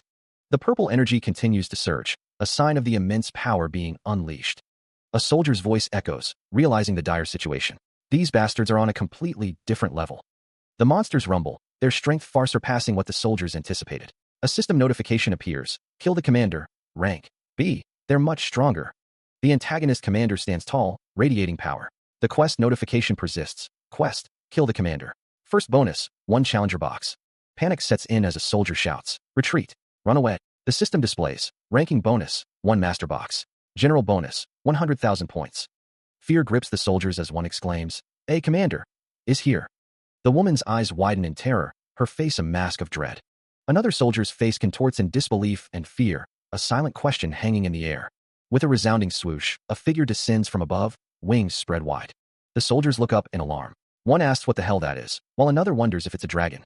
Another soldier grimly notes that there's a commander in front of them and a dragon behind them, concluding that they're doomed. The commander's face is partially obscured, but his cold command rings out, incinerate them. The commander's hand clenches into a fist, the order given. A massive, dragon-like silhouette begins to glow with red energy, preparing to unleash a devastating attack. The commander stands atop the dragon, seemingly directing its power. The dragon focuses its energy into a concentrated beam of destructive force. The beam tears through the air, leaving a trail of destruction in its wake. The energy intensifies, the air crackling with raw power. The dragon's attack is about to reach its target. The soldiers brace for impact, their faces etched with fear and desperation. The dragon's attack explodes, obliterating everything in its path. The air crackles with energy as the dragon-like creature prepares another blast. The blast rips through the ground, sending soldiers flying with a deafening roar. More energy gathers, a swirling vortex of destruction. The energy surges forward, a pink streak of annihilation aimed at the remaining troops. A guttural roar tears from the dragon-like creature's throat, a promise of more carnage to come. Na Sunhu watches the carnage unfold, his expression grim. Another blast slams into the ground, the force of the impact shaking the very earth. Na Sunhu glances up, seeing the dragon-like creature looming above. The energy intensifies, a crimson wave of destruction. The dragon-like creature descends, claws extended, ready to tear through anything in its path. The energy surges, a final, devastating attack. The dragon-like creature's eyes glow with malevolent intent, promising a brutal end. The dragon-like creature looms, its presence a stark reminder of the ongoing conflict. A system message flashes, burn this into your mind. A warrior's eyes glow with an intense, otherworldly light.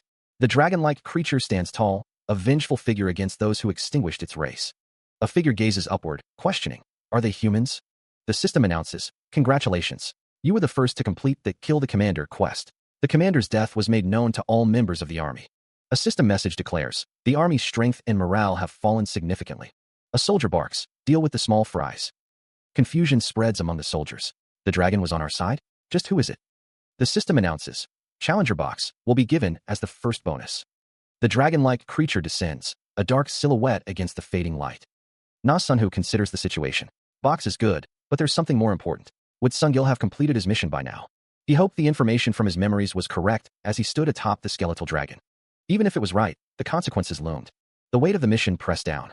The dragon flew through the ravaged landscape. Odin found himself in a desolate place, wondering why he was there. The mission to retrieve the divine artifact of Kshipo's was complete. The item held the concentrated power of Kshipo's army and could set a return destination. The item was ranked S, with a cooldown of 7 days. Even after obtaining an S-rank item, he handed it over without greed. An unseen speaker praised Quan Sungil, calling him an honest man.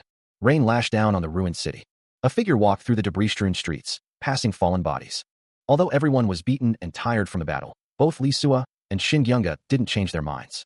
Since the return stone and party members were now ready, a voice commanded, come out. Na Sunhu looks down, a question forming in his mind. He wonders what it is this time, referring to the system's changes. Na Sunhu understands that this is the core point, a method to make awakeners jump into battle of their own volition. The fairy explains that nothing major will change, it's just editing the display of power that the system is lending them. Na Sunhu asks if that will be the case. The fairy expresses concern that after this edit is enforced, the awakeners will forget their thankfulness for the system. and treat it as a power they should naturally obtain just because they worked hard. A voice declares that they should naturally obtain the power. The system isn't fighting, but the awakeners are, all while putting their lives on the line. Na-sun, who stands, contemplating the implications. He wonders if the system is only thinking about increasing devotion to itself, or if it was created to prevent humanity's extinction. A system message appears, stating that proficiency can be implemented if the growth rate matches how fast points are obtained. The challenger has activated. A voice emphasizes that the system isn't fighting, the awakeners are, all while putting their lives on the line. A solemn challenge, 2, quest appears, revealing the reward. Edit authority over the rank and proficiency systems, implementation, and points. This is a challenger-exclusive quest. Na-sun, who expresses his disappointment, having expected a difficult quest. The quest is to assassinate the Backlon King. The system announces that they are moving to the quest location. A message wishes them good luck. Na-sun, who remarks that it can't be helped, and since it's the party of the Elite Four, they should be fine. But it's the Backlon King. A notification flashes. Wu Yonhee has joined the party. A wave of confusion washes over the group. The news is met with disbelief. The question hangs in the air, what is going on? The group is moving to the quest location. A message of good luck appears. Wu Yonhee has joined the party. A question hangs in the air. Eyes widen in surprise. A voice trails off, questioning. Someone asks, what? The newcomer looks down, her expression unreadable. She stands bathed in an ethereal blue light, a soft glow emanating from her very being. The energy swirls around her legs, a visible manifestation of some unknown power. The blue light intensifies, forming intricate patterns in the air. Wu Yonhee looks surprised. A voice narrates. Wu Yonhee, the one who'd be the most helpful to have around. Na-sun, who grabs Wu Yonhee, a protective gesture born from a sudden surge of anger. And the one I'd even tried looking for, had ended up joining the party, but for some reason, I got angry. A surge of emotion. I didn't want Wu Yonhee to get swept up in a dangerous quest. He wonders how this happened, reflecting. I've always been wary about feelings like this and kept them at bay. How did you?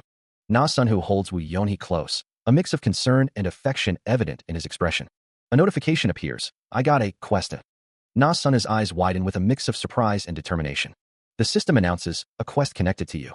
Figures descend from above, a flash of light illuminating their arrival.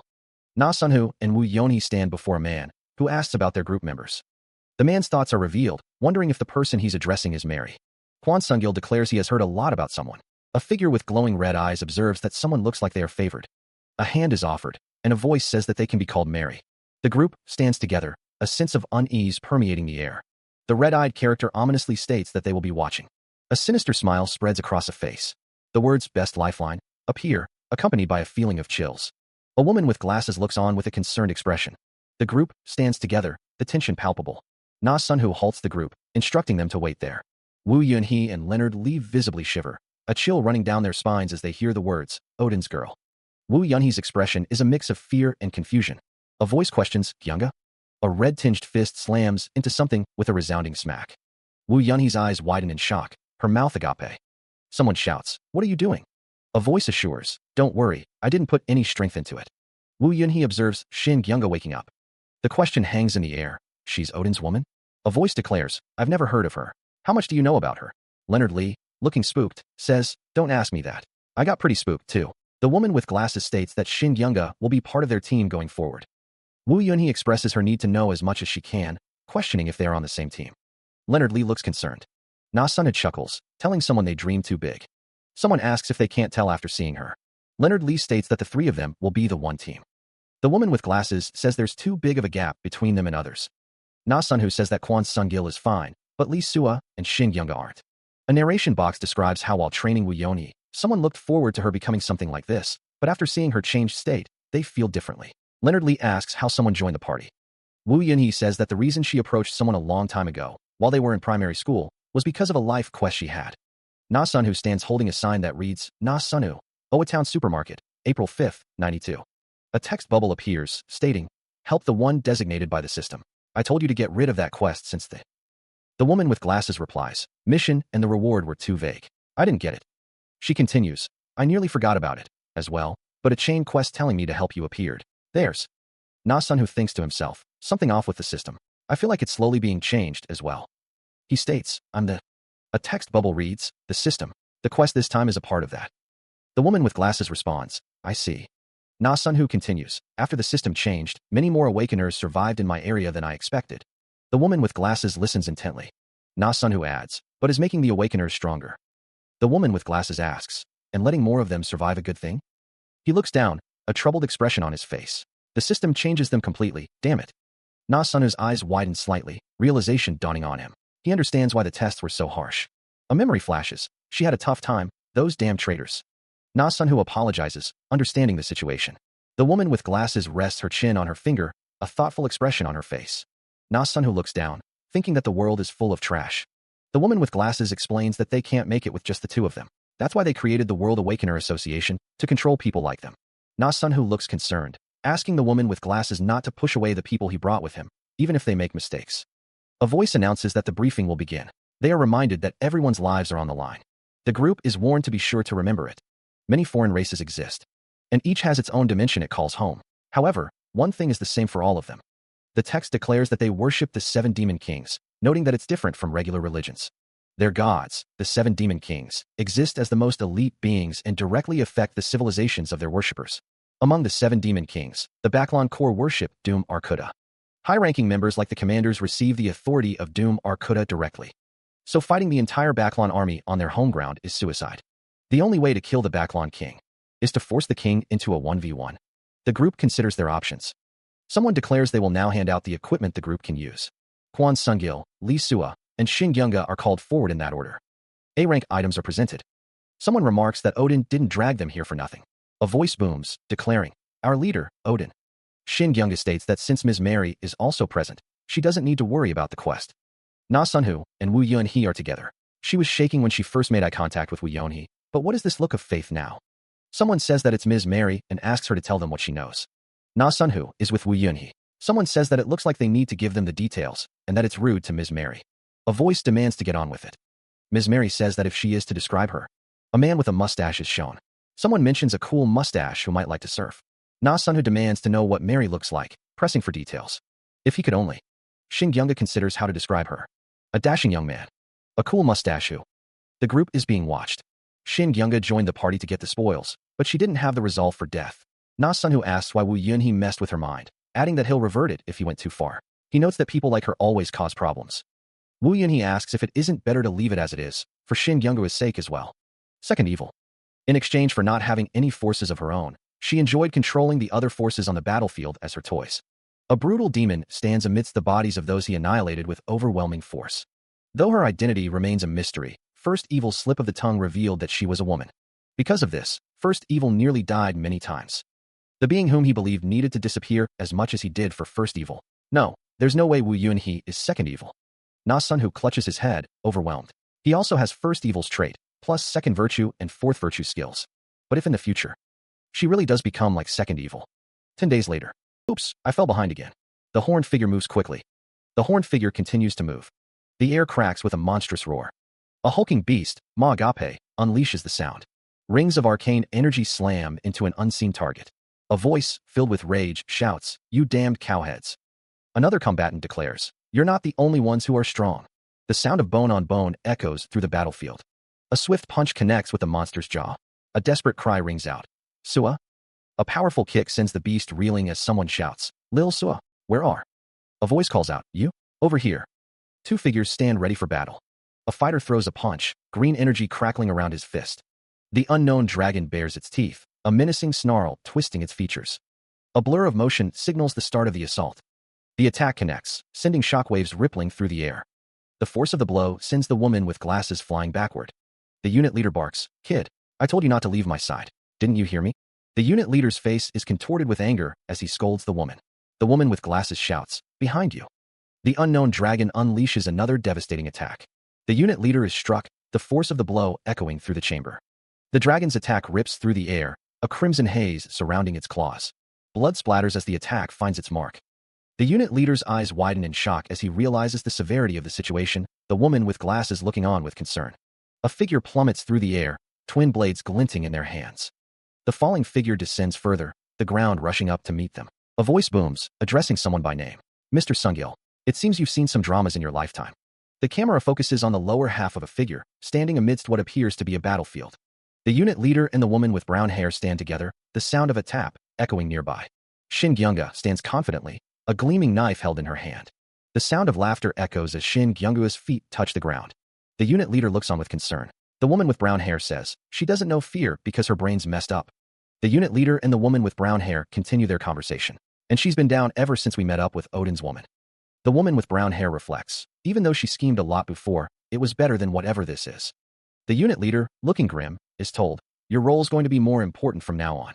The woman with brown hair, now identified as Ms. Mary, is asked, she's also a healer like me, right? He asks if she saw her attach that broken limb. The woman with brown hair looks concerned. The unit leader and the woman with brown hair look off into the distance. She wonders how she can be like that. A bead of silence hangs in the air. The rocky landscape stretches out. A figure is surrounded by crackling blue lightning. The figure floats amidst the electrical storm. Elsewhere, a monster is being torn apart by red energy. The red energy slashes through the monster's flesh. Back with the unit leader, he says that they weren't falling behind. They were just the bait, as expected of the Odin couple. He adds that killing monsters looks like going on a date for them. The woman with brown hair and the unit leader exchange a look. The unit leader grabs the woman with brown hair by the shoulders, telling her that if a sparrow tries to walk like a stork, it'll break its legs, and tells her not to look over her shoulder. Sua declares that she will be the one to protect someone, but is interrupted. She asks what is happening. An unseen figure tells her not to get too flustered. The unnamed man tells someone to do their best to stay by him. Na-sun says that they can't just sit around, either. The unnamed man looks angry. A charge is heard. For 2 months, they continued to battle while moving for over 1,500 kilometers. As his stats started to reach the level he was at before his reset, Wu Yonhee seemed very proud. Na-sun tells someone that he told them to trust him. The other members were exhausted. Na-sun says that they can spend the night here, noting that it's their first maintenance break in 5 days. Mary is asked how someone should raise their stats. They have experienced significant growth as well. The unnamed man looks on as Mary and Sua talk. Na-sun is told that Mary is senior to him in ways he can't even imagine, and that he should always treat her with respect. Kwon Sung-gil dismisses the previous statement, then pleads with the lady boss to help him, too. Someone asks if that is what they decided to call her, and states that it's not bad. Na-sun is told that Mary is older than him, as well, and he seems confused. Kwon Sung-gil expresses shock at learning that Odin was pretty similar in age to him, but is even more shocked to hear that Mary is older than him. He then states that it's still good. Kwon Sung-gil declares that he didn't call someone younger than him boss. A diagram shows the relationships between Lady Boss, Mr. Sung-gil, Brat, and Lil Sua.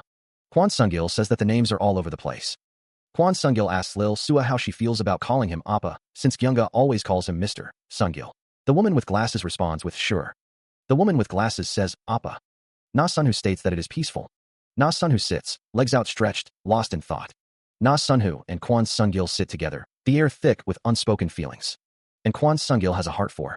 A question hangs in the air, unanswered. Kwon Sung-gil remarks that it's been quite a while since they got feelings for each other, questioning if romantic feelings between teammates are still disallowed. Kwon Sung-gil thinks to himself that this is dangerous, and he might get caught if this conversation continues. The losses outweigh the gains. An exclamation punctuates the silence. Just how dangerous personal emotions are during combat. Na-sun knows he needs to keep this line between him and Yonhee. We cannot become lovers. The weight of that decision settles heavily. He looks down, his expression hardening with resolve. The word never hangs in the air, a silent vow. The two figures collided with earth-shattering force. The impact reverberated outwards. The battle continued, neither giving an inch. One of the figures recoiled, muttering in disbelief. What the? Overlooking the scene, one of the observers exclaimed, this is crazy. Another voice grumbled, these damned cows. In the distance, a sprawling city stretched across the horizon. The city bustled with activity. Someone observed, built a city. The group needs to drag that guy out here. Na-sun declares that he can go in. The unit leader states that it's their last resort. The unit leader instructs the others to distract them from here, warning them to be careful not to get surrounded if they end up going in. He emphasizes that entering the city isn't the goal. A voice declares that these guys need to become the anvil so that it can become the hammer to amplify fear. The camera focuses on a billboard advertising Hong Kong 400%. The voice continues, recalling when Hong Kong raised the interest rate to 400% overnight. Soul broke from within, just like then, and what they need right now is fear of the other. The fear created from the outskirts. We'll drag out the Backlon King. If he doesn't come out, the return stone will be used to engage in guerrilla warfare. The unit leader looks up, uttering WH what? In disbelief. Na-sun asks what that eye is. Rumble. A scene of destruction unfolds. A strange, glowing symbol materializes above the city, crackling with purple energy. The symbol intensifies, the air around it shimmering with distortion. The symbol pulses with a blinding pink light, bathing the cityscape below. The city begins to dissolve, replaced by a pool of crimson. The gaze of doom, Arkuda. Na-sun's eyes widen in alarm as he feels a presence. Crimson lines of energy lash out, engulfing Na-sun in their chaotic embrace. He grits his teeth, a bead of sweat trickling down his temple as the energy washes over him. The crimson lines intensify, pressing in on him from all sides. The oppressive energy continues to bear down, a suffocating weight on his mind. He cries out, clutching his head as a sharp pain pierces his skull. Damn it, my head. He struggles against the onslaught, his face contorted in agony. Trait, Explorer, has activated. Worship Doom Arkuta, Hidden Quest. The Backlon Corps is preparing a sacrifice to Doom Arkuta and progressing with their great ceremony. Description, if you stay sane until the Backlons finish their great ceremony, and a hidden quest, Worship Doom Arkuta, will be complete. A close-up reveals Sunhu's face, contorted in what appears to be pain or distress. The words, Worship Doom Arkuta, echo in his mind. A distant figure sits alone, while in the foreground, two women with crimson eyes stand beside an unidentifiable man. A man clad in ornate armor looks up, his expression unreadable as the words, Worship Doom Arkuta, float before him. Sunhu lies prone, a pained ugh, escaping his lips. His hand reaches out, fingers outstretched, as if grasping for something just beyond his reach. Sunhu, a voice whispers. His brow furrowed in confusion, Sunhu whispers, who? As the vision intensifies. The woman with crimson eyes watches with a knowing gaze, while the armored man beside her looks on with concern. Do I save? He wonders. Another woman with crimson eyes, this one wearing glasses, stares intently ahead. The air crackles with energy as the word rumble echoes repeatedly. The woman with crimson eyes and the armored man stand in the background, bathed in an ethereal glow, as the words Worship Doom Arkuta fill the air. Figures walk with purpose, a chorus of voices chanting, Worship Doom Arkuta. He looks on, a bead of sweat trickling down his brow. Who does he save? Considering their growth potential, Xing Yunga, no, Quan Sungil. Save Quan Sungil. The chanting continues, the words echoing in his mind. Worship Doom Arkuta.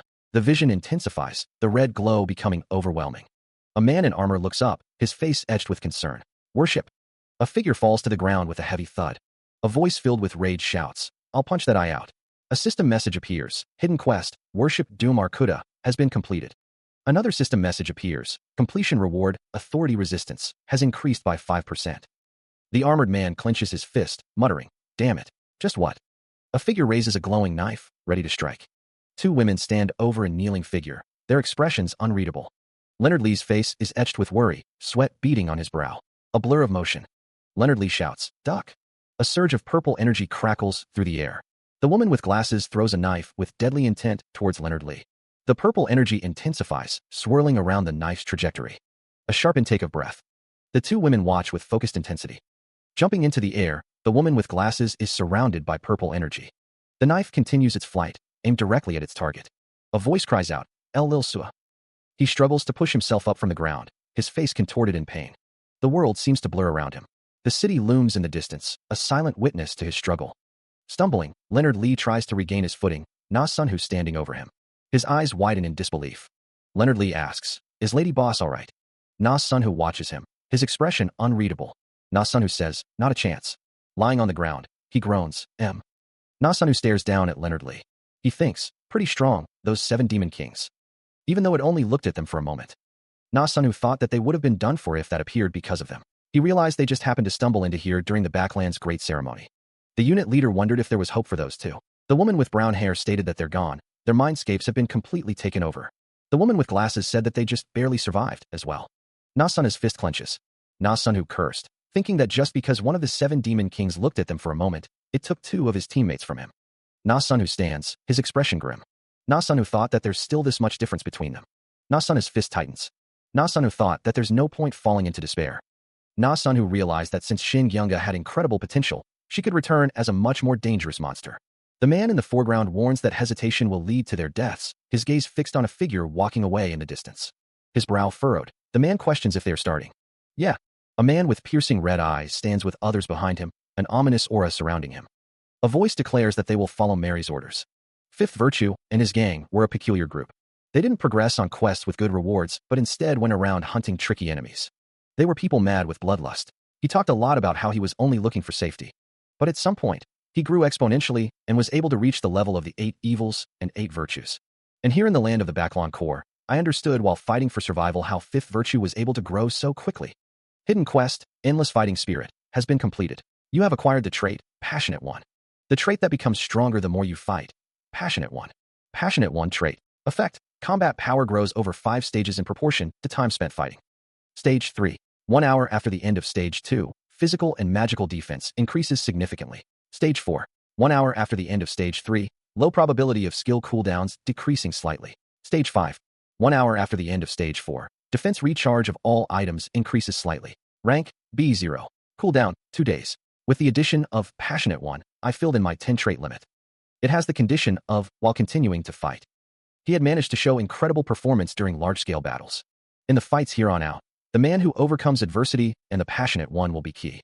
It will instill unforgettable fear into the backlands. Nasana looks on. The skeleton dragon looms. A voice says that they are fine, even if they are treated like a combat slave, and don't mind leaving if they aren't needed. Kwon Sungil gestures, saying to just use him as they see fit. Kwon Sungil begs to be seen in a good light. A man pleads for light for today, hoping that if he is looked upon favorably, he can trust them with all his being, and only then will he have some hope.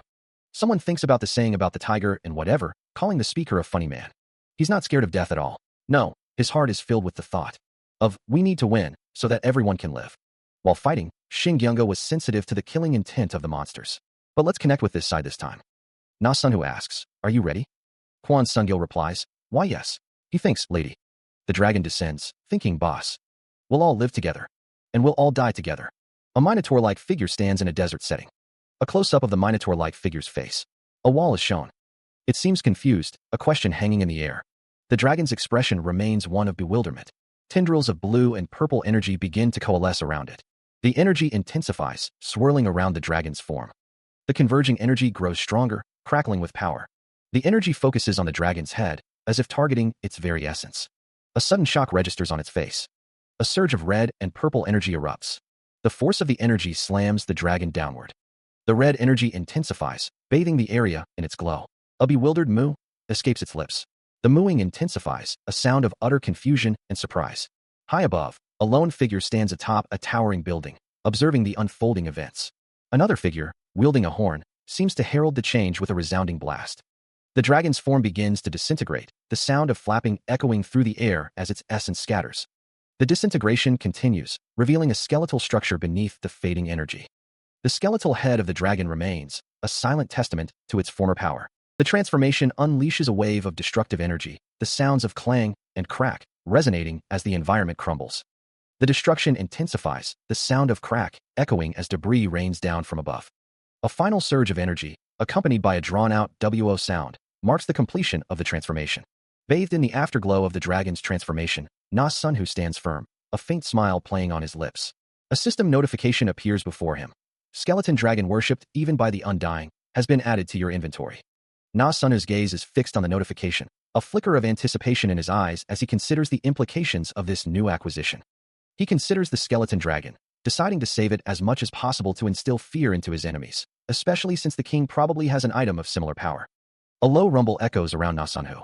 The sound of flapping wings fills the air as a wyvern flies through the sky. More wyverns join the first, their leathery wings beating in unison. The sound of explosions reverberates in the distance. The wyverns are ridden by armored figures. The rumble grows louder as the wyverns descend. The wyvern knights and Backlon elite troops stand ready before a fortified city. Na Sunhu stands, looking out at the scene. Even the high-ranking sorcerer unit now considers this an S-rank dungeon. It's incomparable to the Declan's, Na Sunhu thinks. A monstrous roar echoes through the dungeon. He grips the staff tightly, preparing for the surge of power about to course through him. A line of spectral figures, each a reflection of him, advances through a series of glowing rings. The spectral procession continues, each ring amplifying the building energy. Passionate One, Stage 1 activates, and his regeneration surges to new heights. Sensitive One activates, altering his perception to an unknown degree. Gifted One activates, causing a cascade of changes to his core traits. Something shifts within him. This is a little different. His dexterity has been raised to SS. A burst of raw power radiates outward. He can feel it. I can feel. Wyverns soar through the sky, bathed in golden light. The entire world. A staff emits a blinding light, illuminating the dungeon. A hooded figure declares, trying to kill me. A system message appears. You have cast Devi's sword. Na Sunhu is surrounded by a radiant aura. A massive dragon head looms, the words slowly hanging in the air. A dragon descends, bathed in purple energy. A system message flashes. You have cast Odin's wrath. Na Sunhu declares, I am facing. The words the S-rank Backlon core appear amidst the chaos. The word alone hangs in the air, surrounded by lightning. The text reads, without any items, without, man who overcomes adversity. Dragons plummet from the sky, defeated. Bolts of blue lightning crackle and arc, striking the ancient stone structure. The lightning intensifies, bathing the building in an eerie, electric glow. He finds himself changing, a monstrous form taking shape. Looks like I've become a monster, too. A monstrous bellow echoes through the area. A horde of minotaur-like creatures advances, their eyes glowing with malevolent intent. The monstrous bellows continue to reverberate. One of the minotaur-like creatures pauses, a flicker of confusion in its glowing red eyes. The minotaur-like creature snarls, its teeth bared.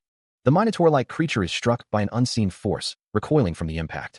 Another minotaur-like creature shows a flicker of confusion. The minotaur-like creature roars, its fangs bared. The minotaur-like creature's eyes glow with fury. Another minotaur-like creature is struck, a spray of blood erupting from the wound. A disembodied voice explains that by changing her target each time, she uses them as her swords and shields. The switch is so fast that it looks like she's controlling multiple targets simultaneously.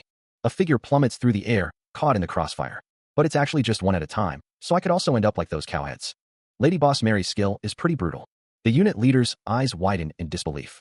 A blade gleams, ready to strike. The mysterious woman stands poised, a knife held firmly in her grip. The unit leader watches, a sense of foreboding washing over him. Sua's eyes glow with power. You look nice and sexy, but isn't this too much? A swift kick connects.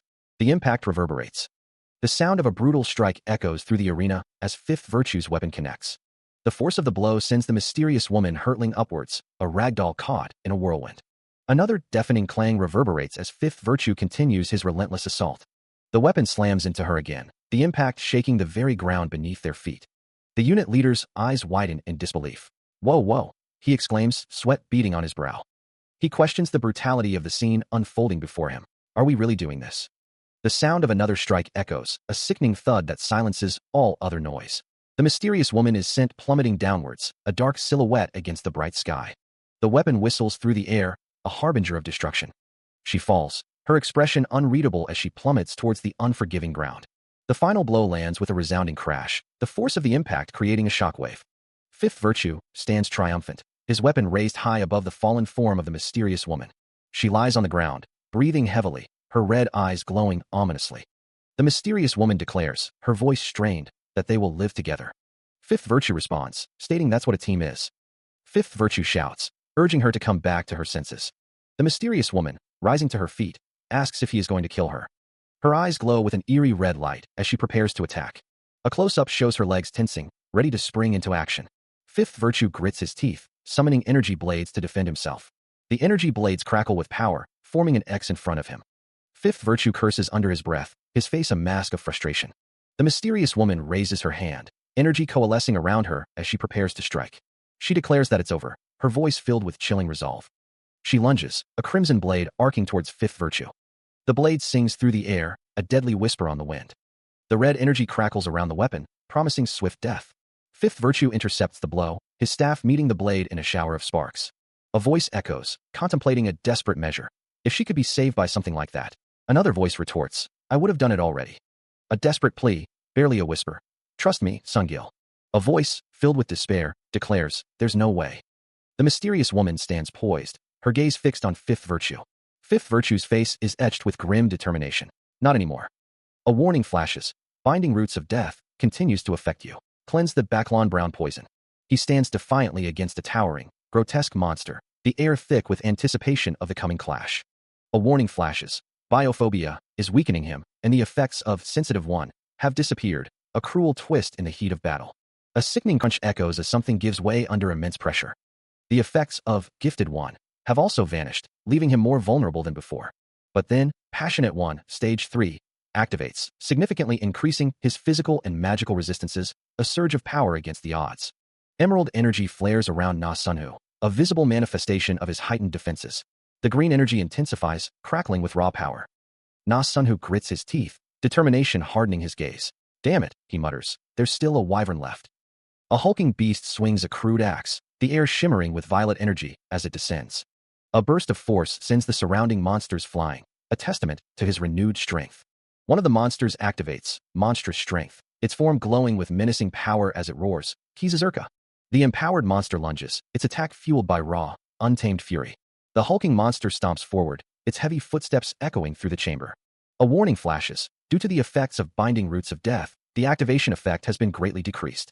A blade streaks through the air, wreathed in crackling purple energy. The blade descends, the purple energy intensifying as it nears its target. The impact reverberates with a deafening roar. A burst of crimson energy explodes outward, painting the air with violent intent. Na Sunhu is covered in blood, his face bruised and battered, but his eyes burn with fierce determination. The monster roars in fury, its eyes blazing with savage rage. The sound of cracking energy fills the air as a powerful force is unleashed. The words, "man who overcomes adversity," appear, signifying the activation of a potent ability. The system confirms, "man who overcomes adversity has been activated." The effect triggers, the moment he becomes unable to fight, all skills and stats will go up one rank. He is being healed, the red energy washing over him, mending his wounds. Crackling blue energy surges around him, a visible manifestation of the healing magic. He is being empowered, a surge of energy coursing through his veins. The blue energy intensifies, crackling and sparking as it flows around him. Meanwhile, high above the city, the dragon surveys the scene, its massive horn a silent sentinel. Its red eye glows with predatory intent, a storm of power brewing within. A low rumble emanates from the dragon's throat, a prelude to destruction. The rumble intensifies, shaking the very air around it, as it prepares to unleash its fury. The dragon's power builds, the rumble now a deafening roar that promises devastation. The city lies in ruins, the ground vibrating with a deep, resonant rumble. The battlefield is a gruesome tapestry of blood and fallen bodies. A status window displays the remaining duration of 2 buffs, man who overcomes adversity and passionate one. Na Sun who carries someone, his expression grim amidst the carnage. A close-up reveals the muscular torso of Na Sunhu. A bloodied man grins, declaring he has a trait called Fist Destroyer, and now feels like he has a chance. Na Sunhu's expression hardens, a sense of foreboding settling over him. A dragon and its smaller kin soar through the sky, their silhouettes ominous against the fading light. Na Sunhu, bathed in ethereal light, warns against interfering when the challenge quest activates. The screen displays the name, Backlon King, identifying him as the king of his species and the greatest warrior among his kin. The Backlon King stands revealed, a towering figure clad in ornate armor. The screen details the Backlon King's stats, noting his role as the High Priest of Doom Arkuta and his immense defensive capabilities. The dragon, which cuts through the Great Plains, was born in the Great Plains and has sworn servitude to the Backlon King. The system displays a rank of S, with total physical defense at 135,000 and total magical defense at 120,000. A hidden quest to prove oneself has been created. The system announces that the Backlon King has waited forever for an opponent like him. He has always proven himself and was granted this opportunity. The quest, defeat the Backlon King. The reward, a chain quest. The system indicates the birth of Doom Man. Upon failure, the Backlon Kings will receive the opportunity. A geometric pattern glows with an ethereal light. The words Doom Man are written in blood-red letters. The words Birth of Doom Man are displayed in a distorted, mirrored font. Na Sun who stares ahead, his expression a mix of confusion and apprehension, blood staining his bare chest. Na Sun thinks, what nonsense is this? Doom Arkuta watches on with interest. A strange, glowing entity floats in a cosmic expanse. A fist moves with incredible speed. The fist continues its trajectory. A monstrous figure braces for impact. The fist hurtles forward. A man throws a devastating punch. The fist closes the distance. The punch is about to land. The fist is a blur of motion. The punch connects, sending blood flying. The monster is struck with tremendous force. The monster is sent reeling from the blow. The world blurs as Na Sun's fist, slick with blood, rockets forward. The blow lands with sickening force, splattering crimson across the shattered landscape as the Backlon King's head snaps back. The force of the impact sends the king hurtling backward through the air, a cloud of dust and debris erupting in his wake. The Backlon King's eyes widen in pain and disbelief, sweat beading on his brow. Na Sun's chest heaves as he draws in a ragged breath, muscles tense and ready for the next strike. The fist connects again, a brutal echo of the first blow, driving the Backlon King further into the shattered earth. He stands firm, legs braced, a predator poised to strike again. The world around the Backlon King shatters further, mirroring the destruction within him. A surge of green energy envelopes Na Sun's fist, crackling with raw power. The green aura intensifies, a beacon of lethal intent. Na Sunhu unleashes a primal scream, channeling every ounce of his strength into the final, devastating blow. His attack lands, the Backlon King's head severed from his body in a spray of blood. Na Sunhu sprints forward, muscles straining as he closes the distance. The world blurs around him as he moves with incredible speed. The Backlon King's severed head falls, his red eyes still burning with rage. Na Sunhu gathers energy in his hand, a fiery aura building around him. The Backlon King's torso remains standing, a testament to his immense power. The Backlon King unleashes a torrent of fire, his red eyes glowing with fury. The flames engulf everything in their path, a destructive inferno. Meanwhile, the city below is unaware of the impending doom. Buildings stand tall, oblivious to the battle raging above. The city is a sprawling metropolis, teeming with life. A cataclysmic explosion erupts, consuming the city in a blinding flash of light. The system has been edited. The system has deleted the rank system, specific stat box, specific skill box, and specific trait box. It has added the level system, proficiency, item level, and skill rank. The latent power of skills is displayed as skill ranks. Successful skill uses will increase proficiency. He wondered, since everything started at F rank, which he needed to train first. Guardian Warrior's Shout, a skill with a C skill rank, deals physical damage to nearby monsters and focuses the attention of all monsters damaged by it. This increases the weapon attack power of party members and the attack unit. Proficiency is at level 1, 0%. Physical damage is 120, weapon attack power increases by 1%, and the cooldown is 5 minutes. Na-sunu noted that this was intuitive and should have been like this from the start. Leonard Lee added that the display wasn't the only thing that changed.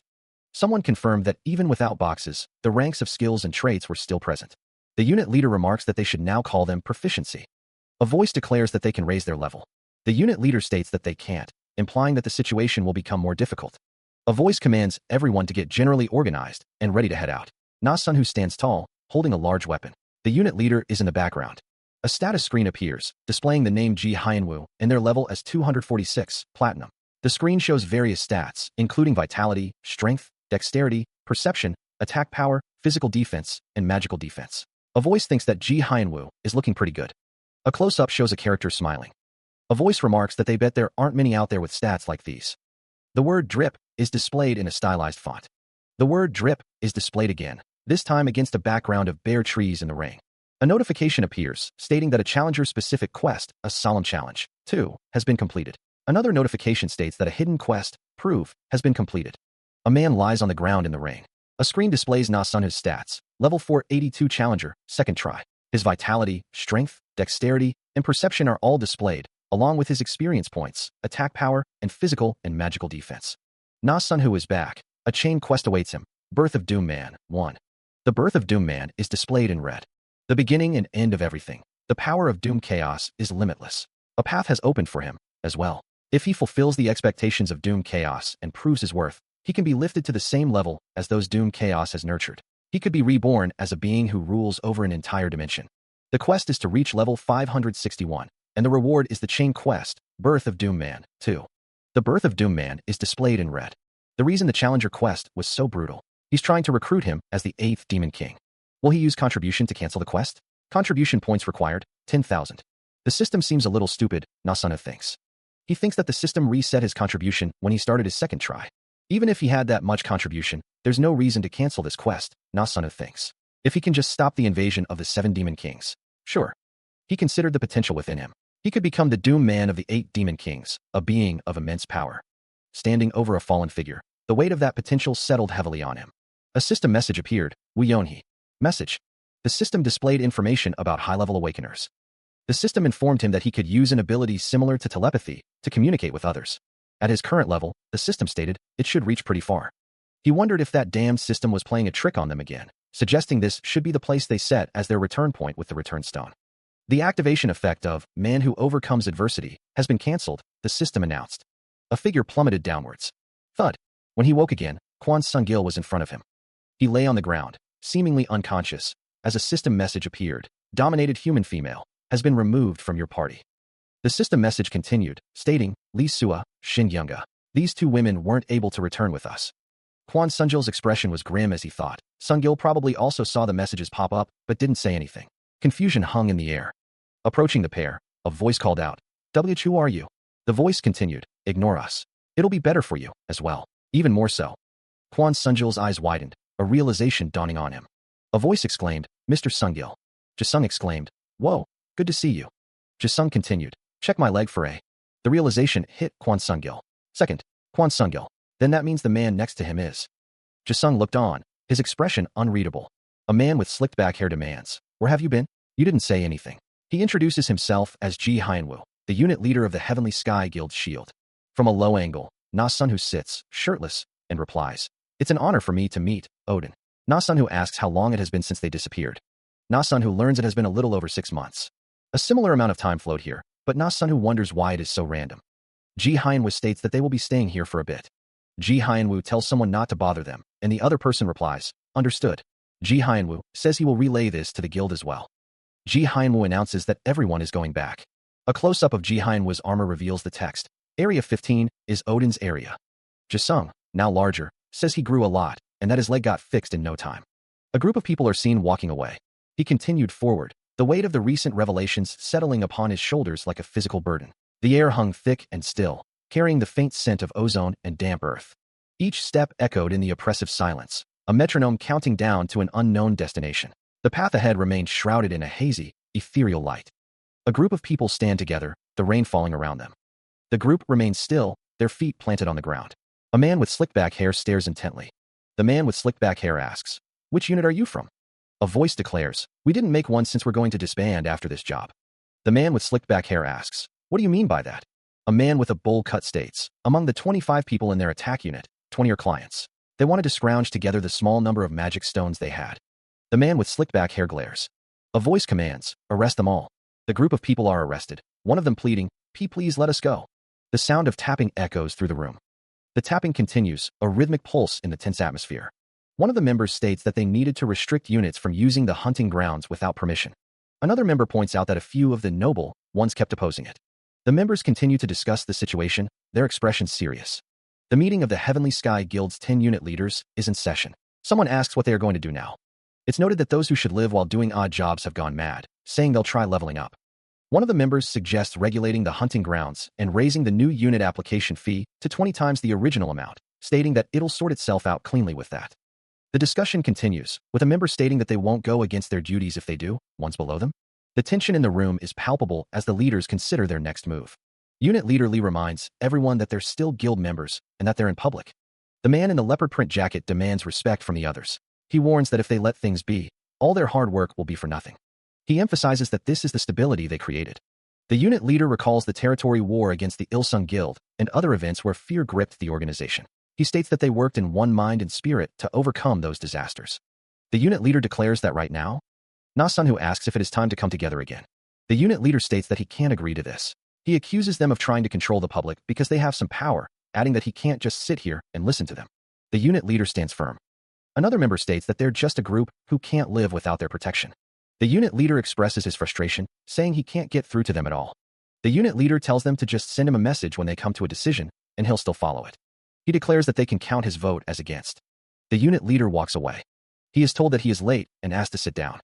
The unit leader sits down. Na-sun mentions that he met Odin in the western village in Area 15. A question mark appears.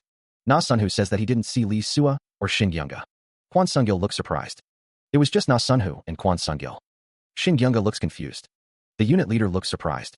Na-sun thinks that they cannot come here. Kwon Sung-gil says that the Heavenly Sky Guild only exists right now because of them. If not for them, they would have already been taken over by the Silsung Guild. He states that the Heavenly Sky Guild of old is the same as the Heavenly Sky Guild of now. The speaker emphasizes that while they share a name, they operate on a completely different level. Odin is definitely a scary person, the text declares. The unit leader listens intently to the conversation. The text identifies the man as Ju Pansuk, the gold unit leader and Magic Stone Bank president. Na-sun reveals that everyone should know he was originally from Area 12. Ju Pansuk asks them to trust him. The text states that Odin doesn't care a single bit about their positions. However, there is a high probability. Ju Pansuk believes that Odin will send someone. Na-sun observes that Odin knows how to enjoy authority properly. The text reveals that they do have a justification to stop them, as a scene of brutal violence is displayed. The text states that Odin killed or forced the leaders of Area 12 to. Ju Pansuk says that from what he's seeing, a few among them will end up meeting. A figure states that something isn't worth voting on. A speech bubble declares the difficulty in obtaining Lee Sua's position and refuses to give it up. A figure declares that they will make the decision, regardless of other opinions. The Heavenly Sky Guild makes its presence known. A message urges the rejection of the Odin group. The name Odin is emphasized. Odin's name is called out, followed by the discovery of something. A hand holds a bottle, stained with what appears to be blood. The bottle is covered in blood. Two figures are seen with a bottle, perhaps contemplating the sense of loss. Someone spent the entire night patrolling the boundary of the settlement. Kwon Sung-gil holds a small bottle. He remarks that he always liked drinking, but he got stronger after becoming an awakener. He adds that the drink doesn't even touch his liver anymore. Na-sun asks about the trait Kwon Sung-gil got before, referring to it as Fist Destroyer. He expresses his desire to know more about it. Kwon Sung-gil tells him that he can just look at it, stating that he's beyond that point now. Kwon Sung-gil tells him not to be a stranger. Kwon Sung-gil says to look at it all he wants. A screen displays the skill Enlightenment, stating that he has perfectly seen through his target. The screen displays Kwon Sunjil's stats. Level 351, Diamond. Vitality 410, plus 10. Strength 509, plus 10. Dexterity 400, Perception 456. Experience points 47,222, / 59,971. Attack power 2,170. Physical defense 10,000 / 10,000. Magical defense 3,000 / 3,000. Trait 1. Skill 3. Insignia 0. Item 1. The screen displays the Fist Destroyer trait, rank S. The effect states that while no weapons are equipped, base attack power is increased. Even without using a weapon, he will have the same power as if he had one equipped. Proficiency is level 1, 25%, and attack power is 609, plus 509. Na Sunhu observes that it's a trait that lets him fight barehanded as if he were holding an A-rank weapon. He adds that this will probably be his main fighting style now. Na Sunhu says that he's slowly getting things he can use. Kwon Sungil says that he's a little worried about what happened to Lady Boss, asking how long they are going to wait here. Na Sunhu replies that it will be until tomorrow, asking if they are returning to the village tomorrow. He considered gathering some magic stones beforehand. The skeletal branches of dead trees clawed at the sky. It would be nice if he could find another bottle, Na Sunhu thought, standing atop a pile of grotesque monsters. But it wouldn't be easy. The thought gave him pause. A group of people cautiously stepped through the monster-infested area. Is there a war or something? The clacking of hooves echoed through the desolate landscape. The skeletal horse continued its march. Mr. Pansuk, a voice called out. Na Sunhu turned, surprised. Oh hey, Sungil. He grinned, remarking. Bro, you're climbing the ranks. Are you the gold unit leader now? The unit leader responded. It ended up that way. But why are you alone? The unit leader looked on with a slight smile. Kwon Sungil replied. He's in the village on the other side. Is there a war? The unit leader asked. Should I help you? Kwon Sungil scoffed. Do you even know who we're fighting? He chuckled, adding. Kiki, don't sweat the small stuff with me here. Even Odin won't have to do anything. The unit leader smiled, saying, Your confidence is impressive, Sungil. It's good, very good. The unit leader thought to himself, a man without confidence is just a corpse. Kwon Sungil asked, but why do you keep changing the subject? Where are you going? The unit leader turned away, his expression unreadable. The unit leader walked away, followed by other members. Kwon Sungil watched him leave, a puzzled look on his face. Ju Pansuk looks up, his expression unreadable as rain streaks his face. The rain continues to fall, obscuring the view. A voice echoes, dripping with accusation. So, you're a wicked human in the end. The voice continues, laced with a dark warning. Didn't we always warn you whenever you caused problems because of money? Ju Pansuk's thoughts drift, a question forming in his mind. I wondered why you were so greedy. A sword swings down with lethal intent, the sound echoing through the rain-soaked forest. The disembodied voice presses, a final, cutting question. How big of a mistake are you making now? Thanks to his career in the distribution industry, Ju Pansuk's calculations were quick. While people were hesitating, he was the first to start gathering magic stones. He was also the one who spearheaded buying and selling items in the market. When people were getting injured, he sold recovery items, and when large-scale battles occurred, he sold attack items, both at a higher price. Ju Pansuk raises his arms, seemingly celebrating his success. With his commerce, he attained wealth beyond the domain of the Heavenly Sky Guild. Although Odin was strong, quite a few Awakeners were capable after the final scene of Act 1. Currently, the northern area had the Silsung Guild, and the southern area had the Heavenly Sky Guild. The Heavenly Sky Guild alone had over 20,000 Awakeners. Not even Odin should be able to fight this many people. That's why a balance of power will be drawn at a manageable line, is what I thought. Figures are sent flying. The skill, Enlightenment, is activated, allowing one to see through a part of their target. Kwon Sunjil's level is 3, 1 Diamond. His vitality is 210, plus 10, strength is 209, plus 10, dexterity is 200, and perception is 456. He has over 2,000 attack power. Na Sunhu is shocked. With his bare hands? Someone blocks an attack. My physical defense is over 15,000. I can easily block at least 6 hits. Someone shouts, I told you not to get in the way. Someone is hit. Someone asks, are you deaf? Someone exclaims, damn it. Someone blocks an attack. The mysterious woman demands to know why he isn't attacking. The mysterious woman stands poised, a dagger glinting in her hand. Na Sunhu is sent flying through the air. He crashes violently against a wall. A hand reaches out, grabbing. The mysterious woman's grip tightens. Na Sunhu gasps, utterly bewildered. The mysterious woman asks if he's wondering why she's just standing there. Na Sunhu's arm is shown. Now you'll find out. Na Sunhu's arm is shown, covered in blood. The body lies still, soaked in a pool of crimson. The lifeless eyes stare blankly into the void. A wave of shock washes over the man's face. A strange energy crackles in the air. Covered in blood, the figure stands amidst the chaos. The figure, identified as Odin, is accused of trickery. You tricked them, didn't you? The man laments. What are you waiting for? Go all the way, you bastard. Damn it, I was going to use him as a hostage. He apologizes. I'm sorry, Sungil, but you should have known when to step down. One of the men calls out, Mr. Sungil. The two men stand together, their expressions grim. The bloodied figure declares, at this rate, we'll have to fight Odin head-on. He continues, to at least save face, I can't let. But yeah, after forming an alliance with the Ilsung Guild, when you fight Odin. The bloodied man grits his teeth, declaring that they must stand at the front lines. The man with his hands behind his head asks why he would, stating he'll cut off the other's head, but needs to give the guild members below him opportunities. The bloodied man retorts that he didn't expect the other to do so much against the 10-unit leaders, adding that he can be proud, for glory. The man tells him to shut up, then. The word goodbye appears. Kong Jasung's name is shouted. The word duck appears. An unseen force cuts through multiple people with a purple energy. More people are cut down by the unseen force. The unseen force continues to cut down people. The unseen force continues its attack. The massacre continues with more people being killed. A group of soldiers stand amidst the aftermath, their faces grim as they survey the scene of carnage. Na Sunu's mother is upside down, a look of confusion etched on his face. For Odin. A crimson splash stains the air, a stark reminder of the violence that has transpired. The soldiers stand over the fallen, their swords dripping with blood, the weight of their actions heavy on their shoulders. Na Sunu's mother, covered in blood, recalls the words, I told you, I left you. He walks away, his silhouette fading into the mist-shrouded forest, each step echoing with the weight of his decision. The remaining soldiers stand in shock, the gravity of the situation sinking in as they realize the consequences of their actions. Try. Na Sunu's mother looks forward, his expression unreadable as he contemplates the task ahead. And convince me. The soldiers stand united, their weapons drawn, ready to face whatever challenges lie ahead. Not to kill all of you. Na Sunu's mother's face is obscured, his thoughts hidden as he reflects on the events that have transpired. The group of people are in shock, the words echoing in their minds. This was all because of Ju Pansuk and Kong Kinam. The words hang heavy in the air, a sense of foreboding permeating the scene.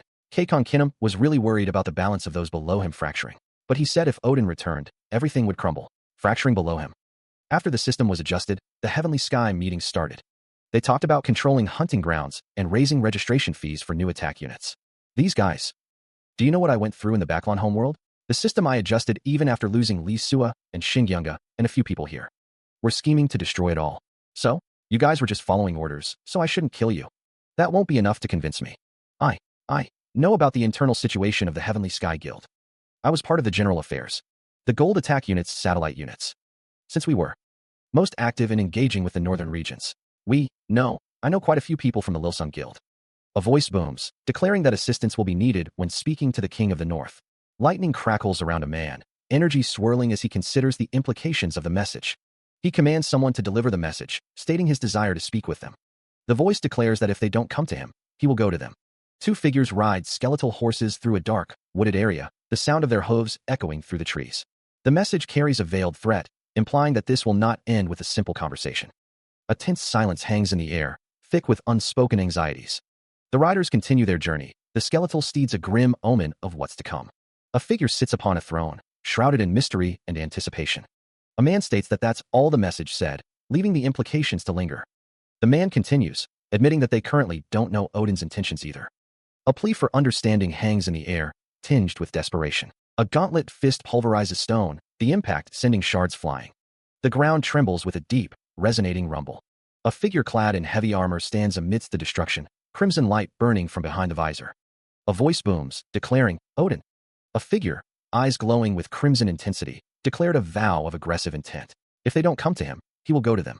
The figure continued, his tone suggesting that this would not be a peaceful negotiation. That was the entirety of the message. The message pleaded for understanding, citing intentions. Na Sunhu recalled that the person he was speaking to used to run a cafe in Bupyeong. He stammered, questioning how they knew this. A figure seated on a throne questioned if the Heavenly Sky Guild was the only one with spies. The kneeling figure remained silent. A voice wondered about the origin of the name Ilsung Guild. Na Sunhu asked if the person knew who he was. The person responded that there was no Korean who wouldn't know.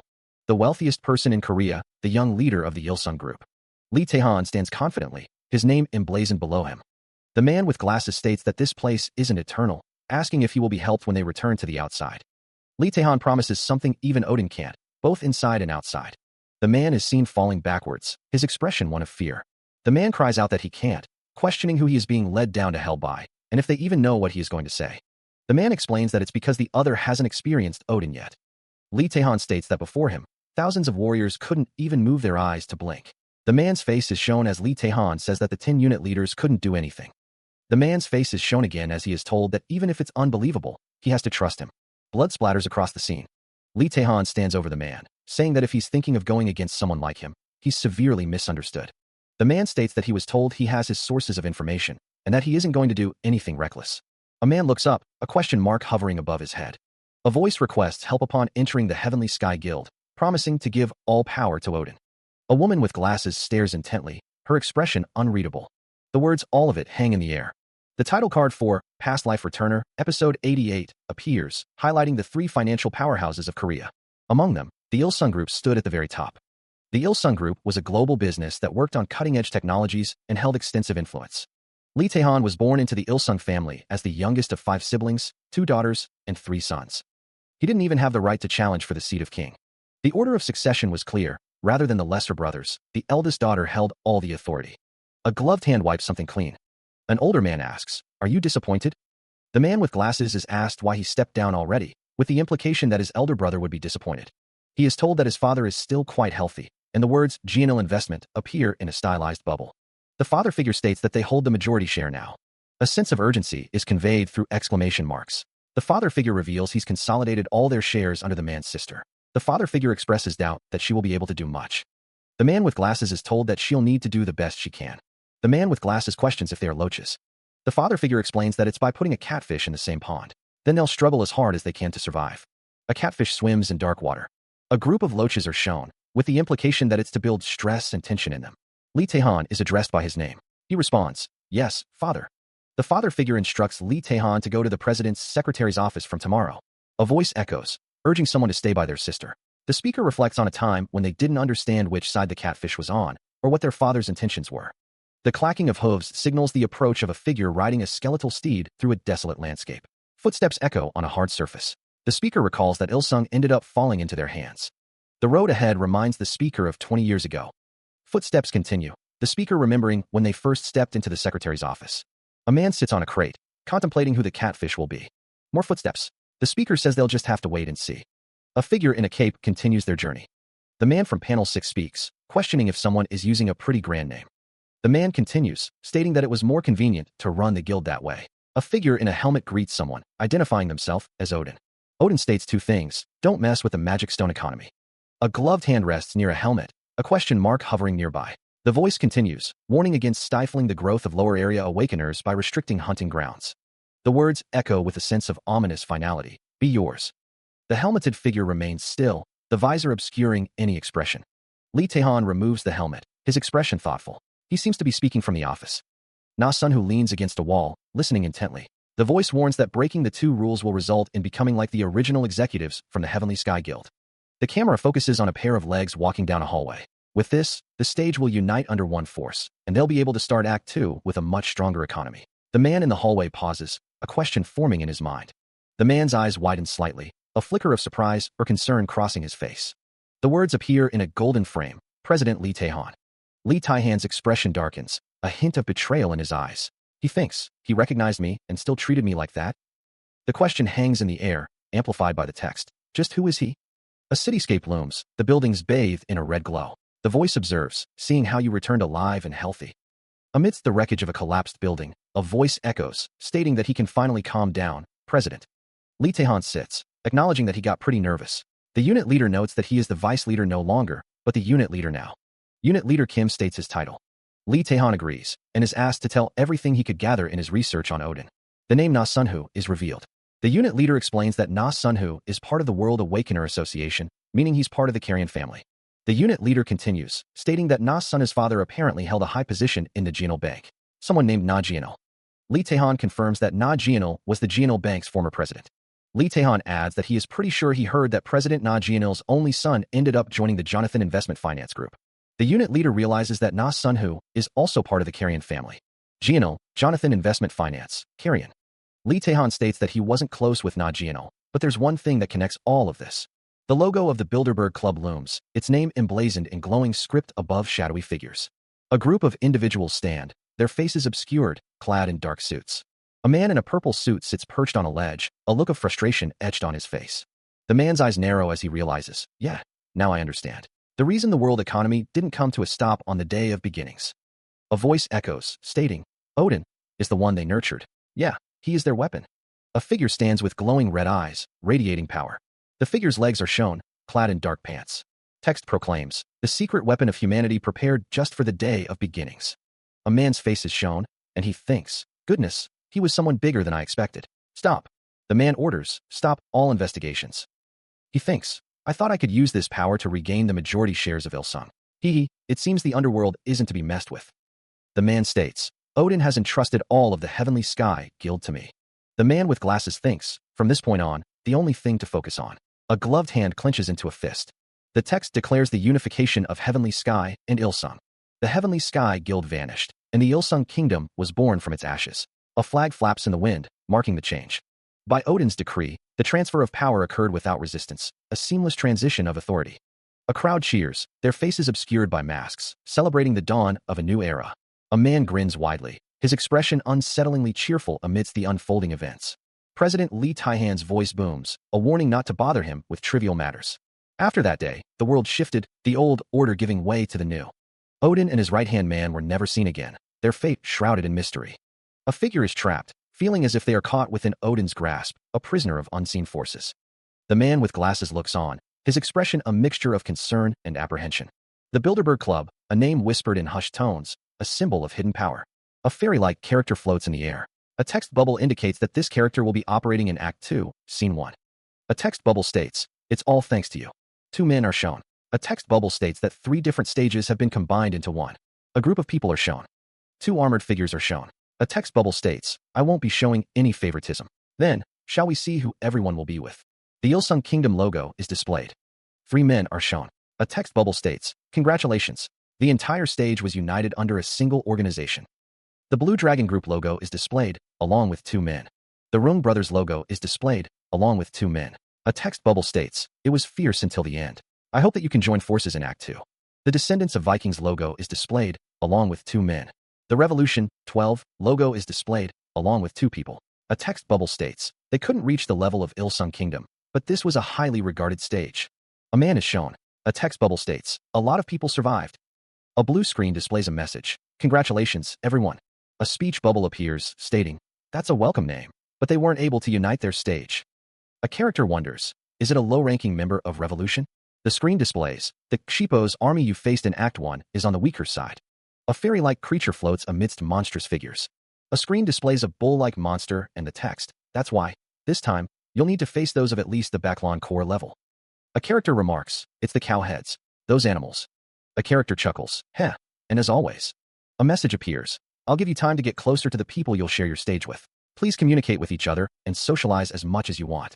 And for those who are shy, a countdown timer displays. Act 2, Scene 1 starts in 29 days, 23 hours, 59 minutes, 59 seconds. I hope you enjoy this. A screen announces, Quest, Potential Danger, has been created.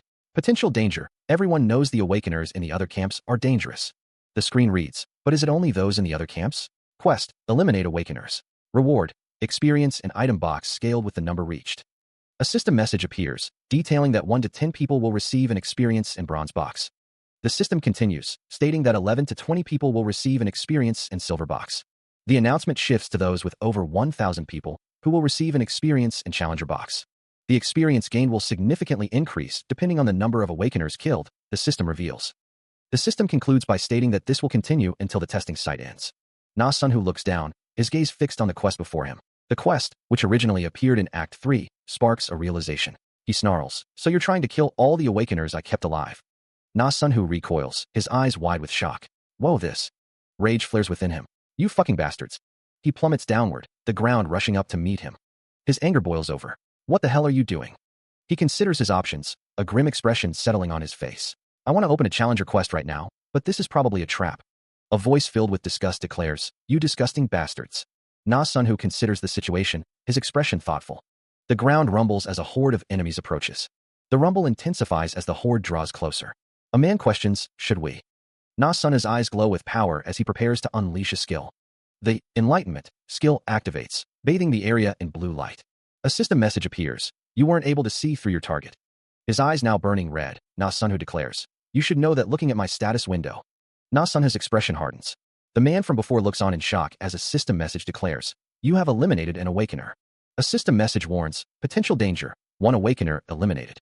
He drew back his fist, knuckles white with contained power. The blow landed with brutal force, sending the awakener reeling. Na-sun, who stood amidst the chaos, his gaze cold and calculating. A voice echoed, dripping with arrogance. "With how many of you there are, we'll be able to get at least a master box." Another awakener was sent flying, a crimson arc painting the air as they were eliminated. The battlefield was a whirlwind of carnage, awakeners falling left and right. Na-sun, who remained a beacon of calm amidst the storm, his eyes scanning for the next target. Slashes of pure energy tore through the ranks of the enemy. The system announced, "You have eliminated an awakener." A warning flashed, "Potential danger, 21 awakeners eliminated." The onslaught continued, the remaining awakeners struggling to withstand the relentless assault. The system message intensified, "Potential danger, 32 awakeners eliminated." A figure screams as they are engulfed in flames. The inferno intensifies, consuming the figure. A desperate plea echoes amidst the chaos, "Save me." A system message flashes, warning of potential danger as 48 awakeners have been eliminated. A man's voice trembles, filled with disbelief. "No." Another man, his face etched with horror, exclaims, "These monsters." A desperate command rings out. "Wait, stop." Heavy footsteps approach the fallen figure. The mysterious woman's voice cuts through the chaos, laced with uncertainty. "Are you Odin?" Na-sun's voice is cold, a challenge hanging in the air. "Do you remember me?" Sunna's gaze is intense, unwavering. The woman's thoughts betray her recognition. "The one I saw at Joshua's group." Sunhu's expression hardens, his words carrying a veiled threat. "Your subordinates are." A flurry of blows rains down as two figures trade punches in a brutal exchange. A surge of blue energy crackles around the combatants, intensifying the impact of each strike. A fist slams into a face, the force of the blow distorting the features. Blue energy explodes against a face, the impact echoing with a sickening crunch. The name Gunnarsson is exclaimed with venomous intensity. Shin Gyunga's eyes widen, a mixture of shock and anger contorting her face. A voice explains that someone is a new member and doesn't know the details of the situation. A group of people stands around, their expressions unreadable. A voice spits out, "That bastard's diamond." Level 330. Tension hangs heavy in the air, palpable in the clenched fists. Someone asks what is being said and demands a translation. A man's voice, laced with fury, declares, "I am truly." The mysterious woman states that he wants to see the end with the one he was exchanging blows with. Na-sunu nods in agreement. A blue screen flashes as the skill, "One with the Storm," activates. The impact explodes outward in a burst of orange energy. The force continues to ripple outwards.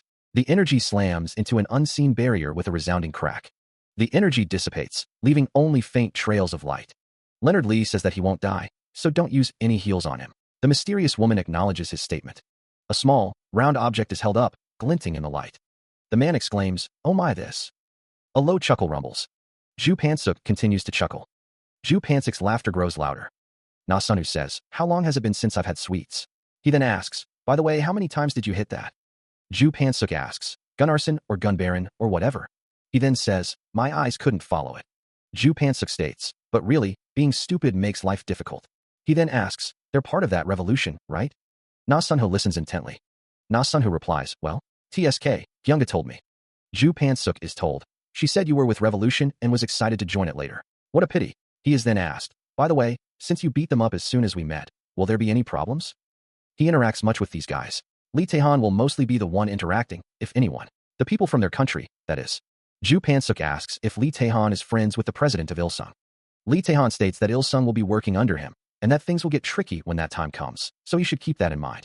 Ju Pansuk asks if Ilsung is working under Lee Taehan. Lee Taehan says that if that's the case, he won't have to worry about getting phones, and that he hopes this testing site, or whatever works out. Lee Taehan states that it ends soon, and that his ex-wife is going to regret leaving him. He wonders who knows, depending on how the politics play out, that might not be the case. Gunnarsson asks if Lee Taehan is scheming something, and says that she is with him. Gunnarsson states that she has no excuses, and that Gunnarsson has calmed down, something like that won't happen again. Ju Pansuk asks why they were unable to unite the stage when they had two pre-awakeners. Lee Taehan agrees, saying that Gunbaron was pretty strong, as well. Lee Taehan says that they actually had three. Gunnarsson says that they had a problem when the quest aimed at her long ago reappeared. Na-sun's expression hardens as he recalls the events. He clarifies, "You mean the assassinate quest?" The scene shifts to a battlefield. While fighting against the Kshipo's core, Na-sunhu, Shin Gyunga, and an unknown man and a bald man joined forces as one. But when the assassinate quest appeared, they split into two forces again. Lindegard, his eyes gleaming with a sinister light, mutters, "He messed everything up, Odin." Shin Gyunga's face is etched with anger. He betrayed us and made a mess. Shin Gyunga says to Na Sunhu, if you permit it, I will, by my hands, go find Lee Taehan of Ilsung Kingdom. A close-up of Na Sunhu's face shows his determination.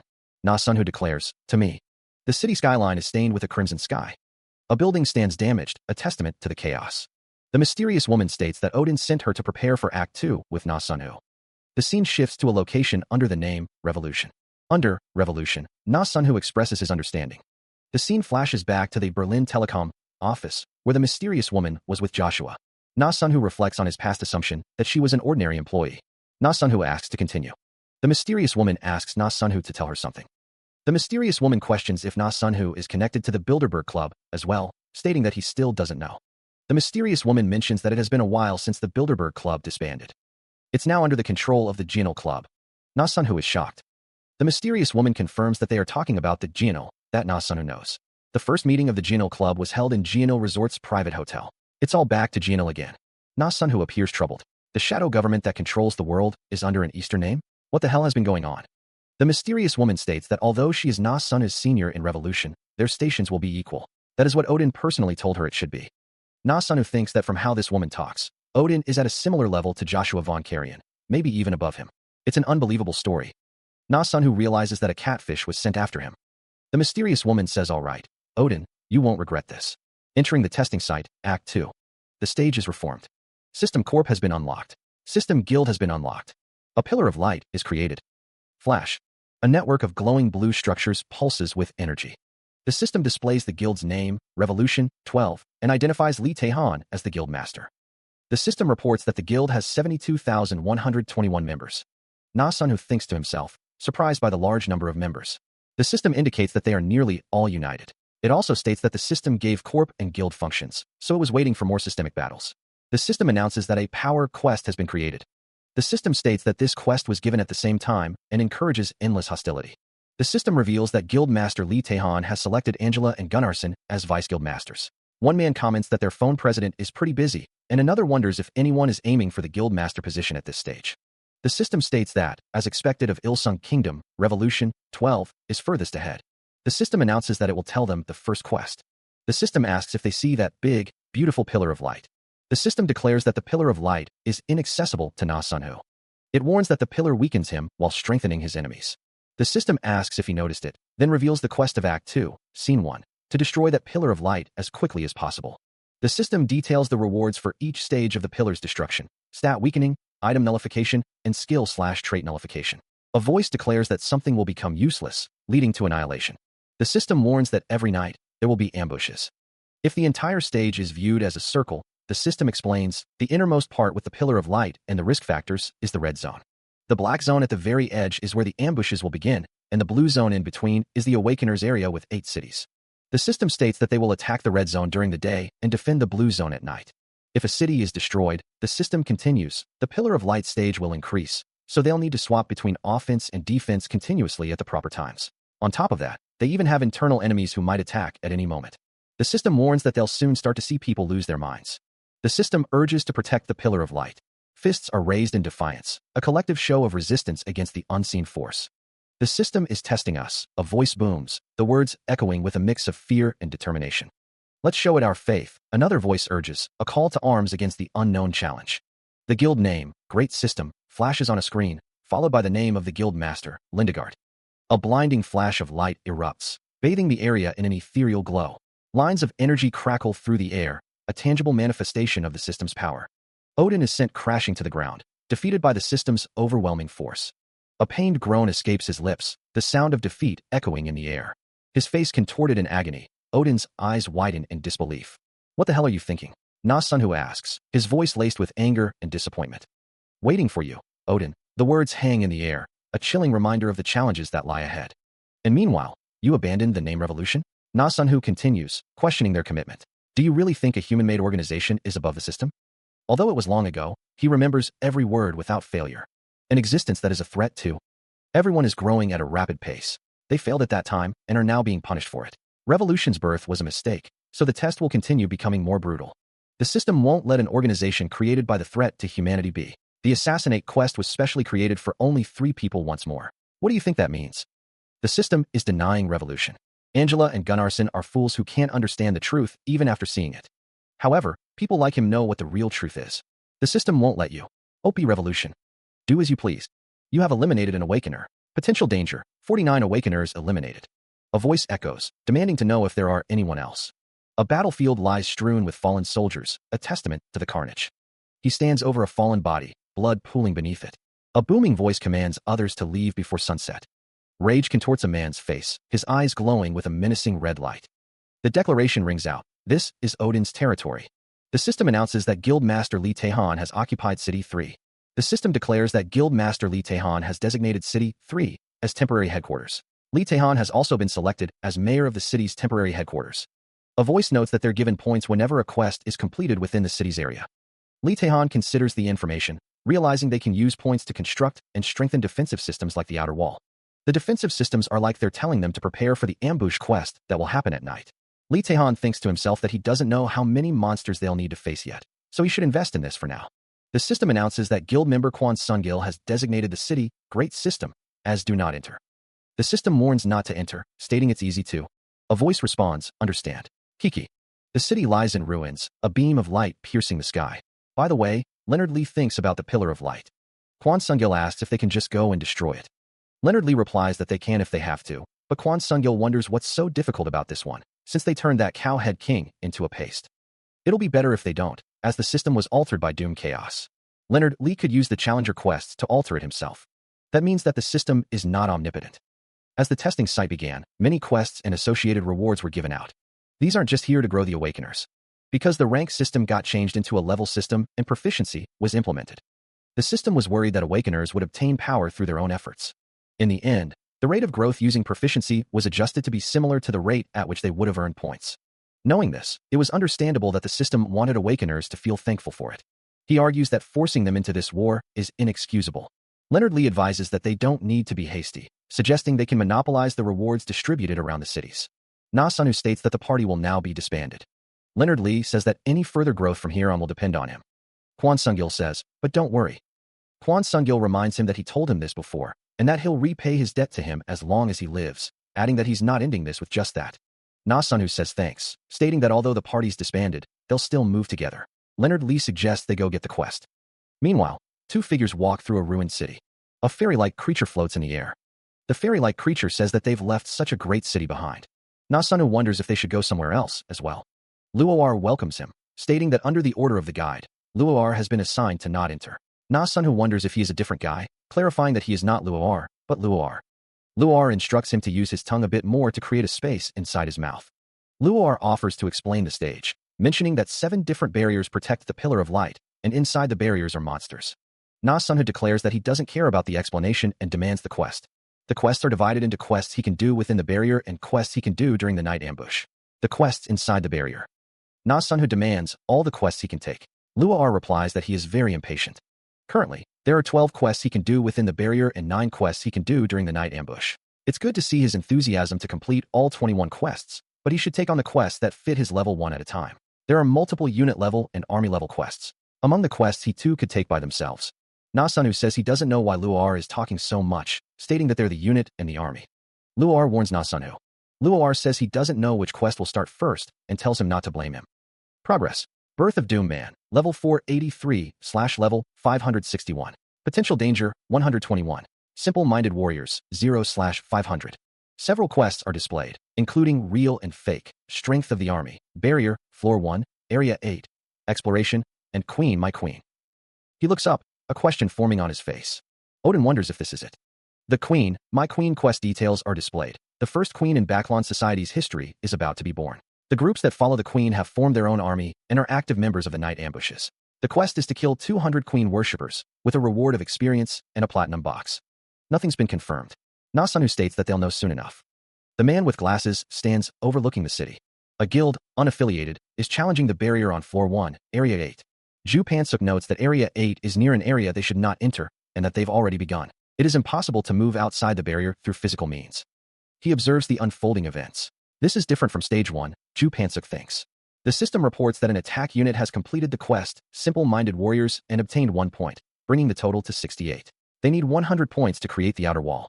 The system directs each city to focus on completing the hunting quests first in order to create the outer walls. The system announces that the Kim Jahun attack unit has completed Simple-Minded Warriors and obtained 1 point. The system reports that the Gunnarsson and Angela attack units have also completed Simple-Minded Warriors and obtained 1 point each. The total points stand at 100. The outer wall structure begins to materialize. An outer wall surrounding the city is being created. The city's defense level is at 1. The system announces that more units will be supplied to the cities that haven't finished constructing their outer walls before sunset, and to the places without an outer wall right now. A subordinate asks if they should send troops to the city, but the city is marked "Do Not Enter." Ju Pansuk is surprised. Goodness, a barrier with just the two of them has been destroyed by an unaffiliated entity in Floor 1, Area 8. He thinks they must have obtained a few hundred points by now. Ju Pansuk reminds himself to properly inform everyone of this once more. A sign looms, declaring the city as "Do Not Enter," just as its name implies. Another sign warns that the area is forbidden to enter, surrounded by corpses. Ju Pansuk walks through the city, passing by the corpses. A system message appears, indicating that the quest, Strength of the Army, has been completed. The city has leveled up to level 484. The system displays the level of Birth of Doom Man as level 484/level 561. Ju Pansuk thinks that at this rate, clearing Birth of Doom Man will only be a matter of time. He considers that making a decision about it is an entirely different matter, though. 5 days later, a system message details that City 7 has a defense level of 2, a jurisdiction of Revolution, 12, 9,112 residents, and a mayor named Li Wangsu. The city bustles with activity. The streets are noisy with people. People murmur that magic stones are everywhere around that place, just rolling around on the ground. They say that rather than an outer wall, mountains of monster corpses surround the city, and one man can't not believe it since it's his city. The sound of clattering stones fills the air as they spill from a bag. Yeah, his city. Ju Pansuk's gaze is fixed on something just out of view. A question mark punctuates the air as Ju Pansuk's expression shifts to one of surprise. A voice muses, "This must be a magic stone only dropped by commander rank monsters, right?" Ju Pansuk holds up a magic stone, examining it closely. "This isn't defective." The hooded figure asks, "Are you a resident of our city?" Ju Pansuk replies, "No. I'm here because of a rumor that you make grain whiskey." The hooded figure questions, "Why?" The hooded figure's face is partially visible, a slight smile playing on their lips. "Are you worried I came from? Do not enter." Ju Pansuk's expression hardens, a bead of sweat trickling down his temple. Ju Pansuk warns, "You'll get in trouble one day if you keep that up." The hooded figure calls out, "Hey here." A fist slams down on the counter, the sound echoing in the room. "Just bring me anything." Ju Pansuk is confronted by Na Sunu, who asks, "What's with you?" An unseen character questions, "You still here?" Another man advises Ju Pansuk, "Don't take out your anger on someone else just because you failed your quest." A man offers, Here, drink this and settle your emotions." The drink came out pretty good this time. The drink is offered to Ju Pansuk. An unseen character expresses a dismissive humph. A man gulps down a drink from a wooden barrel. A voice narrates, "After battle, people have enough time to rest and enjoy food. It's completely different from before, when they would hallucinate after drinking monster blood." The voice continues, "It's the city I wanted to see. Holy moly, they can make alcohol now." 2 men sit by a fire, surrounded by the bodies of fallen enemies. Another man gulps down a drink from a large jug. He exclaims, "Puha, now I feel alive." A voice declares that something smells a little off, but it's amazing. A foot steps onto a ground covered in rubble. A red waterfall cascades down a ruined cityscape. A lone figure stands amidst piles of bodies, the air thick with the stench of death. Ju Pansuk is seen with Na Sunhu. Ju Pansuk wonders if someone has lost their mind. Someone asks Ju Pansuk if he knows where. A voice warns that the ambushes will begin soon. Na Sunhu looks down, lost in thought. A voice declares that someone is a straggler and that they came looking for Odin. Na Sunhu wonders if he can meet someone. Ju Pansuk and Na Sunhu are seen together, and a voice states that they know. Ju Pansuk's brow furrowed, his thoughts drifting to someone other than Odin. Who could that name be? A voice echoed, demanding to know, "Your real name." He looked up, a sharp intake of breath betraying his surprise. "What?" Na Sunhu walks down the street, lost in thought.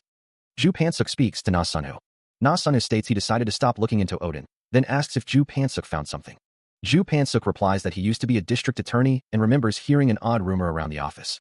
Ju Pansuk whispers something into Na Sunhu's ear. Na Sunhu responds, "If that's true." Na Sunhu thinks he can make a solid connection with Odin. The words, "It really was you," hang in the air above a scene of carnage. Jia's name is revealed. A disembodied voice declares that they will say thank you first, acknowledging that they were able to come this far thanks to someone else's help. The speaker admits they don't know how to repay the favor, focusing on an A-rank Hermes ring, which they kept in their survival bag. At least until Act 1, Scene 2, the ring helped a lot. Na Sunhu states that just seeing the speaker again is good enough. He then asks if he could take a look at their status window. The status window reveals the character's stats, and the disembodied voice notes that considering they started with an A-rank item, their growth is pretty slow. The voice then wonders if there was a reason for this. Na Sunhoo is seen with another person, as the disembodied voice continues, stating that things changed when they entered the final scene of Act 1. Na Sunhoo asks why. The disembodied voice states that there's a rumor that the guild controlling the northern region is connected with the Ilsung Guild. The voice says that they don't have a good relationship with them, adding that although wealth and authority were closely related. A serpentine creature is shown. Kim Jia is shown, and it's stated that they constantly kept each other in check. The main goal of the branch Jia was nicknamed Wealth Control. Since she audited and investigated Lee Taihan's succession process, she would have been a thorn in his side. Na Sunhoo didn't think that far. She states that she'll deal with that problem. Kim Jia asks how he found her. Na Sunhoo replies that a unit leader of the Ilsung Guild told him, which surprised her.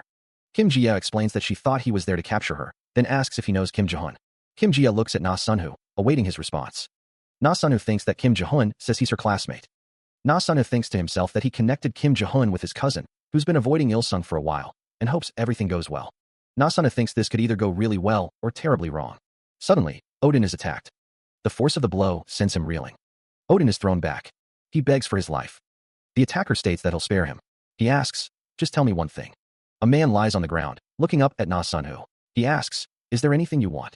The man on the ground stammers, and nothing like that. The man on the ground says, I only did what I had to do. A voice says, good choice. I'll remember that. Na Sunhoo says, with this, I think I can save your life at least once. Thank you. For now. The man on the ground says, I did it. My gut was right.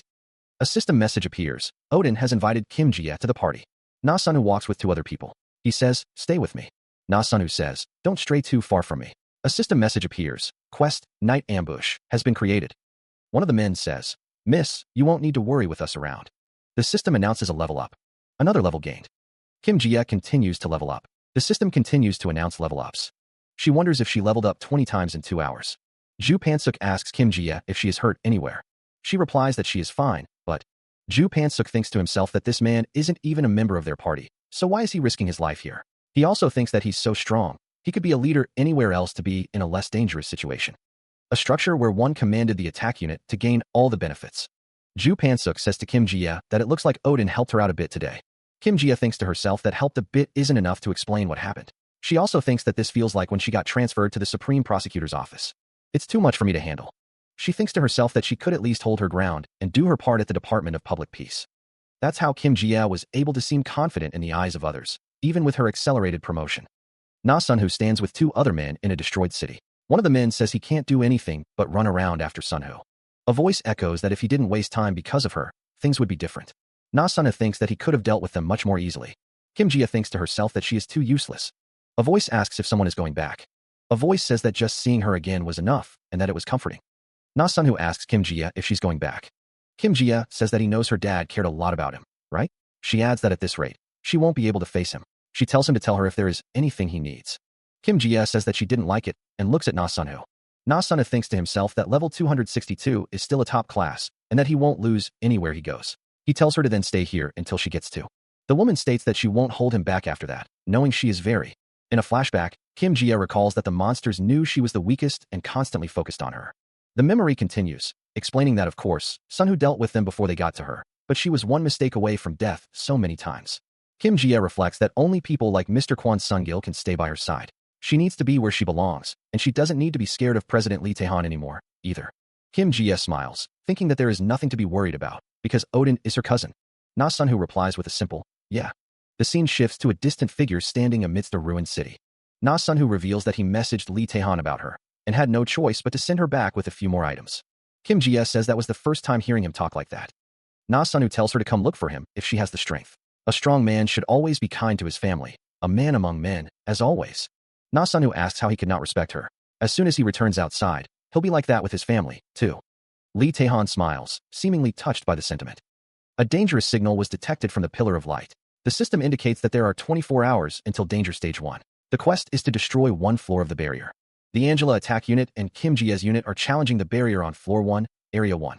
One day before the Pillar of Light entered Danger Stage 1, the guild's forces gathered at the last remaining barrier of Floor 1. It's also learned of Kim Jia's whereabouts. Floor 3 of the barrier was broken 2 months after they entered Act 2. He passed level 500, and Sungil was also nearly at the master level. The smooth advancements made it seem peaceful. Ju Pansuk states that the experience he needs at the higher levels is insane. Lee Taehan wonders how many digits that is. Through the eyes of the old system, Sungil would currently be an A-rank awakener. Since he has a decent trait now, he could be considered a top-ranking awakener if he gets a signature skill.